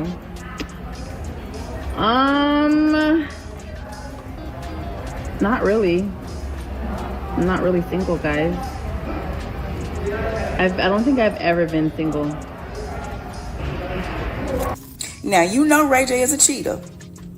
And if you want that cheater back, that's on you. And if you ain't gonna do nothing about it, let him alone. Let him cheat in peace. That's all I got to say about that. Like, you know who he is. So don't be trying to get mad because he out here slanging ding-a-lang all over the world. Like, girl, just get your little piece and be happy, I guess. I don't know what to tell you, sis, because you crashing out and it ain't a good look. We need you to reel it back in, get it together, and either be with him or don't be with him. And the women agree, just keep your dirty laundry off these your social media streets. No one needs to be hearing with their prying eyes and their open ears with Princess Love and Sukiana's and Ray J's business. But you know, here on the Tip Network, we're gonna be monetizing off this content, Yeah, giving the latest emo. hip hop news, Asian dog, yeah. rumors, and gossip, and giving the men a reminder what these. Pause it. Oh, no. Yeah, I paused it. Go on and put it here in the chat, Queen.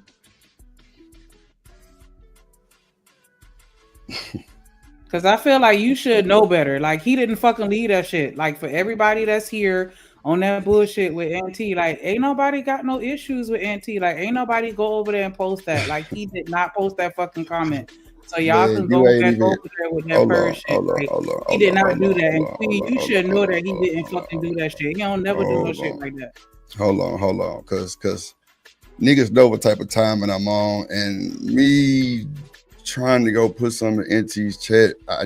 Right before I got on the live stream, I know I said I had to change my password 5 times, but it don't matter because at the end of the day, like, bro, It was a totally different account name. It's not even, you I know how don't. many people on YouTube with the word It drip don't. in their name? No, but Like, I it don't don't even. understand that. But still, it don't even matter though. It don't even matter.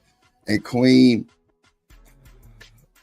you know, I'm I'm bring sorry. your fucking. I didn't mean to derail. Let's go back to the video. Please forgive me. No, you good. Please, really. Wait, because the messenger is here, so we gotta see what she gotta say. Yeah. Look, man, I'm not No, even. no, trying wait. Don't come up here yelling and doing all that, Queen, because I ain't got no like. Turn my mic down. Turn my mic down. Just now. Turn my mic down. It ain't got to be loud or nothing. Just say what you got to say. But don't come up here with the rah-rah because, like, at the end of the day, I know what type of plays get set up. And if NT think I put something in his chat, it is what it is. Why would I've never promoted another nigga channel or my channel in NT's chat, period. I don't even have a wrench to promote. Like I said before I got on here, my password had to be temporary. I changed it 4 or 5 times. But if he won't smoke, cool. But I'm not finna go to this nigga channel and do this shit for all these folks for content. That's not what I'm finna do. But I'm just sitting back chilling, waiting because Auntie lost his rabbit ass mind. Like, so it's like cool. So but I don't have for no you to be rah-rah. up there doing I'm what being- you like, I don't understand. Like, hell yeah. I don't know why. What's up, Queen? Go ahead. First of all, I don't know why I'm being accused of anything. I went to the purge because I got people I want to address, and because I'm cool with you, I got put on the spot and showed a screenshot that Leslie came in there and said and promoted your channel. That's what I got showed. I'm not trying to be in the middle of none of this shit. I got my own shit to deal with. Who said you was in the middle of it though? I mean, because I came over here, but I didn't even try to come over here. I told you to check your inbox because I really don't want to be in the middle of this shit. I got put on the spot because it's your man's. I'm trying to purge. That's what I'm trying to do. I'm not trying to be in the middle of whatever the hell's going on. I don't know what's true, what ain't true, or none of that shit. I'm just telling you what the man said, and the motherfucker just put me on the spot in front of 500 motherfuckers. And so, whatever. I'm just letting you know that the man said that you disrespected him in his chat, and he wants you to come the fuck over there. And you said you didn't do this shit. So, look, YouTube. Why would I put? I went over there because I want to get at the people that be clipping my content and staring at me in the bushes and putting up on me on other people's panels and shit. That's the fuck I went over there for. I didn't go over there for whatever is trying to be created. But anyway, I ain't gonna say nothing. Fuck it. Say stop I don't want to be with this shit. I got you, Queen. You know, I ain't never ran, backpedal, none of that old shit. It's just, I know what type of time it is. And we already talked about this in the Discord about the plays. I get bored after a while. I mean, clearly because somebody put my channel in this nigga chat. That's what I'm saying. Like, it's got to be a play. But I feel like it's got to be a play. Like, because and wait. When I started my stream, I saw that account on there when I was on the purge. But wait. That's not, when I came, hold on. Wait. When I started my show, didn't I say is purge? Who all purge? Shout out to the purge. I know I said that shit. And I know I was trying to figure out what my password was. Like, I had to change my password, like, on everything. Google AdSense, everything. Somebody hack your shit? Hold on, my phone there. I'm a screenshot. Like, that's what I'm saying. I'm finna screenshot you the text message that because I had to keep pushing my show back. My show was supposed to start at 10. I didn't start the show at 10:35. Because my passwords was all like, I'm like, wait a minute, what the hell going on? I told Shanika, hold on. We ain't gonna start the show just now. My password, I had to change it 5 times. But that's not even, the explanation is crazy work. But I still know what time it is as far as the purge and all that bullshit. Man, do you think NT is bothering me? No, I don't even fucking care about this shit. Let him do his thing. I said everybody purges, shout out to the purge. Like, who all purge? Happy came over here, asked about her purge. Why? Did that sound any type of disrespect? No, that's what I'm saying. Like, I don't know what the hell happened. All I know is I went up there to purge. I was sitting on the that's cool. That's cool. And I got cool. told. That's cool. Like, if you think I'm worried about NT running his fucking mouth about some shit that don't even exist, then he can keep doing it. Listen. This what happened to me. I'm over there waiting on people to come click this link. And while I'm sitting there, he put me on the screen with me and him, and he said, "This is your man's right." And then go get this nigga. Go get this nigga. This is what the fuck I had to deal with. I don't know what the fuck going on. Y'all know I work at night. Y'all know I be sleeping in the daytime. I missed most of what went on the purge today. So Wayne, them folks in the chat say you lying. I'm lying about what? I don't know. I wouldn't know. I don't know. These folks in the chat say, what am I lying about? I'm read the chat. I don't even know what they're talking about. Let me look at the chat. A Ouija board, hope all is well with you. Somebody named whatever. That she started with him. No, not started with him. And that's somebody. That's crazy word. What? Oh, man. Whatever. Queen, you ain't. That's correct. Queen, you ain't tell them that you might want to check on that. You just let the nigga talk about me. That's crazy. Shit, whatever. Shit, thank you. Whatever. That is crazy. I don't know what it is. I said if he did that, that's what I said. Because all I see is a screenshot. Like I said, I don't know what the fuck going on. I went up there to purge. I didn't come up there to get in the middle of like. Oh, Studio Man. What up, Studio Man? Studio Man just say she was neutral. He said that's a lie. She was neutral. I said when I went the first day and seen Jalen ass up there, I seen everybody talking to Studio Mansion. Who was Studio Mansion? He was on the purge too? Or is that a? Cause I seen his name a lot when I went over there the first time. It was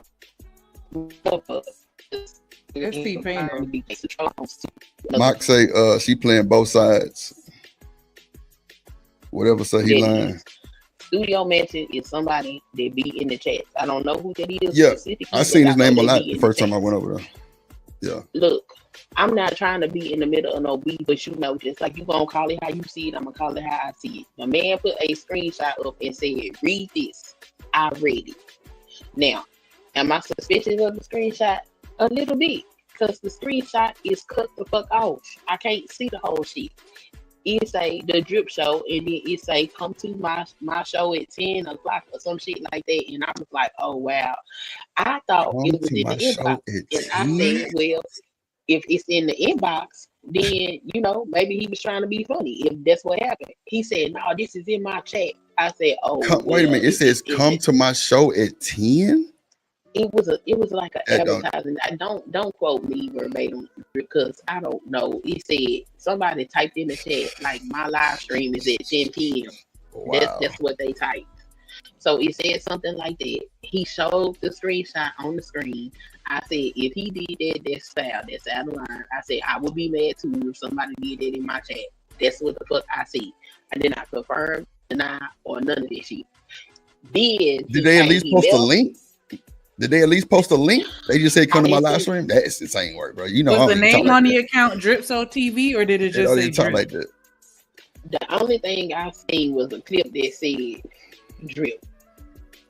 The drip. That's what I don't saw. The look- name on the account just said Drip, and then the comment said come to DRIPSHOW TV live or whatever at 10. But the name on the See, this account. was a new. Okay. So, all right. Let me tell y'all everything that I saw. When I got out of work this morning, I went in there and looked. It was an account that said drip, but it had 2 eyes. Yes. I thought that was kind of weird. I went, but that account has a channel. So I was like, okay, cool. This drip show thing, I didn't see that. So this screenshot, I didn't see this. I was sleeping. Matter of fact, I got my wrist took because apparently I timed somebody out, but I be asleep. So I don't know. I just know he said this. He said, this your man's, right? This your man's, right? And I'm like, well, what the hell? And I said, well, I don't know nothing about this. So he's like, go get him. He wanna disrespect me. He don't wanna confront me. Then you go get him, you go get him, you go get him, you go get him. And I didn't want to bring this shit to your show. That's why I just hit you up in the inbox. I just asked that you go ahead and comment it so we could address it, because I noticed, and I was talking to everybody else in the chat. So I just want to make sure you understand that my commentary was directed towards everybody. I wasn't like talking to you if that's what you was thinking about what I was saying, because I know my tone might be a little off, because there was a few other people that was like, yeah, he's summoning you and you know all this other shit. And so when you came and was like, check the IG, that's why I was like, nah, come on and put it here. Come on, let's talk about it here right now, so we could just go ahead and dead it, because I know you gonna be over there or whatever. So you know what I'm saying? Yeah, and you have this conversation with him. That's what the fuck I'm trying to do. I wasn't expecting to be put on the spot or none of this shit, and whatever it's saying, I said that. If he did that, that was nasty work. That's what the fuck I said. I'm not gonna sit up here and say what I didn't say. But I didn't say you did do it, confirm it, or none of that shit, because I don't know what the fuck is going on. Queen, you've been knowing me long enough on this YouTube space. I don't even say come to my stream. I would at least posted a link and all kind of shit. Like, that's what I'm saying. Like, I don't, and I'm like, I don't like being put in the middle. man, y'all know I don't backpedal a windmill. Like, I'm really like 5-0 type shit. Like, this shit ain't got nothing to do with me other than man, that. we gotta stop, because like a nigga pop out and show something, it's just for what? Like, I know I wouldn't have, like, this my thing. For me to come to my live stream in NT's chat is in the middle of a purge. It is nasty work. Like, that sounds insane. You know what I'm saying? But the fact that this is my thing, and I can't expect you to do nothing because you are a member of everybody's show. Then you was working for NT. And ain't nothing wrong with that, because I ain't got no smoke for NT. Necessarily work for nobody. I'm just no. I'm saying like not like work, but you know, like you moderating. Come on, man. Like, come on. Well, like, yeah. But my thing is just like, everybody for themselves on here, Queen. So if the chat say you was over there agreeing with the shit, and it's cool. I'm sure the videos be put out. But one thing about me, like, y'all know, I don't run or backpedal from now, nigga. And NT, my nigga, you can holler and scream at that steel microphone all day. That shit don't bother me, nigga. It don't bother me at all. But the fact is, you think I'm scared to hit your link, bro. You know what type of time I'm home, bro. Like, stop the capping over there. But of course, everybody probably. I seen Sugar Bum. Sugar Bum was like, nah, I don't think that's drip. Shout out to Sugar Bum. Shout out to Sugar Bum. Shout out to whatever in the chat. Shout out to Studio Mansion. Shout out to Mike. It's crazy that everybody's saying you was with the nigga on that shit, but it's cool though. Like, I just don't see it. Like, when you over here, you know and what? Wait, hold on. Wait. Because the fact that you finna go ahead and go back over there, I already know what time it is, but I would have never let anybody come over here saying something about anybody as part of Drip Nation. I'm gonna be like, no, there's no slander. Like, at all. You know what I'm saying? So that's what I'm guessing everybody tripping, because you over there on the panel letting this shit ride and you ain't said nothing. You know what I'm saying? Or No, listen to me, because I have a show going on, so I don't know what's going on. Like people just popping up in my chat telling me I'm summons and I bet not do all this. Like these niggas don't know who they talking to because I'm with that type of shit. But I didn't put nothing like that in this man's purge. Like to be 100, like I still got overlays from the purge. Like what's this? Come on, man, what we talking about? Like, why would that's what I'm saying? Like, come to my live stream. They don't even look how I promote my links. Come to my live stream, and then my fucking password wouldn't change. Ash nigga, I told her 30 minutes for the show. My password fucking up. I had to change it 5 times. My Google AdSense, my Google everything. Come to my live stream. That is crazy. That's very weird. That's what I'm saying. It's weird. But see, I know how that purge shit go. Like, yeah, it's gonna look real exclusive for Drip to pull up with that shit with NT and argue for what? Because I didn't put that shit in the chat. But I'm gonna let him. That's what I'm saying. That's not even my character to put. Come to my live stream. Like I'm gonna put the link in.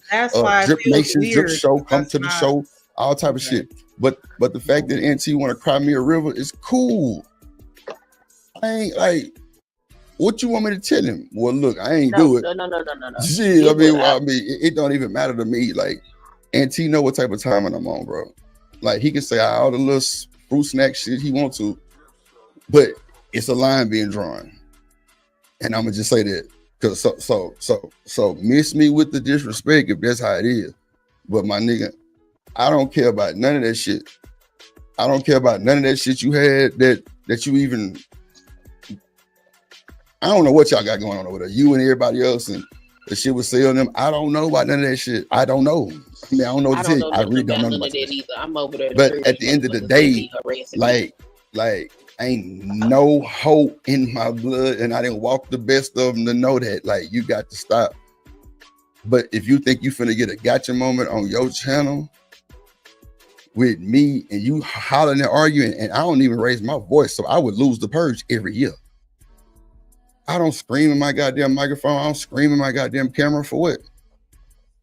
No. So it is what it is. But I know everybody going back and forth right now telling them that.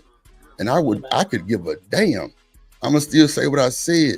I know damn well I would have not put that shit in Auntie's chat. That's a fact. When I got on here today, I was talking about my password was messed up. I'm saying who purged? It's purge weekend. It's purge weekend. Who purged? So why in the hell would I go over there and put that shit in that nigga chat? It don't make no sense. And then come to my live stream. It didn't have no time or no shit like that. Like it didn't have no link. Like how the hell? That's why I said if he did that, that's nasty work because that shit is insane and that's crazy. That's why I made the comment I made. I can't say for sure the screenshot looked crazy to me. That's all I seen was a screenshot, and I didn't even see that long. But Queen, it looked weird to see that you on that panel. And you letting that shit ride, like, and I know you on the clock. I know you on the clock. Now, just listen to me though. Listen to me, because by you saying that, it just make me feel like you really just was out there just letting it go. I mean, I don't know, Queen. I wasn't there. I was not listening. I'm running my show. I know you see I'm live. I understand you running. That's what I'm saying. So listen to me. When niggas come over here, Queen, and they be trying to get at you, I'll shut that shit down immediately and then tell them niggas rules that I ain't never told nobody else before. Right. That's all I'm saying. That's all I'm saying. I don't know what you did. I'm sure people gonna start sending me a bunch of clips. Go ahead. No, go ahead. You got it. This is what I'm saying. This your show. You have control. I don't have no control. What kind of situation do you think I was put in? Fuck the fact that I had a wrench over there. Fuck it. Let's take the wrench off the table. I don't even have a wrench, so I don't know how to put a link, but go ahead. My bad. I came over there to purge. I'm sitting on the panel to purge, and then I get pulled out. Now, why would he pull me out? So, Queen, what did NT tell you before you came over here? Auntie said, Auntie put this screenshot up on the screen, and he said, read this. And I read it. And it says, Drip Show, and it said, live stream 10 p.m. That's all I can remember. And I was like, well, what's that? He said something about he sent me this. And I'm like, he sent you that? Well, I said, like, right now? He was like, this morning. I was like, this morning? I said, well, I don't know. Maybe he trying to be funny. He said, no. This happened in my chat. I said, in your chat? I said, during the purge. He said, yeah, he came in here and he put this in my chat. I said, well, if he put that in your chat, that's nasty work. That's nasty work. And I said, if somebody came and advertised their show during my show, I would be upset too. That's what I said. So you said I'm letting it go on. What am I supposed to say in that scenario? You should have told that nigga go over there your motherfucking self when you try to come for drip. That's what you should have told that nigga. Why don't you go over there your motherfucking self? You immediately said, okay, yeah, I'll go get him. They just sent me the clip just now. I couldn't talk. Do you see him? Go get him. Go get him. Go get him. Queen, you a grown ass woman. You normally walk niggas. I don't like that's insane work, Queen. I am at work and I am in the basement. I cannot be in here yelling at these people. If I was upstairs, I would have argued with them. I'm not upstairs. They be yelling loud as fuck on that purge. I don't want to fight about this shit because this shit is crazy. I don't like the fact that I got singled out when all I did was come up there to purge, and my purge didn't have nothing to do with you. Didn't really have nothing to do with LT. Had to do with all these other motherfuckers. I don't have no control over what's going on over there. If a motherfucker gonna talk all over me, they gonna talk all over me. The motherfucker pulled me out because he used me because he know I be over here. That's what the fuck it is. Ain't nothing I can do about it. If you gonna let this troll motherfucker sit up here and paint a picture of me, that's fine. I'm Queen. They just sent me the clip of you saying what you. They just okay. I go get him. I'm just saying. I would have told the nigga like I don't know if y'all scared of that nigga or some shit, but nah, not. No, I'm saying I would have been like, bro, you go get him yourself. Like I ain't finna get in that shit. And you just came over here and said I ain't trying to get in that shit, but you came over here. I'm just telling you how it look, Queen. And went in your inbox and told you to check your inbox. Because I didn't come here and look in your chat. I didn't know it was 999 motherfuckers over here from there. Yeah. I'm just telling you what it looked like, Queen. Like, I'm just telling you what it looked like. Like, I ain't got to prove a motherfucker thing to nobody. Anybody paying me. I ain't going to raise you. I'm talking about to this nigga, me or mine in the chat. I'm just saying, Queen, if you wasn't trying to get involved in this shit, I wouldn't have came over here to refer the message. Ain't nobody else come over here. Happy ain't come over here. Absolutely right. I'm just, Queen, what does it look like? Happy didn't get called the fuck out neither. But Happy you didn't either. You, Queen, yes, you did not, Queen. I'm watching the clip now. He said, go get the pussy nigga or some shit like that. And he didn't say nothing to Queen. He said, well, somebody go get him. And you, Queen, I'm watching the clip. Oh my Jesus. Queen, I'm not really stressing about it. Like, that's why I would never do the purge because I don't even raise my voice. It's like 3 minutes. Like, I don't even raise my voice. So NT was gonna just scream. I'm like, nigga, are you done? And then like it's just not gonna. I'm just saying, Queen. The nigga said somebody go get him. Somebody go get him. And you don't see him put me on the screen, big me and him. You don't see that? It's you, Happy, Auntie, and some other person at the bottom. Oh, see, they didn't even give you the whole clip. But that's what. But Queen, when he said what he said, you immediately came to send a message. That's all I'm saying. That's what it looked like. You can't tell me I'm looking at the wrong thing, right? No. You gotta let me know. I'm not telling you you're looking at the wrong thing. I'm telling you that is a whole situation that went on, and Auntie singled me out. And the part of the clip that you got is when all three of us is up there. You don't have the part of the clip when he put everybody down and brought me up, and it was just me and him up there. It was a whole fucking situation that went on. I just got put on the spot in front of 500 motherfuckers. Queen, it's cool, Queen. That just right. Like, I ain't gonna lie, that shit. That if you was to see me do that type of shit, you like just like how that night Logic numbers up here, and I still let you be in the back so you can hear with your own ear. I didn't kick you off. I let you stay on there so you can hear it the whole time. Did I do you like that? I say, no, I'm gonna let Queen hear this shit so she can hear for her own ear. I I know. Listen to me though. I could have kicked you off and kept you because the show was over with. We was in the back chat. I let you still come up here. So for you to let that shit ride just hit different because every time you say something about a nigga disrespecting you, Drip, I don't really like this guy. I don't like this guy. And I'm like, okay, well, let me just try to level set this shit so y'all can have a conversation. I'm just saying, Queen, like that shit don't mean, I'm just telling you what it looks like. When niggas come over here and you come to me in my Discord and complain to me about some shit, what do? I fix it for you, don't I? So that's what I'm trying to tell you. It looks real fucked up that you got a message from your goddamn master or whatever the fuck that to come over here and say some shit. I'm just saying, Queen, that's what it looks like. I can't give it to you no other way though. That's all I mean, that's just what it looks like. When you come over here and you get all mad and you come to the Discord and you be all fucked up about it, I handle it for you. So for you to come over here, the first one jump off the panel, and Happy just left from over here. Happy been on my panel the whole night. She didn't come over here. I'm just telling you what it looked like. They just sent me the clip. Did not get singled the fuck out either. I ain't see the single or not. If you got a clip of you being singled out, cool. I'm just telling you what it is.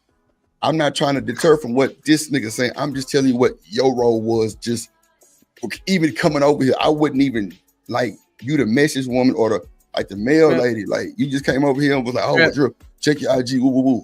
Drip. Respectfully, I don't mean to interject, but okay, go ahead. If we could just let this go, because I feel like this is a very circular conversation right now. And we were in the middle of a video, and I do apologize because I paused it first. No, go ahead. You got it. And I said it just go ahead and dead it. But you know, we got. I think everybody got out what they wanted to say, and so we good. I appreciate that. Yeah. Let me hide that. Let me hide that. I appreciate her for taking the time out to explain her side. But I want us to just go ahead and keep going with the show. Cause come on, let's go. Cause I ain't got time. Think when they come around a guy with money. There's another side of this game. When it comes to men, the man with the paper what up, TK? Got it even over the most handsome the bag. And I appreciate everybody that spoke on that shit too with about that. Whatever in the chat, man, make sure you subscribe, man. Come back through, good dude, man. Like clearly. Mike, I don't know if you know me, homie, but yeah, I ain't got no reason to even do all that. I mean, at the end of the day, people gonna believe what they want to believe. No. It's cool. It's cool because like I'm not gonna be explaining the shit to nobody who don't provide fun yun or munyon. Like that's I mean, it's just funny how people come over here and be all they can be and then go over there. But I can't expect nothing on this internet. It's the fucking internet. It's the internet. And if y'all think I'm finna go yell at my camera or in my microphone about some shit, I don't even raise my voice when I walk to other niggas. It's just cool, calm walking, striding. But man, if you think I'm worried about Auntie mad with somebody else, and I ain't got shit to do with it. But if that's how you want to call it, that's how you want to call it. But you would not get Drip on a gotcha moment. Like I'm way too smarter than the average bat for that shit now. I done went through that shit before with a few other niggas. Niggas trying to just run the setup and just let's get your nigga. No, nah, not even a little bit, nigga. Fuck no. Because everybody in the chat, I clearly went and seen what the hell they were talking about. Everybody in the chat saying, Drip wouldn't do that. Drip didn't do that. But the folks that don't know me, they're like, well, let's go over there and go get the nigga. Like, man, I know he sent the trolls. I saw that person though. I went over there and I looked because that's why if you notice, I stopped the camera. Like I stopped talking to you. I wasn't even engaging in the show anymore because I wanted to go and see what was going on. So I saw the screenshot and I saw the name on there. That wasn't your account name. That's a name that I saw in it because I've been watching The Purge. I've been in the clouds. I cracked a couple jokes, but I ain't really saying too much. But I saw that name on there because I thought it was you when I first looked at it. But then I looked and I was like, nah, it had Drip and some other shit. It didn't say Drip Show TV. And so I disregarded it. And that was the same account that posted that comment. Now, why they said this about your show or whatever, I don't know. So it does look sus, but it wasn't your account. It was somebody else's page that just so happened to have the name Drip in it? I have no clue. Sus or no sus, I know what the hell I did. Come to my live stream is not even good enough. If I wanted to do some weird shit, like I don't even be on that type of time to even do no weird shit like that. And that's what NT do know. Just like the fact that with the other situation too, he know that too. NT was just on my show 2 weeks ago. So I'm saying, so I wouldn't. Nah, it's just. I just like. I've been put in this position for the setup before, and me being so new, I went with the dumb shit, and it didn't get me nowhere. So I know what type of time it is. It's purge weekend. Anything goes. I'm just. I get bored. Just like I got bored on everybody else. I get bored, but I know I didn't come to my live stream like that.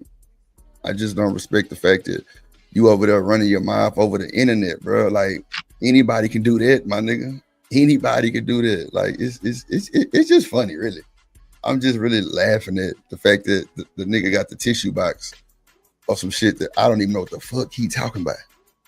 And he got my IG. He could have hit me and told me anything. Like nah, like. I think we're done with this. If we can respectfully just go back to the video, like I don't even want to hear about it no more. And that's no disrespect to you and you know your thoughts that you getting out right now. I just feel like we've been entertaining it a little longer than we should have. Yeah, and I started it, and so I feel like I should finish this shit. It ain't even nothing like that. Like. Shout out to you for being a good co-host, but it's I'm a grown ass man. I can handle it. Nah, you good to go. Like I'm just kind of laughing because like I could just see setup written all over that shit, like straight up. I fell for that shit one time or two, never again. Never again, nah. Hell nah. I can show y'all my DMs with me and Auntie talking. Hell nah. I just hear setup all over it. And then for him to talk, what am I supposed to do? Go over there and yell and then do what? What's gonna happen? Nothing. Ain't nothing finna happen. Ain't nothing transpire. Queen probably back on the panel, lying. Who knows? You feel me? That's why I don't know. I don't even really, and see like it. Anyway, shout out to the guy. Yeah, like I don't even know what whatever say he had, like I took some viewers, bro. If I would have promoted my channel, I would have promoted that motherfucker. Like that's what I'm saying. Like that's why I just got this smirk on my face, just like yeah, next time, nice try. Yeah, you know what I mean? It's nothing to clear up. It ain't even worth addressing, to be honest. Like, and sometimes when people feel a certain type of way, you could say whatever, and that. Just like the other person, the mock person, I don't believe you. I don't believe Queen. I don't believe this. I don't believe any nigga that open their mouth and breathe. Like people not gonna believe you if they don't want to believe you. So it's not even worth addressing like that. The fact that these folks came over here to tell me that is insane. But the fact that some of the people that's probably real behind these avatars had an explanation of what really was going on and they sent the clip, I can respect it. Straight up. Like, but people coming from the purge, they ain't trying to hear what I'm talking about. You gotta know what time it is. It's the purge.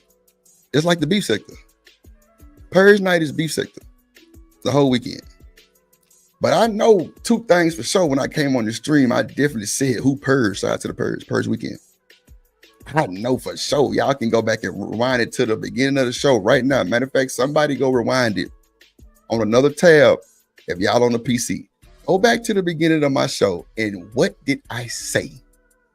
First off was my password was messed up, and then I say who purged? Shout out to the purge. And that's cool, Mark. I'm not saying you wrong for feeling how you want to feel. I'm just saying as an example that no, because he like, you know, you don't. And I just want to make sure you understand, like, I don't got no beef with you. Like, people feel how they want to feel, think how they want to think, and it is what it is. Like, I'm just getting the point. Look, it's cool. My guy, Mark can speak his mind over here, man. Mark can definitely speak his mind. You know, like he say, niggas gonna be niggas. And that's how I be feeling. Like, you know what I'm saying? That's how I be feeling like when these niggas be on here lying about DNP, you know what I'm saying? So he can speak his mind. I ain't gonna get mad with my, because I know what type of timing I'm on. Like, I just don't. I just can see the setup too much on it. Like, nah, I'm cool. Like, I ain't never backpedaled to none of that shit. Like, I done been into it with the biggest nigga in the space and got active. But shout out to NT. Like, please, somebody go open up another YouTube tab and swing it all the way back to the beginning of the stream and see what I say. And I'm gonna rest my case. But me putting something in this nigga chat that say, come to my stream, just don't make no sense. But you gotta know, when you got 200-300 people in the chat and it's some shit talking with a screen name on it and they coming over here to subscribe and get in my chat, it must really mean something for them. I'm cool. I'm not stressing. I don't even raise my voice to yell. So me going to NT is gonna be just like this. I'm gonna go over there. I'm gonna like, what the fuck is the problem? And he gonna rah, rah, rah, rah, rah. And I'm gonna be sitting there getting a headache listening to that shit. And then I'm gonna be like, bro, like, what's the point of me even talking about this shit? You gonna believe what you want to believe. You gonna say what you want to say. He ain't finna pull up and whoop nothing. So why am I worried? Like, that's what I'm saying. Like, I can't get agitated over a nigga talking. Like, I'm sorry. I'm sorry. I just can't do it. Like, I'm really over here like laughing. Like, what the fuck is this nigga talking about? Like, but at the end of the day, like I say,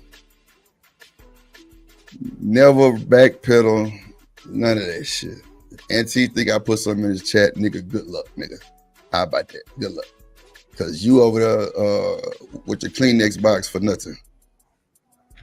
Cause if I would have had some address, nigga, I would have hit you in your DM just like how I did last time. So what we talking about? Now you talking about me coming scared to hit the link, nigga, did you respond to my DM? Yeah, I'll wait. But that's neither here nor there, because I really don't have no real smoke with NT. This is over some shit that he got into it with somebody else a long time ago. And he said I was in their chat. Nigga, I'm a grown ass nigga. I can go where the fuck I want to go. So, see what I'm saying? It don't make no sense. So I just don't understand. Like, I just can't. Nah. So shout out to the folks that came over here to tell me that y'all are much appreciated. Even the ones that kind of seen the realness on how I'm talking right now and what the hell I'm talking about. Aside the mock, I can't police him. That's just how he feel. They come from the purge. They lit. They trying to crank it up some more. See what I'm saying? Yeah, as they should. But I ain't finna crash out. I ain't never crashed out on the internet. Never. You see how I'm talking calm now? I ain't raising my voice. I ain't upset like that. No, I'm chilling. So shout out to the chat. Shout out to Rogue C.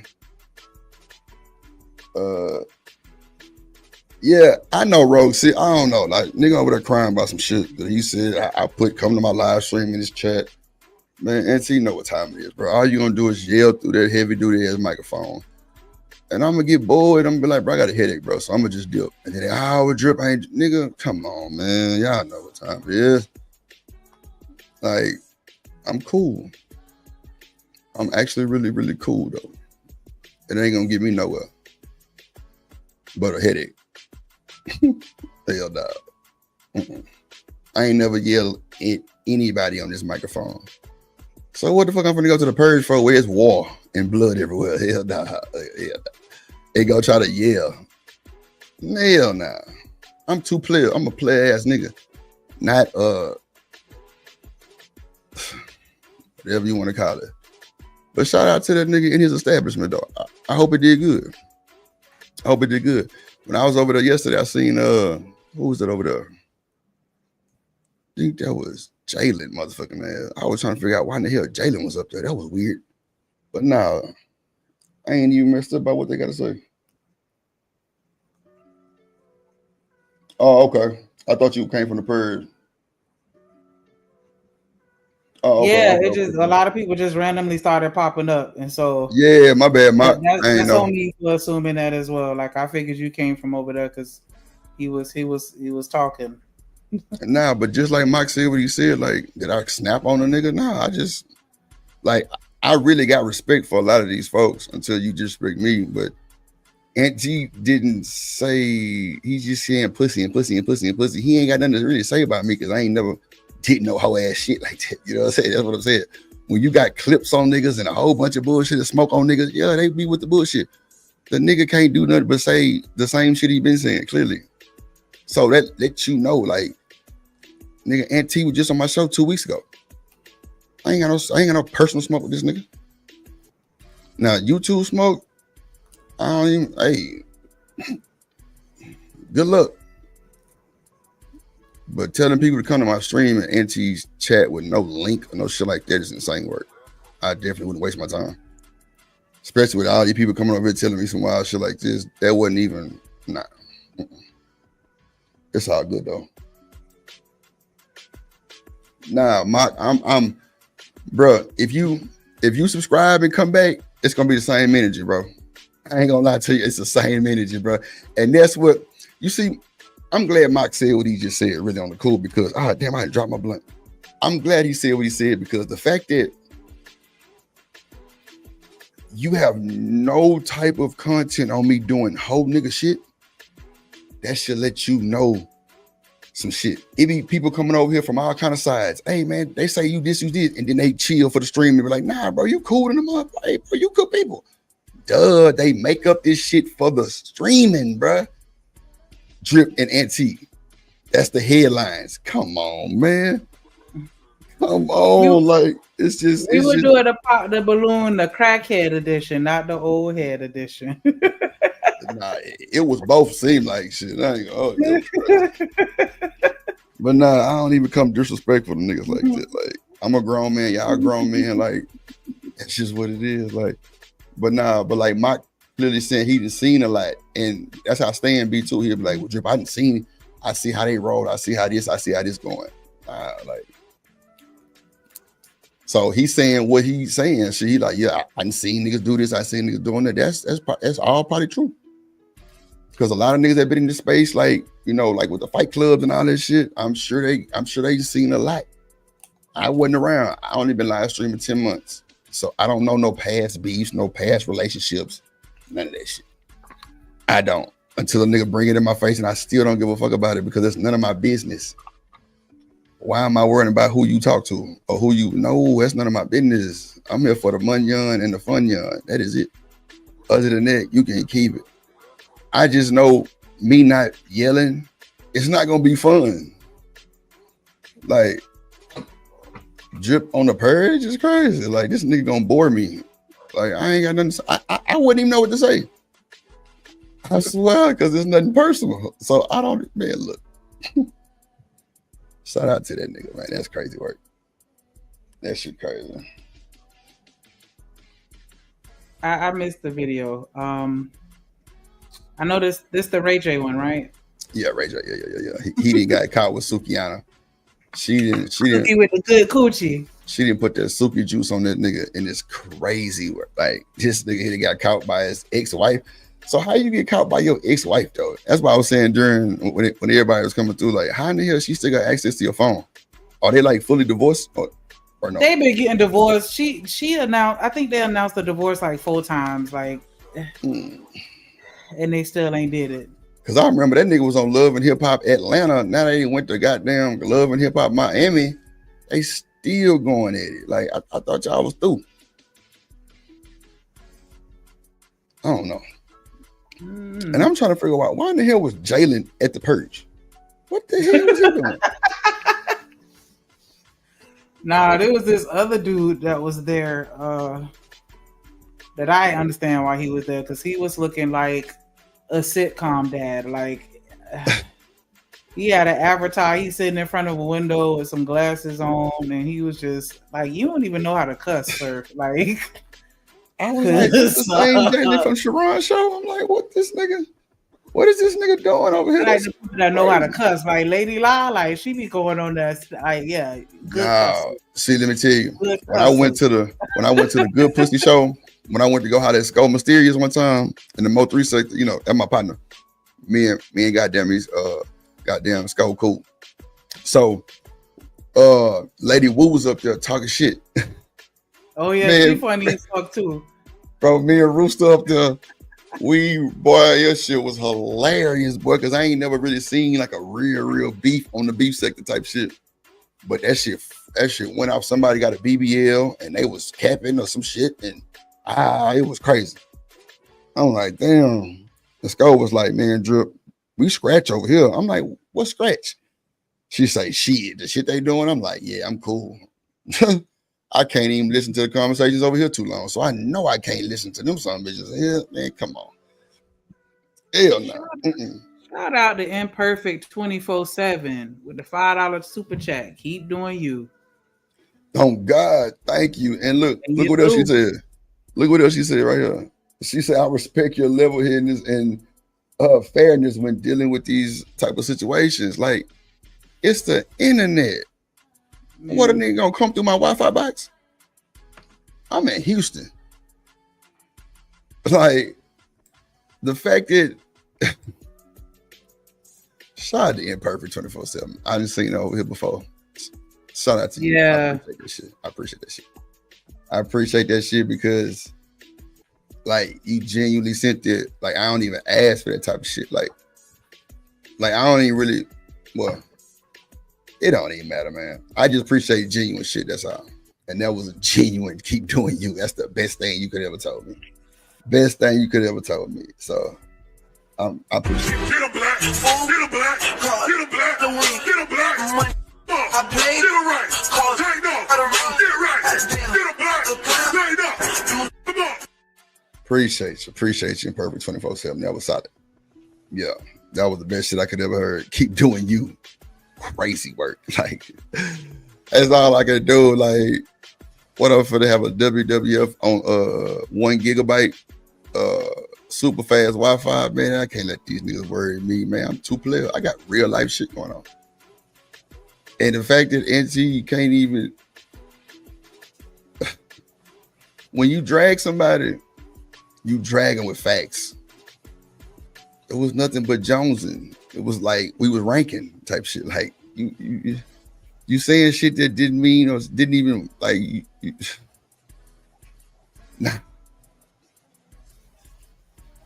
Nah, I'm cool. The nigga said I barely drug Ashton until you know what time it is, my nigga. I'm gonna say it one more time. You know what time it is, my nigga. Barely.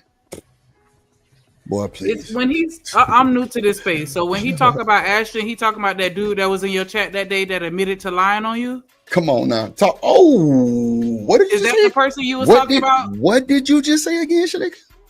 Is that the same person that was in your chat that posted that comment saying that he was lying because he just wanted to get you out the way or some shit like that, and he started all of that? I was on that stream when he was on there and he said that. Is that the same person? Yes. And you're through. Once again, and you're through. See what I'm saying? I can't lie to y'all. I'm real transparent. Go back and look. That's how I know. When I hit Auntie in that DM, bro didn't even respond back. I'm hitting the nigga on the goddamn back end like, nigga, let's talk as men. What's up? You good? No response. I don't believe me. I can pull up the gram and show it. Like, I can't lie. I cannot lie to y'all, I swear. I'm not the guy. I'm not your regular YouTuber on here. Part of these cliques and clubs. I'm one band, one sound. Straight up, like. And for Queen to be subscribed to my membership, to let that shit rock, y'all didn't see me fall out with Queen and blast Queen and call all kind of shit. I know what I know though, and I'm good. I just know how to move. But I didn't call all kind of bitches and hoes, no, because that ain't how I'm coming. So, good luck, bro. It's good for your views over there though, Auntie. It's good for your views because you have no clue who I am. Not one. But I don't scream on the internet. I don't pull up my pants and pull my pistol out and point it at the camera. Nah, that ain't me. I'm sorry. So, with that being said, like, you know, I don't know what happened in your chat, but me as a man, I just don't know what to tell you, homie.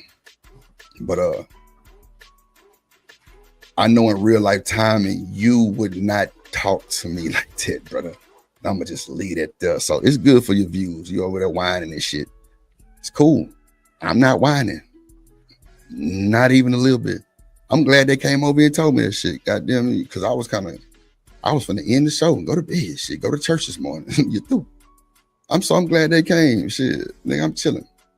I'm too player of a nigga to even be worried about a bunch of shit a nigga talking about. Like Mike said, a nigga. No, man. No. Y'all know how I get down. Y'all, a lot of y'all didn't see me walk some of these niggas, but it was for disrespect, not a nigga lying and making up shit and claiming some shit was done. No, it's cool. So shout out to NT. You mad, nigga, for some shit that you thought? Stay mad. Because for you to know what type of nigga I am, you should already knew I ain't put no shit in your check. So that's a fact. So, yeah. Other than that, I don't know what to tell you, brother. But go, make sure you take your blood pressure pill, my boy. Because all that holler this shit, I can't get with it. I'm sorry. I can't get with it. I can't do it. And I'm not going to do it. So, like, none of y'all have ever seen me raise my voice on this damn internet. That's a fact. None of y'all. None of y'all, even when I walked, like, put niggas on leashes and took them to the fire hydrant, never raised my voice. It's a calm, cool, collective, stern walk. Yeah, that's what kill you the most time. Yep. So, once again, keep purging. You got about 12 more, about 24 more hours of purging. Whoever win the 500, let me hold $2.50. Yeah, so I can buy me some more Bob Marley papers and roll up this Zai. And I'm gonna keep smoking. Yeah. And for all of you people, go ahead and hit the subscribe button. And if y'all don't believe what he's saying, y'all can go over to Sharon Brace's show, because you snapped on beans, but you wasn't yelling and hollering and hooting. You just was cracking your little jokes calmly, and then you left, and it was funny. Even Beans laughed at it. Like, you don't, you can see for yourself. If y'all don't believe what he's saying, go look. Yeah, I ain't gotta lie. I told you I don't lie. You get embarrassed on the internet for lying. Go look. When I walk Beans, I didn't raise my voice. For what? I just don't do that. The people who don't know what time it is over here, of course, they're gonna say something. They don't know. They don't know. They just probably think I'm probably trying to, I'm guess cop a plea or try to deny it, nigga. I don't give a fuck about that shit, nigga. That's a fact.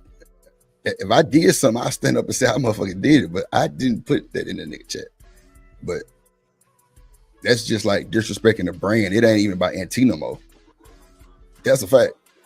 It's not about NT no more when somebody do some shit like that, because I would be upset too. Especially I'm running my show. I'm running a whole goddamn 48-hour stream for the weekend. This is a whole brand. Yeah, I'll be upset too. So, but you won't see me over here disrespecting NT. For what? It ain't gonna get me nowhere. Duh. But an internet laugh. When y'all click that X, y'all don't know drip. Exactly. So, you know, internet people gonna love the internet. Go outside. Go walk to your mailbox, get your mail. So that's all I can tell you, man. That's all I can tell you, man. But shout out to Mott for coming through, speaking his piece though, because I respect it. And I ain't gonna police nobody in the chat, because he got freedom of speech to say that. What you said, Mike? Debate discussion about the church. No, yeah, but see, that's the thing, Mike. I don't even have the raw over here like that. It don't even be like that. That's why I'm like, that's why everybody that's in the chat that know me, like, well, wait a minute, what's going on? What the hell? Like, yeah, even the people that's over in his chat that know me, like, they like, man, Drip ain't do that shit. I see it. So nah, I'm not a church talking guy for a debate, but I can talk about it. You know what I'm saying? I could definitely talk about it. But yeah, I don't be doing no smoke shows, and I mean not smoke shows, but like no whole bunch of like purge type style shows. Nah, I don't even. If a nigga got a line over here, I don't mind spirited debates, but you know, once he get disrespectful and personal, I got to stop the conversation and kind of bring it back so we can have a conversation. Because that shit'll fly off the handle, then we'll never catch it. Put it world class, and we'll never catch it. So, you know. But nah, I don't even be on that type of time.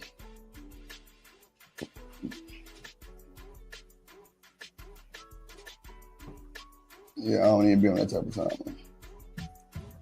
Yeah, we very mindful over here. Very cutesy. Very demure.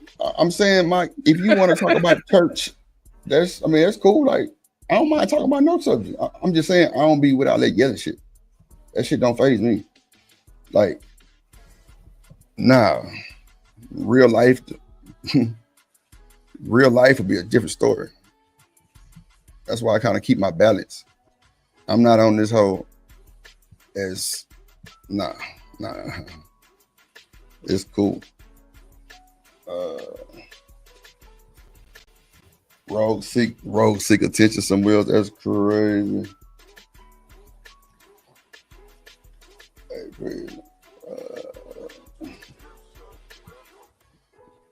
Nah, that's for sure. Nah, Rogue, see, you got it. I sure appreciate you. They don't know, so they gonna say what they want to say. Rogue, don't even waste your time. Don't even waste your time. You ain't gotta waste your time, man. You ain't gotta waste time. You ain't gotta waste time. The fact that y'all telling these folks that and they don't believe it, that's just what they gonna believe. It's cool. Y'all ain't gotta waste y'all time, and it's cool. Trust me, it's cool. I'm high. Like that's a fucking mountain right now. I ain't got no time. It's Sunday morning. It's like, you think I'm gonna entertain another nigga? Nah, I'm sorry. I'm just not gonna do it. Like, it's good for the clicks and views. They might talk about it 2 days and it'll be over with. Back to regular schedule program. It ain't gonna bother me. That's for sure. Come on, man. What we talking about? Hey, world class. World class, fuck you got going on? Yeah, man. Like I say, I love it though. Shout out to y'all. World class over here. YouTube betrayal is real. Nah, but see, world class, this the thing. I'm not the sensitive one that flip out like that though. I ain't gonna flip out and crash out. I refuse. I told myself when I first got on this motherfucker, I'm not crashing out. I ain't crash out. What? Want me to argue with a nigga over the internet and have a talk war and ain't nothing gonna happen? Like, nigga, what? I told you, bro, I pulled my background and scare some of you niggas. That's a fact. I'm chilling. But, it is what it is. Shout out to them. I'm here. Have no fear. I can see if I got the stuttering and no, nigga, please. Like, come on, brother. Don't do your boy like that. You say Officer Road. God damn, Mike, you gotta ease up on Road. You gotta ease up on Road, Mike. Oh shit, world class is going insane. What was you? Oh shit.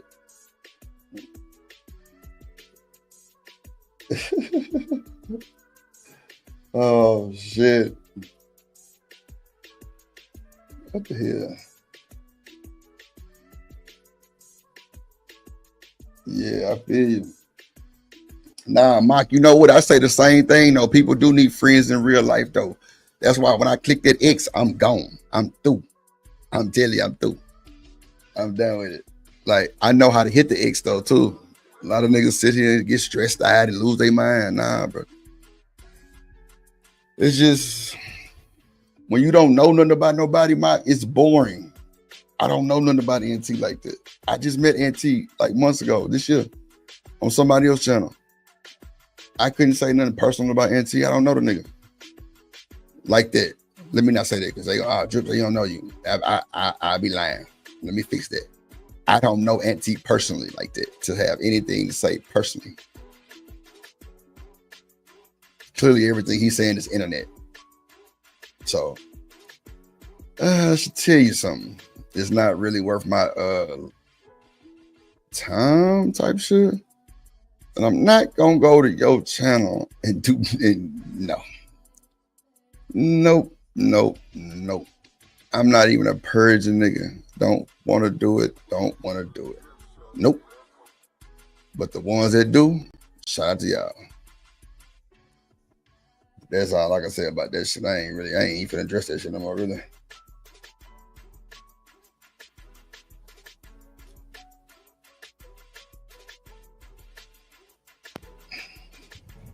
I would. Oh, no.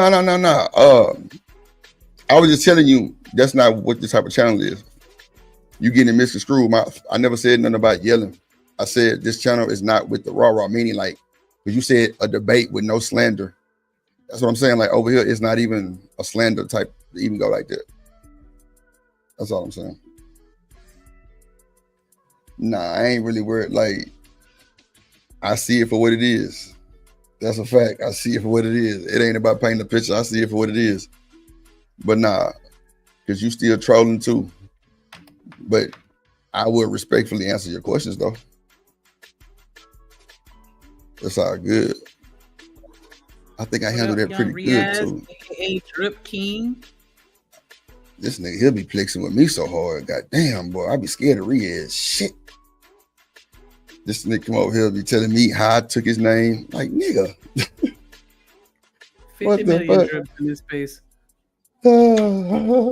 Nah, Roxy, I appreciate you, man. You know you hey boo hey. Yo, you ain't got to worry about it, man. It's cool. Y'all done been over here long enough to know I don't know. But if that's what he think, oh well, fuck it, nigga, sue me. I can't even get the energy to even get mad and yell with your brother. It's not gonna happen. So yeah, there you go.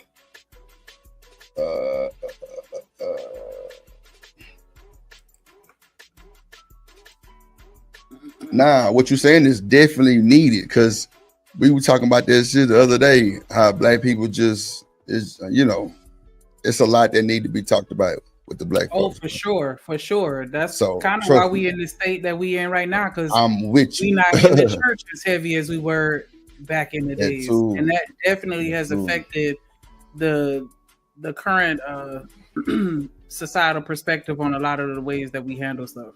Everybody think the pastor pimping, like it's just a lot of shit. So yeah, hey, I agree with you. I'm not going against you, brother. Yeah. I agree. It's a lot of shit the black folks need to have a conversation with. But you know what though, Mike? I feel like our voices wouldn't change a thing. Wouldn't change a thing. I don't think our voices would change a thing. But it's definitely good to have them conversations because a lot of people come over here, they be want to have them conversations. But it's just like, I'll be like, bro, this gonna run into a rabbit hole because shit, all we're gonna do is talk. Ain't nobody putting no action into it. You know what I'm saying? But nah, I'm definitely with you on that. I agree. What up, Cat Eye? Cat Eye. Yeah, man. Yep. Oh, you against it? Okay, I hear you. Okay, he say he absolutely against the church and Christianity for a plethora of reasons. Now, you know what? The crazy thing is, I would really want to know why. Just like on a breakdown. Because like it's so much stuff that, man, we've been lied to so long, it don't make no sense. I ain't gonna hold you. Mm-hmm. We've been lied to so long, it don't even make no sense no more. Like we don't know what to believe. So I can see how, and if Mike is like younger, but he say he been there before. I mean, he been there for a long time, so he might be a little older, who knows? But like in the age differences, you could definitely tell the difference of that. That's for sure.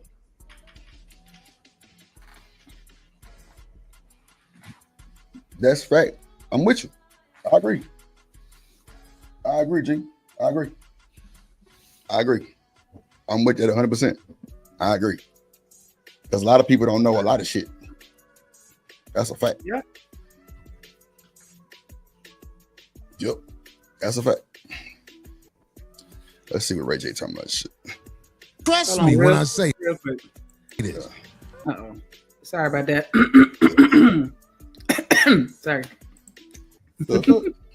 Shout out to Rose T with the $4.99 super chat. LOL. I'm serious about Miss Officer Beat. I'm from NOLA, and I like Officer Roll. The C stands for cop. Yeah. See, that's harass you for a baby every time you come up on here. The She panel beat it like a cap. Baby. Yeah. Baby. Beat it like a cap. Ronnie King, baby, says she beat it like a cap. Yes. Shout out to Road being from Road. I know you hear that beat in the background too. You know that's that beat. Yeah, that's our drip. Music on point. Yo, that's that beat. Let me crank it up so Road can throw it in the circle for us one time.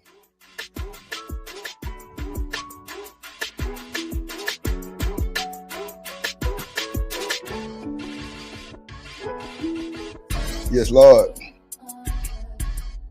Yeah, shout out to me. Shout out to Drip on the beat. He make the shit complete. I can't believe this nigga tried to come with this bullshit. Oh my God. I'm gonna pray for that nigga in church on my mama. Lord, please bless Auntie to Boosa. Yeah, that's how we coming. Shout out to me, yeah, and my Drip Nation folks. Cause you know, we thugging. Shout out to Rosie for the super chat. Yeah. Appreciate you, Rosie. She's like, fuck it. I mean the officer. It stand for what? Matter of fact, let me take this person intro off my goddamn shit. Oh my Jesus. Let me see. Oh, let me see this shit. Y'all got better come. Get a black. Get a black. Get a black. I played. Get a right. Tighten up. Get right. Get a black. Tighten up. Come on. Get a right. Tighten up. Come on. Nah, for sure. So, nigga, I got you. Loud and clear. Let me see. No shit, Mark. That's real. Yeah, it ain't the same. It ain't no one near the same, bro. That's a fact, boy. That's a fact.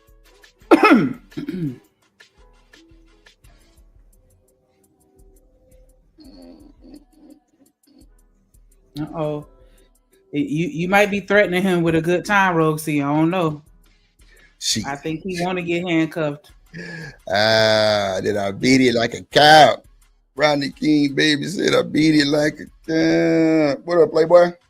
What up, Playboy? Shit, man, I got niggas like that come slide them. Oh, shit. They say if you call them, they'll come. Goddamn, shit. Hold on. Let me bring her up, please. Oh, yeah.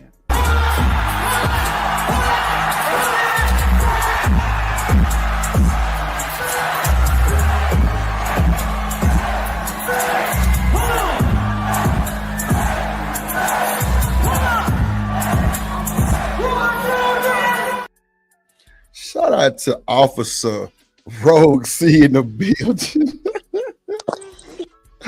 I had to just come up real quick and say good morning, baby. Hey, boo. Hey, baby. Hey, baby.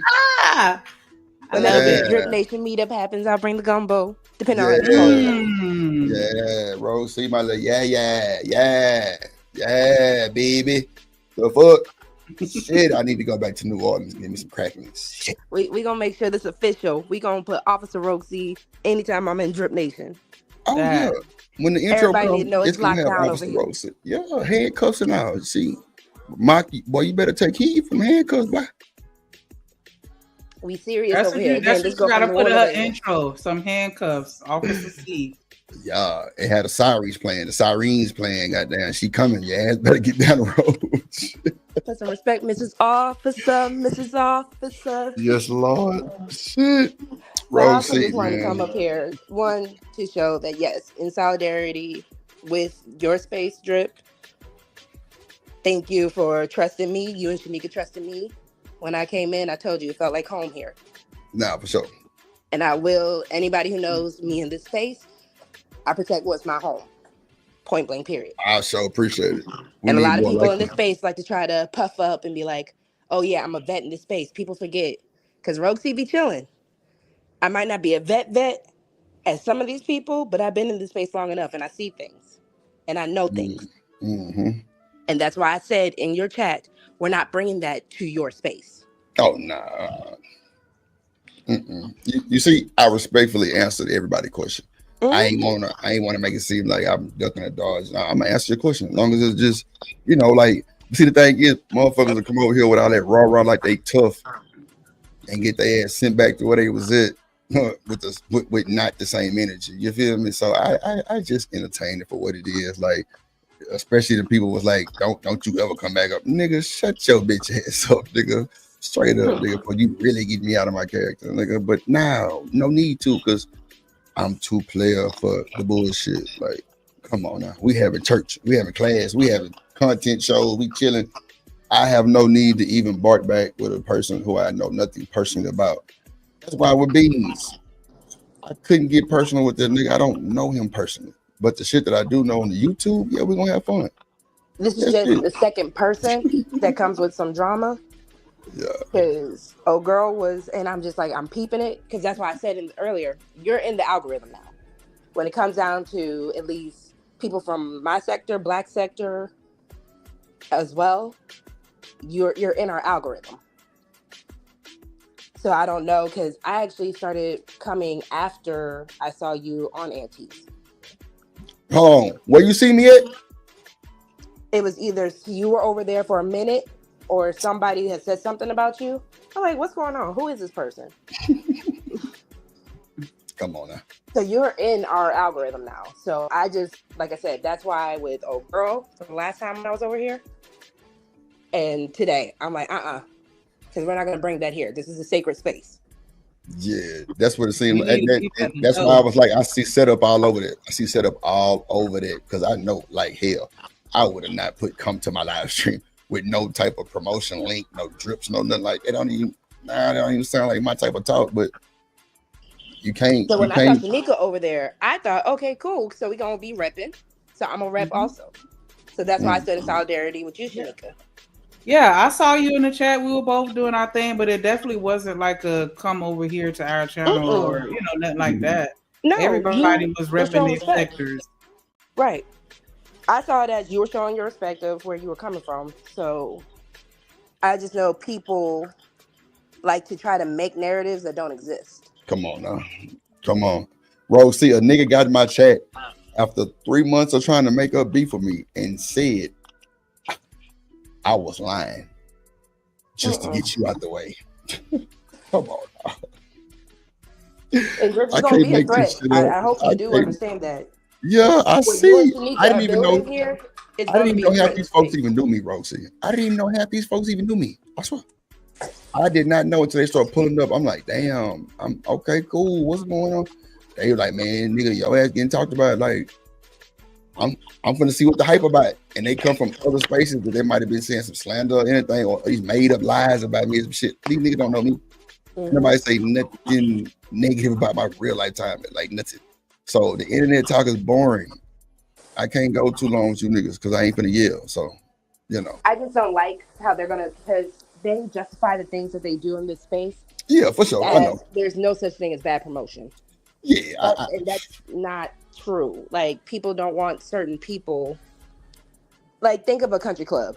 There are people that aren't allowed in the country club, and that's when people try to throw rocks and hide their hands. Like, in the space you are fortifying, I needed to make sure. I'm trying to be right. I got you. And I'm gonna keep it that way. That's why I didn't lose my shit today. I ain't got time. What up, Miss Jill? I ain't got time. I specifically went over there because somebody else told me that shit. I'm like, nah, that nigga probably lying. I'm like, why would the nigga NT and I seen Sugar Bomb. She was like, nah, Drip ain't say no shit like that. Like, nah, that would Drip. Like, so I know folks who really be rocking, like they was, clearly, but it is what it is. I don't give a damn. It ain't gonna make me or break me once I click this X anyway. So have fun. Shit. Bring me more people. Hey, it's a dub for me. 2025, baby. Oh yeah, 2025, we lit. It's a dub for me because they coming. They coming. And guess what? When you get my chat to goddamn chat, you gotta subscribe too. So yeah, count them up. That's cool. Mike just came over here and figured out I was a whole different nigga.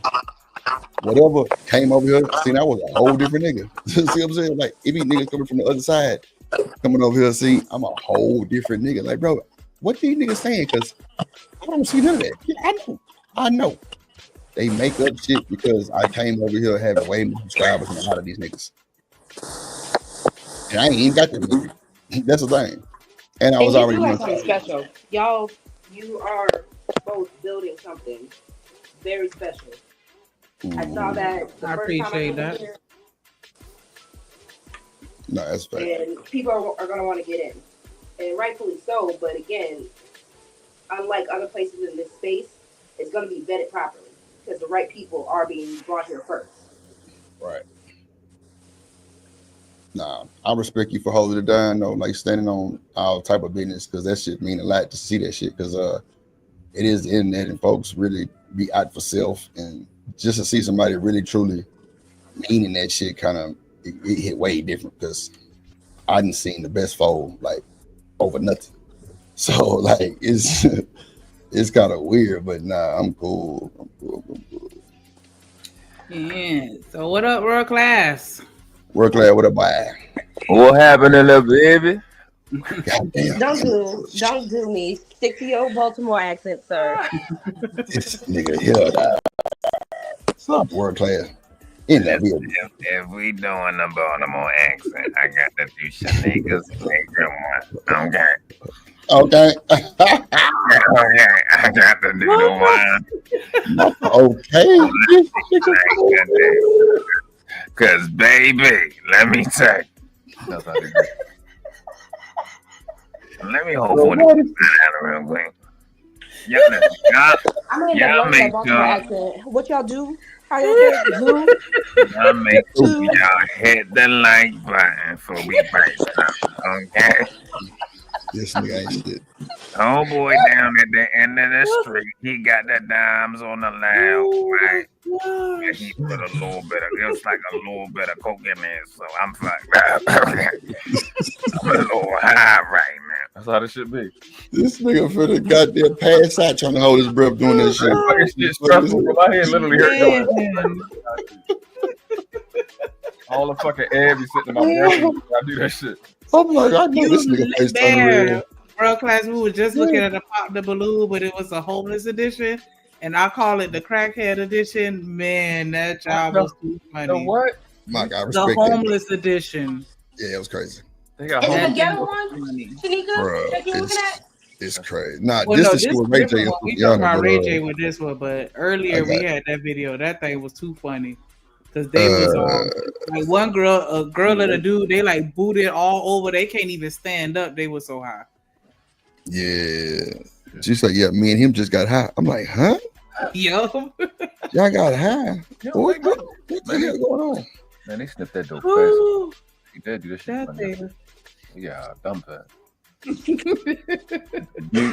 They hit the butte, bro. Yeah, But yeah, this video that we talk about right now, that was a nice little interesting deviation. But yeah, we talk about Ray J because apparently he's smashing Suki with the good coochie. Suki got that wig.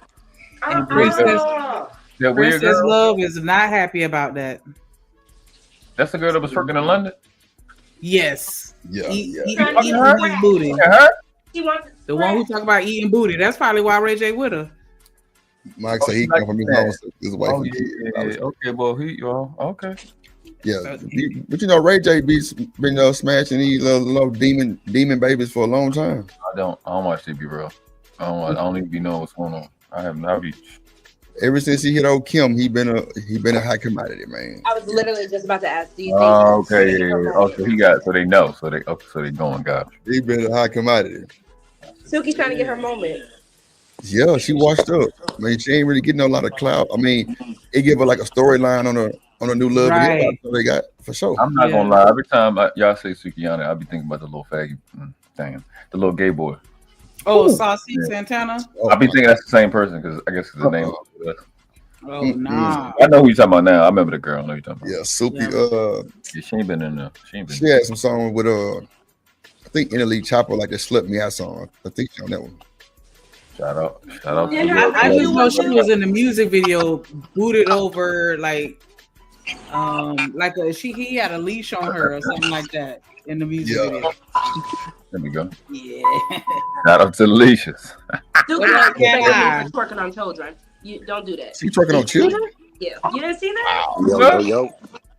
Oh no. Hell nah, I ain't see that. What I never liked her not one time. What's up? That sounds like something she'll do though. That's crazy work. Damn.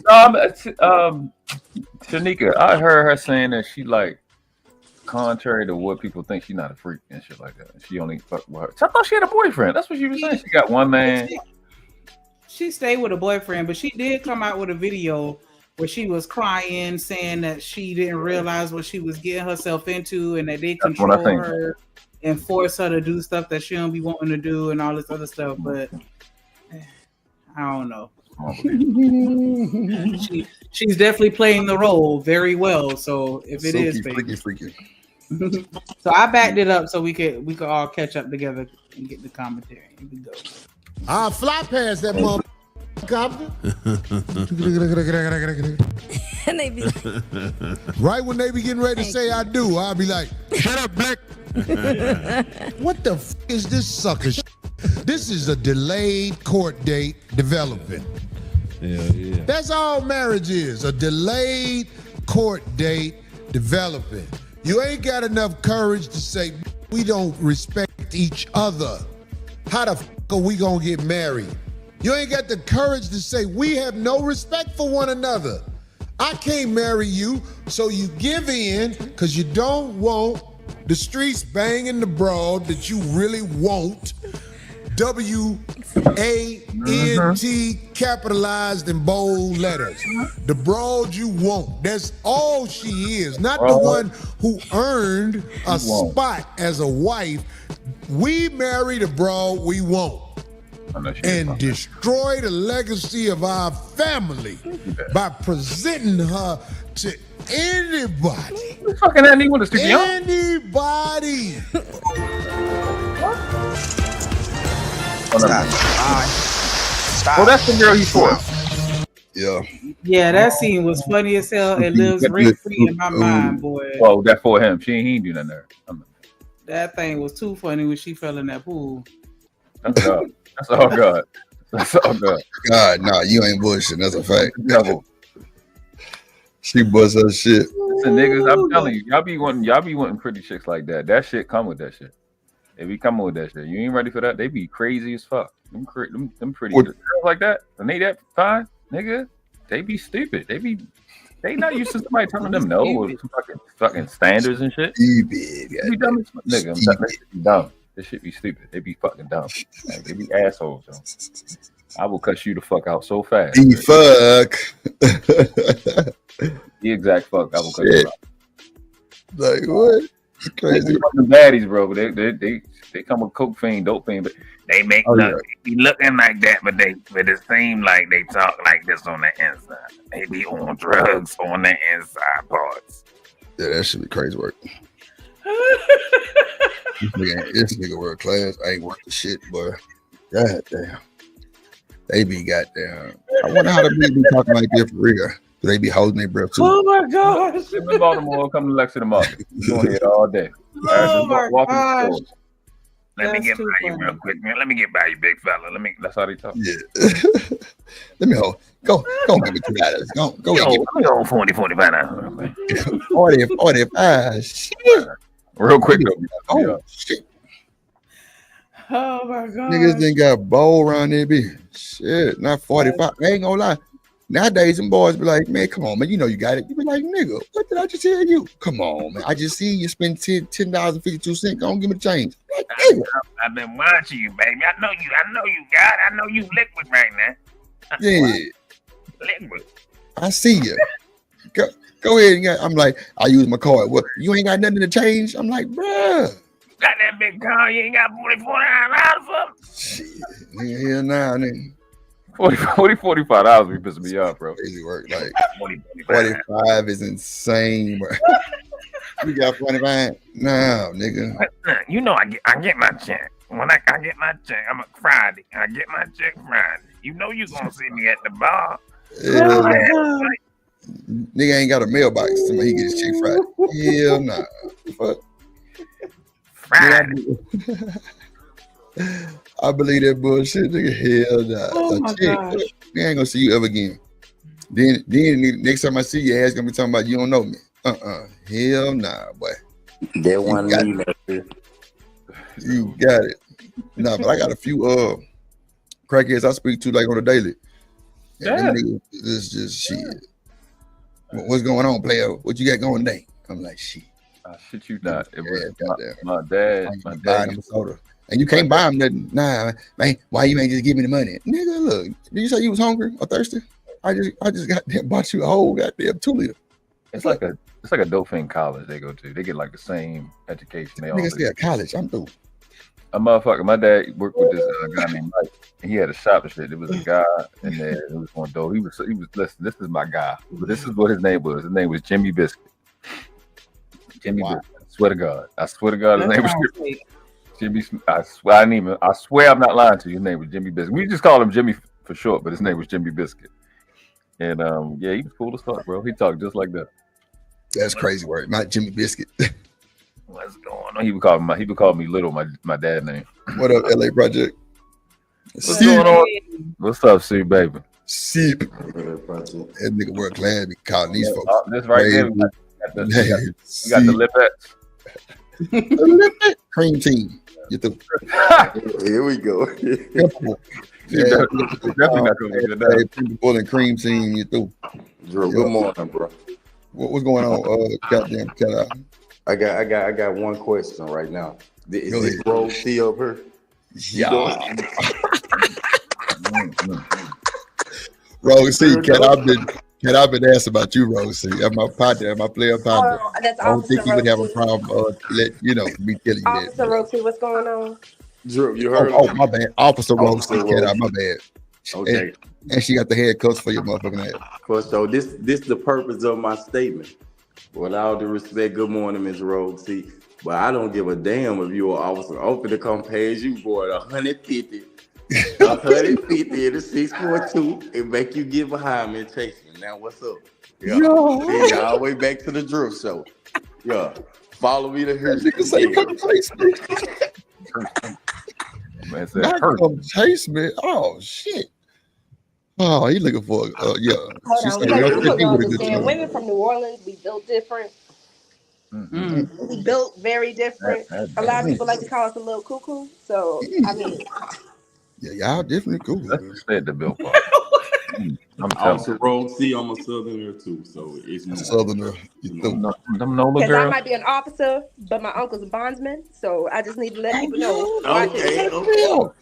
Oh, you got them beneficial for real.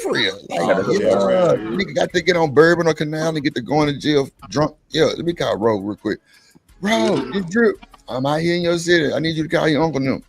She stole the horse. Goddamn, Drip again. My uncle said just one. Get one. Like, well, it ain't for me this time. It's for my partner. He sloppy.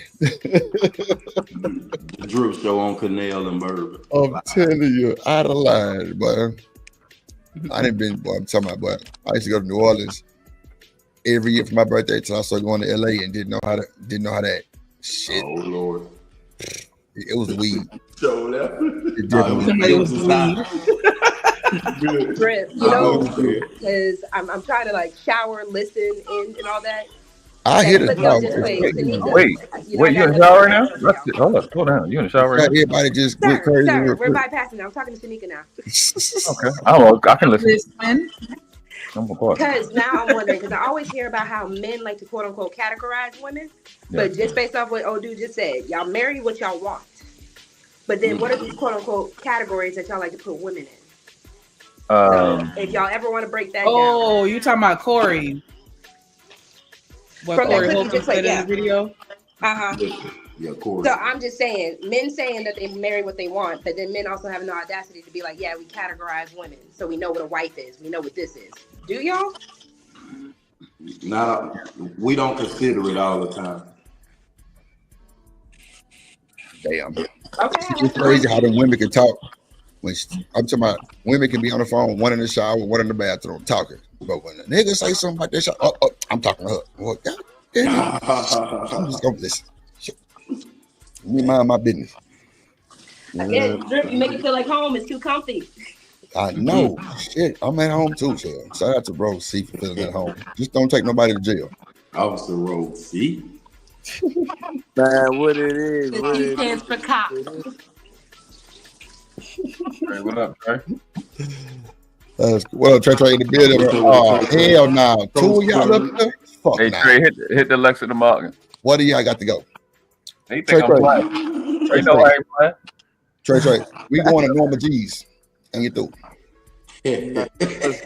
We going to Norma G's, Trey. Man, listen, I ain't going with you.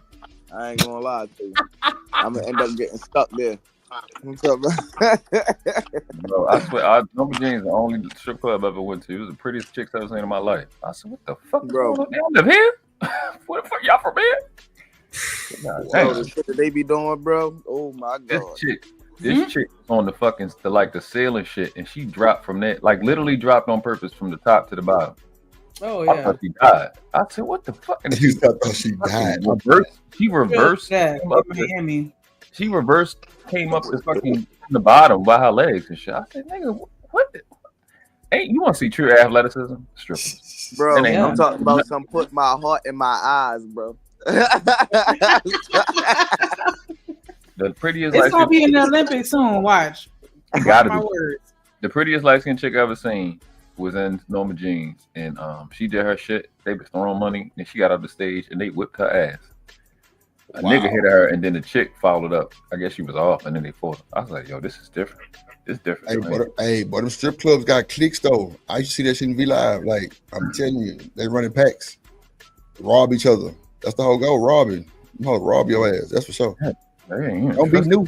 Don't be new or from out of town or what. Don't nobody know you. Oh yeah, they gonna rob you. And I was like, what does she do in the fucking club? What was that, like 16, 17? When it supposed to be in? That nigga say, what did she do? What did she do? Hello. Where y'all hitting her? World Class was concerned. The love from a distance. Like, That is hilarious. he whipped her ass. Nigga hit her, and then the chick followed up. But that shit, man, I seen in there was just phenomenal. Come on, let's fix this. Okay, here we go. Here we go. The video. I'm gonna pull up right now. What's up? You know she not worthy. This is just the one you want. It's really supposed to be the one you play with while you look for what God has anointed in your lane for positivity. But you don't want her. How dare you ask your father to pay for something that everybody else didn't have? Outside with mosquitoes biting you. And you about to marry her. Boy, let me tell you something about the mistakes in life. They bring wisdom to the people who got common sense. Today's episode of Oh Wow, This Beef is so random that it's almost like it's giving a storyline for next season Love and Hip Hop Miami. Hello. Suki posted a screenshot of a text message from Ray J, but it turns out the text was actually from Princess. And it's wild. Hey Suki, it's Princess. I don't want Ray J. Please tell him to stop trying to suck my pussy. Put a P in front of that. Princess then texts again and says, got a hold of his phone. Damn, it's a lot of Mitches in here. Put a B in front of that. Then Princess texts a picture of herself, and then she says, oh, he also doesn't like when you call him with no hair. Text again and says, on FaceTime. Princess, them last two texts was unnecessary and unhinged. Baby, are you okay? Responded to Suki. This was a month. All of the text messages were unnecessary and unhinged. You about to divorce him. Crazy. That chick crazy. Why you doing the most? Hey Suki, is Princess. I don't want him. Please tell him to stop trying to suck on my cat. Like, really? She messy. She's psycho, and Suki look like Dr. Umar. But that's the chick. You need to stay away from both of them. This is crazy. Princess, them last two texts was unnecessary and unhinged. Baby, are you okay? Responded to Suki. This was a month ago and I was trolling because he went through my phone. They been messing around. I do not want Ray. I was being petty. But since y'all want to go viral so bad, here you go. Why does that man still have access to your phone? What was y'all doing where he had time to go through your phone? Girls, it's not giving. It's not. And aren't they going through a divorce? Like, what has happened between these two? Then somebody in the comments said, are Ray J and Suki sleeping together or are they like together? And she replied to that person and said both. And Princess posts screenshots allegedly from Ray J's phone, text messages between him and Suki. Ray J texts Suki, I still got your juice on me. I kept it on. Haven't took a shower yet. Princess also uploaded. Wow. They say that That's what y'all doing out here? That's the most trifling shit I heard in a long time. What the fuck is wrong with you? Oh my god. Wow. Is that what y'all doing out here? I still got your coochie juice on me. Yo, I kept it on me. Haven't took a shower yet. I kept it on me. It's crazy. Damn, he gave away the secret. So it's like it was falling off and you put it back. I kept it That on. boy slept in it. He marinated in it. That's what he's trying to say. Oh God. That's crazy. Wow. Do I they need not know Tommy. this stuff gets out here? Why do we need to know this stuff? Why don't you have protections on your? Oh my God. I need Tommy B need to come and explain California. I'm calling you out. This is Oh, this on is y'all. that Y'all- love? Shanika, is that love? If he keeps it on it? That is spicy. I don't know. That's That's dirty. You gonna be itching. It start to flake up. Now you gonna be itching. it's flake kind up of when reminding me when of on like there the too long. dudes that eat you out and then be smelling their lips and stuff. Like that's the vibe that I get from that. But to be like, yeah, I kept it on. I haven't took a shower yet. Like, how long ago did you see her? Were you just sitting here not To brag showering? about that? Ain't the time right It's there? been a minute. That was Sunday, November 24th. 6:01. I wonder when this Hopefully occurred. he just saw her that same day. And he 'Cause, I just saw you that Friday, girl, and I still got you on me. Nigga, what? But look at the contact. Who the? Never mind. You getting me over Diddy, baby. I mean, doesn't it stay on you anyway? Like, I thought if you took a shower, it'll still kind of be traces. Trace? What kind of soap are you using if there's No, no the soap traces? you get it all. But if you sleeping in it, like if you sleep in it, you start to smell like her. Nah, See, now I gotta look it up though, 'cause I thought they were saying like, yeah, like when you know, raw dog with a girl, like sometimes it Yeah, you still start be to, on it. if you after a while, if you have, you're not using a condom and you sleep in it, you definitely will smell like her. Other chicks that smell on like you smell like your girlfriend. So damn. Why is the chick so close knowing that you smell like your girlfriend though? Oh, because she's participating as well. She already know that. Sound like they both had her. The soup said also wrench. I don't like crumbs in the bed. That's crazy.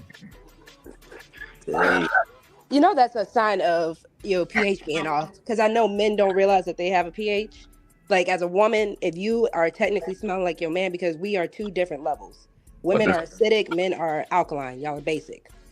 Yeah, that's why it's really healthy, ladies. If you really want to get your skin together, is swallow some cum. But if you gotta swallow cum from somebody that's healthy. Anybody got some That is sense, I a got myth, ladies. Do not listen to this. That's a myth. some of that. Because again, we're acidic. So if you're trying to tell women to ingest something that's alkaline, Yeah, absolutely. Like an apple. You know what I'm saying? Apple a day, keep the doctor away. That's what I'm saying. It's good for your That's skin. what he said, Rogue. See, I didn't. I was just trying to. Hannah, why you leave me hanging? See what I'm saying?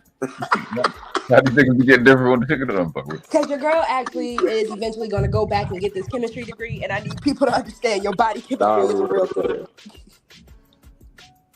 You right, If you Rogue. smell like him, Just your straight pH is going to get thrown off. All right, Doug. Let's see. Took a shower yet. Princess also uploaded this. A picture Ray J sent to Suki wearing her chain. And he seems to have her makeup on his shirt, I think. Now, Princess? Oh, wow. I thought the girl supposed to wear the guy chain like how you wear the Letterman jacket in high school. So y'all wearing girls' chains now? Yeah, you looking at the girls. Role reverse. Gender reverse. That's crazy. Yeah. We was with you and supporting you. Every time you said you was gonna leave that man, it was like, yeah, girl, go. Now you on in there crashing out, telling Sukiana to come get him out your bed because he's trying to eat your box. Sis, I'm gonna hold your hand when I say this. That was not the flex you thought that was. Now, if you want Ray J, you just want him because that ain't none of our business. But we gonna need you to take us out the group chat because that was not a chat that we needed to be involved in, sis. You must have her out. Then Suki, the petty queen that she is, she posted that video of that one season of Love and Hip Hop where Ray J and Princess were just dating and she got mad because he was like cheating on her for like the umpteenth time. And she tried to throw wine on him, but instead she threw it in her own face and then he pushed her into the pool. And dude got paper. That's why somebody want him. Dude got paper. When you got paper, you get to pick out. Well, let me say this: when you get paper, you don't always get to pick the top of the litter. What you say? Oh, you have a boyfriend. Yeah. You do. Girl, I always have a man. I'm just trying to figure out why is she so confused right now. I always, always got somebody. And they always got me. Yeah, it's the same. It's the same. The one that I met? They're always going to the I one. didn't realize you didn't say when I told that story, like, oh yeah, I brought my boyfriend that time. Yeah, you just need to peek the scene. I just want to see if you run your mouth. That's why I ain't say nothing. Cause I'm like, I want to see what she gonna say. So like they like friends now after that? Because I remember she went. Because this the girl with the podcast where she was like, "Yeah, I'm not a musician" or something like that. That's what I'm saying. I'm like, why does she keep talking to her? She made her look fucking retarded before. Is that Bobby? Yeah, that's the one Drake made popular. The plant. Yeah, that's the one that keep finessing. Funny, not funny Mike, but Marco, hitting them for them rats. They paid money to have that bit. Lil Yachty did too. Let me know my voice. Lil Yachty did, Drew. Lil Yachty, the one who brought into space. Straight up. Lil Yachty. I think he made Kara move through her. Mm-hmm. And she said Drake was. I thought he said Drake was our first interview. Nah, Lil Yachty was. You go back and look at it, and then Yachty told Drake about it, and Drake kind of stamped it and made it famous. Gosh. But she's a whole like she strung out, bro. She got a whole story, bro. She like really like a meth head type shit. Like, it was crazy. What? Yeah, bro. She used to do a lot of hard drugs. She got like depression. A lot of shit going on with her. Okay. She just want to get high. I'm rolling up a wood right now, but I'm not. Yeah, she want to get high. And then she disrespectful too. She real disrespectful too. Definitely an asshole. She real disrespectful. I ain't gonna lie. Offset had the best interview. Offset got on her ass. Ooh, he talked about her clothes and everything. Like, I think I saw that. He talked about her clothes. He said, "Man, you giving auntie vibes." I'm like, "Oh my god." That nigga Offset was like, cause see, Offset already knew what type of time she was on, so he was thrilling the whole show, bro. Didn't she ask him, did he find her attractive? And he was like, nah, something like that. Yeah, he was like, nah, but you good. I'm like, wow. Someone needs to be broke down.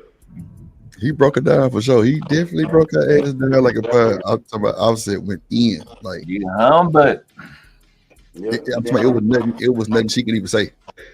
Yep. Not to throw it off, Drew, or your show, but what them boys doing, Kendrick and them, somebody cranking some shit back up, ain't Eminem or something, ain't? Who? They said Eminem responding and some more shit, like he trying to get something. With Kendrick and Drake now. Oh shit! Oh man, look, I ain't even really following the shit. I know a lot of shit firing back on them niggas because they trying to go against these big ass, companies and shit. Yeah. Wait, Drake is going to Eminem or Eminem going to Kendrick? Nah, Drake was going to UMG almost more type shit. So they saying that, when a nigga go at somebody like that that's big, it always be like a big backfire. Saying like that's how the nigga did he got, his shit. You know what I'm saying? Because they was comparing it to Jay-Z. Like Jay-Z never went into a big time company like that. So, he know how to shut up. Of course he do. Shut up and boot up. Boot it up. Cause see, on the cool, even though Jay-Z might not have got no backlash yet, but the fact that his kids got to hear that shit is the most crazy shit ever. They claim he got arrested yesterday, Drew. Well, see, that's the thing. I got a clip where they said that the judge is going to let the woman stay anonymous. That means he still got to go to court. Yep. He thought he was through. No way. No, sir. He thought he was good. And he not. Never mind. I shouldn't say. He messed up saying Diddy want his friend, boy. You sound like a crazy. Y'all got too many pictures hugging and kissing, boy. Niggas for real. Niggas already seen how Jay-Z moved with his friend. Yeah, for sure. Throw him under the bus. We were just watching the video footage of Poetic Flocka put out about Aaliyah's death. They were talking about that was just Jay-Z being shady to Dame Dash because Dame Dash ended up getting her and he wanted her. Yeah, you can see how he was looking in that background picture. Oh my God, Drew. Damn. What did I just do? Drop the I hate AI, bro. AI For real, with a passion. It needs to be taken apart. I hate it with a passion. Nigga, this is a cursed image. I want you to know this. Like, there's The way that AI got this nigga Diddy headline, it's just fucking me up. Light work. Yeah, it's light work. Headline is crazy. That shit is distinctive. I wonder what Beyonce thinks. Christmas sweaters is wild. Matching Christmas sweaters is wild. Christmas sweaters. Everybody, y'all all know I always got me a man. But when you got paper, Your odds, though. You're up in your odds, though. You. no gonna be there for you. You always have. You got some paper. If you got paper, you gonna always be able to sleep with women in the United States of America. No. Bottom line. Greetings, you polite savages. Let's get ready to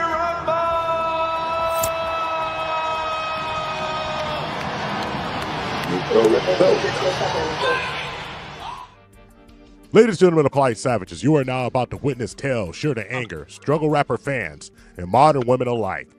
As always, we promise to tell the truth, the whole truth, and nothing but the truth as we see it. And sometimes the truth is a bitter, bitter pill, but you have to shut up and take your medicine. So there's nothing left to do but get on into it. Are you ready? Let's go. The curious case of Suki Hana, struggle rapper supreme, former OnlyFans model, and, of course, reality television star. Now, polite savages, this is the news that you did not think that you needed. But here comes Sukihana ready to take another woman's man. And in this case, one Miss Princess Love. Now, I'm not sure if Sukihana got that kind of stank that Ray J.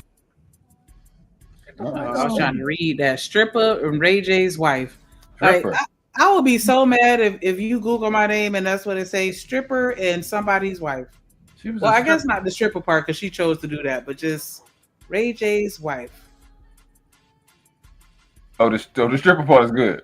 The Ray J's wife is the problem. She chose to do that, but yeah, like, can I have my own identity? Can you not just call me Ray J wife?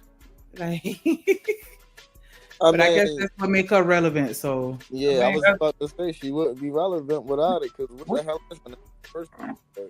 Exactly. I was gonna say, like, what do you know her for? It's like this cute like this. That's what I'm saying. She got life. Women be having life on easy mode when you're bad.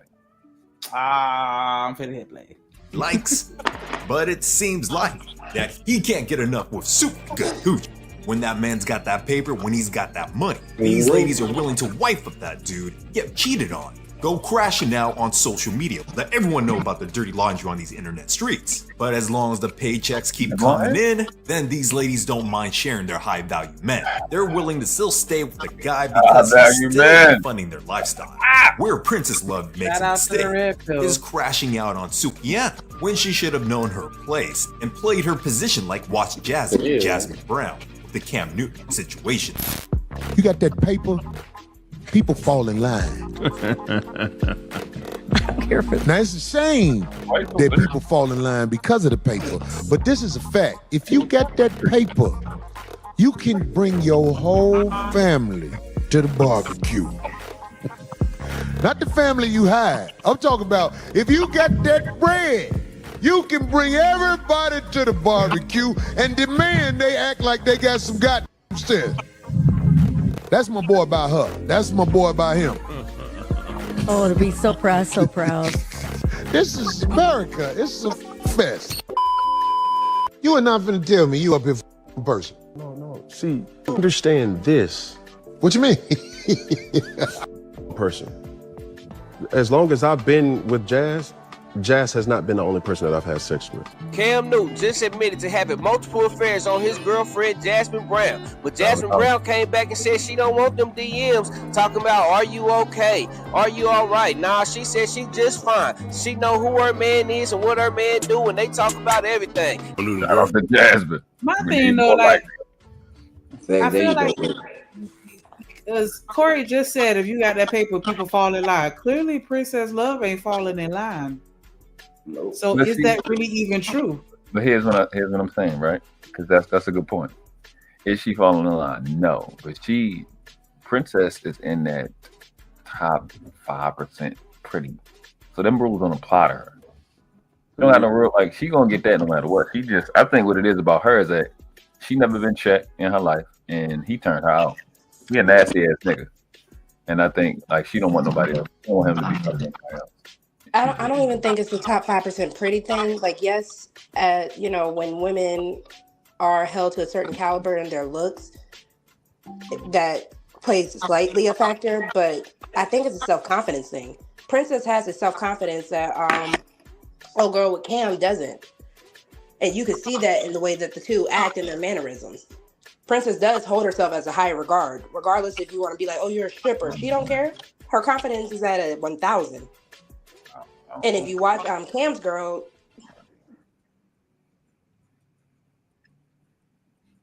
dropped out. I don't. Yeah, Cam. What's her name? What's the girl name? Cam. Jasmine. Yeah, Jasmine. She looks solid to me. She's super Yeah, productive. she is attractive. No, she's definitely attractive. I'm just talking about she's productive. She's Maybe like, she's just understanding. I don't know the Ray J girl. All I see is in bad moments. I don't know what else she do. But she seems like an asshole to me. She seems crazy. But she's like, you know, You saw when he just pushed her in that pool after she Well, tried to do that drink in his face. Where's she from? Detroit? She the a perfect example of a nigga saying, you may think she look good, but she probably some nigga nerve somewhere. Some nigga, she trust some nigga out. I think that's more. I think like chicks like that, you have, and like what y'all call them, the fuck boys. Same shit. Like a nigga that can get infinite amount of females, not really, you can't really tell him shit in no relationship because he know he can go somewhere else and get whatever he wants. Yeah. The internet says that she is from, you know what, Drip? The internet say that she from Oakland, California. So, that may be a factor as well. Like, they're a little feisty out there too. They definitely feisty. I had a mini semi ex-wife from Lancaster, California. She was off the hook. She was off the hook. They something else. Friend hopped online and said, "Child, here come the just checking on your DMs. I am fine, trust me. I know who and what it is. Ain't no secrets or surprises. He can talk to me about anything." So he's saying, look, he could cheat on me. He could speak about it in interviews. He could do what the hell he wants if he tell me to do it. Him and Jazz go on a walk, and she'll ask him, like, what can I do to make sure that this doesn't happen again? I'm glad she's taking some accountability. This pimp. Oh. I know pimping when I see pimping. This, where she says, I know who I'm with. I know what he does. Men are out here cheating, bro. I don't understand why everybody's like, girl, you need to leave him. In a poly relationship. This goes back to what Rogue was just saying, like about the confidence. Like, are you really gonna sit here and when your man cheat on you, let's walk and have a conversation about what I could do to prevent you from it happening again? But they not in a monogamous relationship. It's not cheating in their relationship. They poly. They ain't even polygamous. They poly. Oh, they're poly. Yeah, poly. I didn't know that. I thought they were supposed to be monogamous, and she got mad. So gamos, like polygamy, monogamy, the gamy part means marriage. So when it's not that, it's not marriage. So poly is like they open. Poly being polyamorous, multiple loves, that's what that means. So she's not getting cheated on. She wouldn't. I mean, it depends on their dynamic and their relationship that they got. If Obviously, she has a problem with it though. If they got to have a walk and talk about what she can do to prevent it from happening again. They gotta have a talk about how many of these chicks are you gonna have. I understand. I agree with that. Even if you poly, you think you can't be fucking a million chicks and then come back to the same girl. Like, you gotta limit that shit. That also then answers the question: how many women are in? And this is not for. Well, you keep cutting off for some reason, sweetie. I don't know what's going on. But yeah, like if they were, I thought that if it was poly, then she would be okay with it, and she wouldn't be trying to talk him out of it because that's what they should both welcome. But then the other aspect with them two is they high profile. So how stuff look, they got to talk about that. How stuff will look, or how it might affect her businesses. Because like I said before, she got stuff going on right before him, outside him. Yeah, she's an actress and comedian, if I'm not mistaken. Yeah, she a comedian. I seen her stand up a little bit. Yeah, so yeah, that'll affect some stuff. She'll have to explain that as a comedian sometimes or whatever. Cause yeah, she did a whole tour, like I'm the third baby mama or something like that. Like she was using that as her niche with her comedy tour, because she was cussing everybody out like whatever. Because they were calling her out about that video that she made a long time ago, making calling pick-me's dumb, and then she turned into exactly that. Well, I don't want to say pick-me, that's not the term that I want to use, but that's what she said in the video. So yeah, she had her own stuff going on, but it seems like she's not cool with him sleeping with other women. She just accepts it because he wants that relationship. And that's why I was trying to, because World Class, I think you got all these people calling me so I can't get my point out. I think that's you. You setting up the universe to mess me up while I'm trying to get my thoughts out. Look at God. Look at God. Everybody be calling me I'm like, don't nobody call me on no Sunday morning, but now that I'm on a panel. But no, because Shanika, you're absolutely hitting it right on the head, because I know you don't want to use the term pick me, but that's the whole premise of the pick me. Like when you're not picked, it's rah, rah, rah. I'm going to talk about this. I'm going to join this crew. And then the moment you do get picked, there's a switch up in it. So that's why I was saying, I don't think she's necessarily cool with it, but she is one of those people that believe what old boy was saying in the beginning of the clip, where you quote unquote have to fall in line because she sees Cam as someone who is more valuable than her. So I'm going to stick around. I'm going to take what I need to take in order to reserve my spot. That's that mindset. Yeah, I think she think if she stick it out long enough, eventually he'll get tired of the other women and just go ahead and marry her. Because she's been landed on real thick as far as the mothering of his children. Like she cooking for them and cleaning and packing bags. I love being a mother. I love it. We need more Jasmines, okay? Yeah, but how long is she gonna stay in this role? Like that's the only thing that bothered me. Like how long? There's too much uncertainty. Like I don't know if you're ever gonna marry me. Not even how long is she gonna stay in this role. It's unsustainable, because that's how you get a scorned woman. Well, because a woman who does that, I've been down for you. I've been your ride or die. That is that I'm going to turn crazy chick.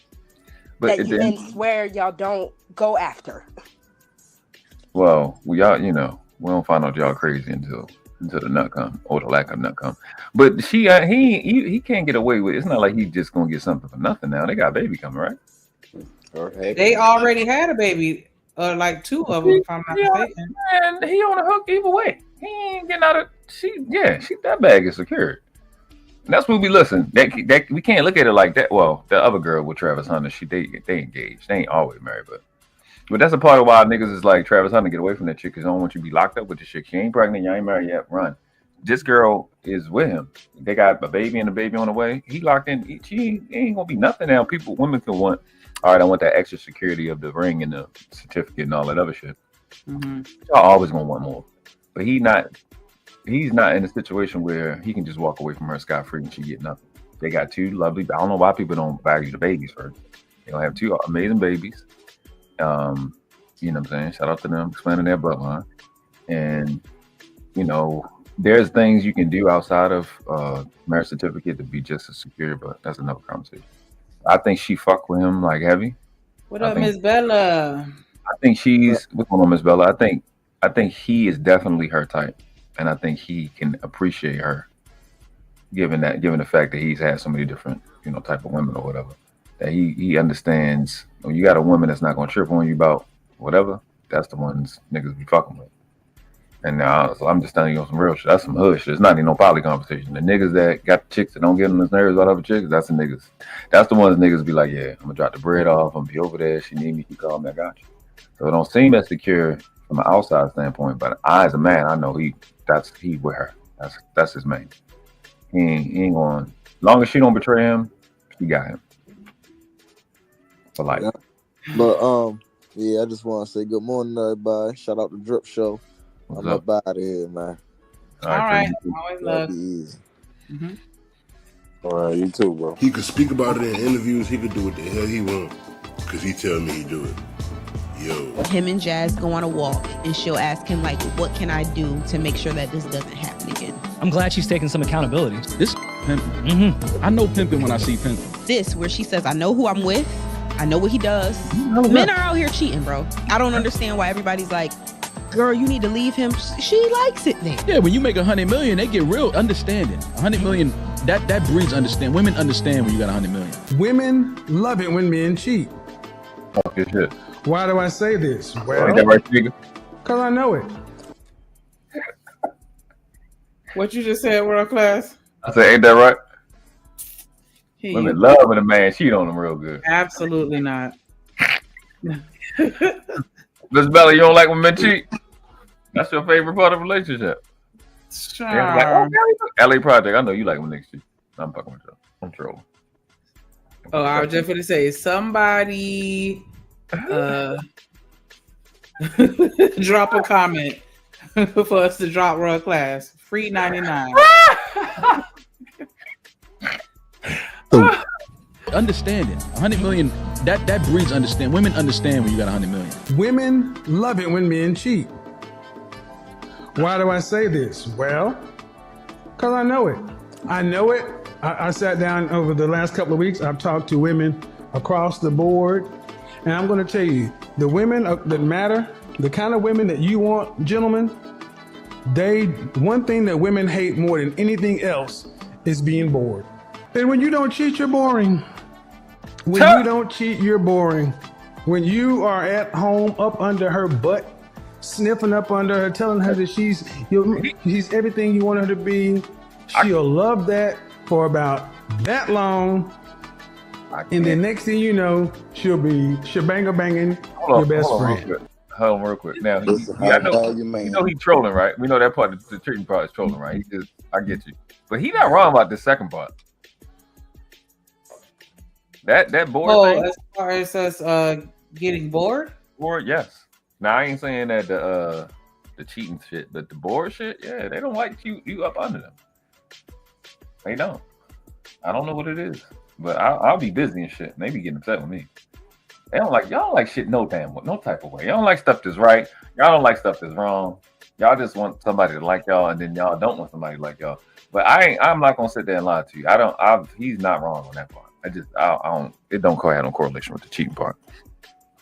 It is shit. Another nigga can say he can fill that in with women like to be roughed up and shit. They don't like boring. Y'all stimulation palette level bar or whatever the fuck. That shit is fucked up. Like, I don't know what to tell y'all. Y'all pleasure palette is everywhere. Pleasure palette. It's not, again, it goes back to how women are taught to love themselves, and how women, because there's a balancing act of, you can love yourself too much where it apparently scares off a man, or you can take what you take because men are going to be men. So it's not necessarily like women just get a thrill. Like, I'm not gonna lie and say that there aren't some women who probably do get a thrill from the drama, but it's more so, again, a secure-minded woman knows, okay, if I'm not gonna disrespect you out there, why would you need to disrespect me?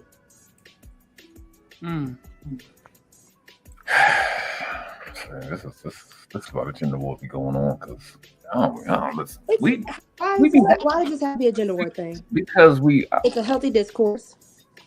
No, I'm fucking with you. We're here. We have dealt with you, ladies, and I'm telling you, I'm like what? Probably like a 65 to 73% agreement with Kevin Samuels. This is one of the things I can back him on. That's the second half, not the first part. The second half of the boring part, it's just as subtle as women just be introducing shit that she got from her fucking girlfriend. Y'all, again, I'll say it again. Y'all pleasure palette is like mutated. It's weird. Y'all just be saying stuff just to be saying shit because you want to try something new, and it's frustrating. And then like what I was gonna say before we started playing it is like, I think women be looking for that fucking opportunity to complain about the nigga cheating on them because women put so much fucking energy into it, and you want your turn to whine and complain to hold that nigga accountable shit. It seemed like they be looking for it. To look so you can like teach a code and shit. I think that that's the case for immature women. Like they're the ones that want that type of toxic passion, and just All right. I mean, we can meet there. We can meet there. I'm fine with that. Yeah, because it's absolutely a lot of us out here that like, just like Miss Bella said, I love a boring working man, but I do understand your point as far as some women, just be doing the most, and that's not enough for them. They want some type of drama or something to feel alive. But so I'm gonna hit you with the manosphere talking point question. What percentage of women would you say are mature? Here we go. The ones you say that hit the wall. Let's keep it there. The ones who hit the wall because they can't be manipulated, they cannot be easily swayed, and they are still in that. I like that drama. I like that passion over security and stability. Okay. Well, I don't know if I want to put an age on it because some of us, and by us, I mean older women, some of us still be on that foolishness and carry it to the end of their lifetimes. But I would like to say the majority, even if it's just 49-51, I would still like to think, even if I'm being delusional, the majority of women want, it's acceptable. That's acceptable. And Shanika, that's why I didn't put the age. I just used their talking points of hitting the wall. Yeah. Because I started realizing when it came down to that part, especially, that talking point had nothing to do with 25. That talking point had nothing to do with a woman who, it was more for a woman who's greener in relationships. That's why I said men, and I'm not saying all men, but it's easier to manipulate a woman when you are in her more prefrontal cortex closing phase of her life. Whether if you're a woman who's done it development and you could be 45 and that prefrontal lobe has not closed yet. Whatever it is, if a woman is easier to be like, I'd rather have a piece of a man than no man at all, then it's easier to go ahead and just wrap her up into anything and everything that you want her to do. Yeah. I know you ladies hate it, but you know damn well you're gonna tolerate it when you got a high value man, a man of means, a producer, continuing to pay your way through life, lavishing gifts, giving you anything you want from the Birkin bags to the cash apps, paying all your bills, getting a new rack with a stack of bands. BBL lifts vaginal rejuvenation. As long as the money keeps on coming, the fornication with other women, these beezies will be turning a blind eye too. The only time we'll be in uproar is when these ladies think they're gonna be losing their high value man and fear the stagnation of the money coming in. As long as she takes the top slot in the roster, she'll keep her wits about her. But once she smells that competition coming in, she's gonna flip out, get her panties in a twist, and has to let everyone know, and every woman on social media, that she's still the #1 woman, even with serial cheaters like Ray J. Because she knows at the end of the day, it's always gonna be a new payday at the end of the month. Guys like Ray J still allow these women to get into their masculine, staying disrespectful, showing that even when you got money, and you're the one that's writing out these checks to these ladies, you're not impervious to the disrespect, getting checked and embarrassed. Well, when it comes to really show us polite savages, is these entertainers be moving careless. Could have sworn that. Now, I will agree with the point that I feel like for Princess, this is just a pissing contest. Like, Suki? Yeah. Yeah. Like, I'm still better than you, and I'm getting ready to divorce him for the 4th time. Like, how many times are you gonna announce a divorce and then not get divorced? I don't understand that. But they haven't even started the process. Oh, my bad. I didn't mean to cut you. No, what were you saying? No, I was asking you. They haven't even started the process. No. Oh wow.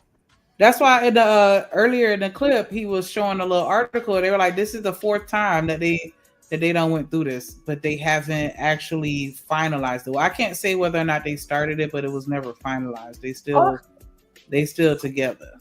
Oh, she love him then. That's what it is. But she's on there like, I don't want him.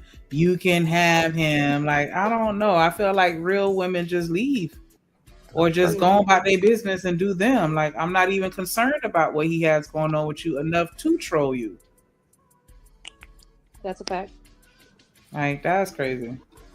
They said that they were getting a divorce. They announced to the world that, hey, we're done. We're getting a divorce. We both wanted a divorce, this, that, and the third. But what's going on? Am I single? No. Not really. Okay. I'm not really single, guys. That right there tell you everything you need to know. That's a fact. Because why would you say not really? The chicks these days, they be like, yes, I'm out here single, ready to mingle. That they say they celebrated. This one, no. Even before the, I'm sorry.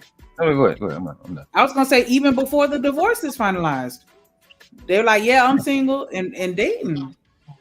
Yeah.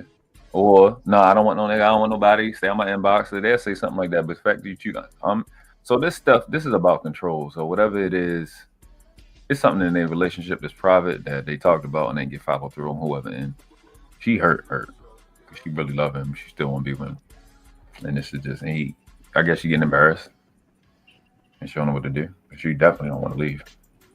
I feel like she looked in that photo gallery. Because you see, he sent her a picture of him with, he sent Suki a picture of him with her chain on. And I feel like she probably saw some other pictures or something else going on, like, and they really made her mad. Like, I don't know. I could be wrong. I agree with what Miss Bella said. That's what I'm saying. That's why I brought up like she knows how good she looks, and she expect the nigga. But she knows the competition that she has because it's Ray J, because of who he is, whatever level of attraction women find him at, and I think even over time, especially. I've seen this in marriage. I've seen this in other people's marriages, and you've seen it with Steph Curry and Aisha. Women still want to be pursued by their husband, that man that they love. They still want to, y'all want to feel like y'all got it at some point, and that ain't happened. I think he started working a lot more within the last 7 years, and he kind of 5 or 6 years than he was before, and she probably not, don't feel prioritized, and she just acted out. Absolutely. Going back to the whole pissing contest, like, nah, you supposed to be all up my ass, but you sitting here texting Suki, like, this girl. Let me make sure she know I'm number one. Listen, he's married. He in other chicks' face. I'm retired. And I get it. Why you talking to that guy? Why you talking to that? Like, God damn, what the fuck? I can't. Yeah. So to see him texting another woman, like that's gonna set it off because he's supposed to be chasing her. So yeah, you're right. Absolutely, Miss Bella, you're right. She wanted that eternal chase to him to, forever just be obsessed with her. And apparently he's not. And that's a problem. Yeah, probably a little shout out. You go. Yes. Okay. Hey, Roxy. Oh, put that gorgeous face on that camera. I know that's right, baby. I was like, I had to, get dressed first. I told y'all. I got that hair. Chocolate and caramel. Thank you. But that's also the issue because it comes down to that pretty privilege conversation. Mm-hmm. Because again, when men like to say that a woman's looks is what's equal to what we would deem as their finances, like how old buddy was like, if you got the money, why can't you fall in line? So a woman in that position where she has the pretty privilege, if I have the looks, why can't you fall in line? Yeah. That's literally what I was explaining this whole time. I agree with you. That wasn't literally what you were that's what a man's supposed to say. This girl is she's the prettiest in the room 99% of the time. So she knows she's lived that life. So she knows how the fuck somebody's supposed to react, and she knows she can get a Ray J. She grew up her whole life on guys, right? So she like, okay, nigga, I'm the equivalent to a multimillionaire. Because she can get the billionaires, she can get a few of them. Mm-hmm. So the ego starts to take a hit when it's like, wow, this nigga ain't flexing. I done gave you a baby, I done married you. You over here with something that look like Sukiana. If they was nobodies, right? I'm keeping shit a bean. They was nobodies, and we knew Ray J was cousin, and his cousin came with this girl, and then he came with Sukiana. I'd be like, yo, bro, what you going through something? You want drugs? Something you need to talk? Because I'm like, why you go from her to her? So she understands this, and whether it's Suki or somebody else, she like, Men, and I'm not saying I do, but I understand men, and especially in this case, equate that pretty to a man's finances. And I think it's different. I think it's attractiveness to attractiveness. That's my perspective. And I could understand the ego hit for her. With somebody like Ray J fucking built, basically created. I'm not taking away from my work, but basically created what's her name, Kardashian. Mm-hmm. You know what I'm saying? In a sense, you know, some clout. So he's he up there in the world, in that world. So, Oh, she dated Floyd Mayweather before Ray J? Oh yeah, Princess did date him. if she was a stripper, I think she was the girl connection shit that he got. Okay. You know, Floyd got the stripper chain, strip club chain. Mm. I don't think I've ever been single. Now, you know Ray J is a cheater. And if you want that cheater back, that's on you. And if you ain't gonna do nothing about it, let him alone. Let him cheat in peace. That's all I got to say about that. Like, you know who he is. Right on TV. So don't be trying to get mad because he out here slinging ding-a-lang all over the world. Like, girl, just get your little piece and be happy, I guess. I don't know what to tell you, sis, because you crashing out and it ain't a good look. We need you to reel it back in, get it together, and either be with him or don't be with him. And the women agree. Just keep your dirty laundry off your social media streets. No one needs to be hearing with their prying eyes and their open ears with Princess Love and Sukiana's and Ray J's business. But you know, here on the Tip Network, we're gonna be monetizing off this content, giving the latest hip-hop news, rumors, and gossip, and giving the men a reminder what these ladies really think when they come around a guy with money. There's another side of this game. When it comes... Real quick, I just want to say, like, I know that, well... Like, I don't know. I feel like if I do a cheat on me, like the person he cheat with is absolutely gonna matter. And if you get with somebody like Suki, oh nah, we fighting. Yeah. But that's how you know it's not about looks for men. It's about access. Because as much as people want to be like, oh yeah, Suki says she's not that freaky. Suki is a freak. And you know, that's not a shade to her. That is probably her mechanism to get what she wants. Because again, if you take Princess and be like, okay, pretty privilege. Even though I was a stripper, I didn't have to get down like how Suki has to get down in order to get what I wanted out of men. Suki, on the other hand, she talks about it. She'll tell you how she'll suck you up. She'll tell you how she'll put it down on you and all that. She'll tell you how you have any access and every access to her. And men do find that attractive. So it's not about just like, I feel you, Shanika, like, yeah, if you downgrade by cheating on me and you downgrade while cheating on me, it's an ego thing. But for men, it's not about that usually. It's about what is she giving that this other woman isn't. Mm-hmm. That's correct.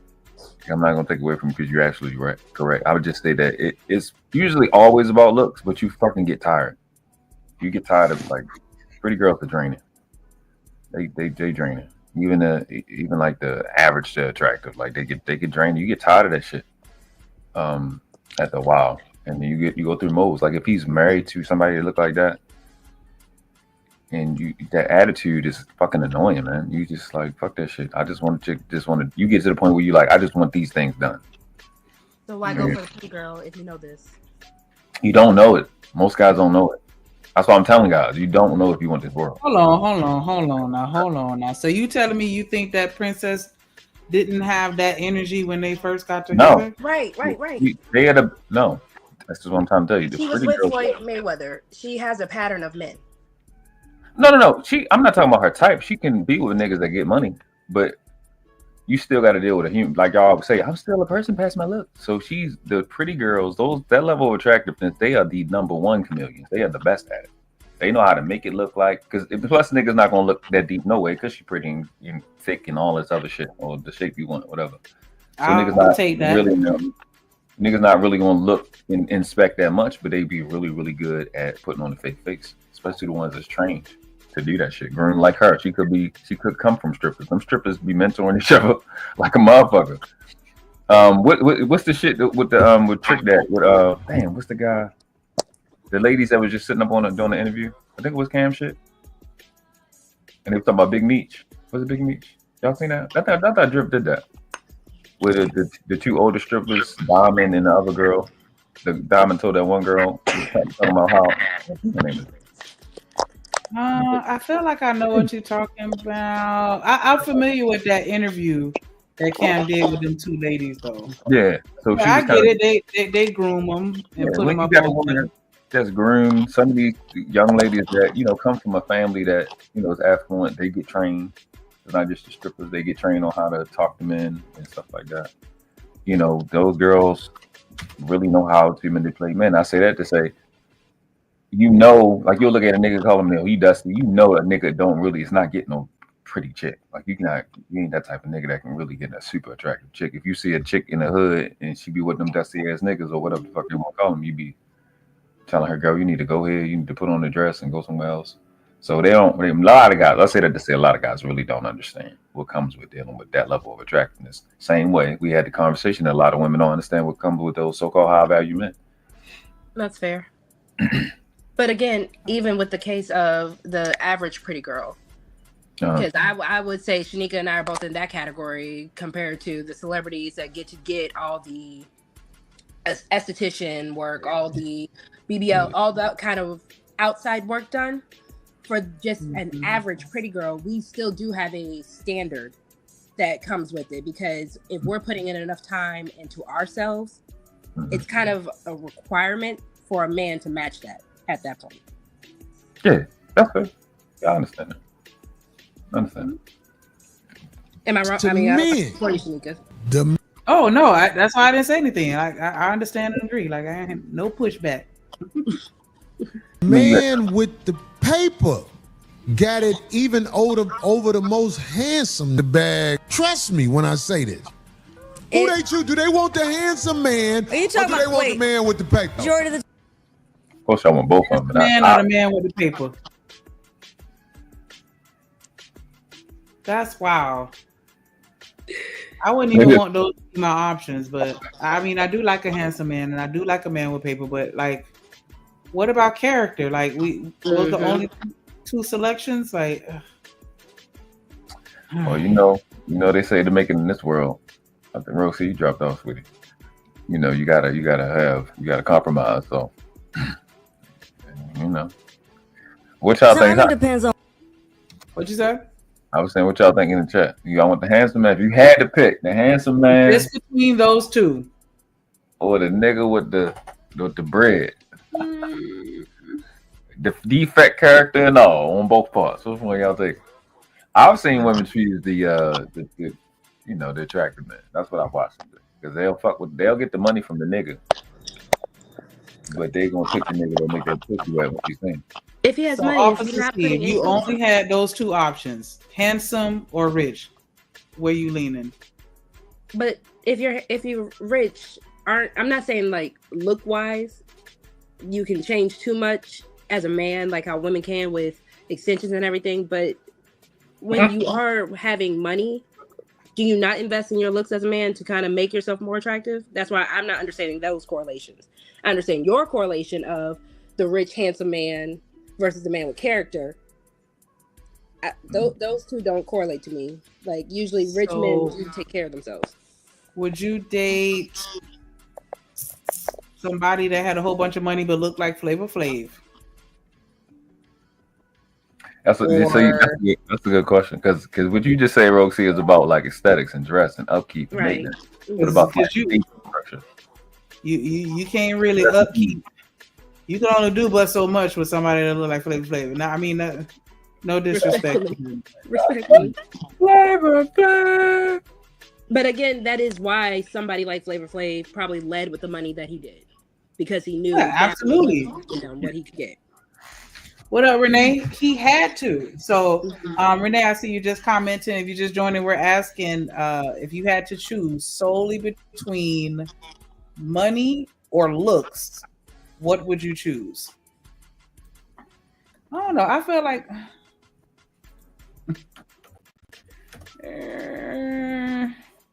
I don't know. So You with gotta, that being remember, said, you gotta wake up to this nigga in the morning. I do have to be shallow. attracted to you because I do believe money can come. I'm a person where I like to live comfortable. I don't have to live lavish.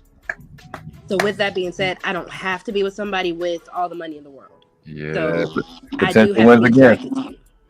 Yeah, I think I feel like I would lean more towards the look too, because and I know it's gonna sound like some bullshit, but I'm thinking about the babies and how they gonna look. I'm thinking about the Christmas photos with the matching pajamas. I'm thinking about these photos I'm about to drop in the group chat to stun on my best friends. I'm thinking about all. My daddy will roast the ugly guy. To his There face. we go. Like my dad won't be like, hey, come here. Who's this nigga? No, my daddy will roast you to your face. My family is. And then not only that, like my experiences with men that were well off, they have the worst attitudes, and they like I don't want to deal with it. I mean, super attractive men be having some attitudes on them too, because especially if we fighting over the mirror, because you think you all. So You think you all that? That's the message. You a pretty boy, like the Michael Ealy's, the Aaron Pierre's. Shout out to Michael Ealy. Yeah, the world classes, the world class. Drip, because he over there quiet. Drip, know he look good. The worst. Listen, Drip is he doing the same shit you doing, bro. That's what he doing right now. He put it in the back chat. Now look for the screen. You know what I'm saying? That's why I say I know a pretty boy The when Drips, I do. Abel Hayes, the Coach Bird. You can throw him in the mix too, because he posted a picture one day of him in his prime, and he was priming. So I already know. Who you talking about? Coach Ferg, he posted a picture of him in his prime one time. That's funny. And yeah, Coach Ferg was that like 45 years ago? Yeah, but I'm Don't do him, because there's some older men. But yeah, there are older men that are definitely like, okay. That was a very nice. What'd you say, Coach Ferg? You just came, bro. Imperfect 24/7 says she'll take the money. It looks fake. Money. Oh, fake. you hear?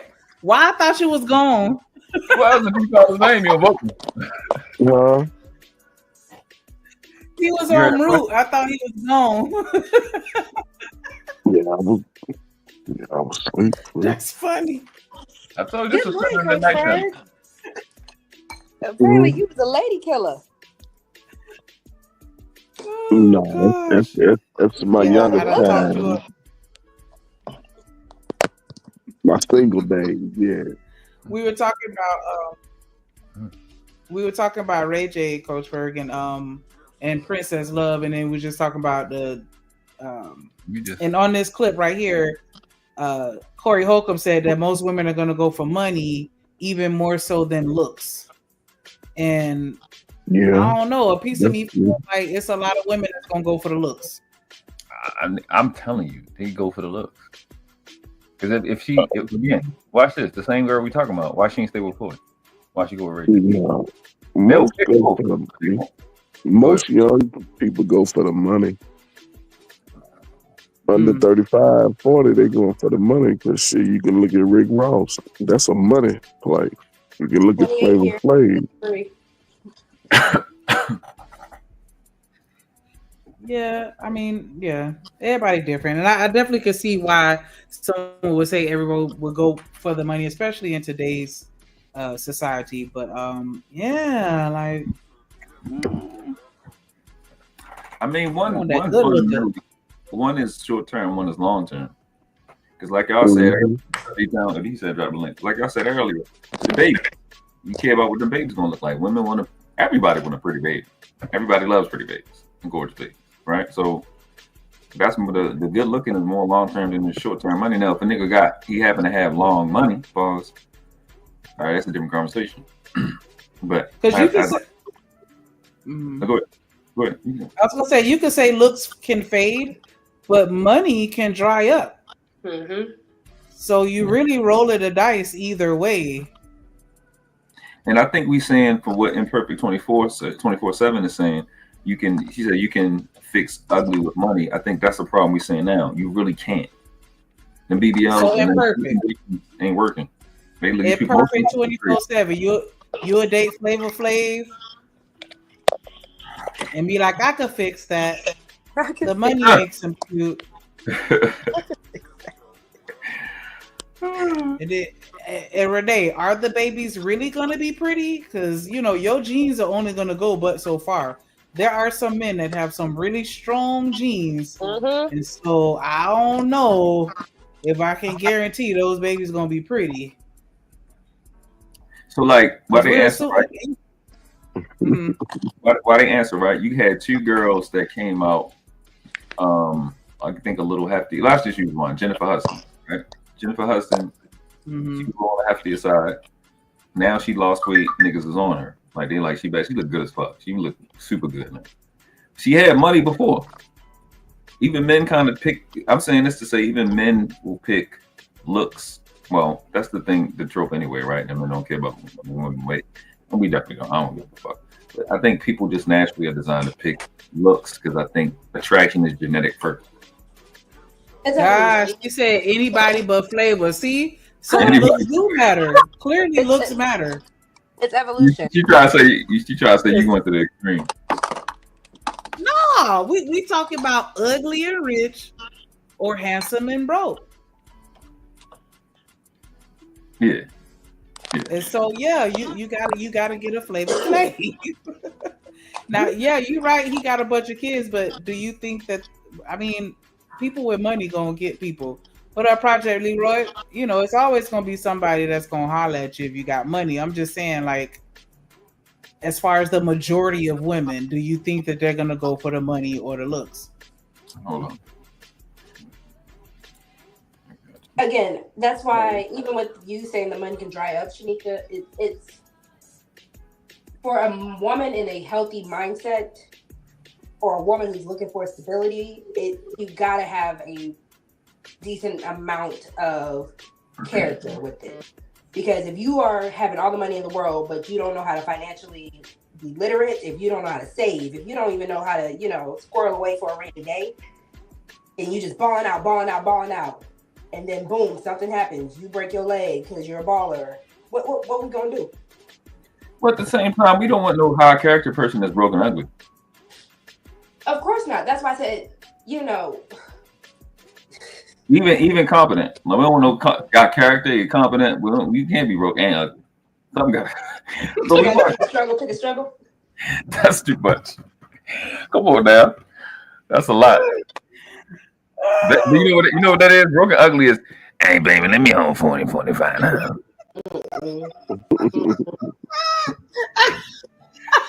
You look like that, and you come on now. Oh gosh. But I know how to fix that car. I can fix the car. I know how to make breakfast. I can do your motherfucking taxes, but I sound like that. I need a whole couple of hours for like 2 or 3 months. Oh my gosh. 40, 45. I cannot. You know who we sound like? Sanchez from PJ's Projects. I don't know if y'all remember PJ's Projects. That's how niggas from Lex in the market sells. I'm just like him.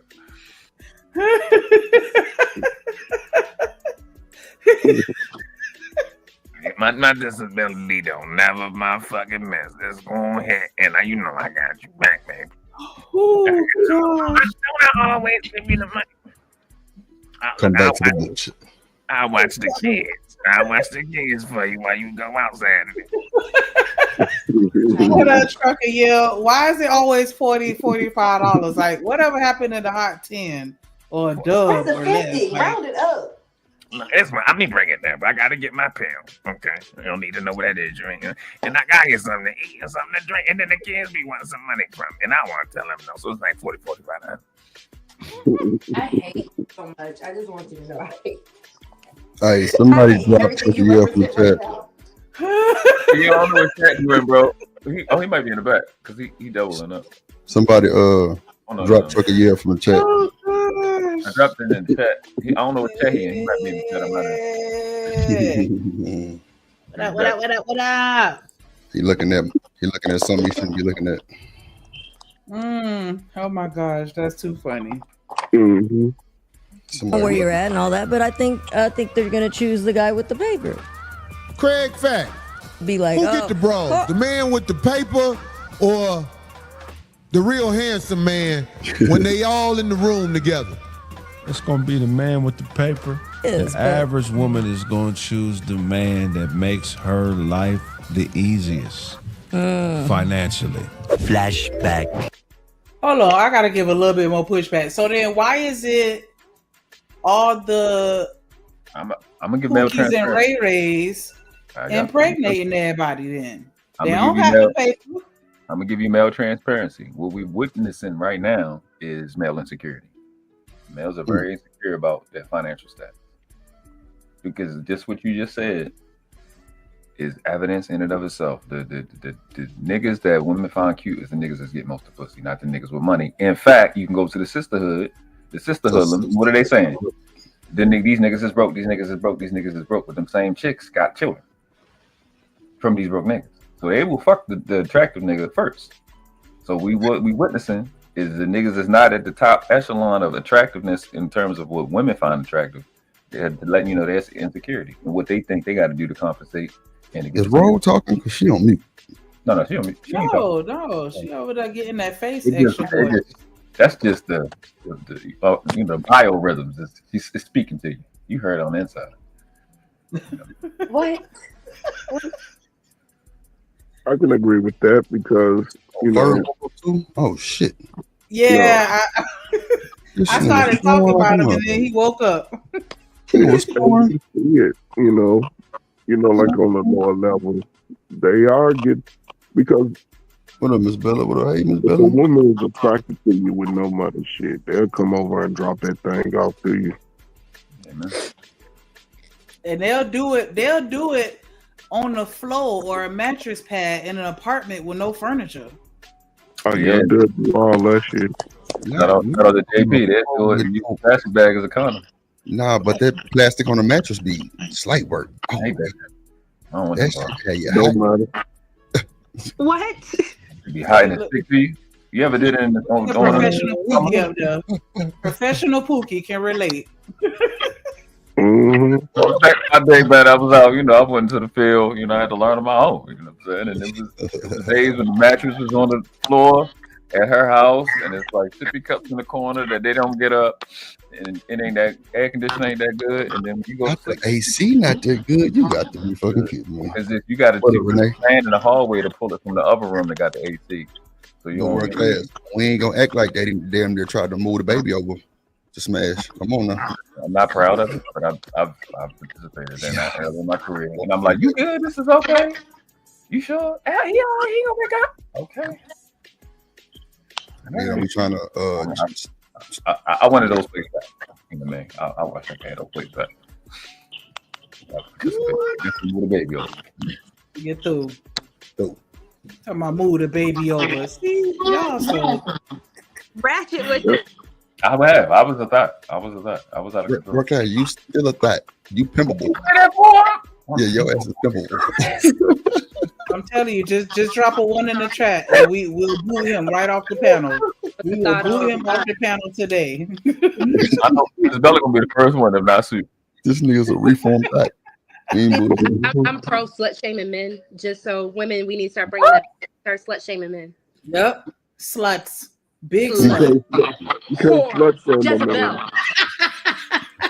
Dang, boy, Problems. I ready to get great class. He out of here. He is out of here. Out of here. Y'all can't slut shame them, man. There you go. He do. All right, there we go. Oh, he dropped twice. That's crazy. Only 1-1. 2-1. That's a 2-1. That nigga say 1 and 1 is insane work. Man, what you trying to say? I dropped the link. Oh man, that shit hilarious. I'll drop it one more again. Don't be scared. Don't be scared. I said later when y'all go to fuck that it don't be fuck. The people have spoken. Wow. The people have spoken. Yeah. And he was in the middle of a sentence. That was so perfect. I don't get everybody here. Ray says, Beady beady bye bye. This channel is sponsored by Rogue C and Shanika. Yeah, do. And get the Officer Rogue C, Drip. We gonna that's right. Attorney at law, officer, investigator, homicide division, Rogue C. Yes. That girl got a head on her. She's smart. Yeah, she'll lock your ass up. Do. Lock it up. I'm gonna be 12. Say lock it up. Pick-me's are women who try to do everything right just so a man can choose me. Yeah, cut that out. Because I'm going to keep it real with you. Men already know what they want in a woman and who they want. But if you're so nurturing and you're an asset and it's not you, they'll never tell you to stop doing what you're doing because it's beneficial. And I don't want to hear none of that shit. Oh, I'm just a nice person. I'm genuinely like that. Well, bitch, don't genuinely get played. Much later. What does a submissive woman do for her man? Everything. Oh, like packing his bag, unpacking his bag, just making sure all the things that he wants. And like, I pretty much read his mind. So it's like, if I know you, like I know how you are in the morning, I know how you are about midday, I know when you're in this mood, what you need. Like before you can ever ask me for something, I'm already on it. I'm like, he's spoiled rotten. Like he's rotten, but I love that. So wait, let me ask y'all a question. How many women don't mind spoiling their nigga? And I don't need no other slander or excuses. I just need a yes or no question. Do you mind spoiling your nigga? Not at all. Because clearly, if you spoil him, that means he's proven to you that he's worthy to be spoiled. So, like I said, do y'all mind spoiling y'all nigga? Not at all. No, I don't mind spoiling. And I don't think that women would have had an issue with her changing her mind had she not gone on that baby mama tour and pretty much tried to make people feel some type of way for pointing it out. Because she was like, "Oh, you just some haters because you can't pull a dude like him." Wait, you know, Shanika, I think you got some feedback in your microphone, or somebody got some feedback. Let me see. Imperfect say the grift is real. You know what I hate, world class, and this is no shade to you, Imperfect, because you hey boo hey, but you know how what's her name, Love Dorsey or whatever. What's her name? Yeah, that's not me. When that's probably world class. When the sisterhood link up and somebody say something different, it's always grifting. I'm like, motherfucker, I thought y'all was tight. Hell no, she just saying whatever niggas want to hear. I'm like, well, damn. But watch it when a nigga do it. When a nigga say I was with the red pill and they hop on Sharon panel and they start talking about, yeah, but you niggas, that's not grifting that. You know what I'm saying?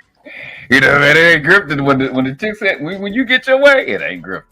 See, it's crazy because Renee says she don't mind, and Perfect says she don't mind. I don't know what Miss Bella said. Number 3, son. I don't know. Oh no, she was commenting on what I was saying. Like, is she still number 3? I don't, and that's why I was saying women don't have an issue with her spoiling her man. I think the issue is that she flip flopped and tried to, you know, come at people the wrong way. Like, oh, you just hating because you can't get $100,000 man or something. Better. Mm. You just got me. Yes, that's you. Yeah. She said, no, I don't mind. That's crazy because So what do y'all call spoiling y'all niggas? Because I know a lot of y'all probably thinking. I'm gonna mute everybody real quick, and we're gonna just one by one. I think that might be Rogue. It's Rogue. Yeah. Oh, okay. She probably got two tabs open, or is it something louder than the other because it's kind of echoing at the other. Mm-hmm. But like, what do y'all call? What you were saying? What do y'all call spoil? Everything Like, that she just said. Because like kinda. some women think it's just buying shoes and shit. Like that shit don't really be spoiling.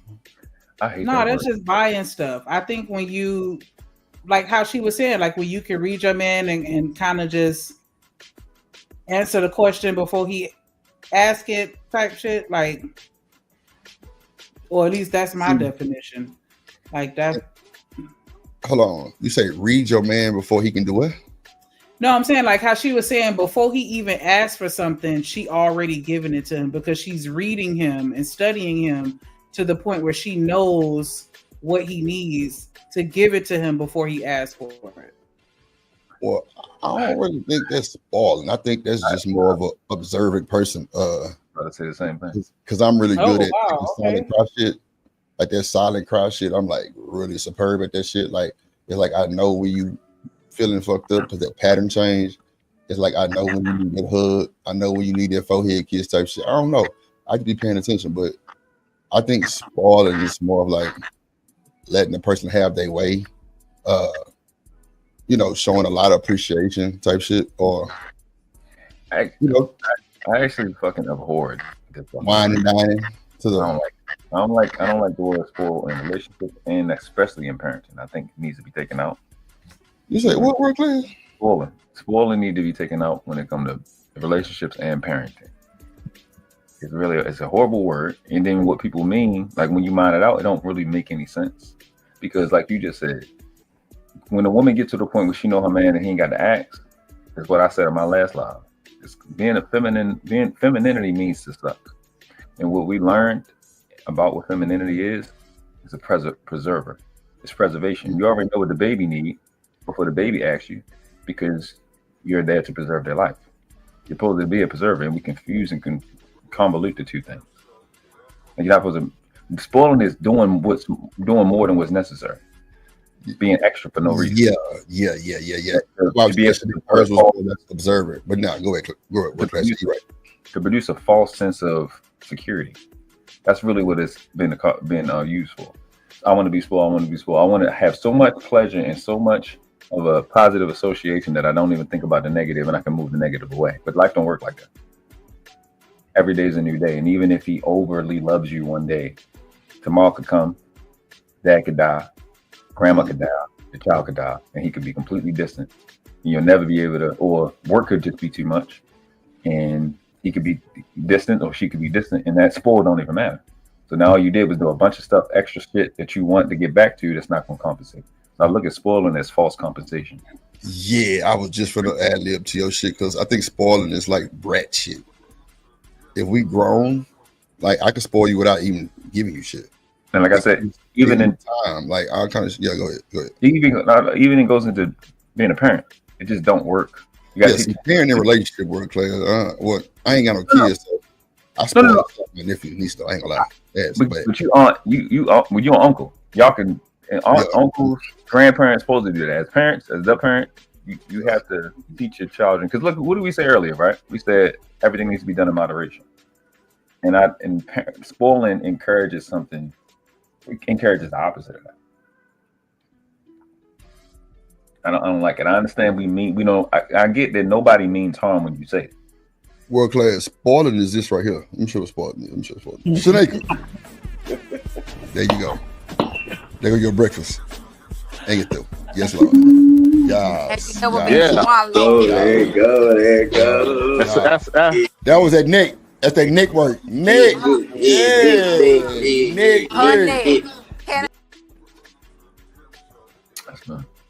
The definition of spoil is to impair, damage, or harm the character or nature of someone by unwise treatment, excessive indulgence, etc.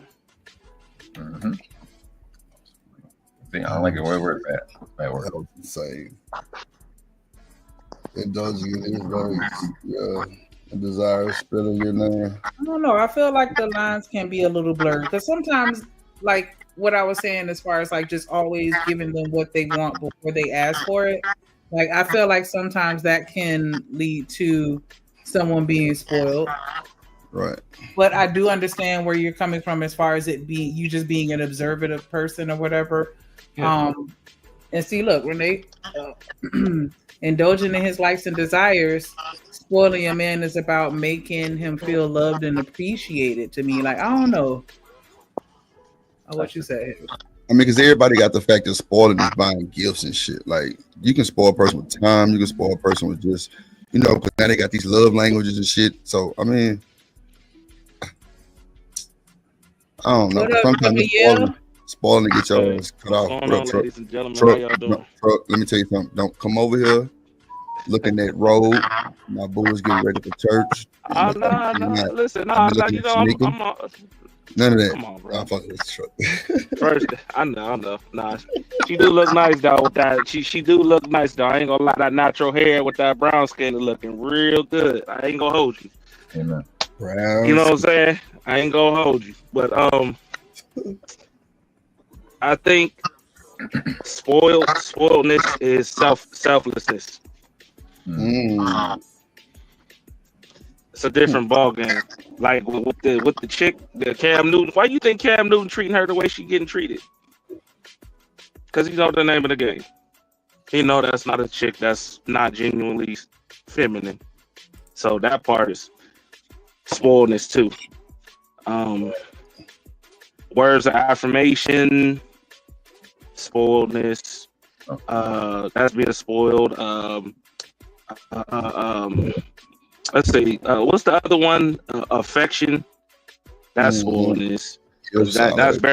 That's very lackluster in today's time. You know, people be ashamed to actually do that out in the open, or even in front of their homegirls, or in front of their homeboys. So that, you know what I'm saying, is a big thing. Let's see. You got physical touch. Is that being spoiled as well? Physical.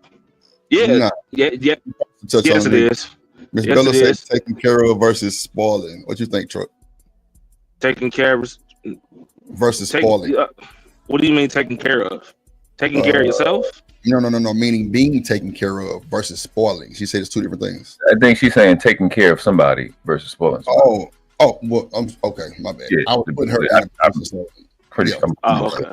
Appreciate it. Yeah, I think the things that technically, even though it sounds basic, technically, you know what I'm saying, a lot of people is out here starving. So in today's time, yeah, a lot of this stuff that should be common, it's pretty much on a spoil level. You know what I'm saying? Remember the drizzle situation, right? Yeah, that was insane. Remember the stuff they were saying about, oh, you know, women doing this, or, you know, I'm like, y'all don't receive this. This shit, it's a normal thing when you actually with a woman that's genuinely hurt. They ain't gotta, you know, it don't take no money for her to just be sweet and kind. Any of that. That's just her, with or without you. So, you know what I'm saying? That's how I look at it. But see, I'll tell you, I mean, any man would say this though. I love those women that want to spoil a man, which I call spoil. I love them types because I'm the type. I don't want nothing from you, nobody. The little bit that I ask, outside of what you, I mean, sex is gonna be a normal thing. I know I ain't no pushback on that. Go ahead. What? Let me just interrupt you real quick. Let me pick it back. You know, us men are, well, I know for me, for sure, I'm easy to please. So I think spoiling me would be more of like something that you just want me to have type shit. Because you can get a nigga a brand new screwdriver. I'm happy. Yeah, well, that's selflessness, bro. That's a part of selflessness, bro. But you know what I'm saying? That like selflessness. Don't get it twisted. That goes a long way. That goes with everything. That's it does go a long way. Like what Real Class is talking about is a woman that's willing to do stuff without you even say like just willing to listen to you. Not listen to you know, go back and forth with you, but just trying to listen to you to understand and let you vent some shit off your chest. You know what I'm saying? Yeah. That's priceless. That make a nigga want to come home all the time. I'm gonna be real with you. When you're saying stuff you're saying selfishness, but you're explaining service. That's why I be telling women that femininity is about preservation. Service is in preservation. You preserve him. You preserving our relationship with how you treat me. Because a woman knows what your day is. She already has in her mind prepared what you got going on, what the children got going on, and what she got going on. And she's gonna help you help her. That's preservation and that service. That's not spoiling. And you know not to eat 9 plates of food. You know not to keep your groceries for 6-7 weeks. I know other than the food and stuff, like, you know, your perishables, and you know not to keep milk for 6-7. You know that. So why are you doing that with a person? Why are you just acquiring things just to acquire things? There's a time and place for everything, and I think that influences the spoil concept, influences scarcity.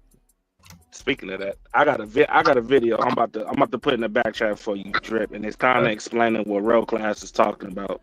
And a woman admitted it. So I'm gonna go find the clip real quick, and then I'm gonna put it in the back chat for you, and she can better explain it. I don't think no woman man to spoil the, I guess, well, unless you married, I don't believe in spoiling nobody. I'm You said unless you're married, it's probably Yeah, because I'm not gonna give my best to a woman that I don't see a future with, and I don't think a woman should give their best to a man that they don't really see a future with. But Coach, let me ask you this, because we say this a lot about the marriage thing. If you really fuck with somebody like that, like heavy, where you're married them, is it human or natural to hold back that much stuff until you got a ring on your finger or the ceremony is done? Is that really yeah, it's a no, but the only problem is we wait too long to get to that point with a person that we're with.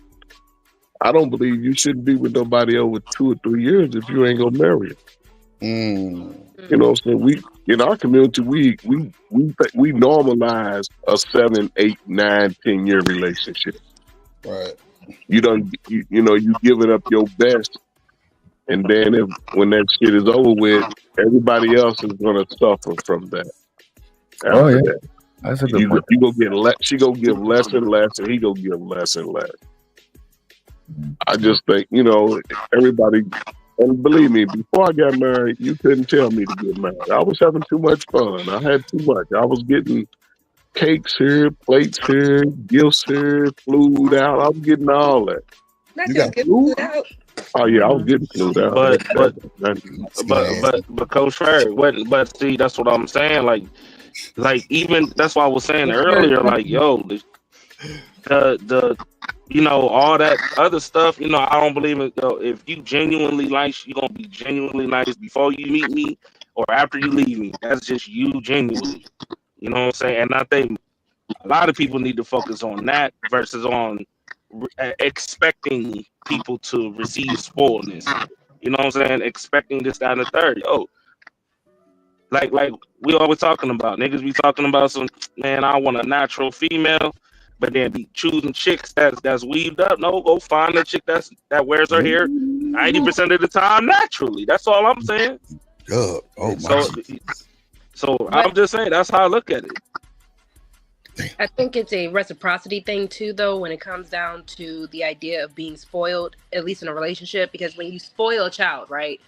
As adults, we're not expecting that child, and that's why I agree with World Class when it comes to saying you're spoiling a child. We're not expecting that child to get back what we did. I know some parents have that really toxic, messed up mindset where it's like, all I did for you when you did what you were supposed to do as a parent. Exactly. But in a relationship, it's usually because we're both grown, we both want the same things. We want this relationship to work. So if I, as your woman, know, okay, this is the thing that I have to do to play my role with you, you should, as a man, know this is things that I need to do to play my role with her. So it's kind of like that vetting process. If you are dating someone, see how they are. Like, that's why love languages, I do like them, because I know I like to give gifts. I like to do acts of service. That makes me feel good as a woman. But some people might be like, well, I just want physical touch. I don't know. Some days I might get, I don't feel like touching you. So in that vetting process, it's going to be like, okay, what can I do to not only compromise if this is someone I really want to be with, or if this is not something I'm willing to compromise or I'm willing to do, then we should just part ways.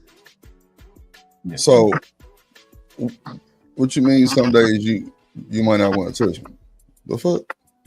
I don't know. You might have pissed me off, Drip. So I'm be like, man, I don't. See, that's the thing, though. When a nigga know he wrong for pissing a woman off, bro, you got to go great, boy. You got to go get up on there and grab her from behind, and massage her shoulders, and goddamn tell her you're sorry, goddamn nigga. Fuck out that shit. I ain't trying to. So I was raised not to go to bed mad at your partner. There you go. You tell her. It's some late night, and goddamn, we finna go to sleep. Yeah, it's Head, Texas. Oh, you gonna get appreciated like that's just. I don't know. You tell her, I'm sorry that you made me mad to me, make you mad. I want to give a little bit of pushback to what you said, right? Because I understand where you're coming from as far as you don't want to go too far, jumping through hoops of fire, for somebody that you're not intentional with. But at the same time, like Renee was saying, like, I do believe in putting your best foot forward no matter what, because I feel like you're going to be who you are, and I don't want to feel like, oh, once we get married, then it's gonna the switch that's flipped, and then he's gonna treat me better, but I have to accept this mediocre minimal level of treatment because we're not married. Like, I feel like I'm gonna treat you the same way regardless, and if it don't work out, it just don't work out. But I don't regret it because I wanted to do those things for you at that time. I mean, I sent it to Instagram, Drip. Okay. It's like, okay, so I understood. I guess my understanding of being spoiled is that I don't need women to buy me. I never wanted a woman to buy me anything. I didn't want you to buy me no birthday gift, no Christmas gift, none of that. Just show me the act of service of who you are. Like, cook me a damn meal, rub my knee. You know what I'm saying? Just throw me, curl my toes while I'm driving home with you. You can say it is neat. Wait, what would your toes go first? Listen, you older than me, man. Rub my knee, man. Yes, I'm I wasn't. Hey, I ain't gonna hold you. That shit feel amazing. I ain't gonna hold you. That's it. Wow. That shit feel amazing. Man, listen. Make sure y'all rub on your knees. Rub them. Coach Berg, to learn y'all ladies something today. Rub the old man. We need to rub them knees, man. Wait. We gotta rub them. So listen. When you have men that actually work and build shit, that actually work and they like to build shit. Manual most labor. of the time they move. Yeah, manual labor. Yes. That shit be feeling amazing. It does. I ain't gonna hold you. Oh my God. Have y'all ever had your knee sucked? Yes. Yeah. The front or the back? From the both of them. He The back said feel a little different. Yeah. Wait. Say that again. You ever had what? Your knee sucked. Yeah. Drop a one in the chat. Yeah, the front and the back. Immigrant shit. And we will boot him from the panel right now. Please give me a one, please, for free. Bye. The nigga can go for free. Matter of fact, look, I ain't got time. There you go. So, World Class got put deported for like 10 days. He'll be back later. You like your knees tickled with their tongue like a. That nigga say your knee say Ferg go talk about the front of the back. Bro, look, that shit. You don't know it's sensitive right there till they do it. They said any part of the body could be an androgynous zone, okay? That is crazy. B-Way. Yeah. You start laughing at your ass. The fuck? Go to your woman, fellas. Go to your woman that love you. He said knee. He said knee, yeah. Then go get a girl to love you and tell her, baby, can you just suck my knee? Oh, look at you, she's crazy. But she was saying, know your man. Hands on your knees. Is that spoiling your man just because you know your man? No, that ain't spoiling because again, that lets you know that you're in tune. You know, my wife, it's crazy. I caught a cold about 2 weeks ago, and once she saw me, blowing in handkerchiefs and all that, the first thing she did was, I'm gonna fix you some soup. And an hour later, I had some soup. Here, I'm gonna make you some hot tea. You know what I'm saying? And she's always done that from the first time we started hanging out. Just, you can pick up some things just by listening and watching people. Mm-hmm. But like I said, you don't have to spend 8-9 years before, you know what I'm saying? Some things you can do early. And I wouldn't want to, I knew then that I wouldn't want to lose that type of relationship with a woman. We know when I had, I'm just saying, me and Tiger Woods was competing against each other doing that. Yeah. You and Tiger Woods. Yeah, remember when he got caught with those 11 females? He came out. Gotcha. And Tiger Woods, and my money didn't compare to Tiger Woods' money. I was a working guy, and I didn't have to take them out. They would invite me over, fix me dinner, give me the kids, juicy juice. Not the juicy juice. So, you know, but a lot of times it depends on the sound of your voice, how you talk to them, you know, and I don't know, just certain shit I did. If I came over with a Tuesday, oh, that was on and cracking. If I tighten up those cabinet doors and change your battery on your car alarm. See, for you, that nigga that they talk about, don't let Mr. Jody, the handyman, come work in your house. He gonna end up working on your ass too, type shit. Yeah. That's you. I always came up with shirts to make sure you can see my forearms and my shoulders and chest and my calves, and you know I want you to see certain parts of it when you're back there looking and got your finger in your mouth, looking like, I wonder. Yeah, you gotta wonder. Okay. But from what you're saying, Coach Ferg, it kind of makes me beg the question: how many people are in relationships with people that don't even really like each other? Like, he don't like you, she don't like you, type stuff. That kind of seems like a natural. Like, if I'm drawn to you as your woman, if you're drawn to me as my man, we should want to do for each other. If you're sick, I guess you're gonna have to figure it out, boy, because I got stuff to do. That sucks for you. Like, no. Yes, if you're my man, I see you sick. It's just natural in me to be like, all right, baby, I got you. If you came home from a hard day from work and I was chilling today, it's no issue to just be like, yeah, I got whatever you don't have. And I think that's vice versa for people who really like each other. That's why the whole concept of spoiling, to me, if you feel like your man has to spoil you, you don't like your man and your man doesn't like you. If he's not doing that for you already, he don't like you. That's my point. I think the fact that we think treating another human being like they exist and paying attention to them every day is spoiling. It's devastating to me. Like, it's horrible. I don't understand why we think something like that. Like, it's crazy as fuck. Yeah. I mean, some of that stuff ain't spoiling. It's just that a lot of people have never gotten treated like that with their mother and father. That's what I'm saying. You know what I'm saying? So they overcompensate. Like, oh, I'm spoiled. Yeah, like I said, my wife don't have to go to the store. If it's spoiling your man, if you got some, if it's your birthday and you saw some Jordans, I know you saw those Jordans. Why wouldn't I get them for you? If we got it and it's not an issue, why is it an issue to even buy something for somebody who knows that's what they wanted? Yeah, that's true. Now, see, I've been told I'm spoiled when they do buy the Jordans and they buy extra shit like some socks and a t-shirt. Like, oh, you so spoiled, type shit. I'm a ball out on my man. I'm not gonna lie. If I got the money and I'm shopping for myself and I happen to just go to a store that I know he frequents, it's not an issue for me to be like, oh, my man will look good in this. Oh, my baby wants that. I know he wants that.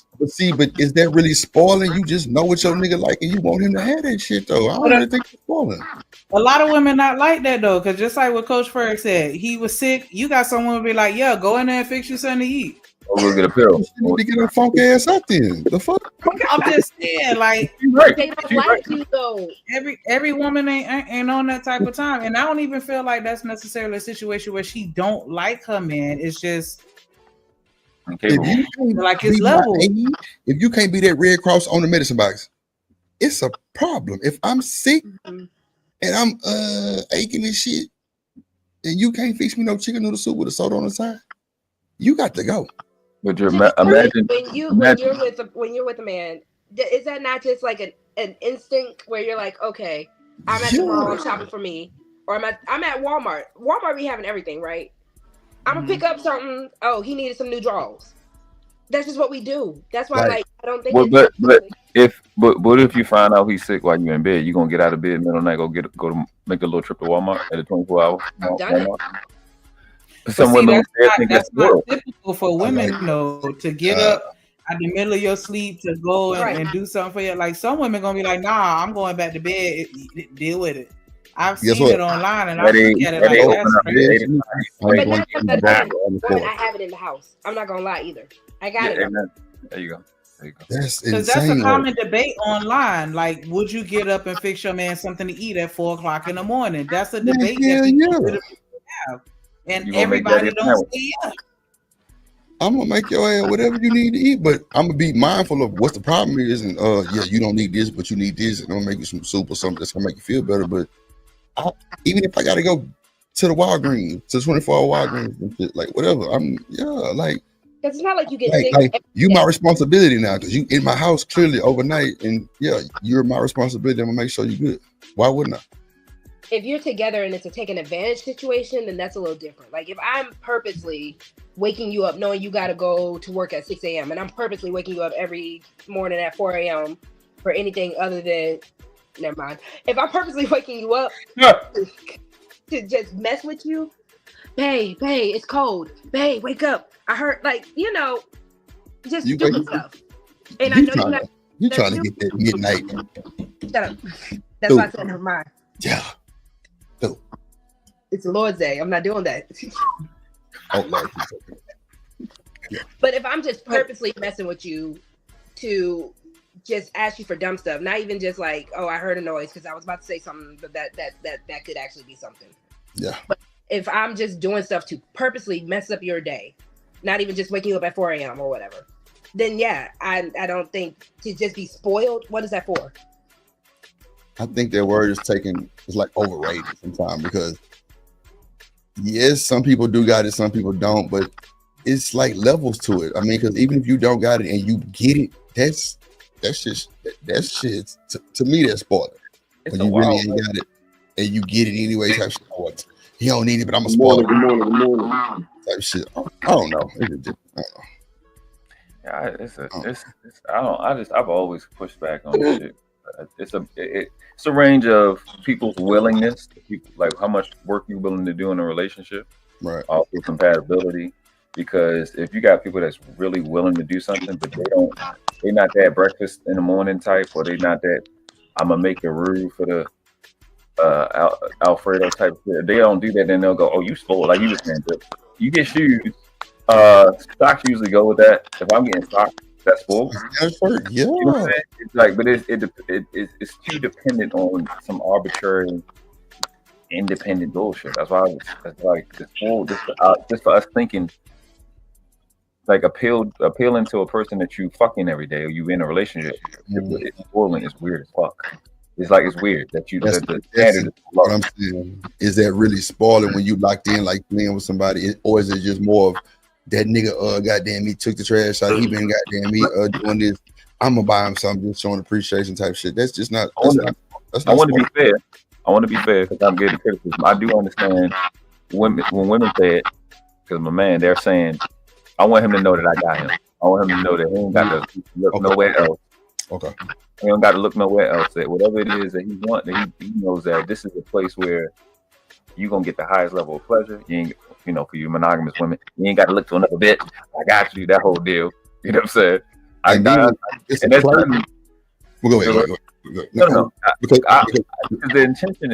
the intention when women mean it is fine.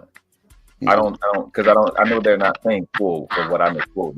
I just don't see it playing out the way that people think it should. It just don't be playing out, because this is my main thing. I haven't said it yet.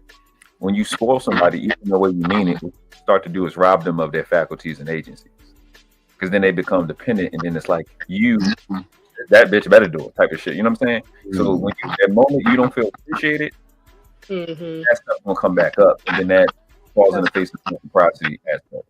And then you know what I mean? So it's like it's not as definitive as I want it to be, because it's a slippery slope. It's like it's a gray area, but I think we should just address it. I guess at the end of the day, just being respectful and communication. Try to cancel Cater to You by Destiny Child. Yeah, That's what this is giving when people try to talk about the whole spoiled conversation. Like that song is strictly about a woman doing for her man. I'm not doing it for every man. Yeah. I'm just showing you my appreciation for you. And a lot of people went crazy for some reason for a song that's already been out for over 10, 15 years. Well, mine is t-shirt. So you walk around my t-shirt, goddamn, smelling like me is. Yeah, they do that. what was saying? Oh, it's a Lord's Day. My You bad. all right? You okay? You My got bad. you good. You got to back a little bit just now. Well, nah, I had. Well, not mine, but Flashbacks.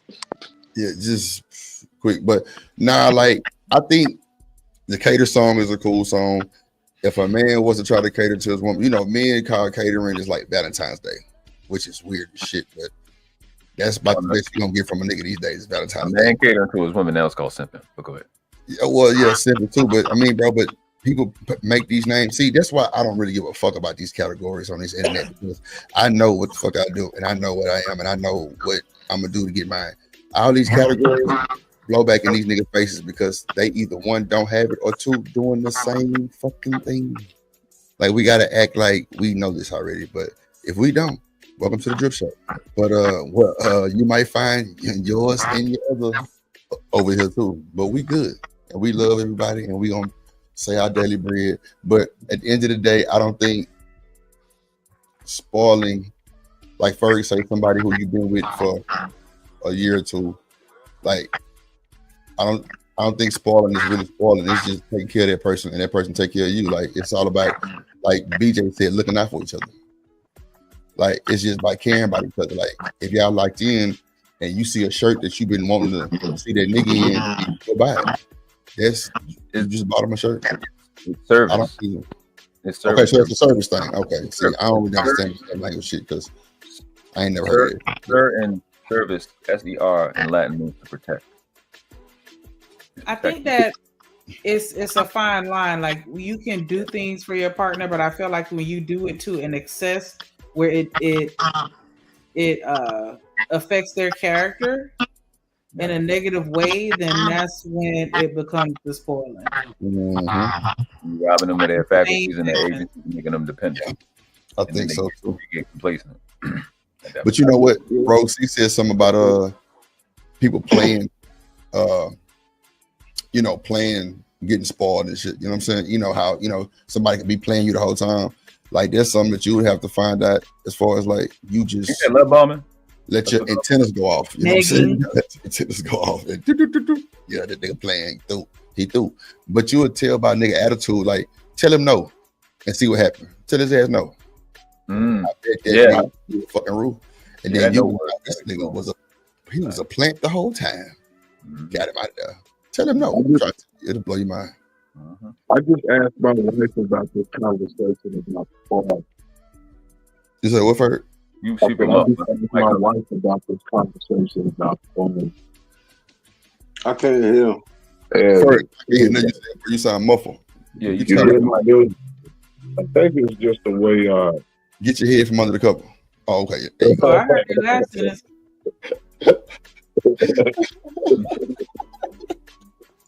Oh shit. Sunday, y'all. Let me stop. Oh shit. Troop down there. Troop woke up too, shit. What's good, shorty? What up,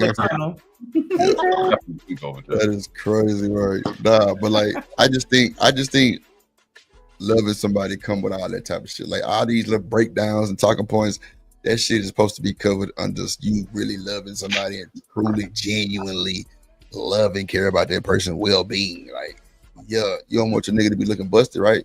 You know a nigga needs some new Air Force Ones after 5-6 times. He can't wear them no more. He need the fresh ones. You know that. You go, hey, buy you some and me some. Or I'm gonna do the oil. Like, see what I'm saying? You just said spoiled. That's crazy. Right. How's that spoiled? So for the shoes 5 times and you need a new pair of shoes. If you scuff some Timbs or Air Force, they gotta go. They gotta go. Like you can't do number one. First, ain't nobody doctoring on the shoe. Ain't no more shoe doctors. Everybody know that. Man, okay. See, here's the thing, and it's a different conversation for us old ass people. And young people starting out, they don't, you know what I'm saying? I think it comes down to being there for that part. You know, it ain't about the money. You know, it's about how you show up for that person. If I know you got some stuff going on, I'm gonna show up for it and I'm gonna support it. You know what I'm saying? I'm not gonna, if you're trying to get a business off the ground, I'm not gonna sit back and let you do all the work. You know, I'm gonna chip in the way I can and provide that support. You know, Shanika gave us the actual term though. Like she because at first, I mean, a lot of times on here, Drip said it, the words that we know, they're conflated, and then they created into a new definition. So spoiler, like when you hear somebody say you spoiled, it's either somebody probably look at what your woman do for you, what your man do for you as something more than their person do for them. You feel what I'm saying? But it's just normal to your life. Yeah. That's not spoiling it out. It's just normal. I paid $150 for 7-8 pair of panties from Rihanna, and I thought that was totally out of line. But I ain't never bought no drawers like that for no woman. But yeah, in these drawers I seen, I'm saying, but she was so surprised and shocked that I bought them because I knew the size and everything. But that's just observing you. You know what I'm saying? My baby, she got this thing for fragrances. Like she really loves fragrances. And the shit that I seen, I didn't even know perfume could cost this goddamn much. Bro, I just bought the Cartier for my little sister, Egg McMuffin head. Yo, this the shit Cartier, the plethora, And also whatever shout out shit to is my in the red sister box. Keela. Tell her good morning for me, please, Mr. Truth. I sure will. Shout out to the queen of the house. You know? Yeah, I'm telling you, that shit was $200 some. Like for a little, I'm like, damn. Yeah, they got this thing called right here. De Janeiro. Let me see that. Yeah. Something like this right here, over 300, depending on where you go. Yeah. I was about to say. 200 is light work, quietly. That motherfucking, that Tom Ford was like, I was in Macy's, that shit was like 150, 130. I said, no good now. I ain't gonna lie. I just good. I'm like, bro, Drip, she got the whole fucking drawer filled with this shit and then asking for another one. Bro, that's how they be, bro. That's just like us with shoes. I like True. You can't even complain, brother. You gotta just make your way downtown, walking fast. Like that shit. All right. You gotta go into the Dillon, to the Macy's or to the Ulta or whatever it's called, and go on. So I'll ever ask y'all a question. Am I spoiling my wife if she doesn't have to do anything outside the house? Like she don't have to go to the store ever, grocery store, clothing store, gas in the car. She can't do nothing outside. She can't shovel snow. She can't raise. You're spoiling her, and I did the same shit. I call it pre-maintenance. I was about to say no. That's my situation. No. I call it pre-maintenance. Sunday night, you fill up your car. I'm making sure everything good for the week. Certain shit like shoveling snow, nah, you're not doing that. Yeah, like, but she likes to do stuff like that. Come on now, the store, and I get that for her now. We're picking the bags up and shit, but she, the store, certain things like that is like she can do that. Okay, so just now we were discussing dinner. Right. We were just discussing dinner. She's like, I'm gonna make all of this stuff right here, and I'm like, well, you don't have to. She's like, no, it's Sunday. I want to make sure you have a good dinner and healthy, And I'm like, okay, so I think when you are in tune with each other, you having daily conversations about politics, about people, about things that are needed. I don't think it's necessarily spoiling, because what the fuck? It's about making sure what we have stays efficient. We play our role. She does her role, I play my role. I don't have to do too much around inside the house as far as cleaning. Like, I wash dishes. We have dishwashers, and we never use a dishwasher since we've been together at all. I ain't touched it, but I got one. I got a whole bunch of dishes, no way, but yeah. Oh man, yeah. So I got a dishwasher. I ain't touched it until my 9. But at least run it every 6 months. Do the cleaning. Nah, I cut my stuff every month. I like put the little cleaning little tabs in it, some of it's clean. Somebody got some feedback, and I've been trying to not turn my mic down. It's probably Rogue over there because she part of the X-Men. She got that goddamn frequency over there. She about to read somebody's mind. Didn't Rogue? No, it was Ferg. It was Ferg. Oh, fair. Oh, okay. It was me. Ooh. Yeah. Why? Yes, Rogue is actually one of my favorite X-Men besides Storm. So. Did she like read the people's minds and shit? I can take powers. Hey, Rosie, turn your phone sideways. Why? He ain't shit. It's gonna fill up the screen.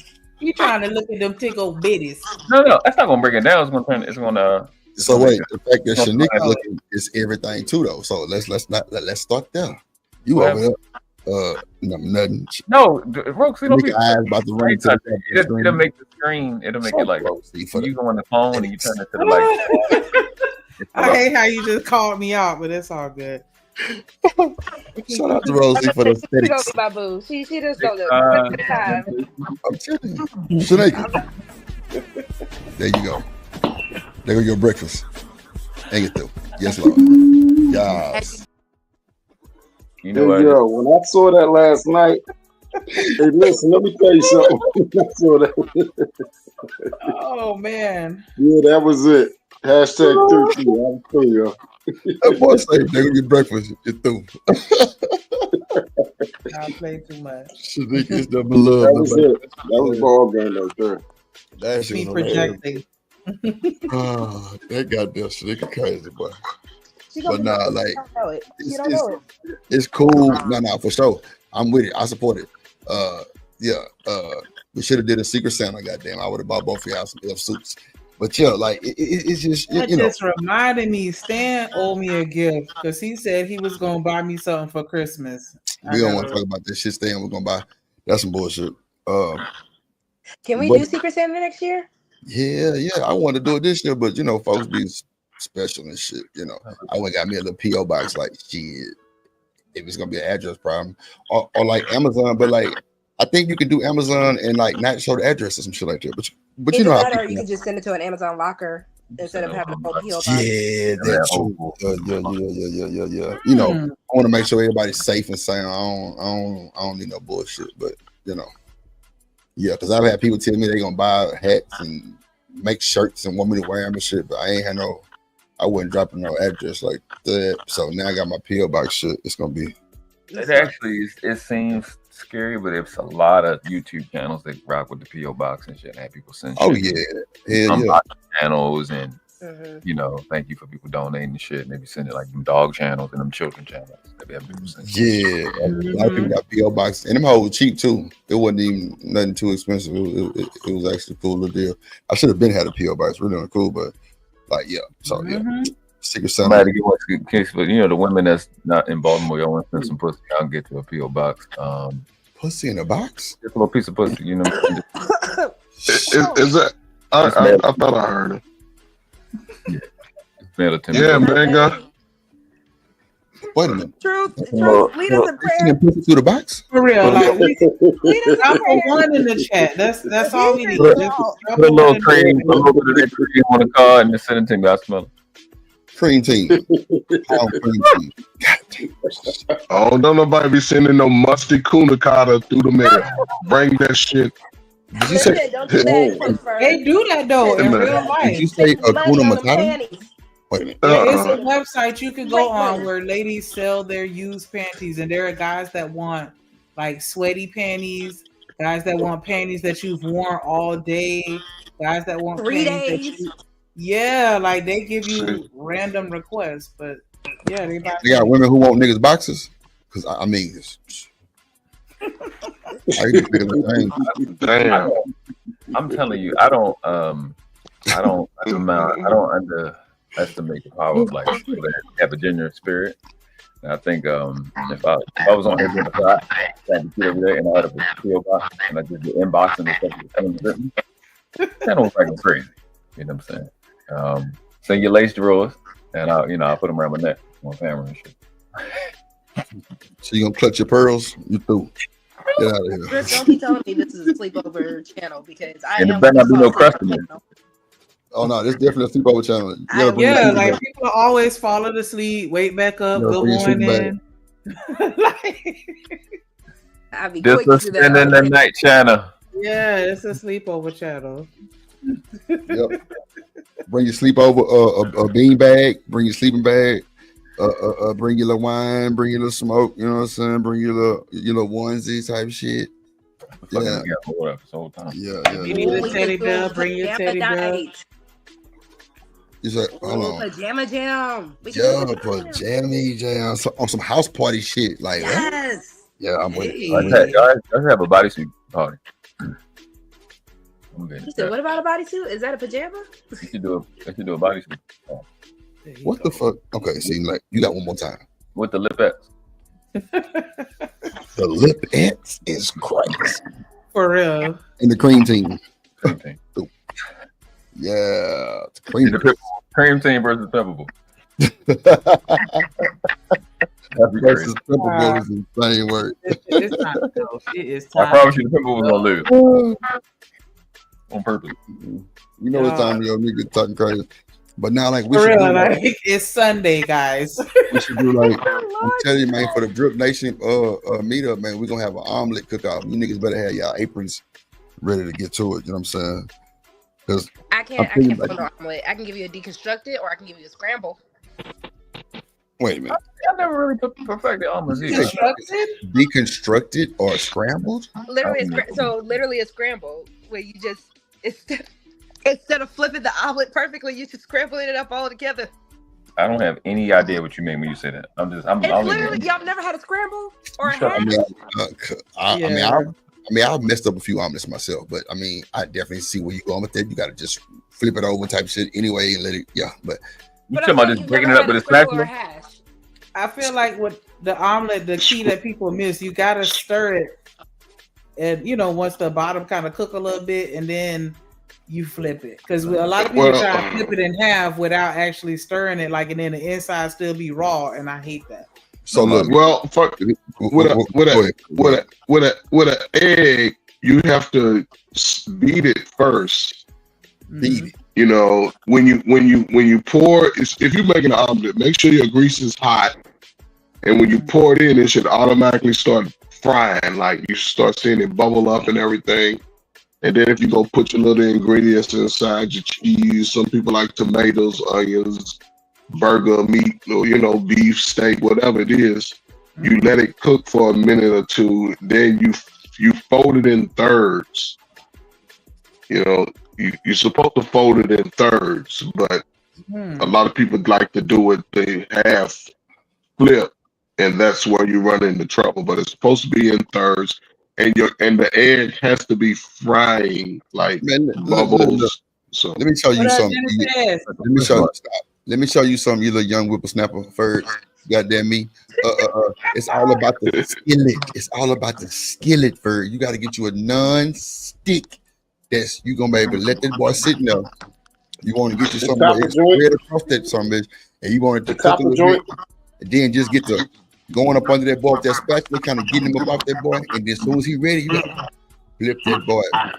Like you turn him over, you gotta turn him over, and then once you turn him over, it's cooked. You put the cheese, you know what I'm saying? And you got like souffle, you gotta stuff it in. Yeah, you gotta stuff it. You gotta fold them over. You gotta put a little cheese, a little peppermint. You know what I'm saying? A little mint on top. Have a good day. So y'all got I'll make the sides if that's the case. I'll just make some sides for y'all to do y'all little omelet off there. Because I see now we're gonna have to have a competition for real, because everybody has a different way to make them, and so it's just interesting listening. Right. You have to treat the omelet like a woman in the bed. You got to get up under and flip her ass, and you can't be over there playing with her. You got to go on and get over to the other side. Flip it like you flip her. But it depends. The egg. Some people ain't got the hand coordination. Y'all gonna make a mess. See, y'all gonna make a mess. That's the goal. The mess is gonna get made. No, we ain't gonna make a mess. This is a mess channel. This is a make your mess channel. Yeah. Unless you want to. How many of y'all still eat scrambled eggs? Did I not just say scramble? I eat them everywhere. I still eat scrambled. So, wait, y'all really about to play me about a scramble when I No, I heard you. That's why I asked. So, do you put hot sauce on your scrambled eggs? I do when I'm feeling spicy. I do. Hold on. Okay. Put a little When Louisiana, a you, little dash of Louisiana on there. It's gonna feel a little, yeah. a little salsa. Gonna feel a Hold on, little. baby. Hold on, baby. I like I'm a salsa. spicy girl. What's going on there, baby? She's spicy. That's how my father liked them. Yeah. That's how my wife liked it with a little hot sauce. When I was a kid, I used to put ketchup on my eggs. Yeah, I used to do it too. My brother still I've do that done shit. before. I like the Put salsa ketchup on better. his damn eggs. The salsa hits different. See, Yeah, sauce only when I make like that chicken fajita omelet. If I make like a chicken fajita omelet with like chicken fajita meat and Yeah. just a Yeah, little if it's a Spicy fajita, blacks. if it's a fajita, then yeah, you You put in that shit world in. class, my little spicy blacks over there. Y'all be yeah, good. yeah. Spicy black. Muy caliente. You know, world class. My third cousin from across the water over there. You know, What's going on? you know that nigga be It's the eating the immigrant bell channel. peppers and shit. You know what I'm saying? And be doing it. Crazy. You know, but they get the pack from China, so you know it is what it is. It is what it is. I know Everybody light it in a paper bag on this channel. One of my what? first started cooking like oodles and noodles. One of my first favorite was Oriental. So because It's an Oriental channel. I do Yeah, actually still like to this day. that's some sushi. Wake up for a good Japanese. Yeah. Hello, Genesis. Hey.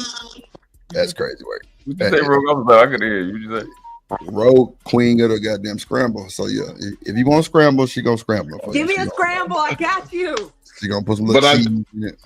You gonna put it in a bowl and then do a little Yeah, shake. yeah. Shake it with it, little shake. Stop it now. That's a But I big do. shake right there, girl. hey man. I believe. You cooking with Rogue C. Cooking with Rogue C. Cook it Look at with that. bro. Cook Oh it with my bro. God. See how we There just you started. go. Yes. But I do. But I did learn this about a woman and whether or not she's willing to spoil you and sort of cater to you in a sense. If they cook breakfast for you, but what I'm saying, if they cook breakfast for you, then you good. That's not spoiling though. Well, what I'm saying is just in the context of where they look at it, because shit, anything that they do for you, they say it's spoil. Other people say it's spoil it. But I learned that if a woman cooks for me, then she's really rocking for me. She'll do pretty much anything that If I your woman a cook, especially if she breakfast. cooks, that's not spoiling. Like she naturally cooks. If she's naturally in the kitchen, that's not spoiling. Well, I wouldn't say it is. What I do notice is even if you got a woman that even if you got a woman that cook like this age of like in this modern time, chicks is like, oh, take me out. This is even the age of, you know, you got to spend $600 on me on a date. If a woman is cooking for you, she fuck with you. Yeah, yeah.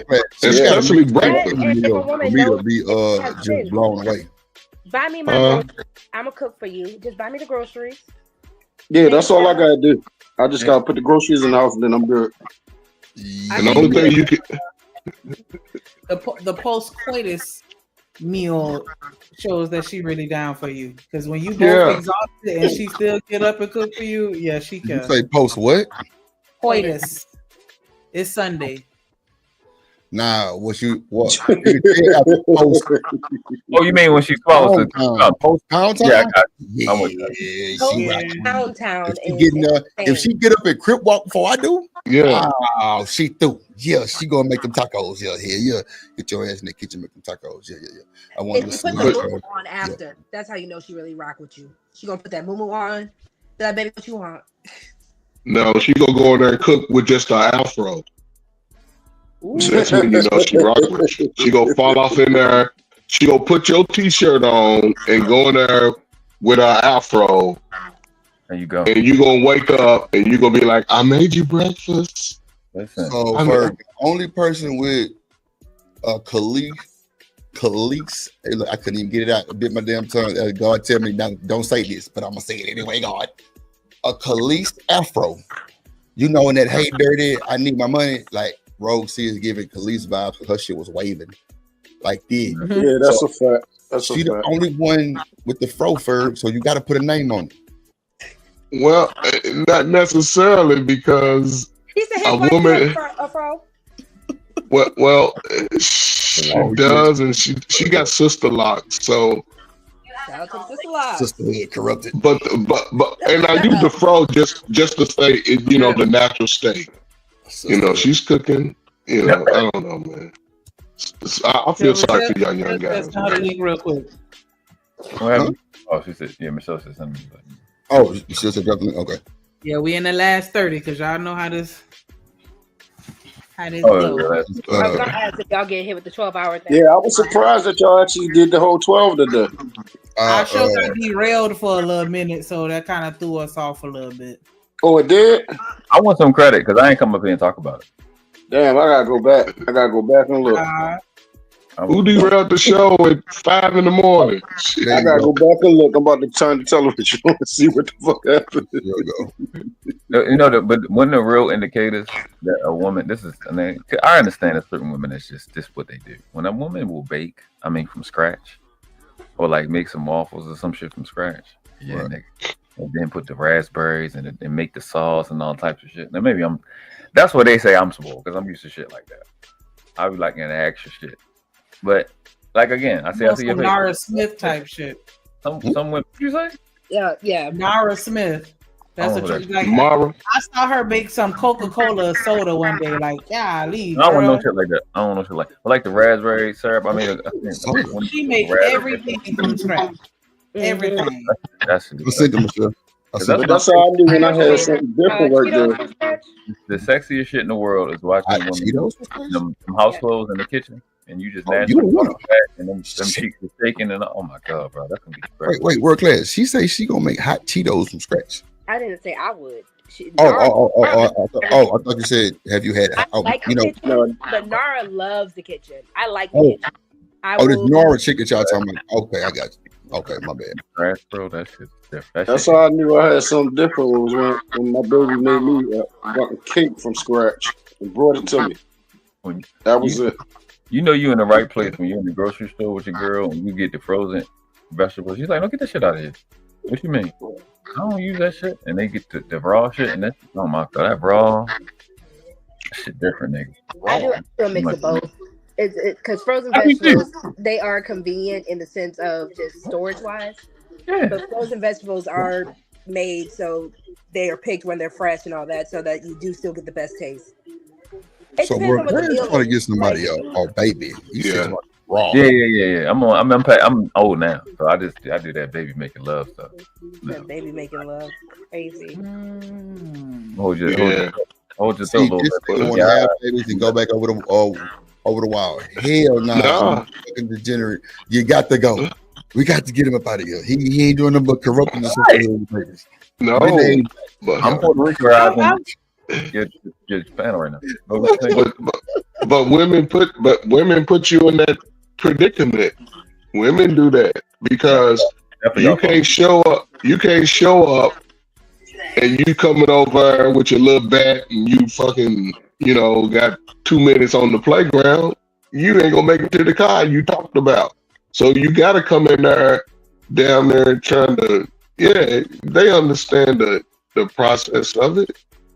You gotta come in there and lay that shit down. You gotta baby make it motherfucker where she's willing to just man.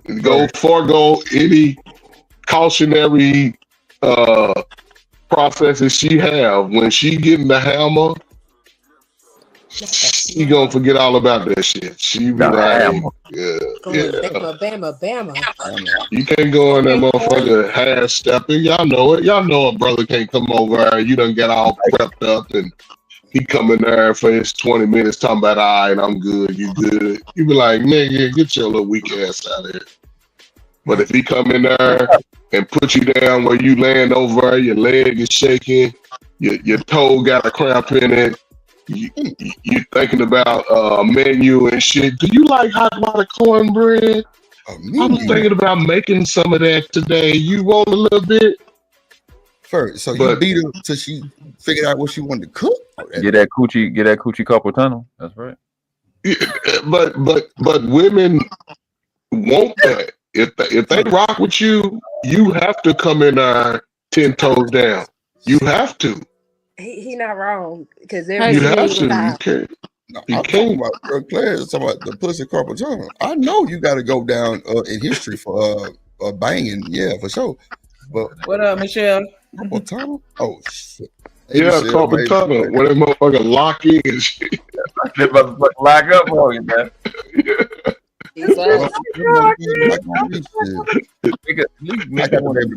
can't lock on me, goddamn. They got ass When that other dude called, she don't even answer the phone no more. She don't even look at it like, oh shit. Man, the phone ain't even near the bed. That was in the front room somewhere. Yeah. I'm talking about why she at work. Why she at work the next day? She like, I ain't answering this shit. This nigga ain't talking about that. Yeah, I ain't gonna lie. Like, we had our own office. It would be hell because I would be under the. Oh man, it would be crazy work. I ain't lying. Ooh, I could just think. Oh, I'm sorry. I'm having a moment. Lord Jesus, forgive me. I'm high. These women are good. I'm through. Hey, Michelle. Hey, boo. World class. Yeah, what's up, Michelle? Look, she don't come speak to nobody. I just heard you just now. You was calling me before. Well, that ain't no sponge then, nigga. What you say? I said, Don't come up, nigga. Don't come up and slanking that shit around.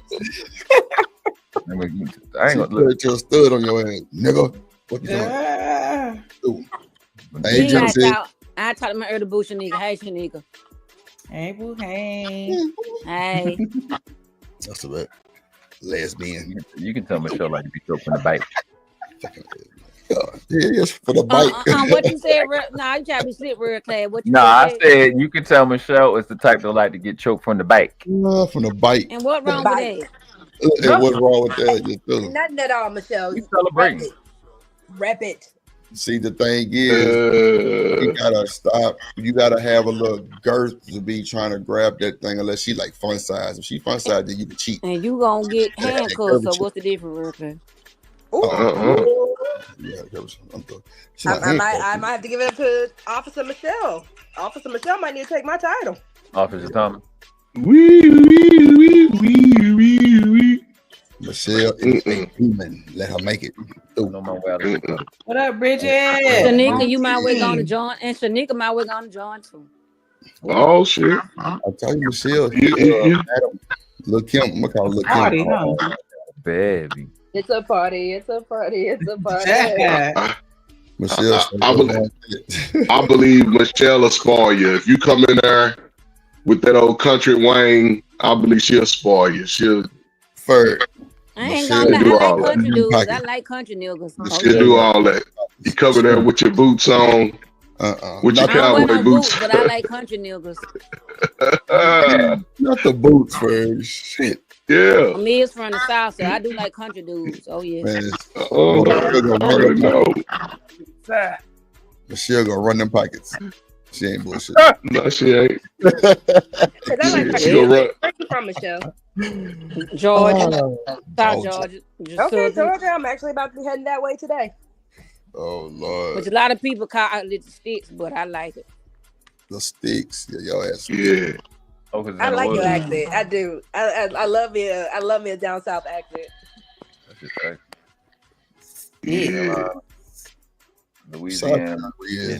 Michelle got that. She's Georgia. She's Kirby. She's Georgia. Kirby. Yeah. Bite, man. Bite. That mercy. Oh, okay. That's how I said no. I say bite. Bite. Nah, you say bite. We gonna bite. Then I said mine. We're going back to Cali. My mind. Michelle said if you can see it from the front, wait till you look, see we it. on phone now. Bite. Yeah. Bite. Real clear. Bite the Cali. Bite the Cali. Tell him.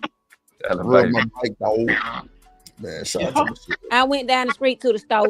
In the filling station. Right there in the middle of the block. But to the filling station. Oh man.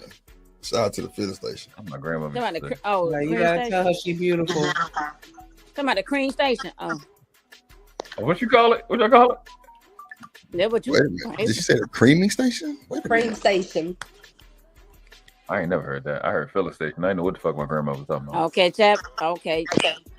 She caught on at the time. Okay, Cream. Wait a minute. Hold up, y'all. Hold up. Shanika. I'll take 10 of them. There you go. There go your breakfast. Ain't it though? Yes, Lord. Yeah. Oh, there you go. There you go. That was that Nick. That's that Nick work. Nick. Nick. Y'all don't make no song out there, Nick. We getting that Nick. Don't make no song out we do want proceeds, Drew. We gotta drop something I want to be, bro. That Nick is crazy, man. Give me that Nick. Yo, Nick. Yo, Nick. Hey. Yes. Damn. Goddamn. Boy, Man, you got to love this drip show. Bro, fuck it. Actually, the tip it back. Do what that drip show. Too many bad around. Hey, you gotta love the drip show. Don't look at your dress. He still she's still trying to get out. Michelle is funny. She took the bite. The whole time she narrated this shit. Yep, that's. The nigga took that tug out though. Like, girl, put that work in. She tried to lick it off the screen. I was like, gotta catch it. This shit that killed me. Remember her face in the big drip. Oh, yeah. They used to nigga right now. Not motorboat the balls. I was gonna say, do that again, Shanika. Hold up. Let me find out. Yeah, the balls. Okay. Oh. Shout out to the gobblers, the man. See, Shanika, hey, y'all, Shanika Towel. So, Shanika, what she ain't you 5'4"? Shanika Towel, they're gonna be a lot. What did you say? She's 6 foot. 5'4". I'm about to drop you from the. No, she's 5'11". That's why I said she tall. Nigga, I told you. Can we share? Because I already said Shanika was gonna be my boo in 2025. Can I share with you? I guess we can share. There's gonna be a fight right there. I guess we can share. I don't want to fight. I'm okay with the fuck? Okay, we can take turns. We can join. Okay, we can take turns. I rip with it. Nigga, you 5'10". Make sure you like you old jump. Hear that? We can take turns. Because I love me a stallion. I can't like Shanika already. Okay, got my heart. Missy, I get the bottom. I work from the bottom. It's the music change. change. From the top. Y'all, it is Sunday. Drop a one in the chat. Hey, Missy. The reason why I say I'm starting from the bottom, it's a obvious reason that you start from the top. Bring your ladder. Bring your ladder. Listen, I'm 5'7", so I don't need it too much. Don't bro. Hey, Missy. How tall you is? Missy, you can suck on. Hey, Missy, you can suck on the titties, and I do the other part. Wait a minute, what the fuck is going on? I like the organization that's going on. I want to be a part of it. Michelle, how tall are you? Well, you can be you can be the camera guy. I'm sorry, audience. I can't be the camera guy. I'm gonna have my dick out. Michelle, how tall are you? 5'3". Class, we can't act like the cameraman don't be busting. I'll be the cameraman on the beat and on the cam. Yes, Lord. That's why y'all got Truth on mute. Truth, we need a Something wrong with y'all niggas. That nigga Ferg asked me one day, he said, Drip, how you handle that shit? Yeah, I had to stay away from these conversations. Well, just stay on mute. Just stay on mute. I sure am. Shanika, stop acting shy. I can't do that shit. Nah, that thing just funny. That was hilarious. Now we got somebody else on like, where he came from? Where cat slid in? Hey, we got somebody else on the panel. He heard the drip signal. We got somebody else on the panel that nice to look at. What does he say? He heard the drip signal. He heard the drip signal. That was Cat Eye on the video talking about some any woman that want to talk to any woman that want to talk to Cat Eye, 6,900 pimpable, 6,900 pimpable, 6,900 hour, 1 hour. 6,900. Hashtag pimple. That nigga hashtag pimpable on guard. On phone them, on hood, all that type of shit. Believe we got one more. Show the fingers again, Cat. Show the fingers again. Really? Two pieces. Do that one more time, Cat. Do that one more time. 2 pieces. Cat Eye looking good in that sun, boy. God damn. That melanin, boy. That melanin. I say nigga look good in that sun, boy. God, not the sun.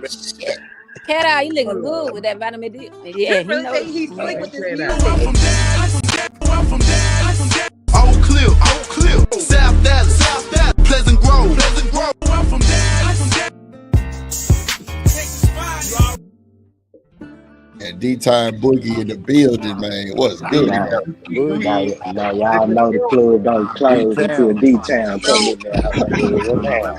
Did Michelle say she like that vitamin dick?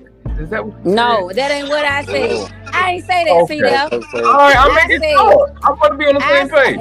No, I said he look sexy in the sun, which is vitamin D. sun, That's what I right. said. I said that on D. Unless you thinking about that, I ain't say that. Coach Ferg, this your fault. But Miss C, I see we got something else now. Look at it. Before you woke up, Coach Ferg, Shanika, we got So Shanika said, "Ooh," I said, Shanika, we got Oh shit! Shanika, we got somebody else. We got somebody else now. What's wrong with y'all? Miss C got a test on her boy. Oh, Jesus. Michelle love it. Lord Jesus. Shanika started it, so we gonna finish it. Nah, this Coach Ferg fault. I don't care. How I started? We were innocently talking about The Coach Ferg don't never do nothing. That was Shanika. We the one who was talking about, yeah, you got This a poly channel. like a woman. It can be one. And so I'm telling y'all, for the drip show meetup, we rent a big mansion, about 9-bedroom Airbnb here. The fuck? Everybody get their own room. Ain't no That's a everybody fact. I was about to say that, Jake. Hey, That's a fact. me and Real Class ain't getting our own room. We sharing a room with Shanika. That's a fact. Wait a minute. I get the king size bed. California on this channel, me, Michelle, and And Shanika. You We want gonna the extra climb that ladder. pillows. I know. She Boy, got the pillows out. I get it. Boy, the Then fuck? Shanika, you don't mind a little calm out on your face, don't You can't even help it. Too. That's crazy. Shanika, stop. Nah, don't you? Shanika, like she don't hear me. No, Michelle, you. What you said? Okay, you heard. I said you don't mind a little face on your face, don't. Oh, no, that ain't what you said. What'd you say? She caught on to Shanika there. There you go. There go your breakfast. Oh, there you go. Yes, Lord. And get the. I said you don't mind a little Get away calm from on your her. face, Shanika. That's what I said. So I promise we wholesome. We are. Shanika, you want me to expound what I said? You don't mind a little calm on your face. That's what I said. Oh my. I don't.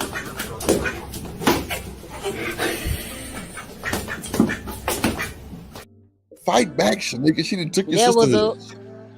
That little cat was feisty. Boy, I'm talking about. You might have to rub it in a little. Get your fingers and rub it in a little. Hey, Shanika, you gonna taste it? Yeah, because Shanika, you it gonna help taste with the it? skin. You gotta rub it in. Is you gonna taste it? You gonna lick it while it's on your face? You can't help it. Oh my It's God. everywhere. This is not a lesbian channel. I'm sorry. Okay. Shanika, pull your tongue out. How you gonna do it? Shanika, Oh, that's cool. It's okay. Shanika, how you gonna do it? Shanika, show me. Ear spray.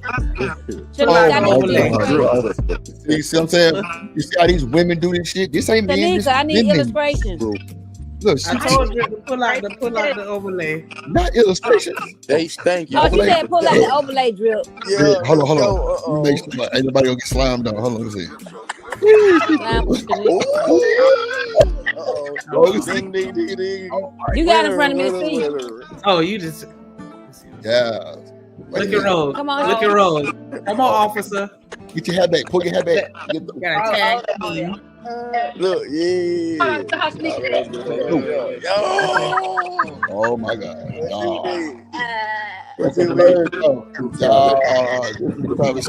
Look at Shanika, cat eye.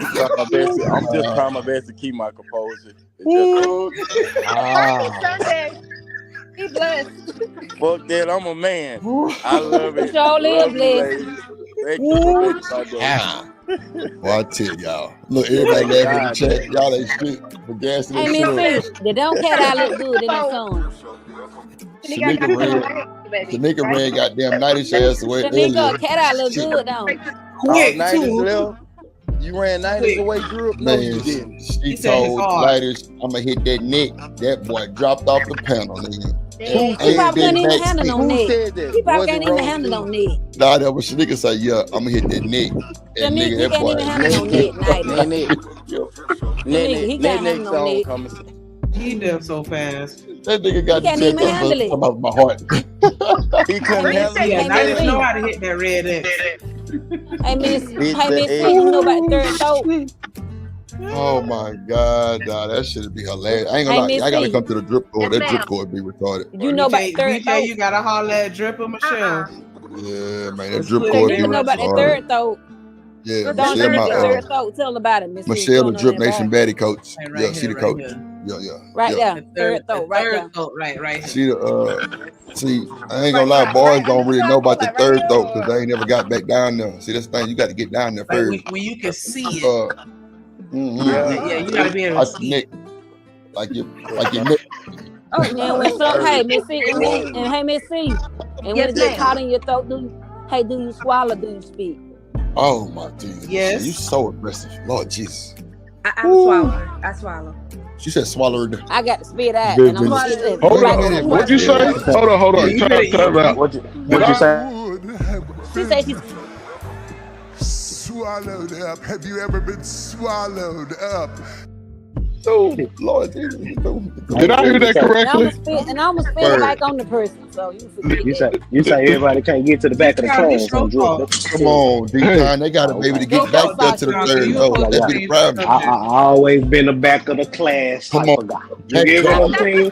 Everybody can't get back there. I understand, you know. Did I hear that shit correctly? I'm gonna get my hall pass signed. I'm gonna get that shit signed immediately.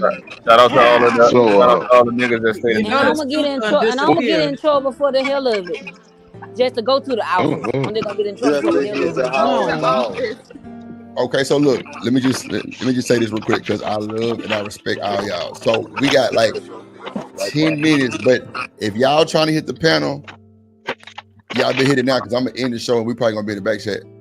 I love it when you don't really activated. want all this extra shit on the stream because I respect everybody. I don't want that shit back like that. So if you gonna hit the panel, you got 2 minutes. Genesis, I don't mind if you come hit the panel. I'm not, What happened with Jennifer? Nothing. She crazy. But yeah, whatever. Anything with Jennifer, you tell me. Yeah, I get it. Huh? Nah, hell nah. See, man. You do anything. Stay in your lane. Oh shit! Now look, call on Michelle. Stand up for your boy. Yeah, that's that Drip Nation baddie coach. The fuck and is. The fuck and is. Yeah. The fuck on phone now. On hood. Yo, holding down the grave. Goddamn it, boy, this shit be insane work. People don't understand what be going on in the Drip Show. They got Rosie cheese like a bro. Hey man, Rose, you gonna be a regular on She hear that drip. She hear that drip on the beat. You gonna be a regular on the panel? Cause I like you. Go ahead, Michelle. Michelle, gonna have me. You locked in. You got to recruit her, Michelle. Officer Rose over here. Yeah, you beat it like a cop. Yeah. I know you got some handcuffs. I know you got some handcuffs and everything. You say provide and serve. Oh my God. Yes, Lord. Not provide. Yeah, you got handcuffs and everything now. Chains and wheels. Yeah. Shit. Well, I provide the all in the whipped cream. So look, we're gonna just do it like this so everybody can just Oh Jesus. Hey, yep. Came up over here. Go, ladies. Yeah, don't want no part. But she'll say, oh Jesus. Come on, Shanika. Come on, Shanika. It's like one throat right there for you. Yeah, lean back. You got 20 your left. Backwards. Tip your head back. Shanika, tip your head back. Come on. Look. I'm in it too. Just open rain wide. on the Come on. You're through. Rain on the drip. You can't let it fall in your eye. Bro, all this your is the blinks, most hilarious. all your blinks gonna be sticky. Look. It's okay. What the fuck? Fucking we with the ladies. all these baddies up here. What we gonna do? Sit back Hey, and it's look. okay if it's Yeah, sticky. we not on that. Look. We ain't sitting back just looking at the ladies acting like we mad. No, World we class. with them. Get The up. nigga, it's supposed to be I'm on the sticky. same Let it be time. I lean back to myself. Exactly, for sure. I saw you. What you mean? I had What to say you what? motivated it? Oh, Let's It's get supposed to it. be sticky. Yeah, let that's it when be you know sticky. when a nigga really got that type of time. Nigga ain't got no shame with this shit. Like, Ain't there nothing wrong with being sticky. I don't be giving a fuck. Oh, you cool. Got 4 basketball. You and Shanika, 4 basketball. Y'all got 4 basketball. We gonna dribble and bounce. We gonna dribble. Where we going? So you hooping? They got 4 basketball sitting on their chest that they get 2 and 2. Shit. I like this sport. It's my favorite. Hey, Pound Queen team. What you said all the time? I love my life. Queen team. Shout out to the Queen all the team. time. I love my life. Hey, real glad. Hashtag shout out to the Not Queen the team. bike seat. Crazy one. The bike seat Michelle is insane. I don't know how to- Shout out to the Cream team. Sound it's your fault. This nigga work. There you go, hashtag. There you go, hashtag world class. Hey, cat ass, Shanika Papa swallow too. She don't speak, but I Why speak. do the like, Lord? Why did you let me meet world class? This nigga ignorant like me. Like, why, Lord? Why? What's the This word? nigga ain't got no filter. When I said I like to spit, Yes, sir. I can't do no There you go, swallow. world class. Michelle, you gonna And I'm swallow gonna shit. spit it back on the man. But if They he's gonna healthy, if he's taking care of himself, I mean, if I swallow. I'm gonna spit it back on. I ain't swallowing it. I'm spit it back on. Look at the devil. Why I messed up her fucking phone when she was saying good stuff? That's crazy. For real. Michelle, Man, you y'all need to tell did them this to, shit. Michelle, you gotta tell them to cut back on the red meat. And then You you'll back be now. like, Well, see, I ain't gonna lie. I don't want to. Well, I gonna give up flowers. What's the name? You used to talk about this shit all the time. Genesis ass about how that shit really like. You know, you eat right and shit. That shit really. Oh, play a major absolutely. part in a motherfucker swallowing. Yeah. absolutely. Mark, they don't spin it back on the guy. He did. Man, he hell did nah. what it is. When you in the third throw, Michelle, how you gonna spit it back out? Throw. Yeah, exactly. When I'm in So- control and you tied up, I do what I do. Tired up. Ooh, we. I think Wow, that a snowball is crazy. I went my time Shanika up. Oh, let me have my no way. time. Shit. It's real when you ain't got the time up. They just get their way regardless. Ooh, dude. Okay, it's Shanika. You easy like that? Damn, not easy like that. Yeah, it's insane. If I ain't got to tie you up, then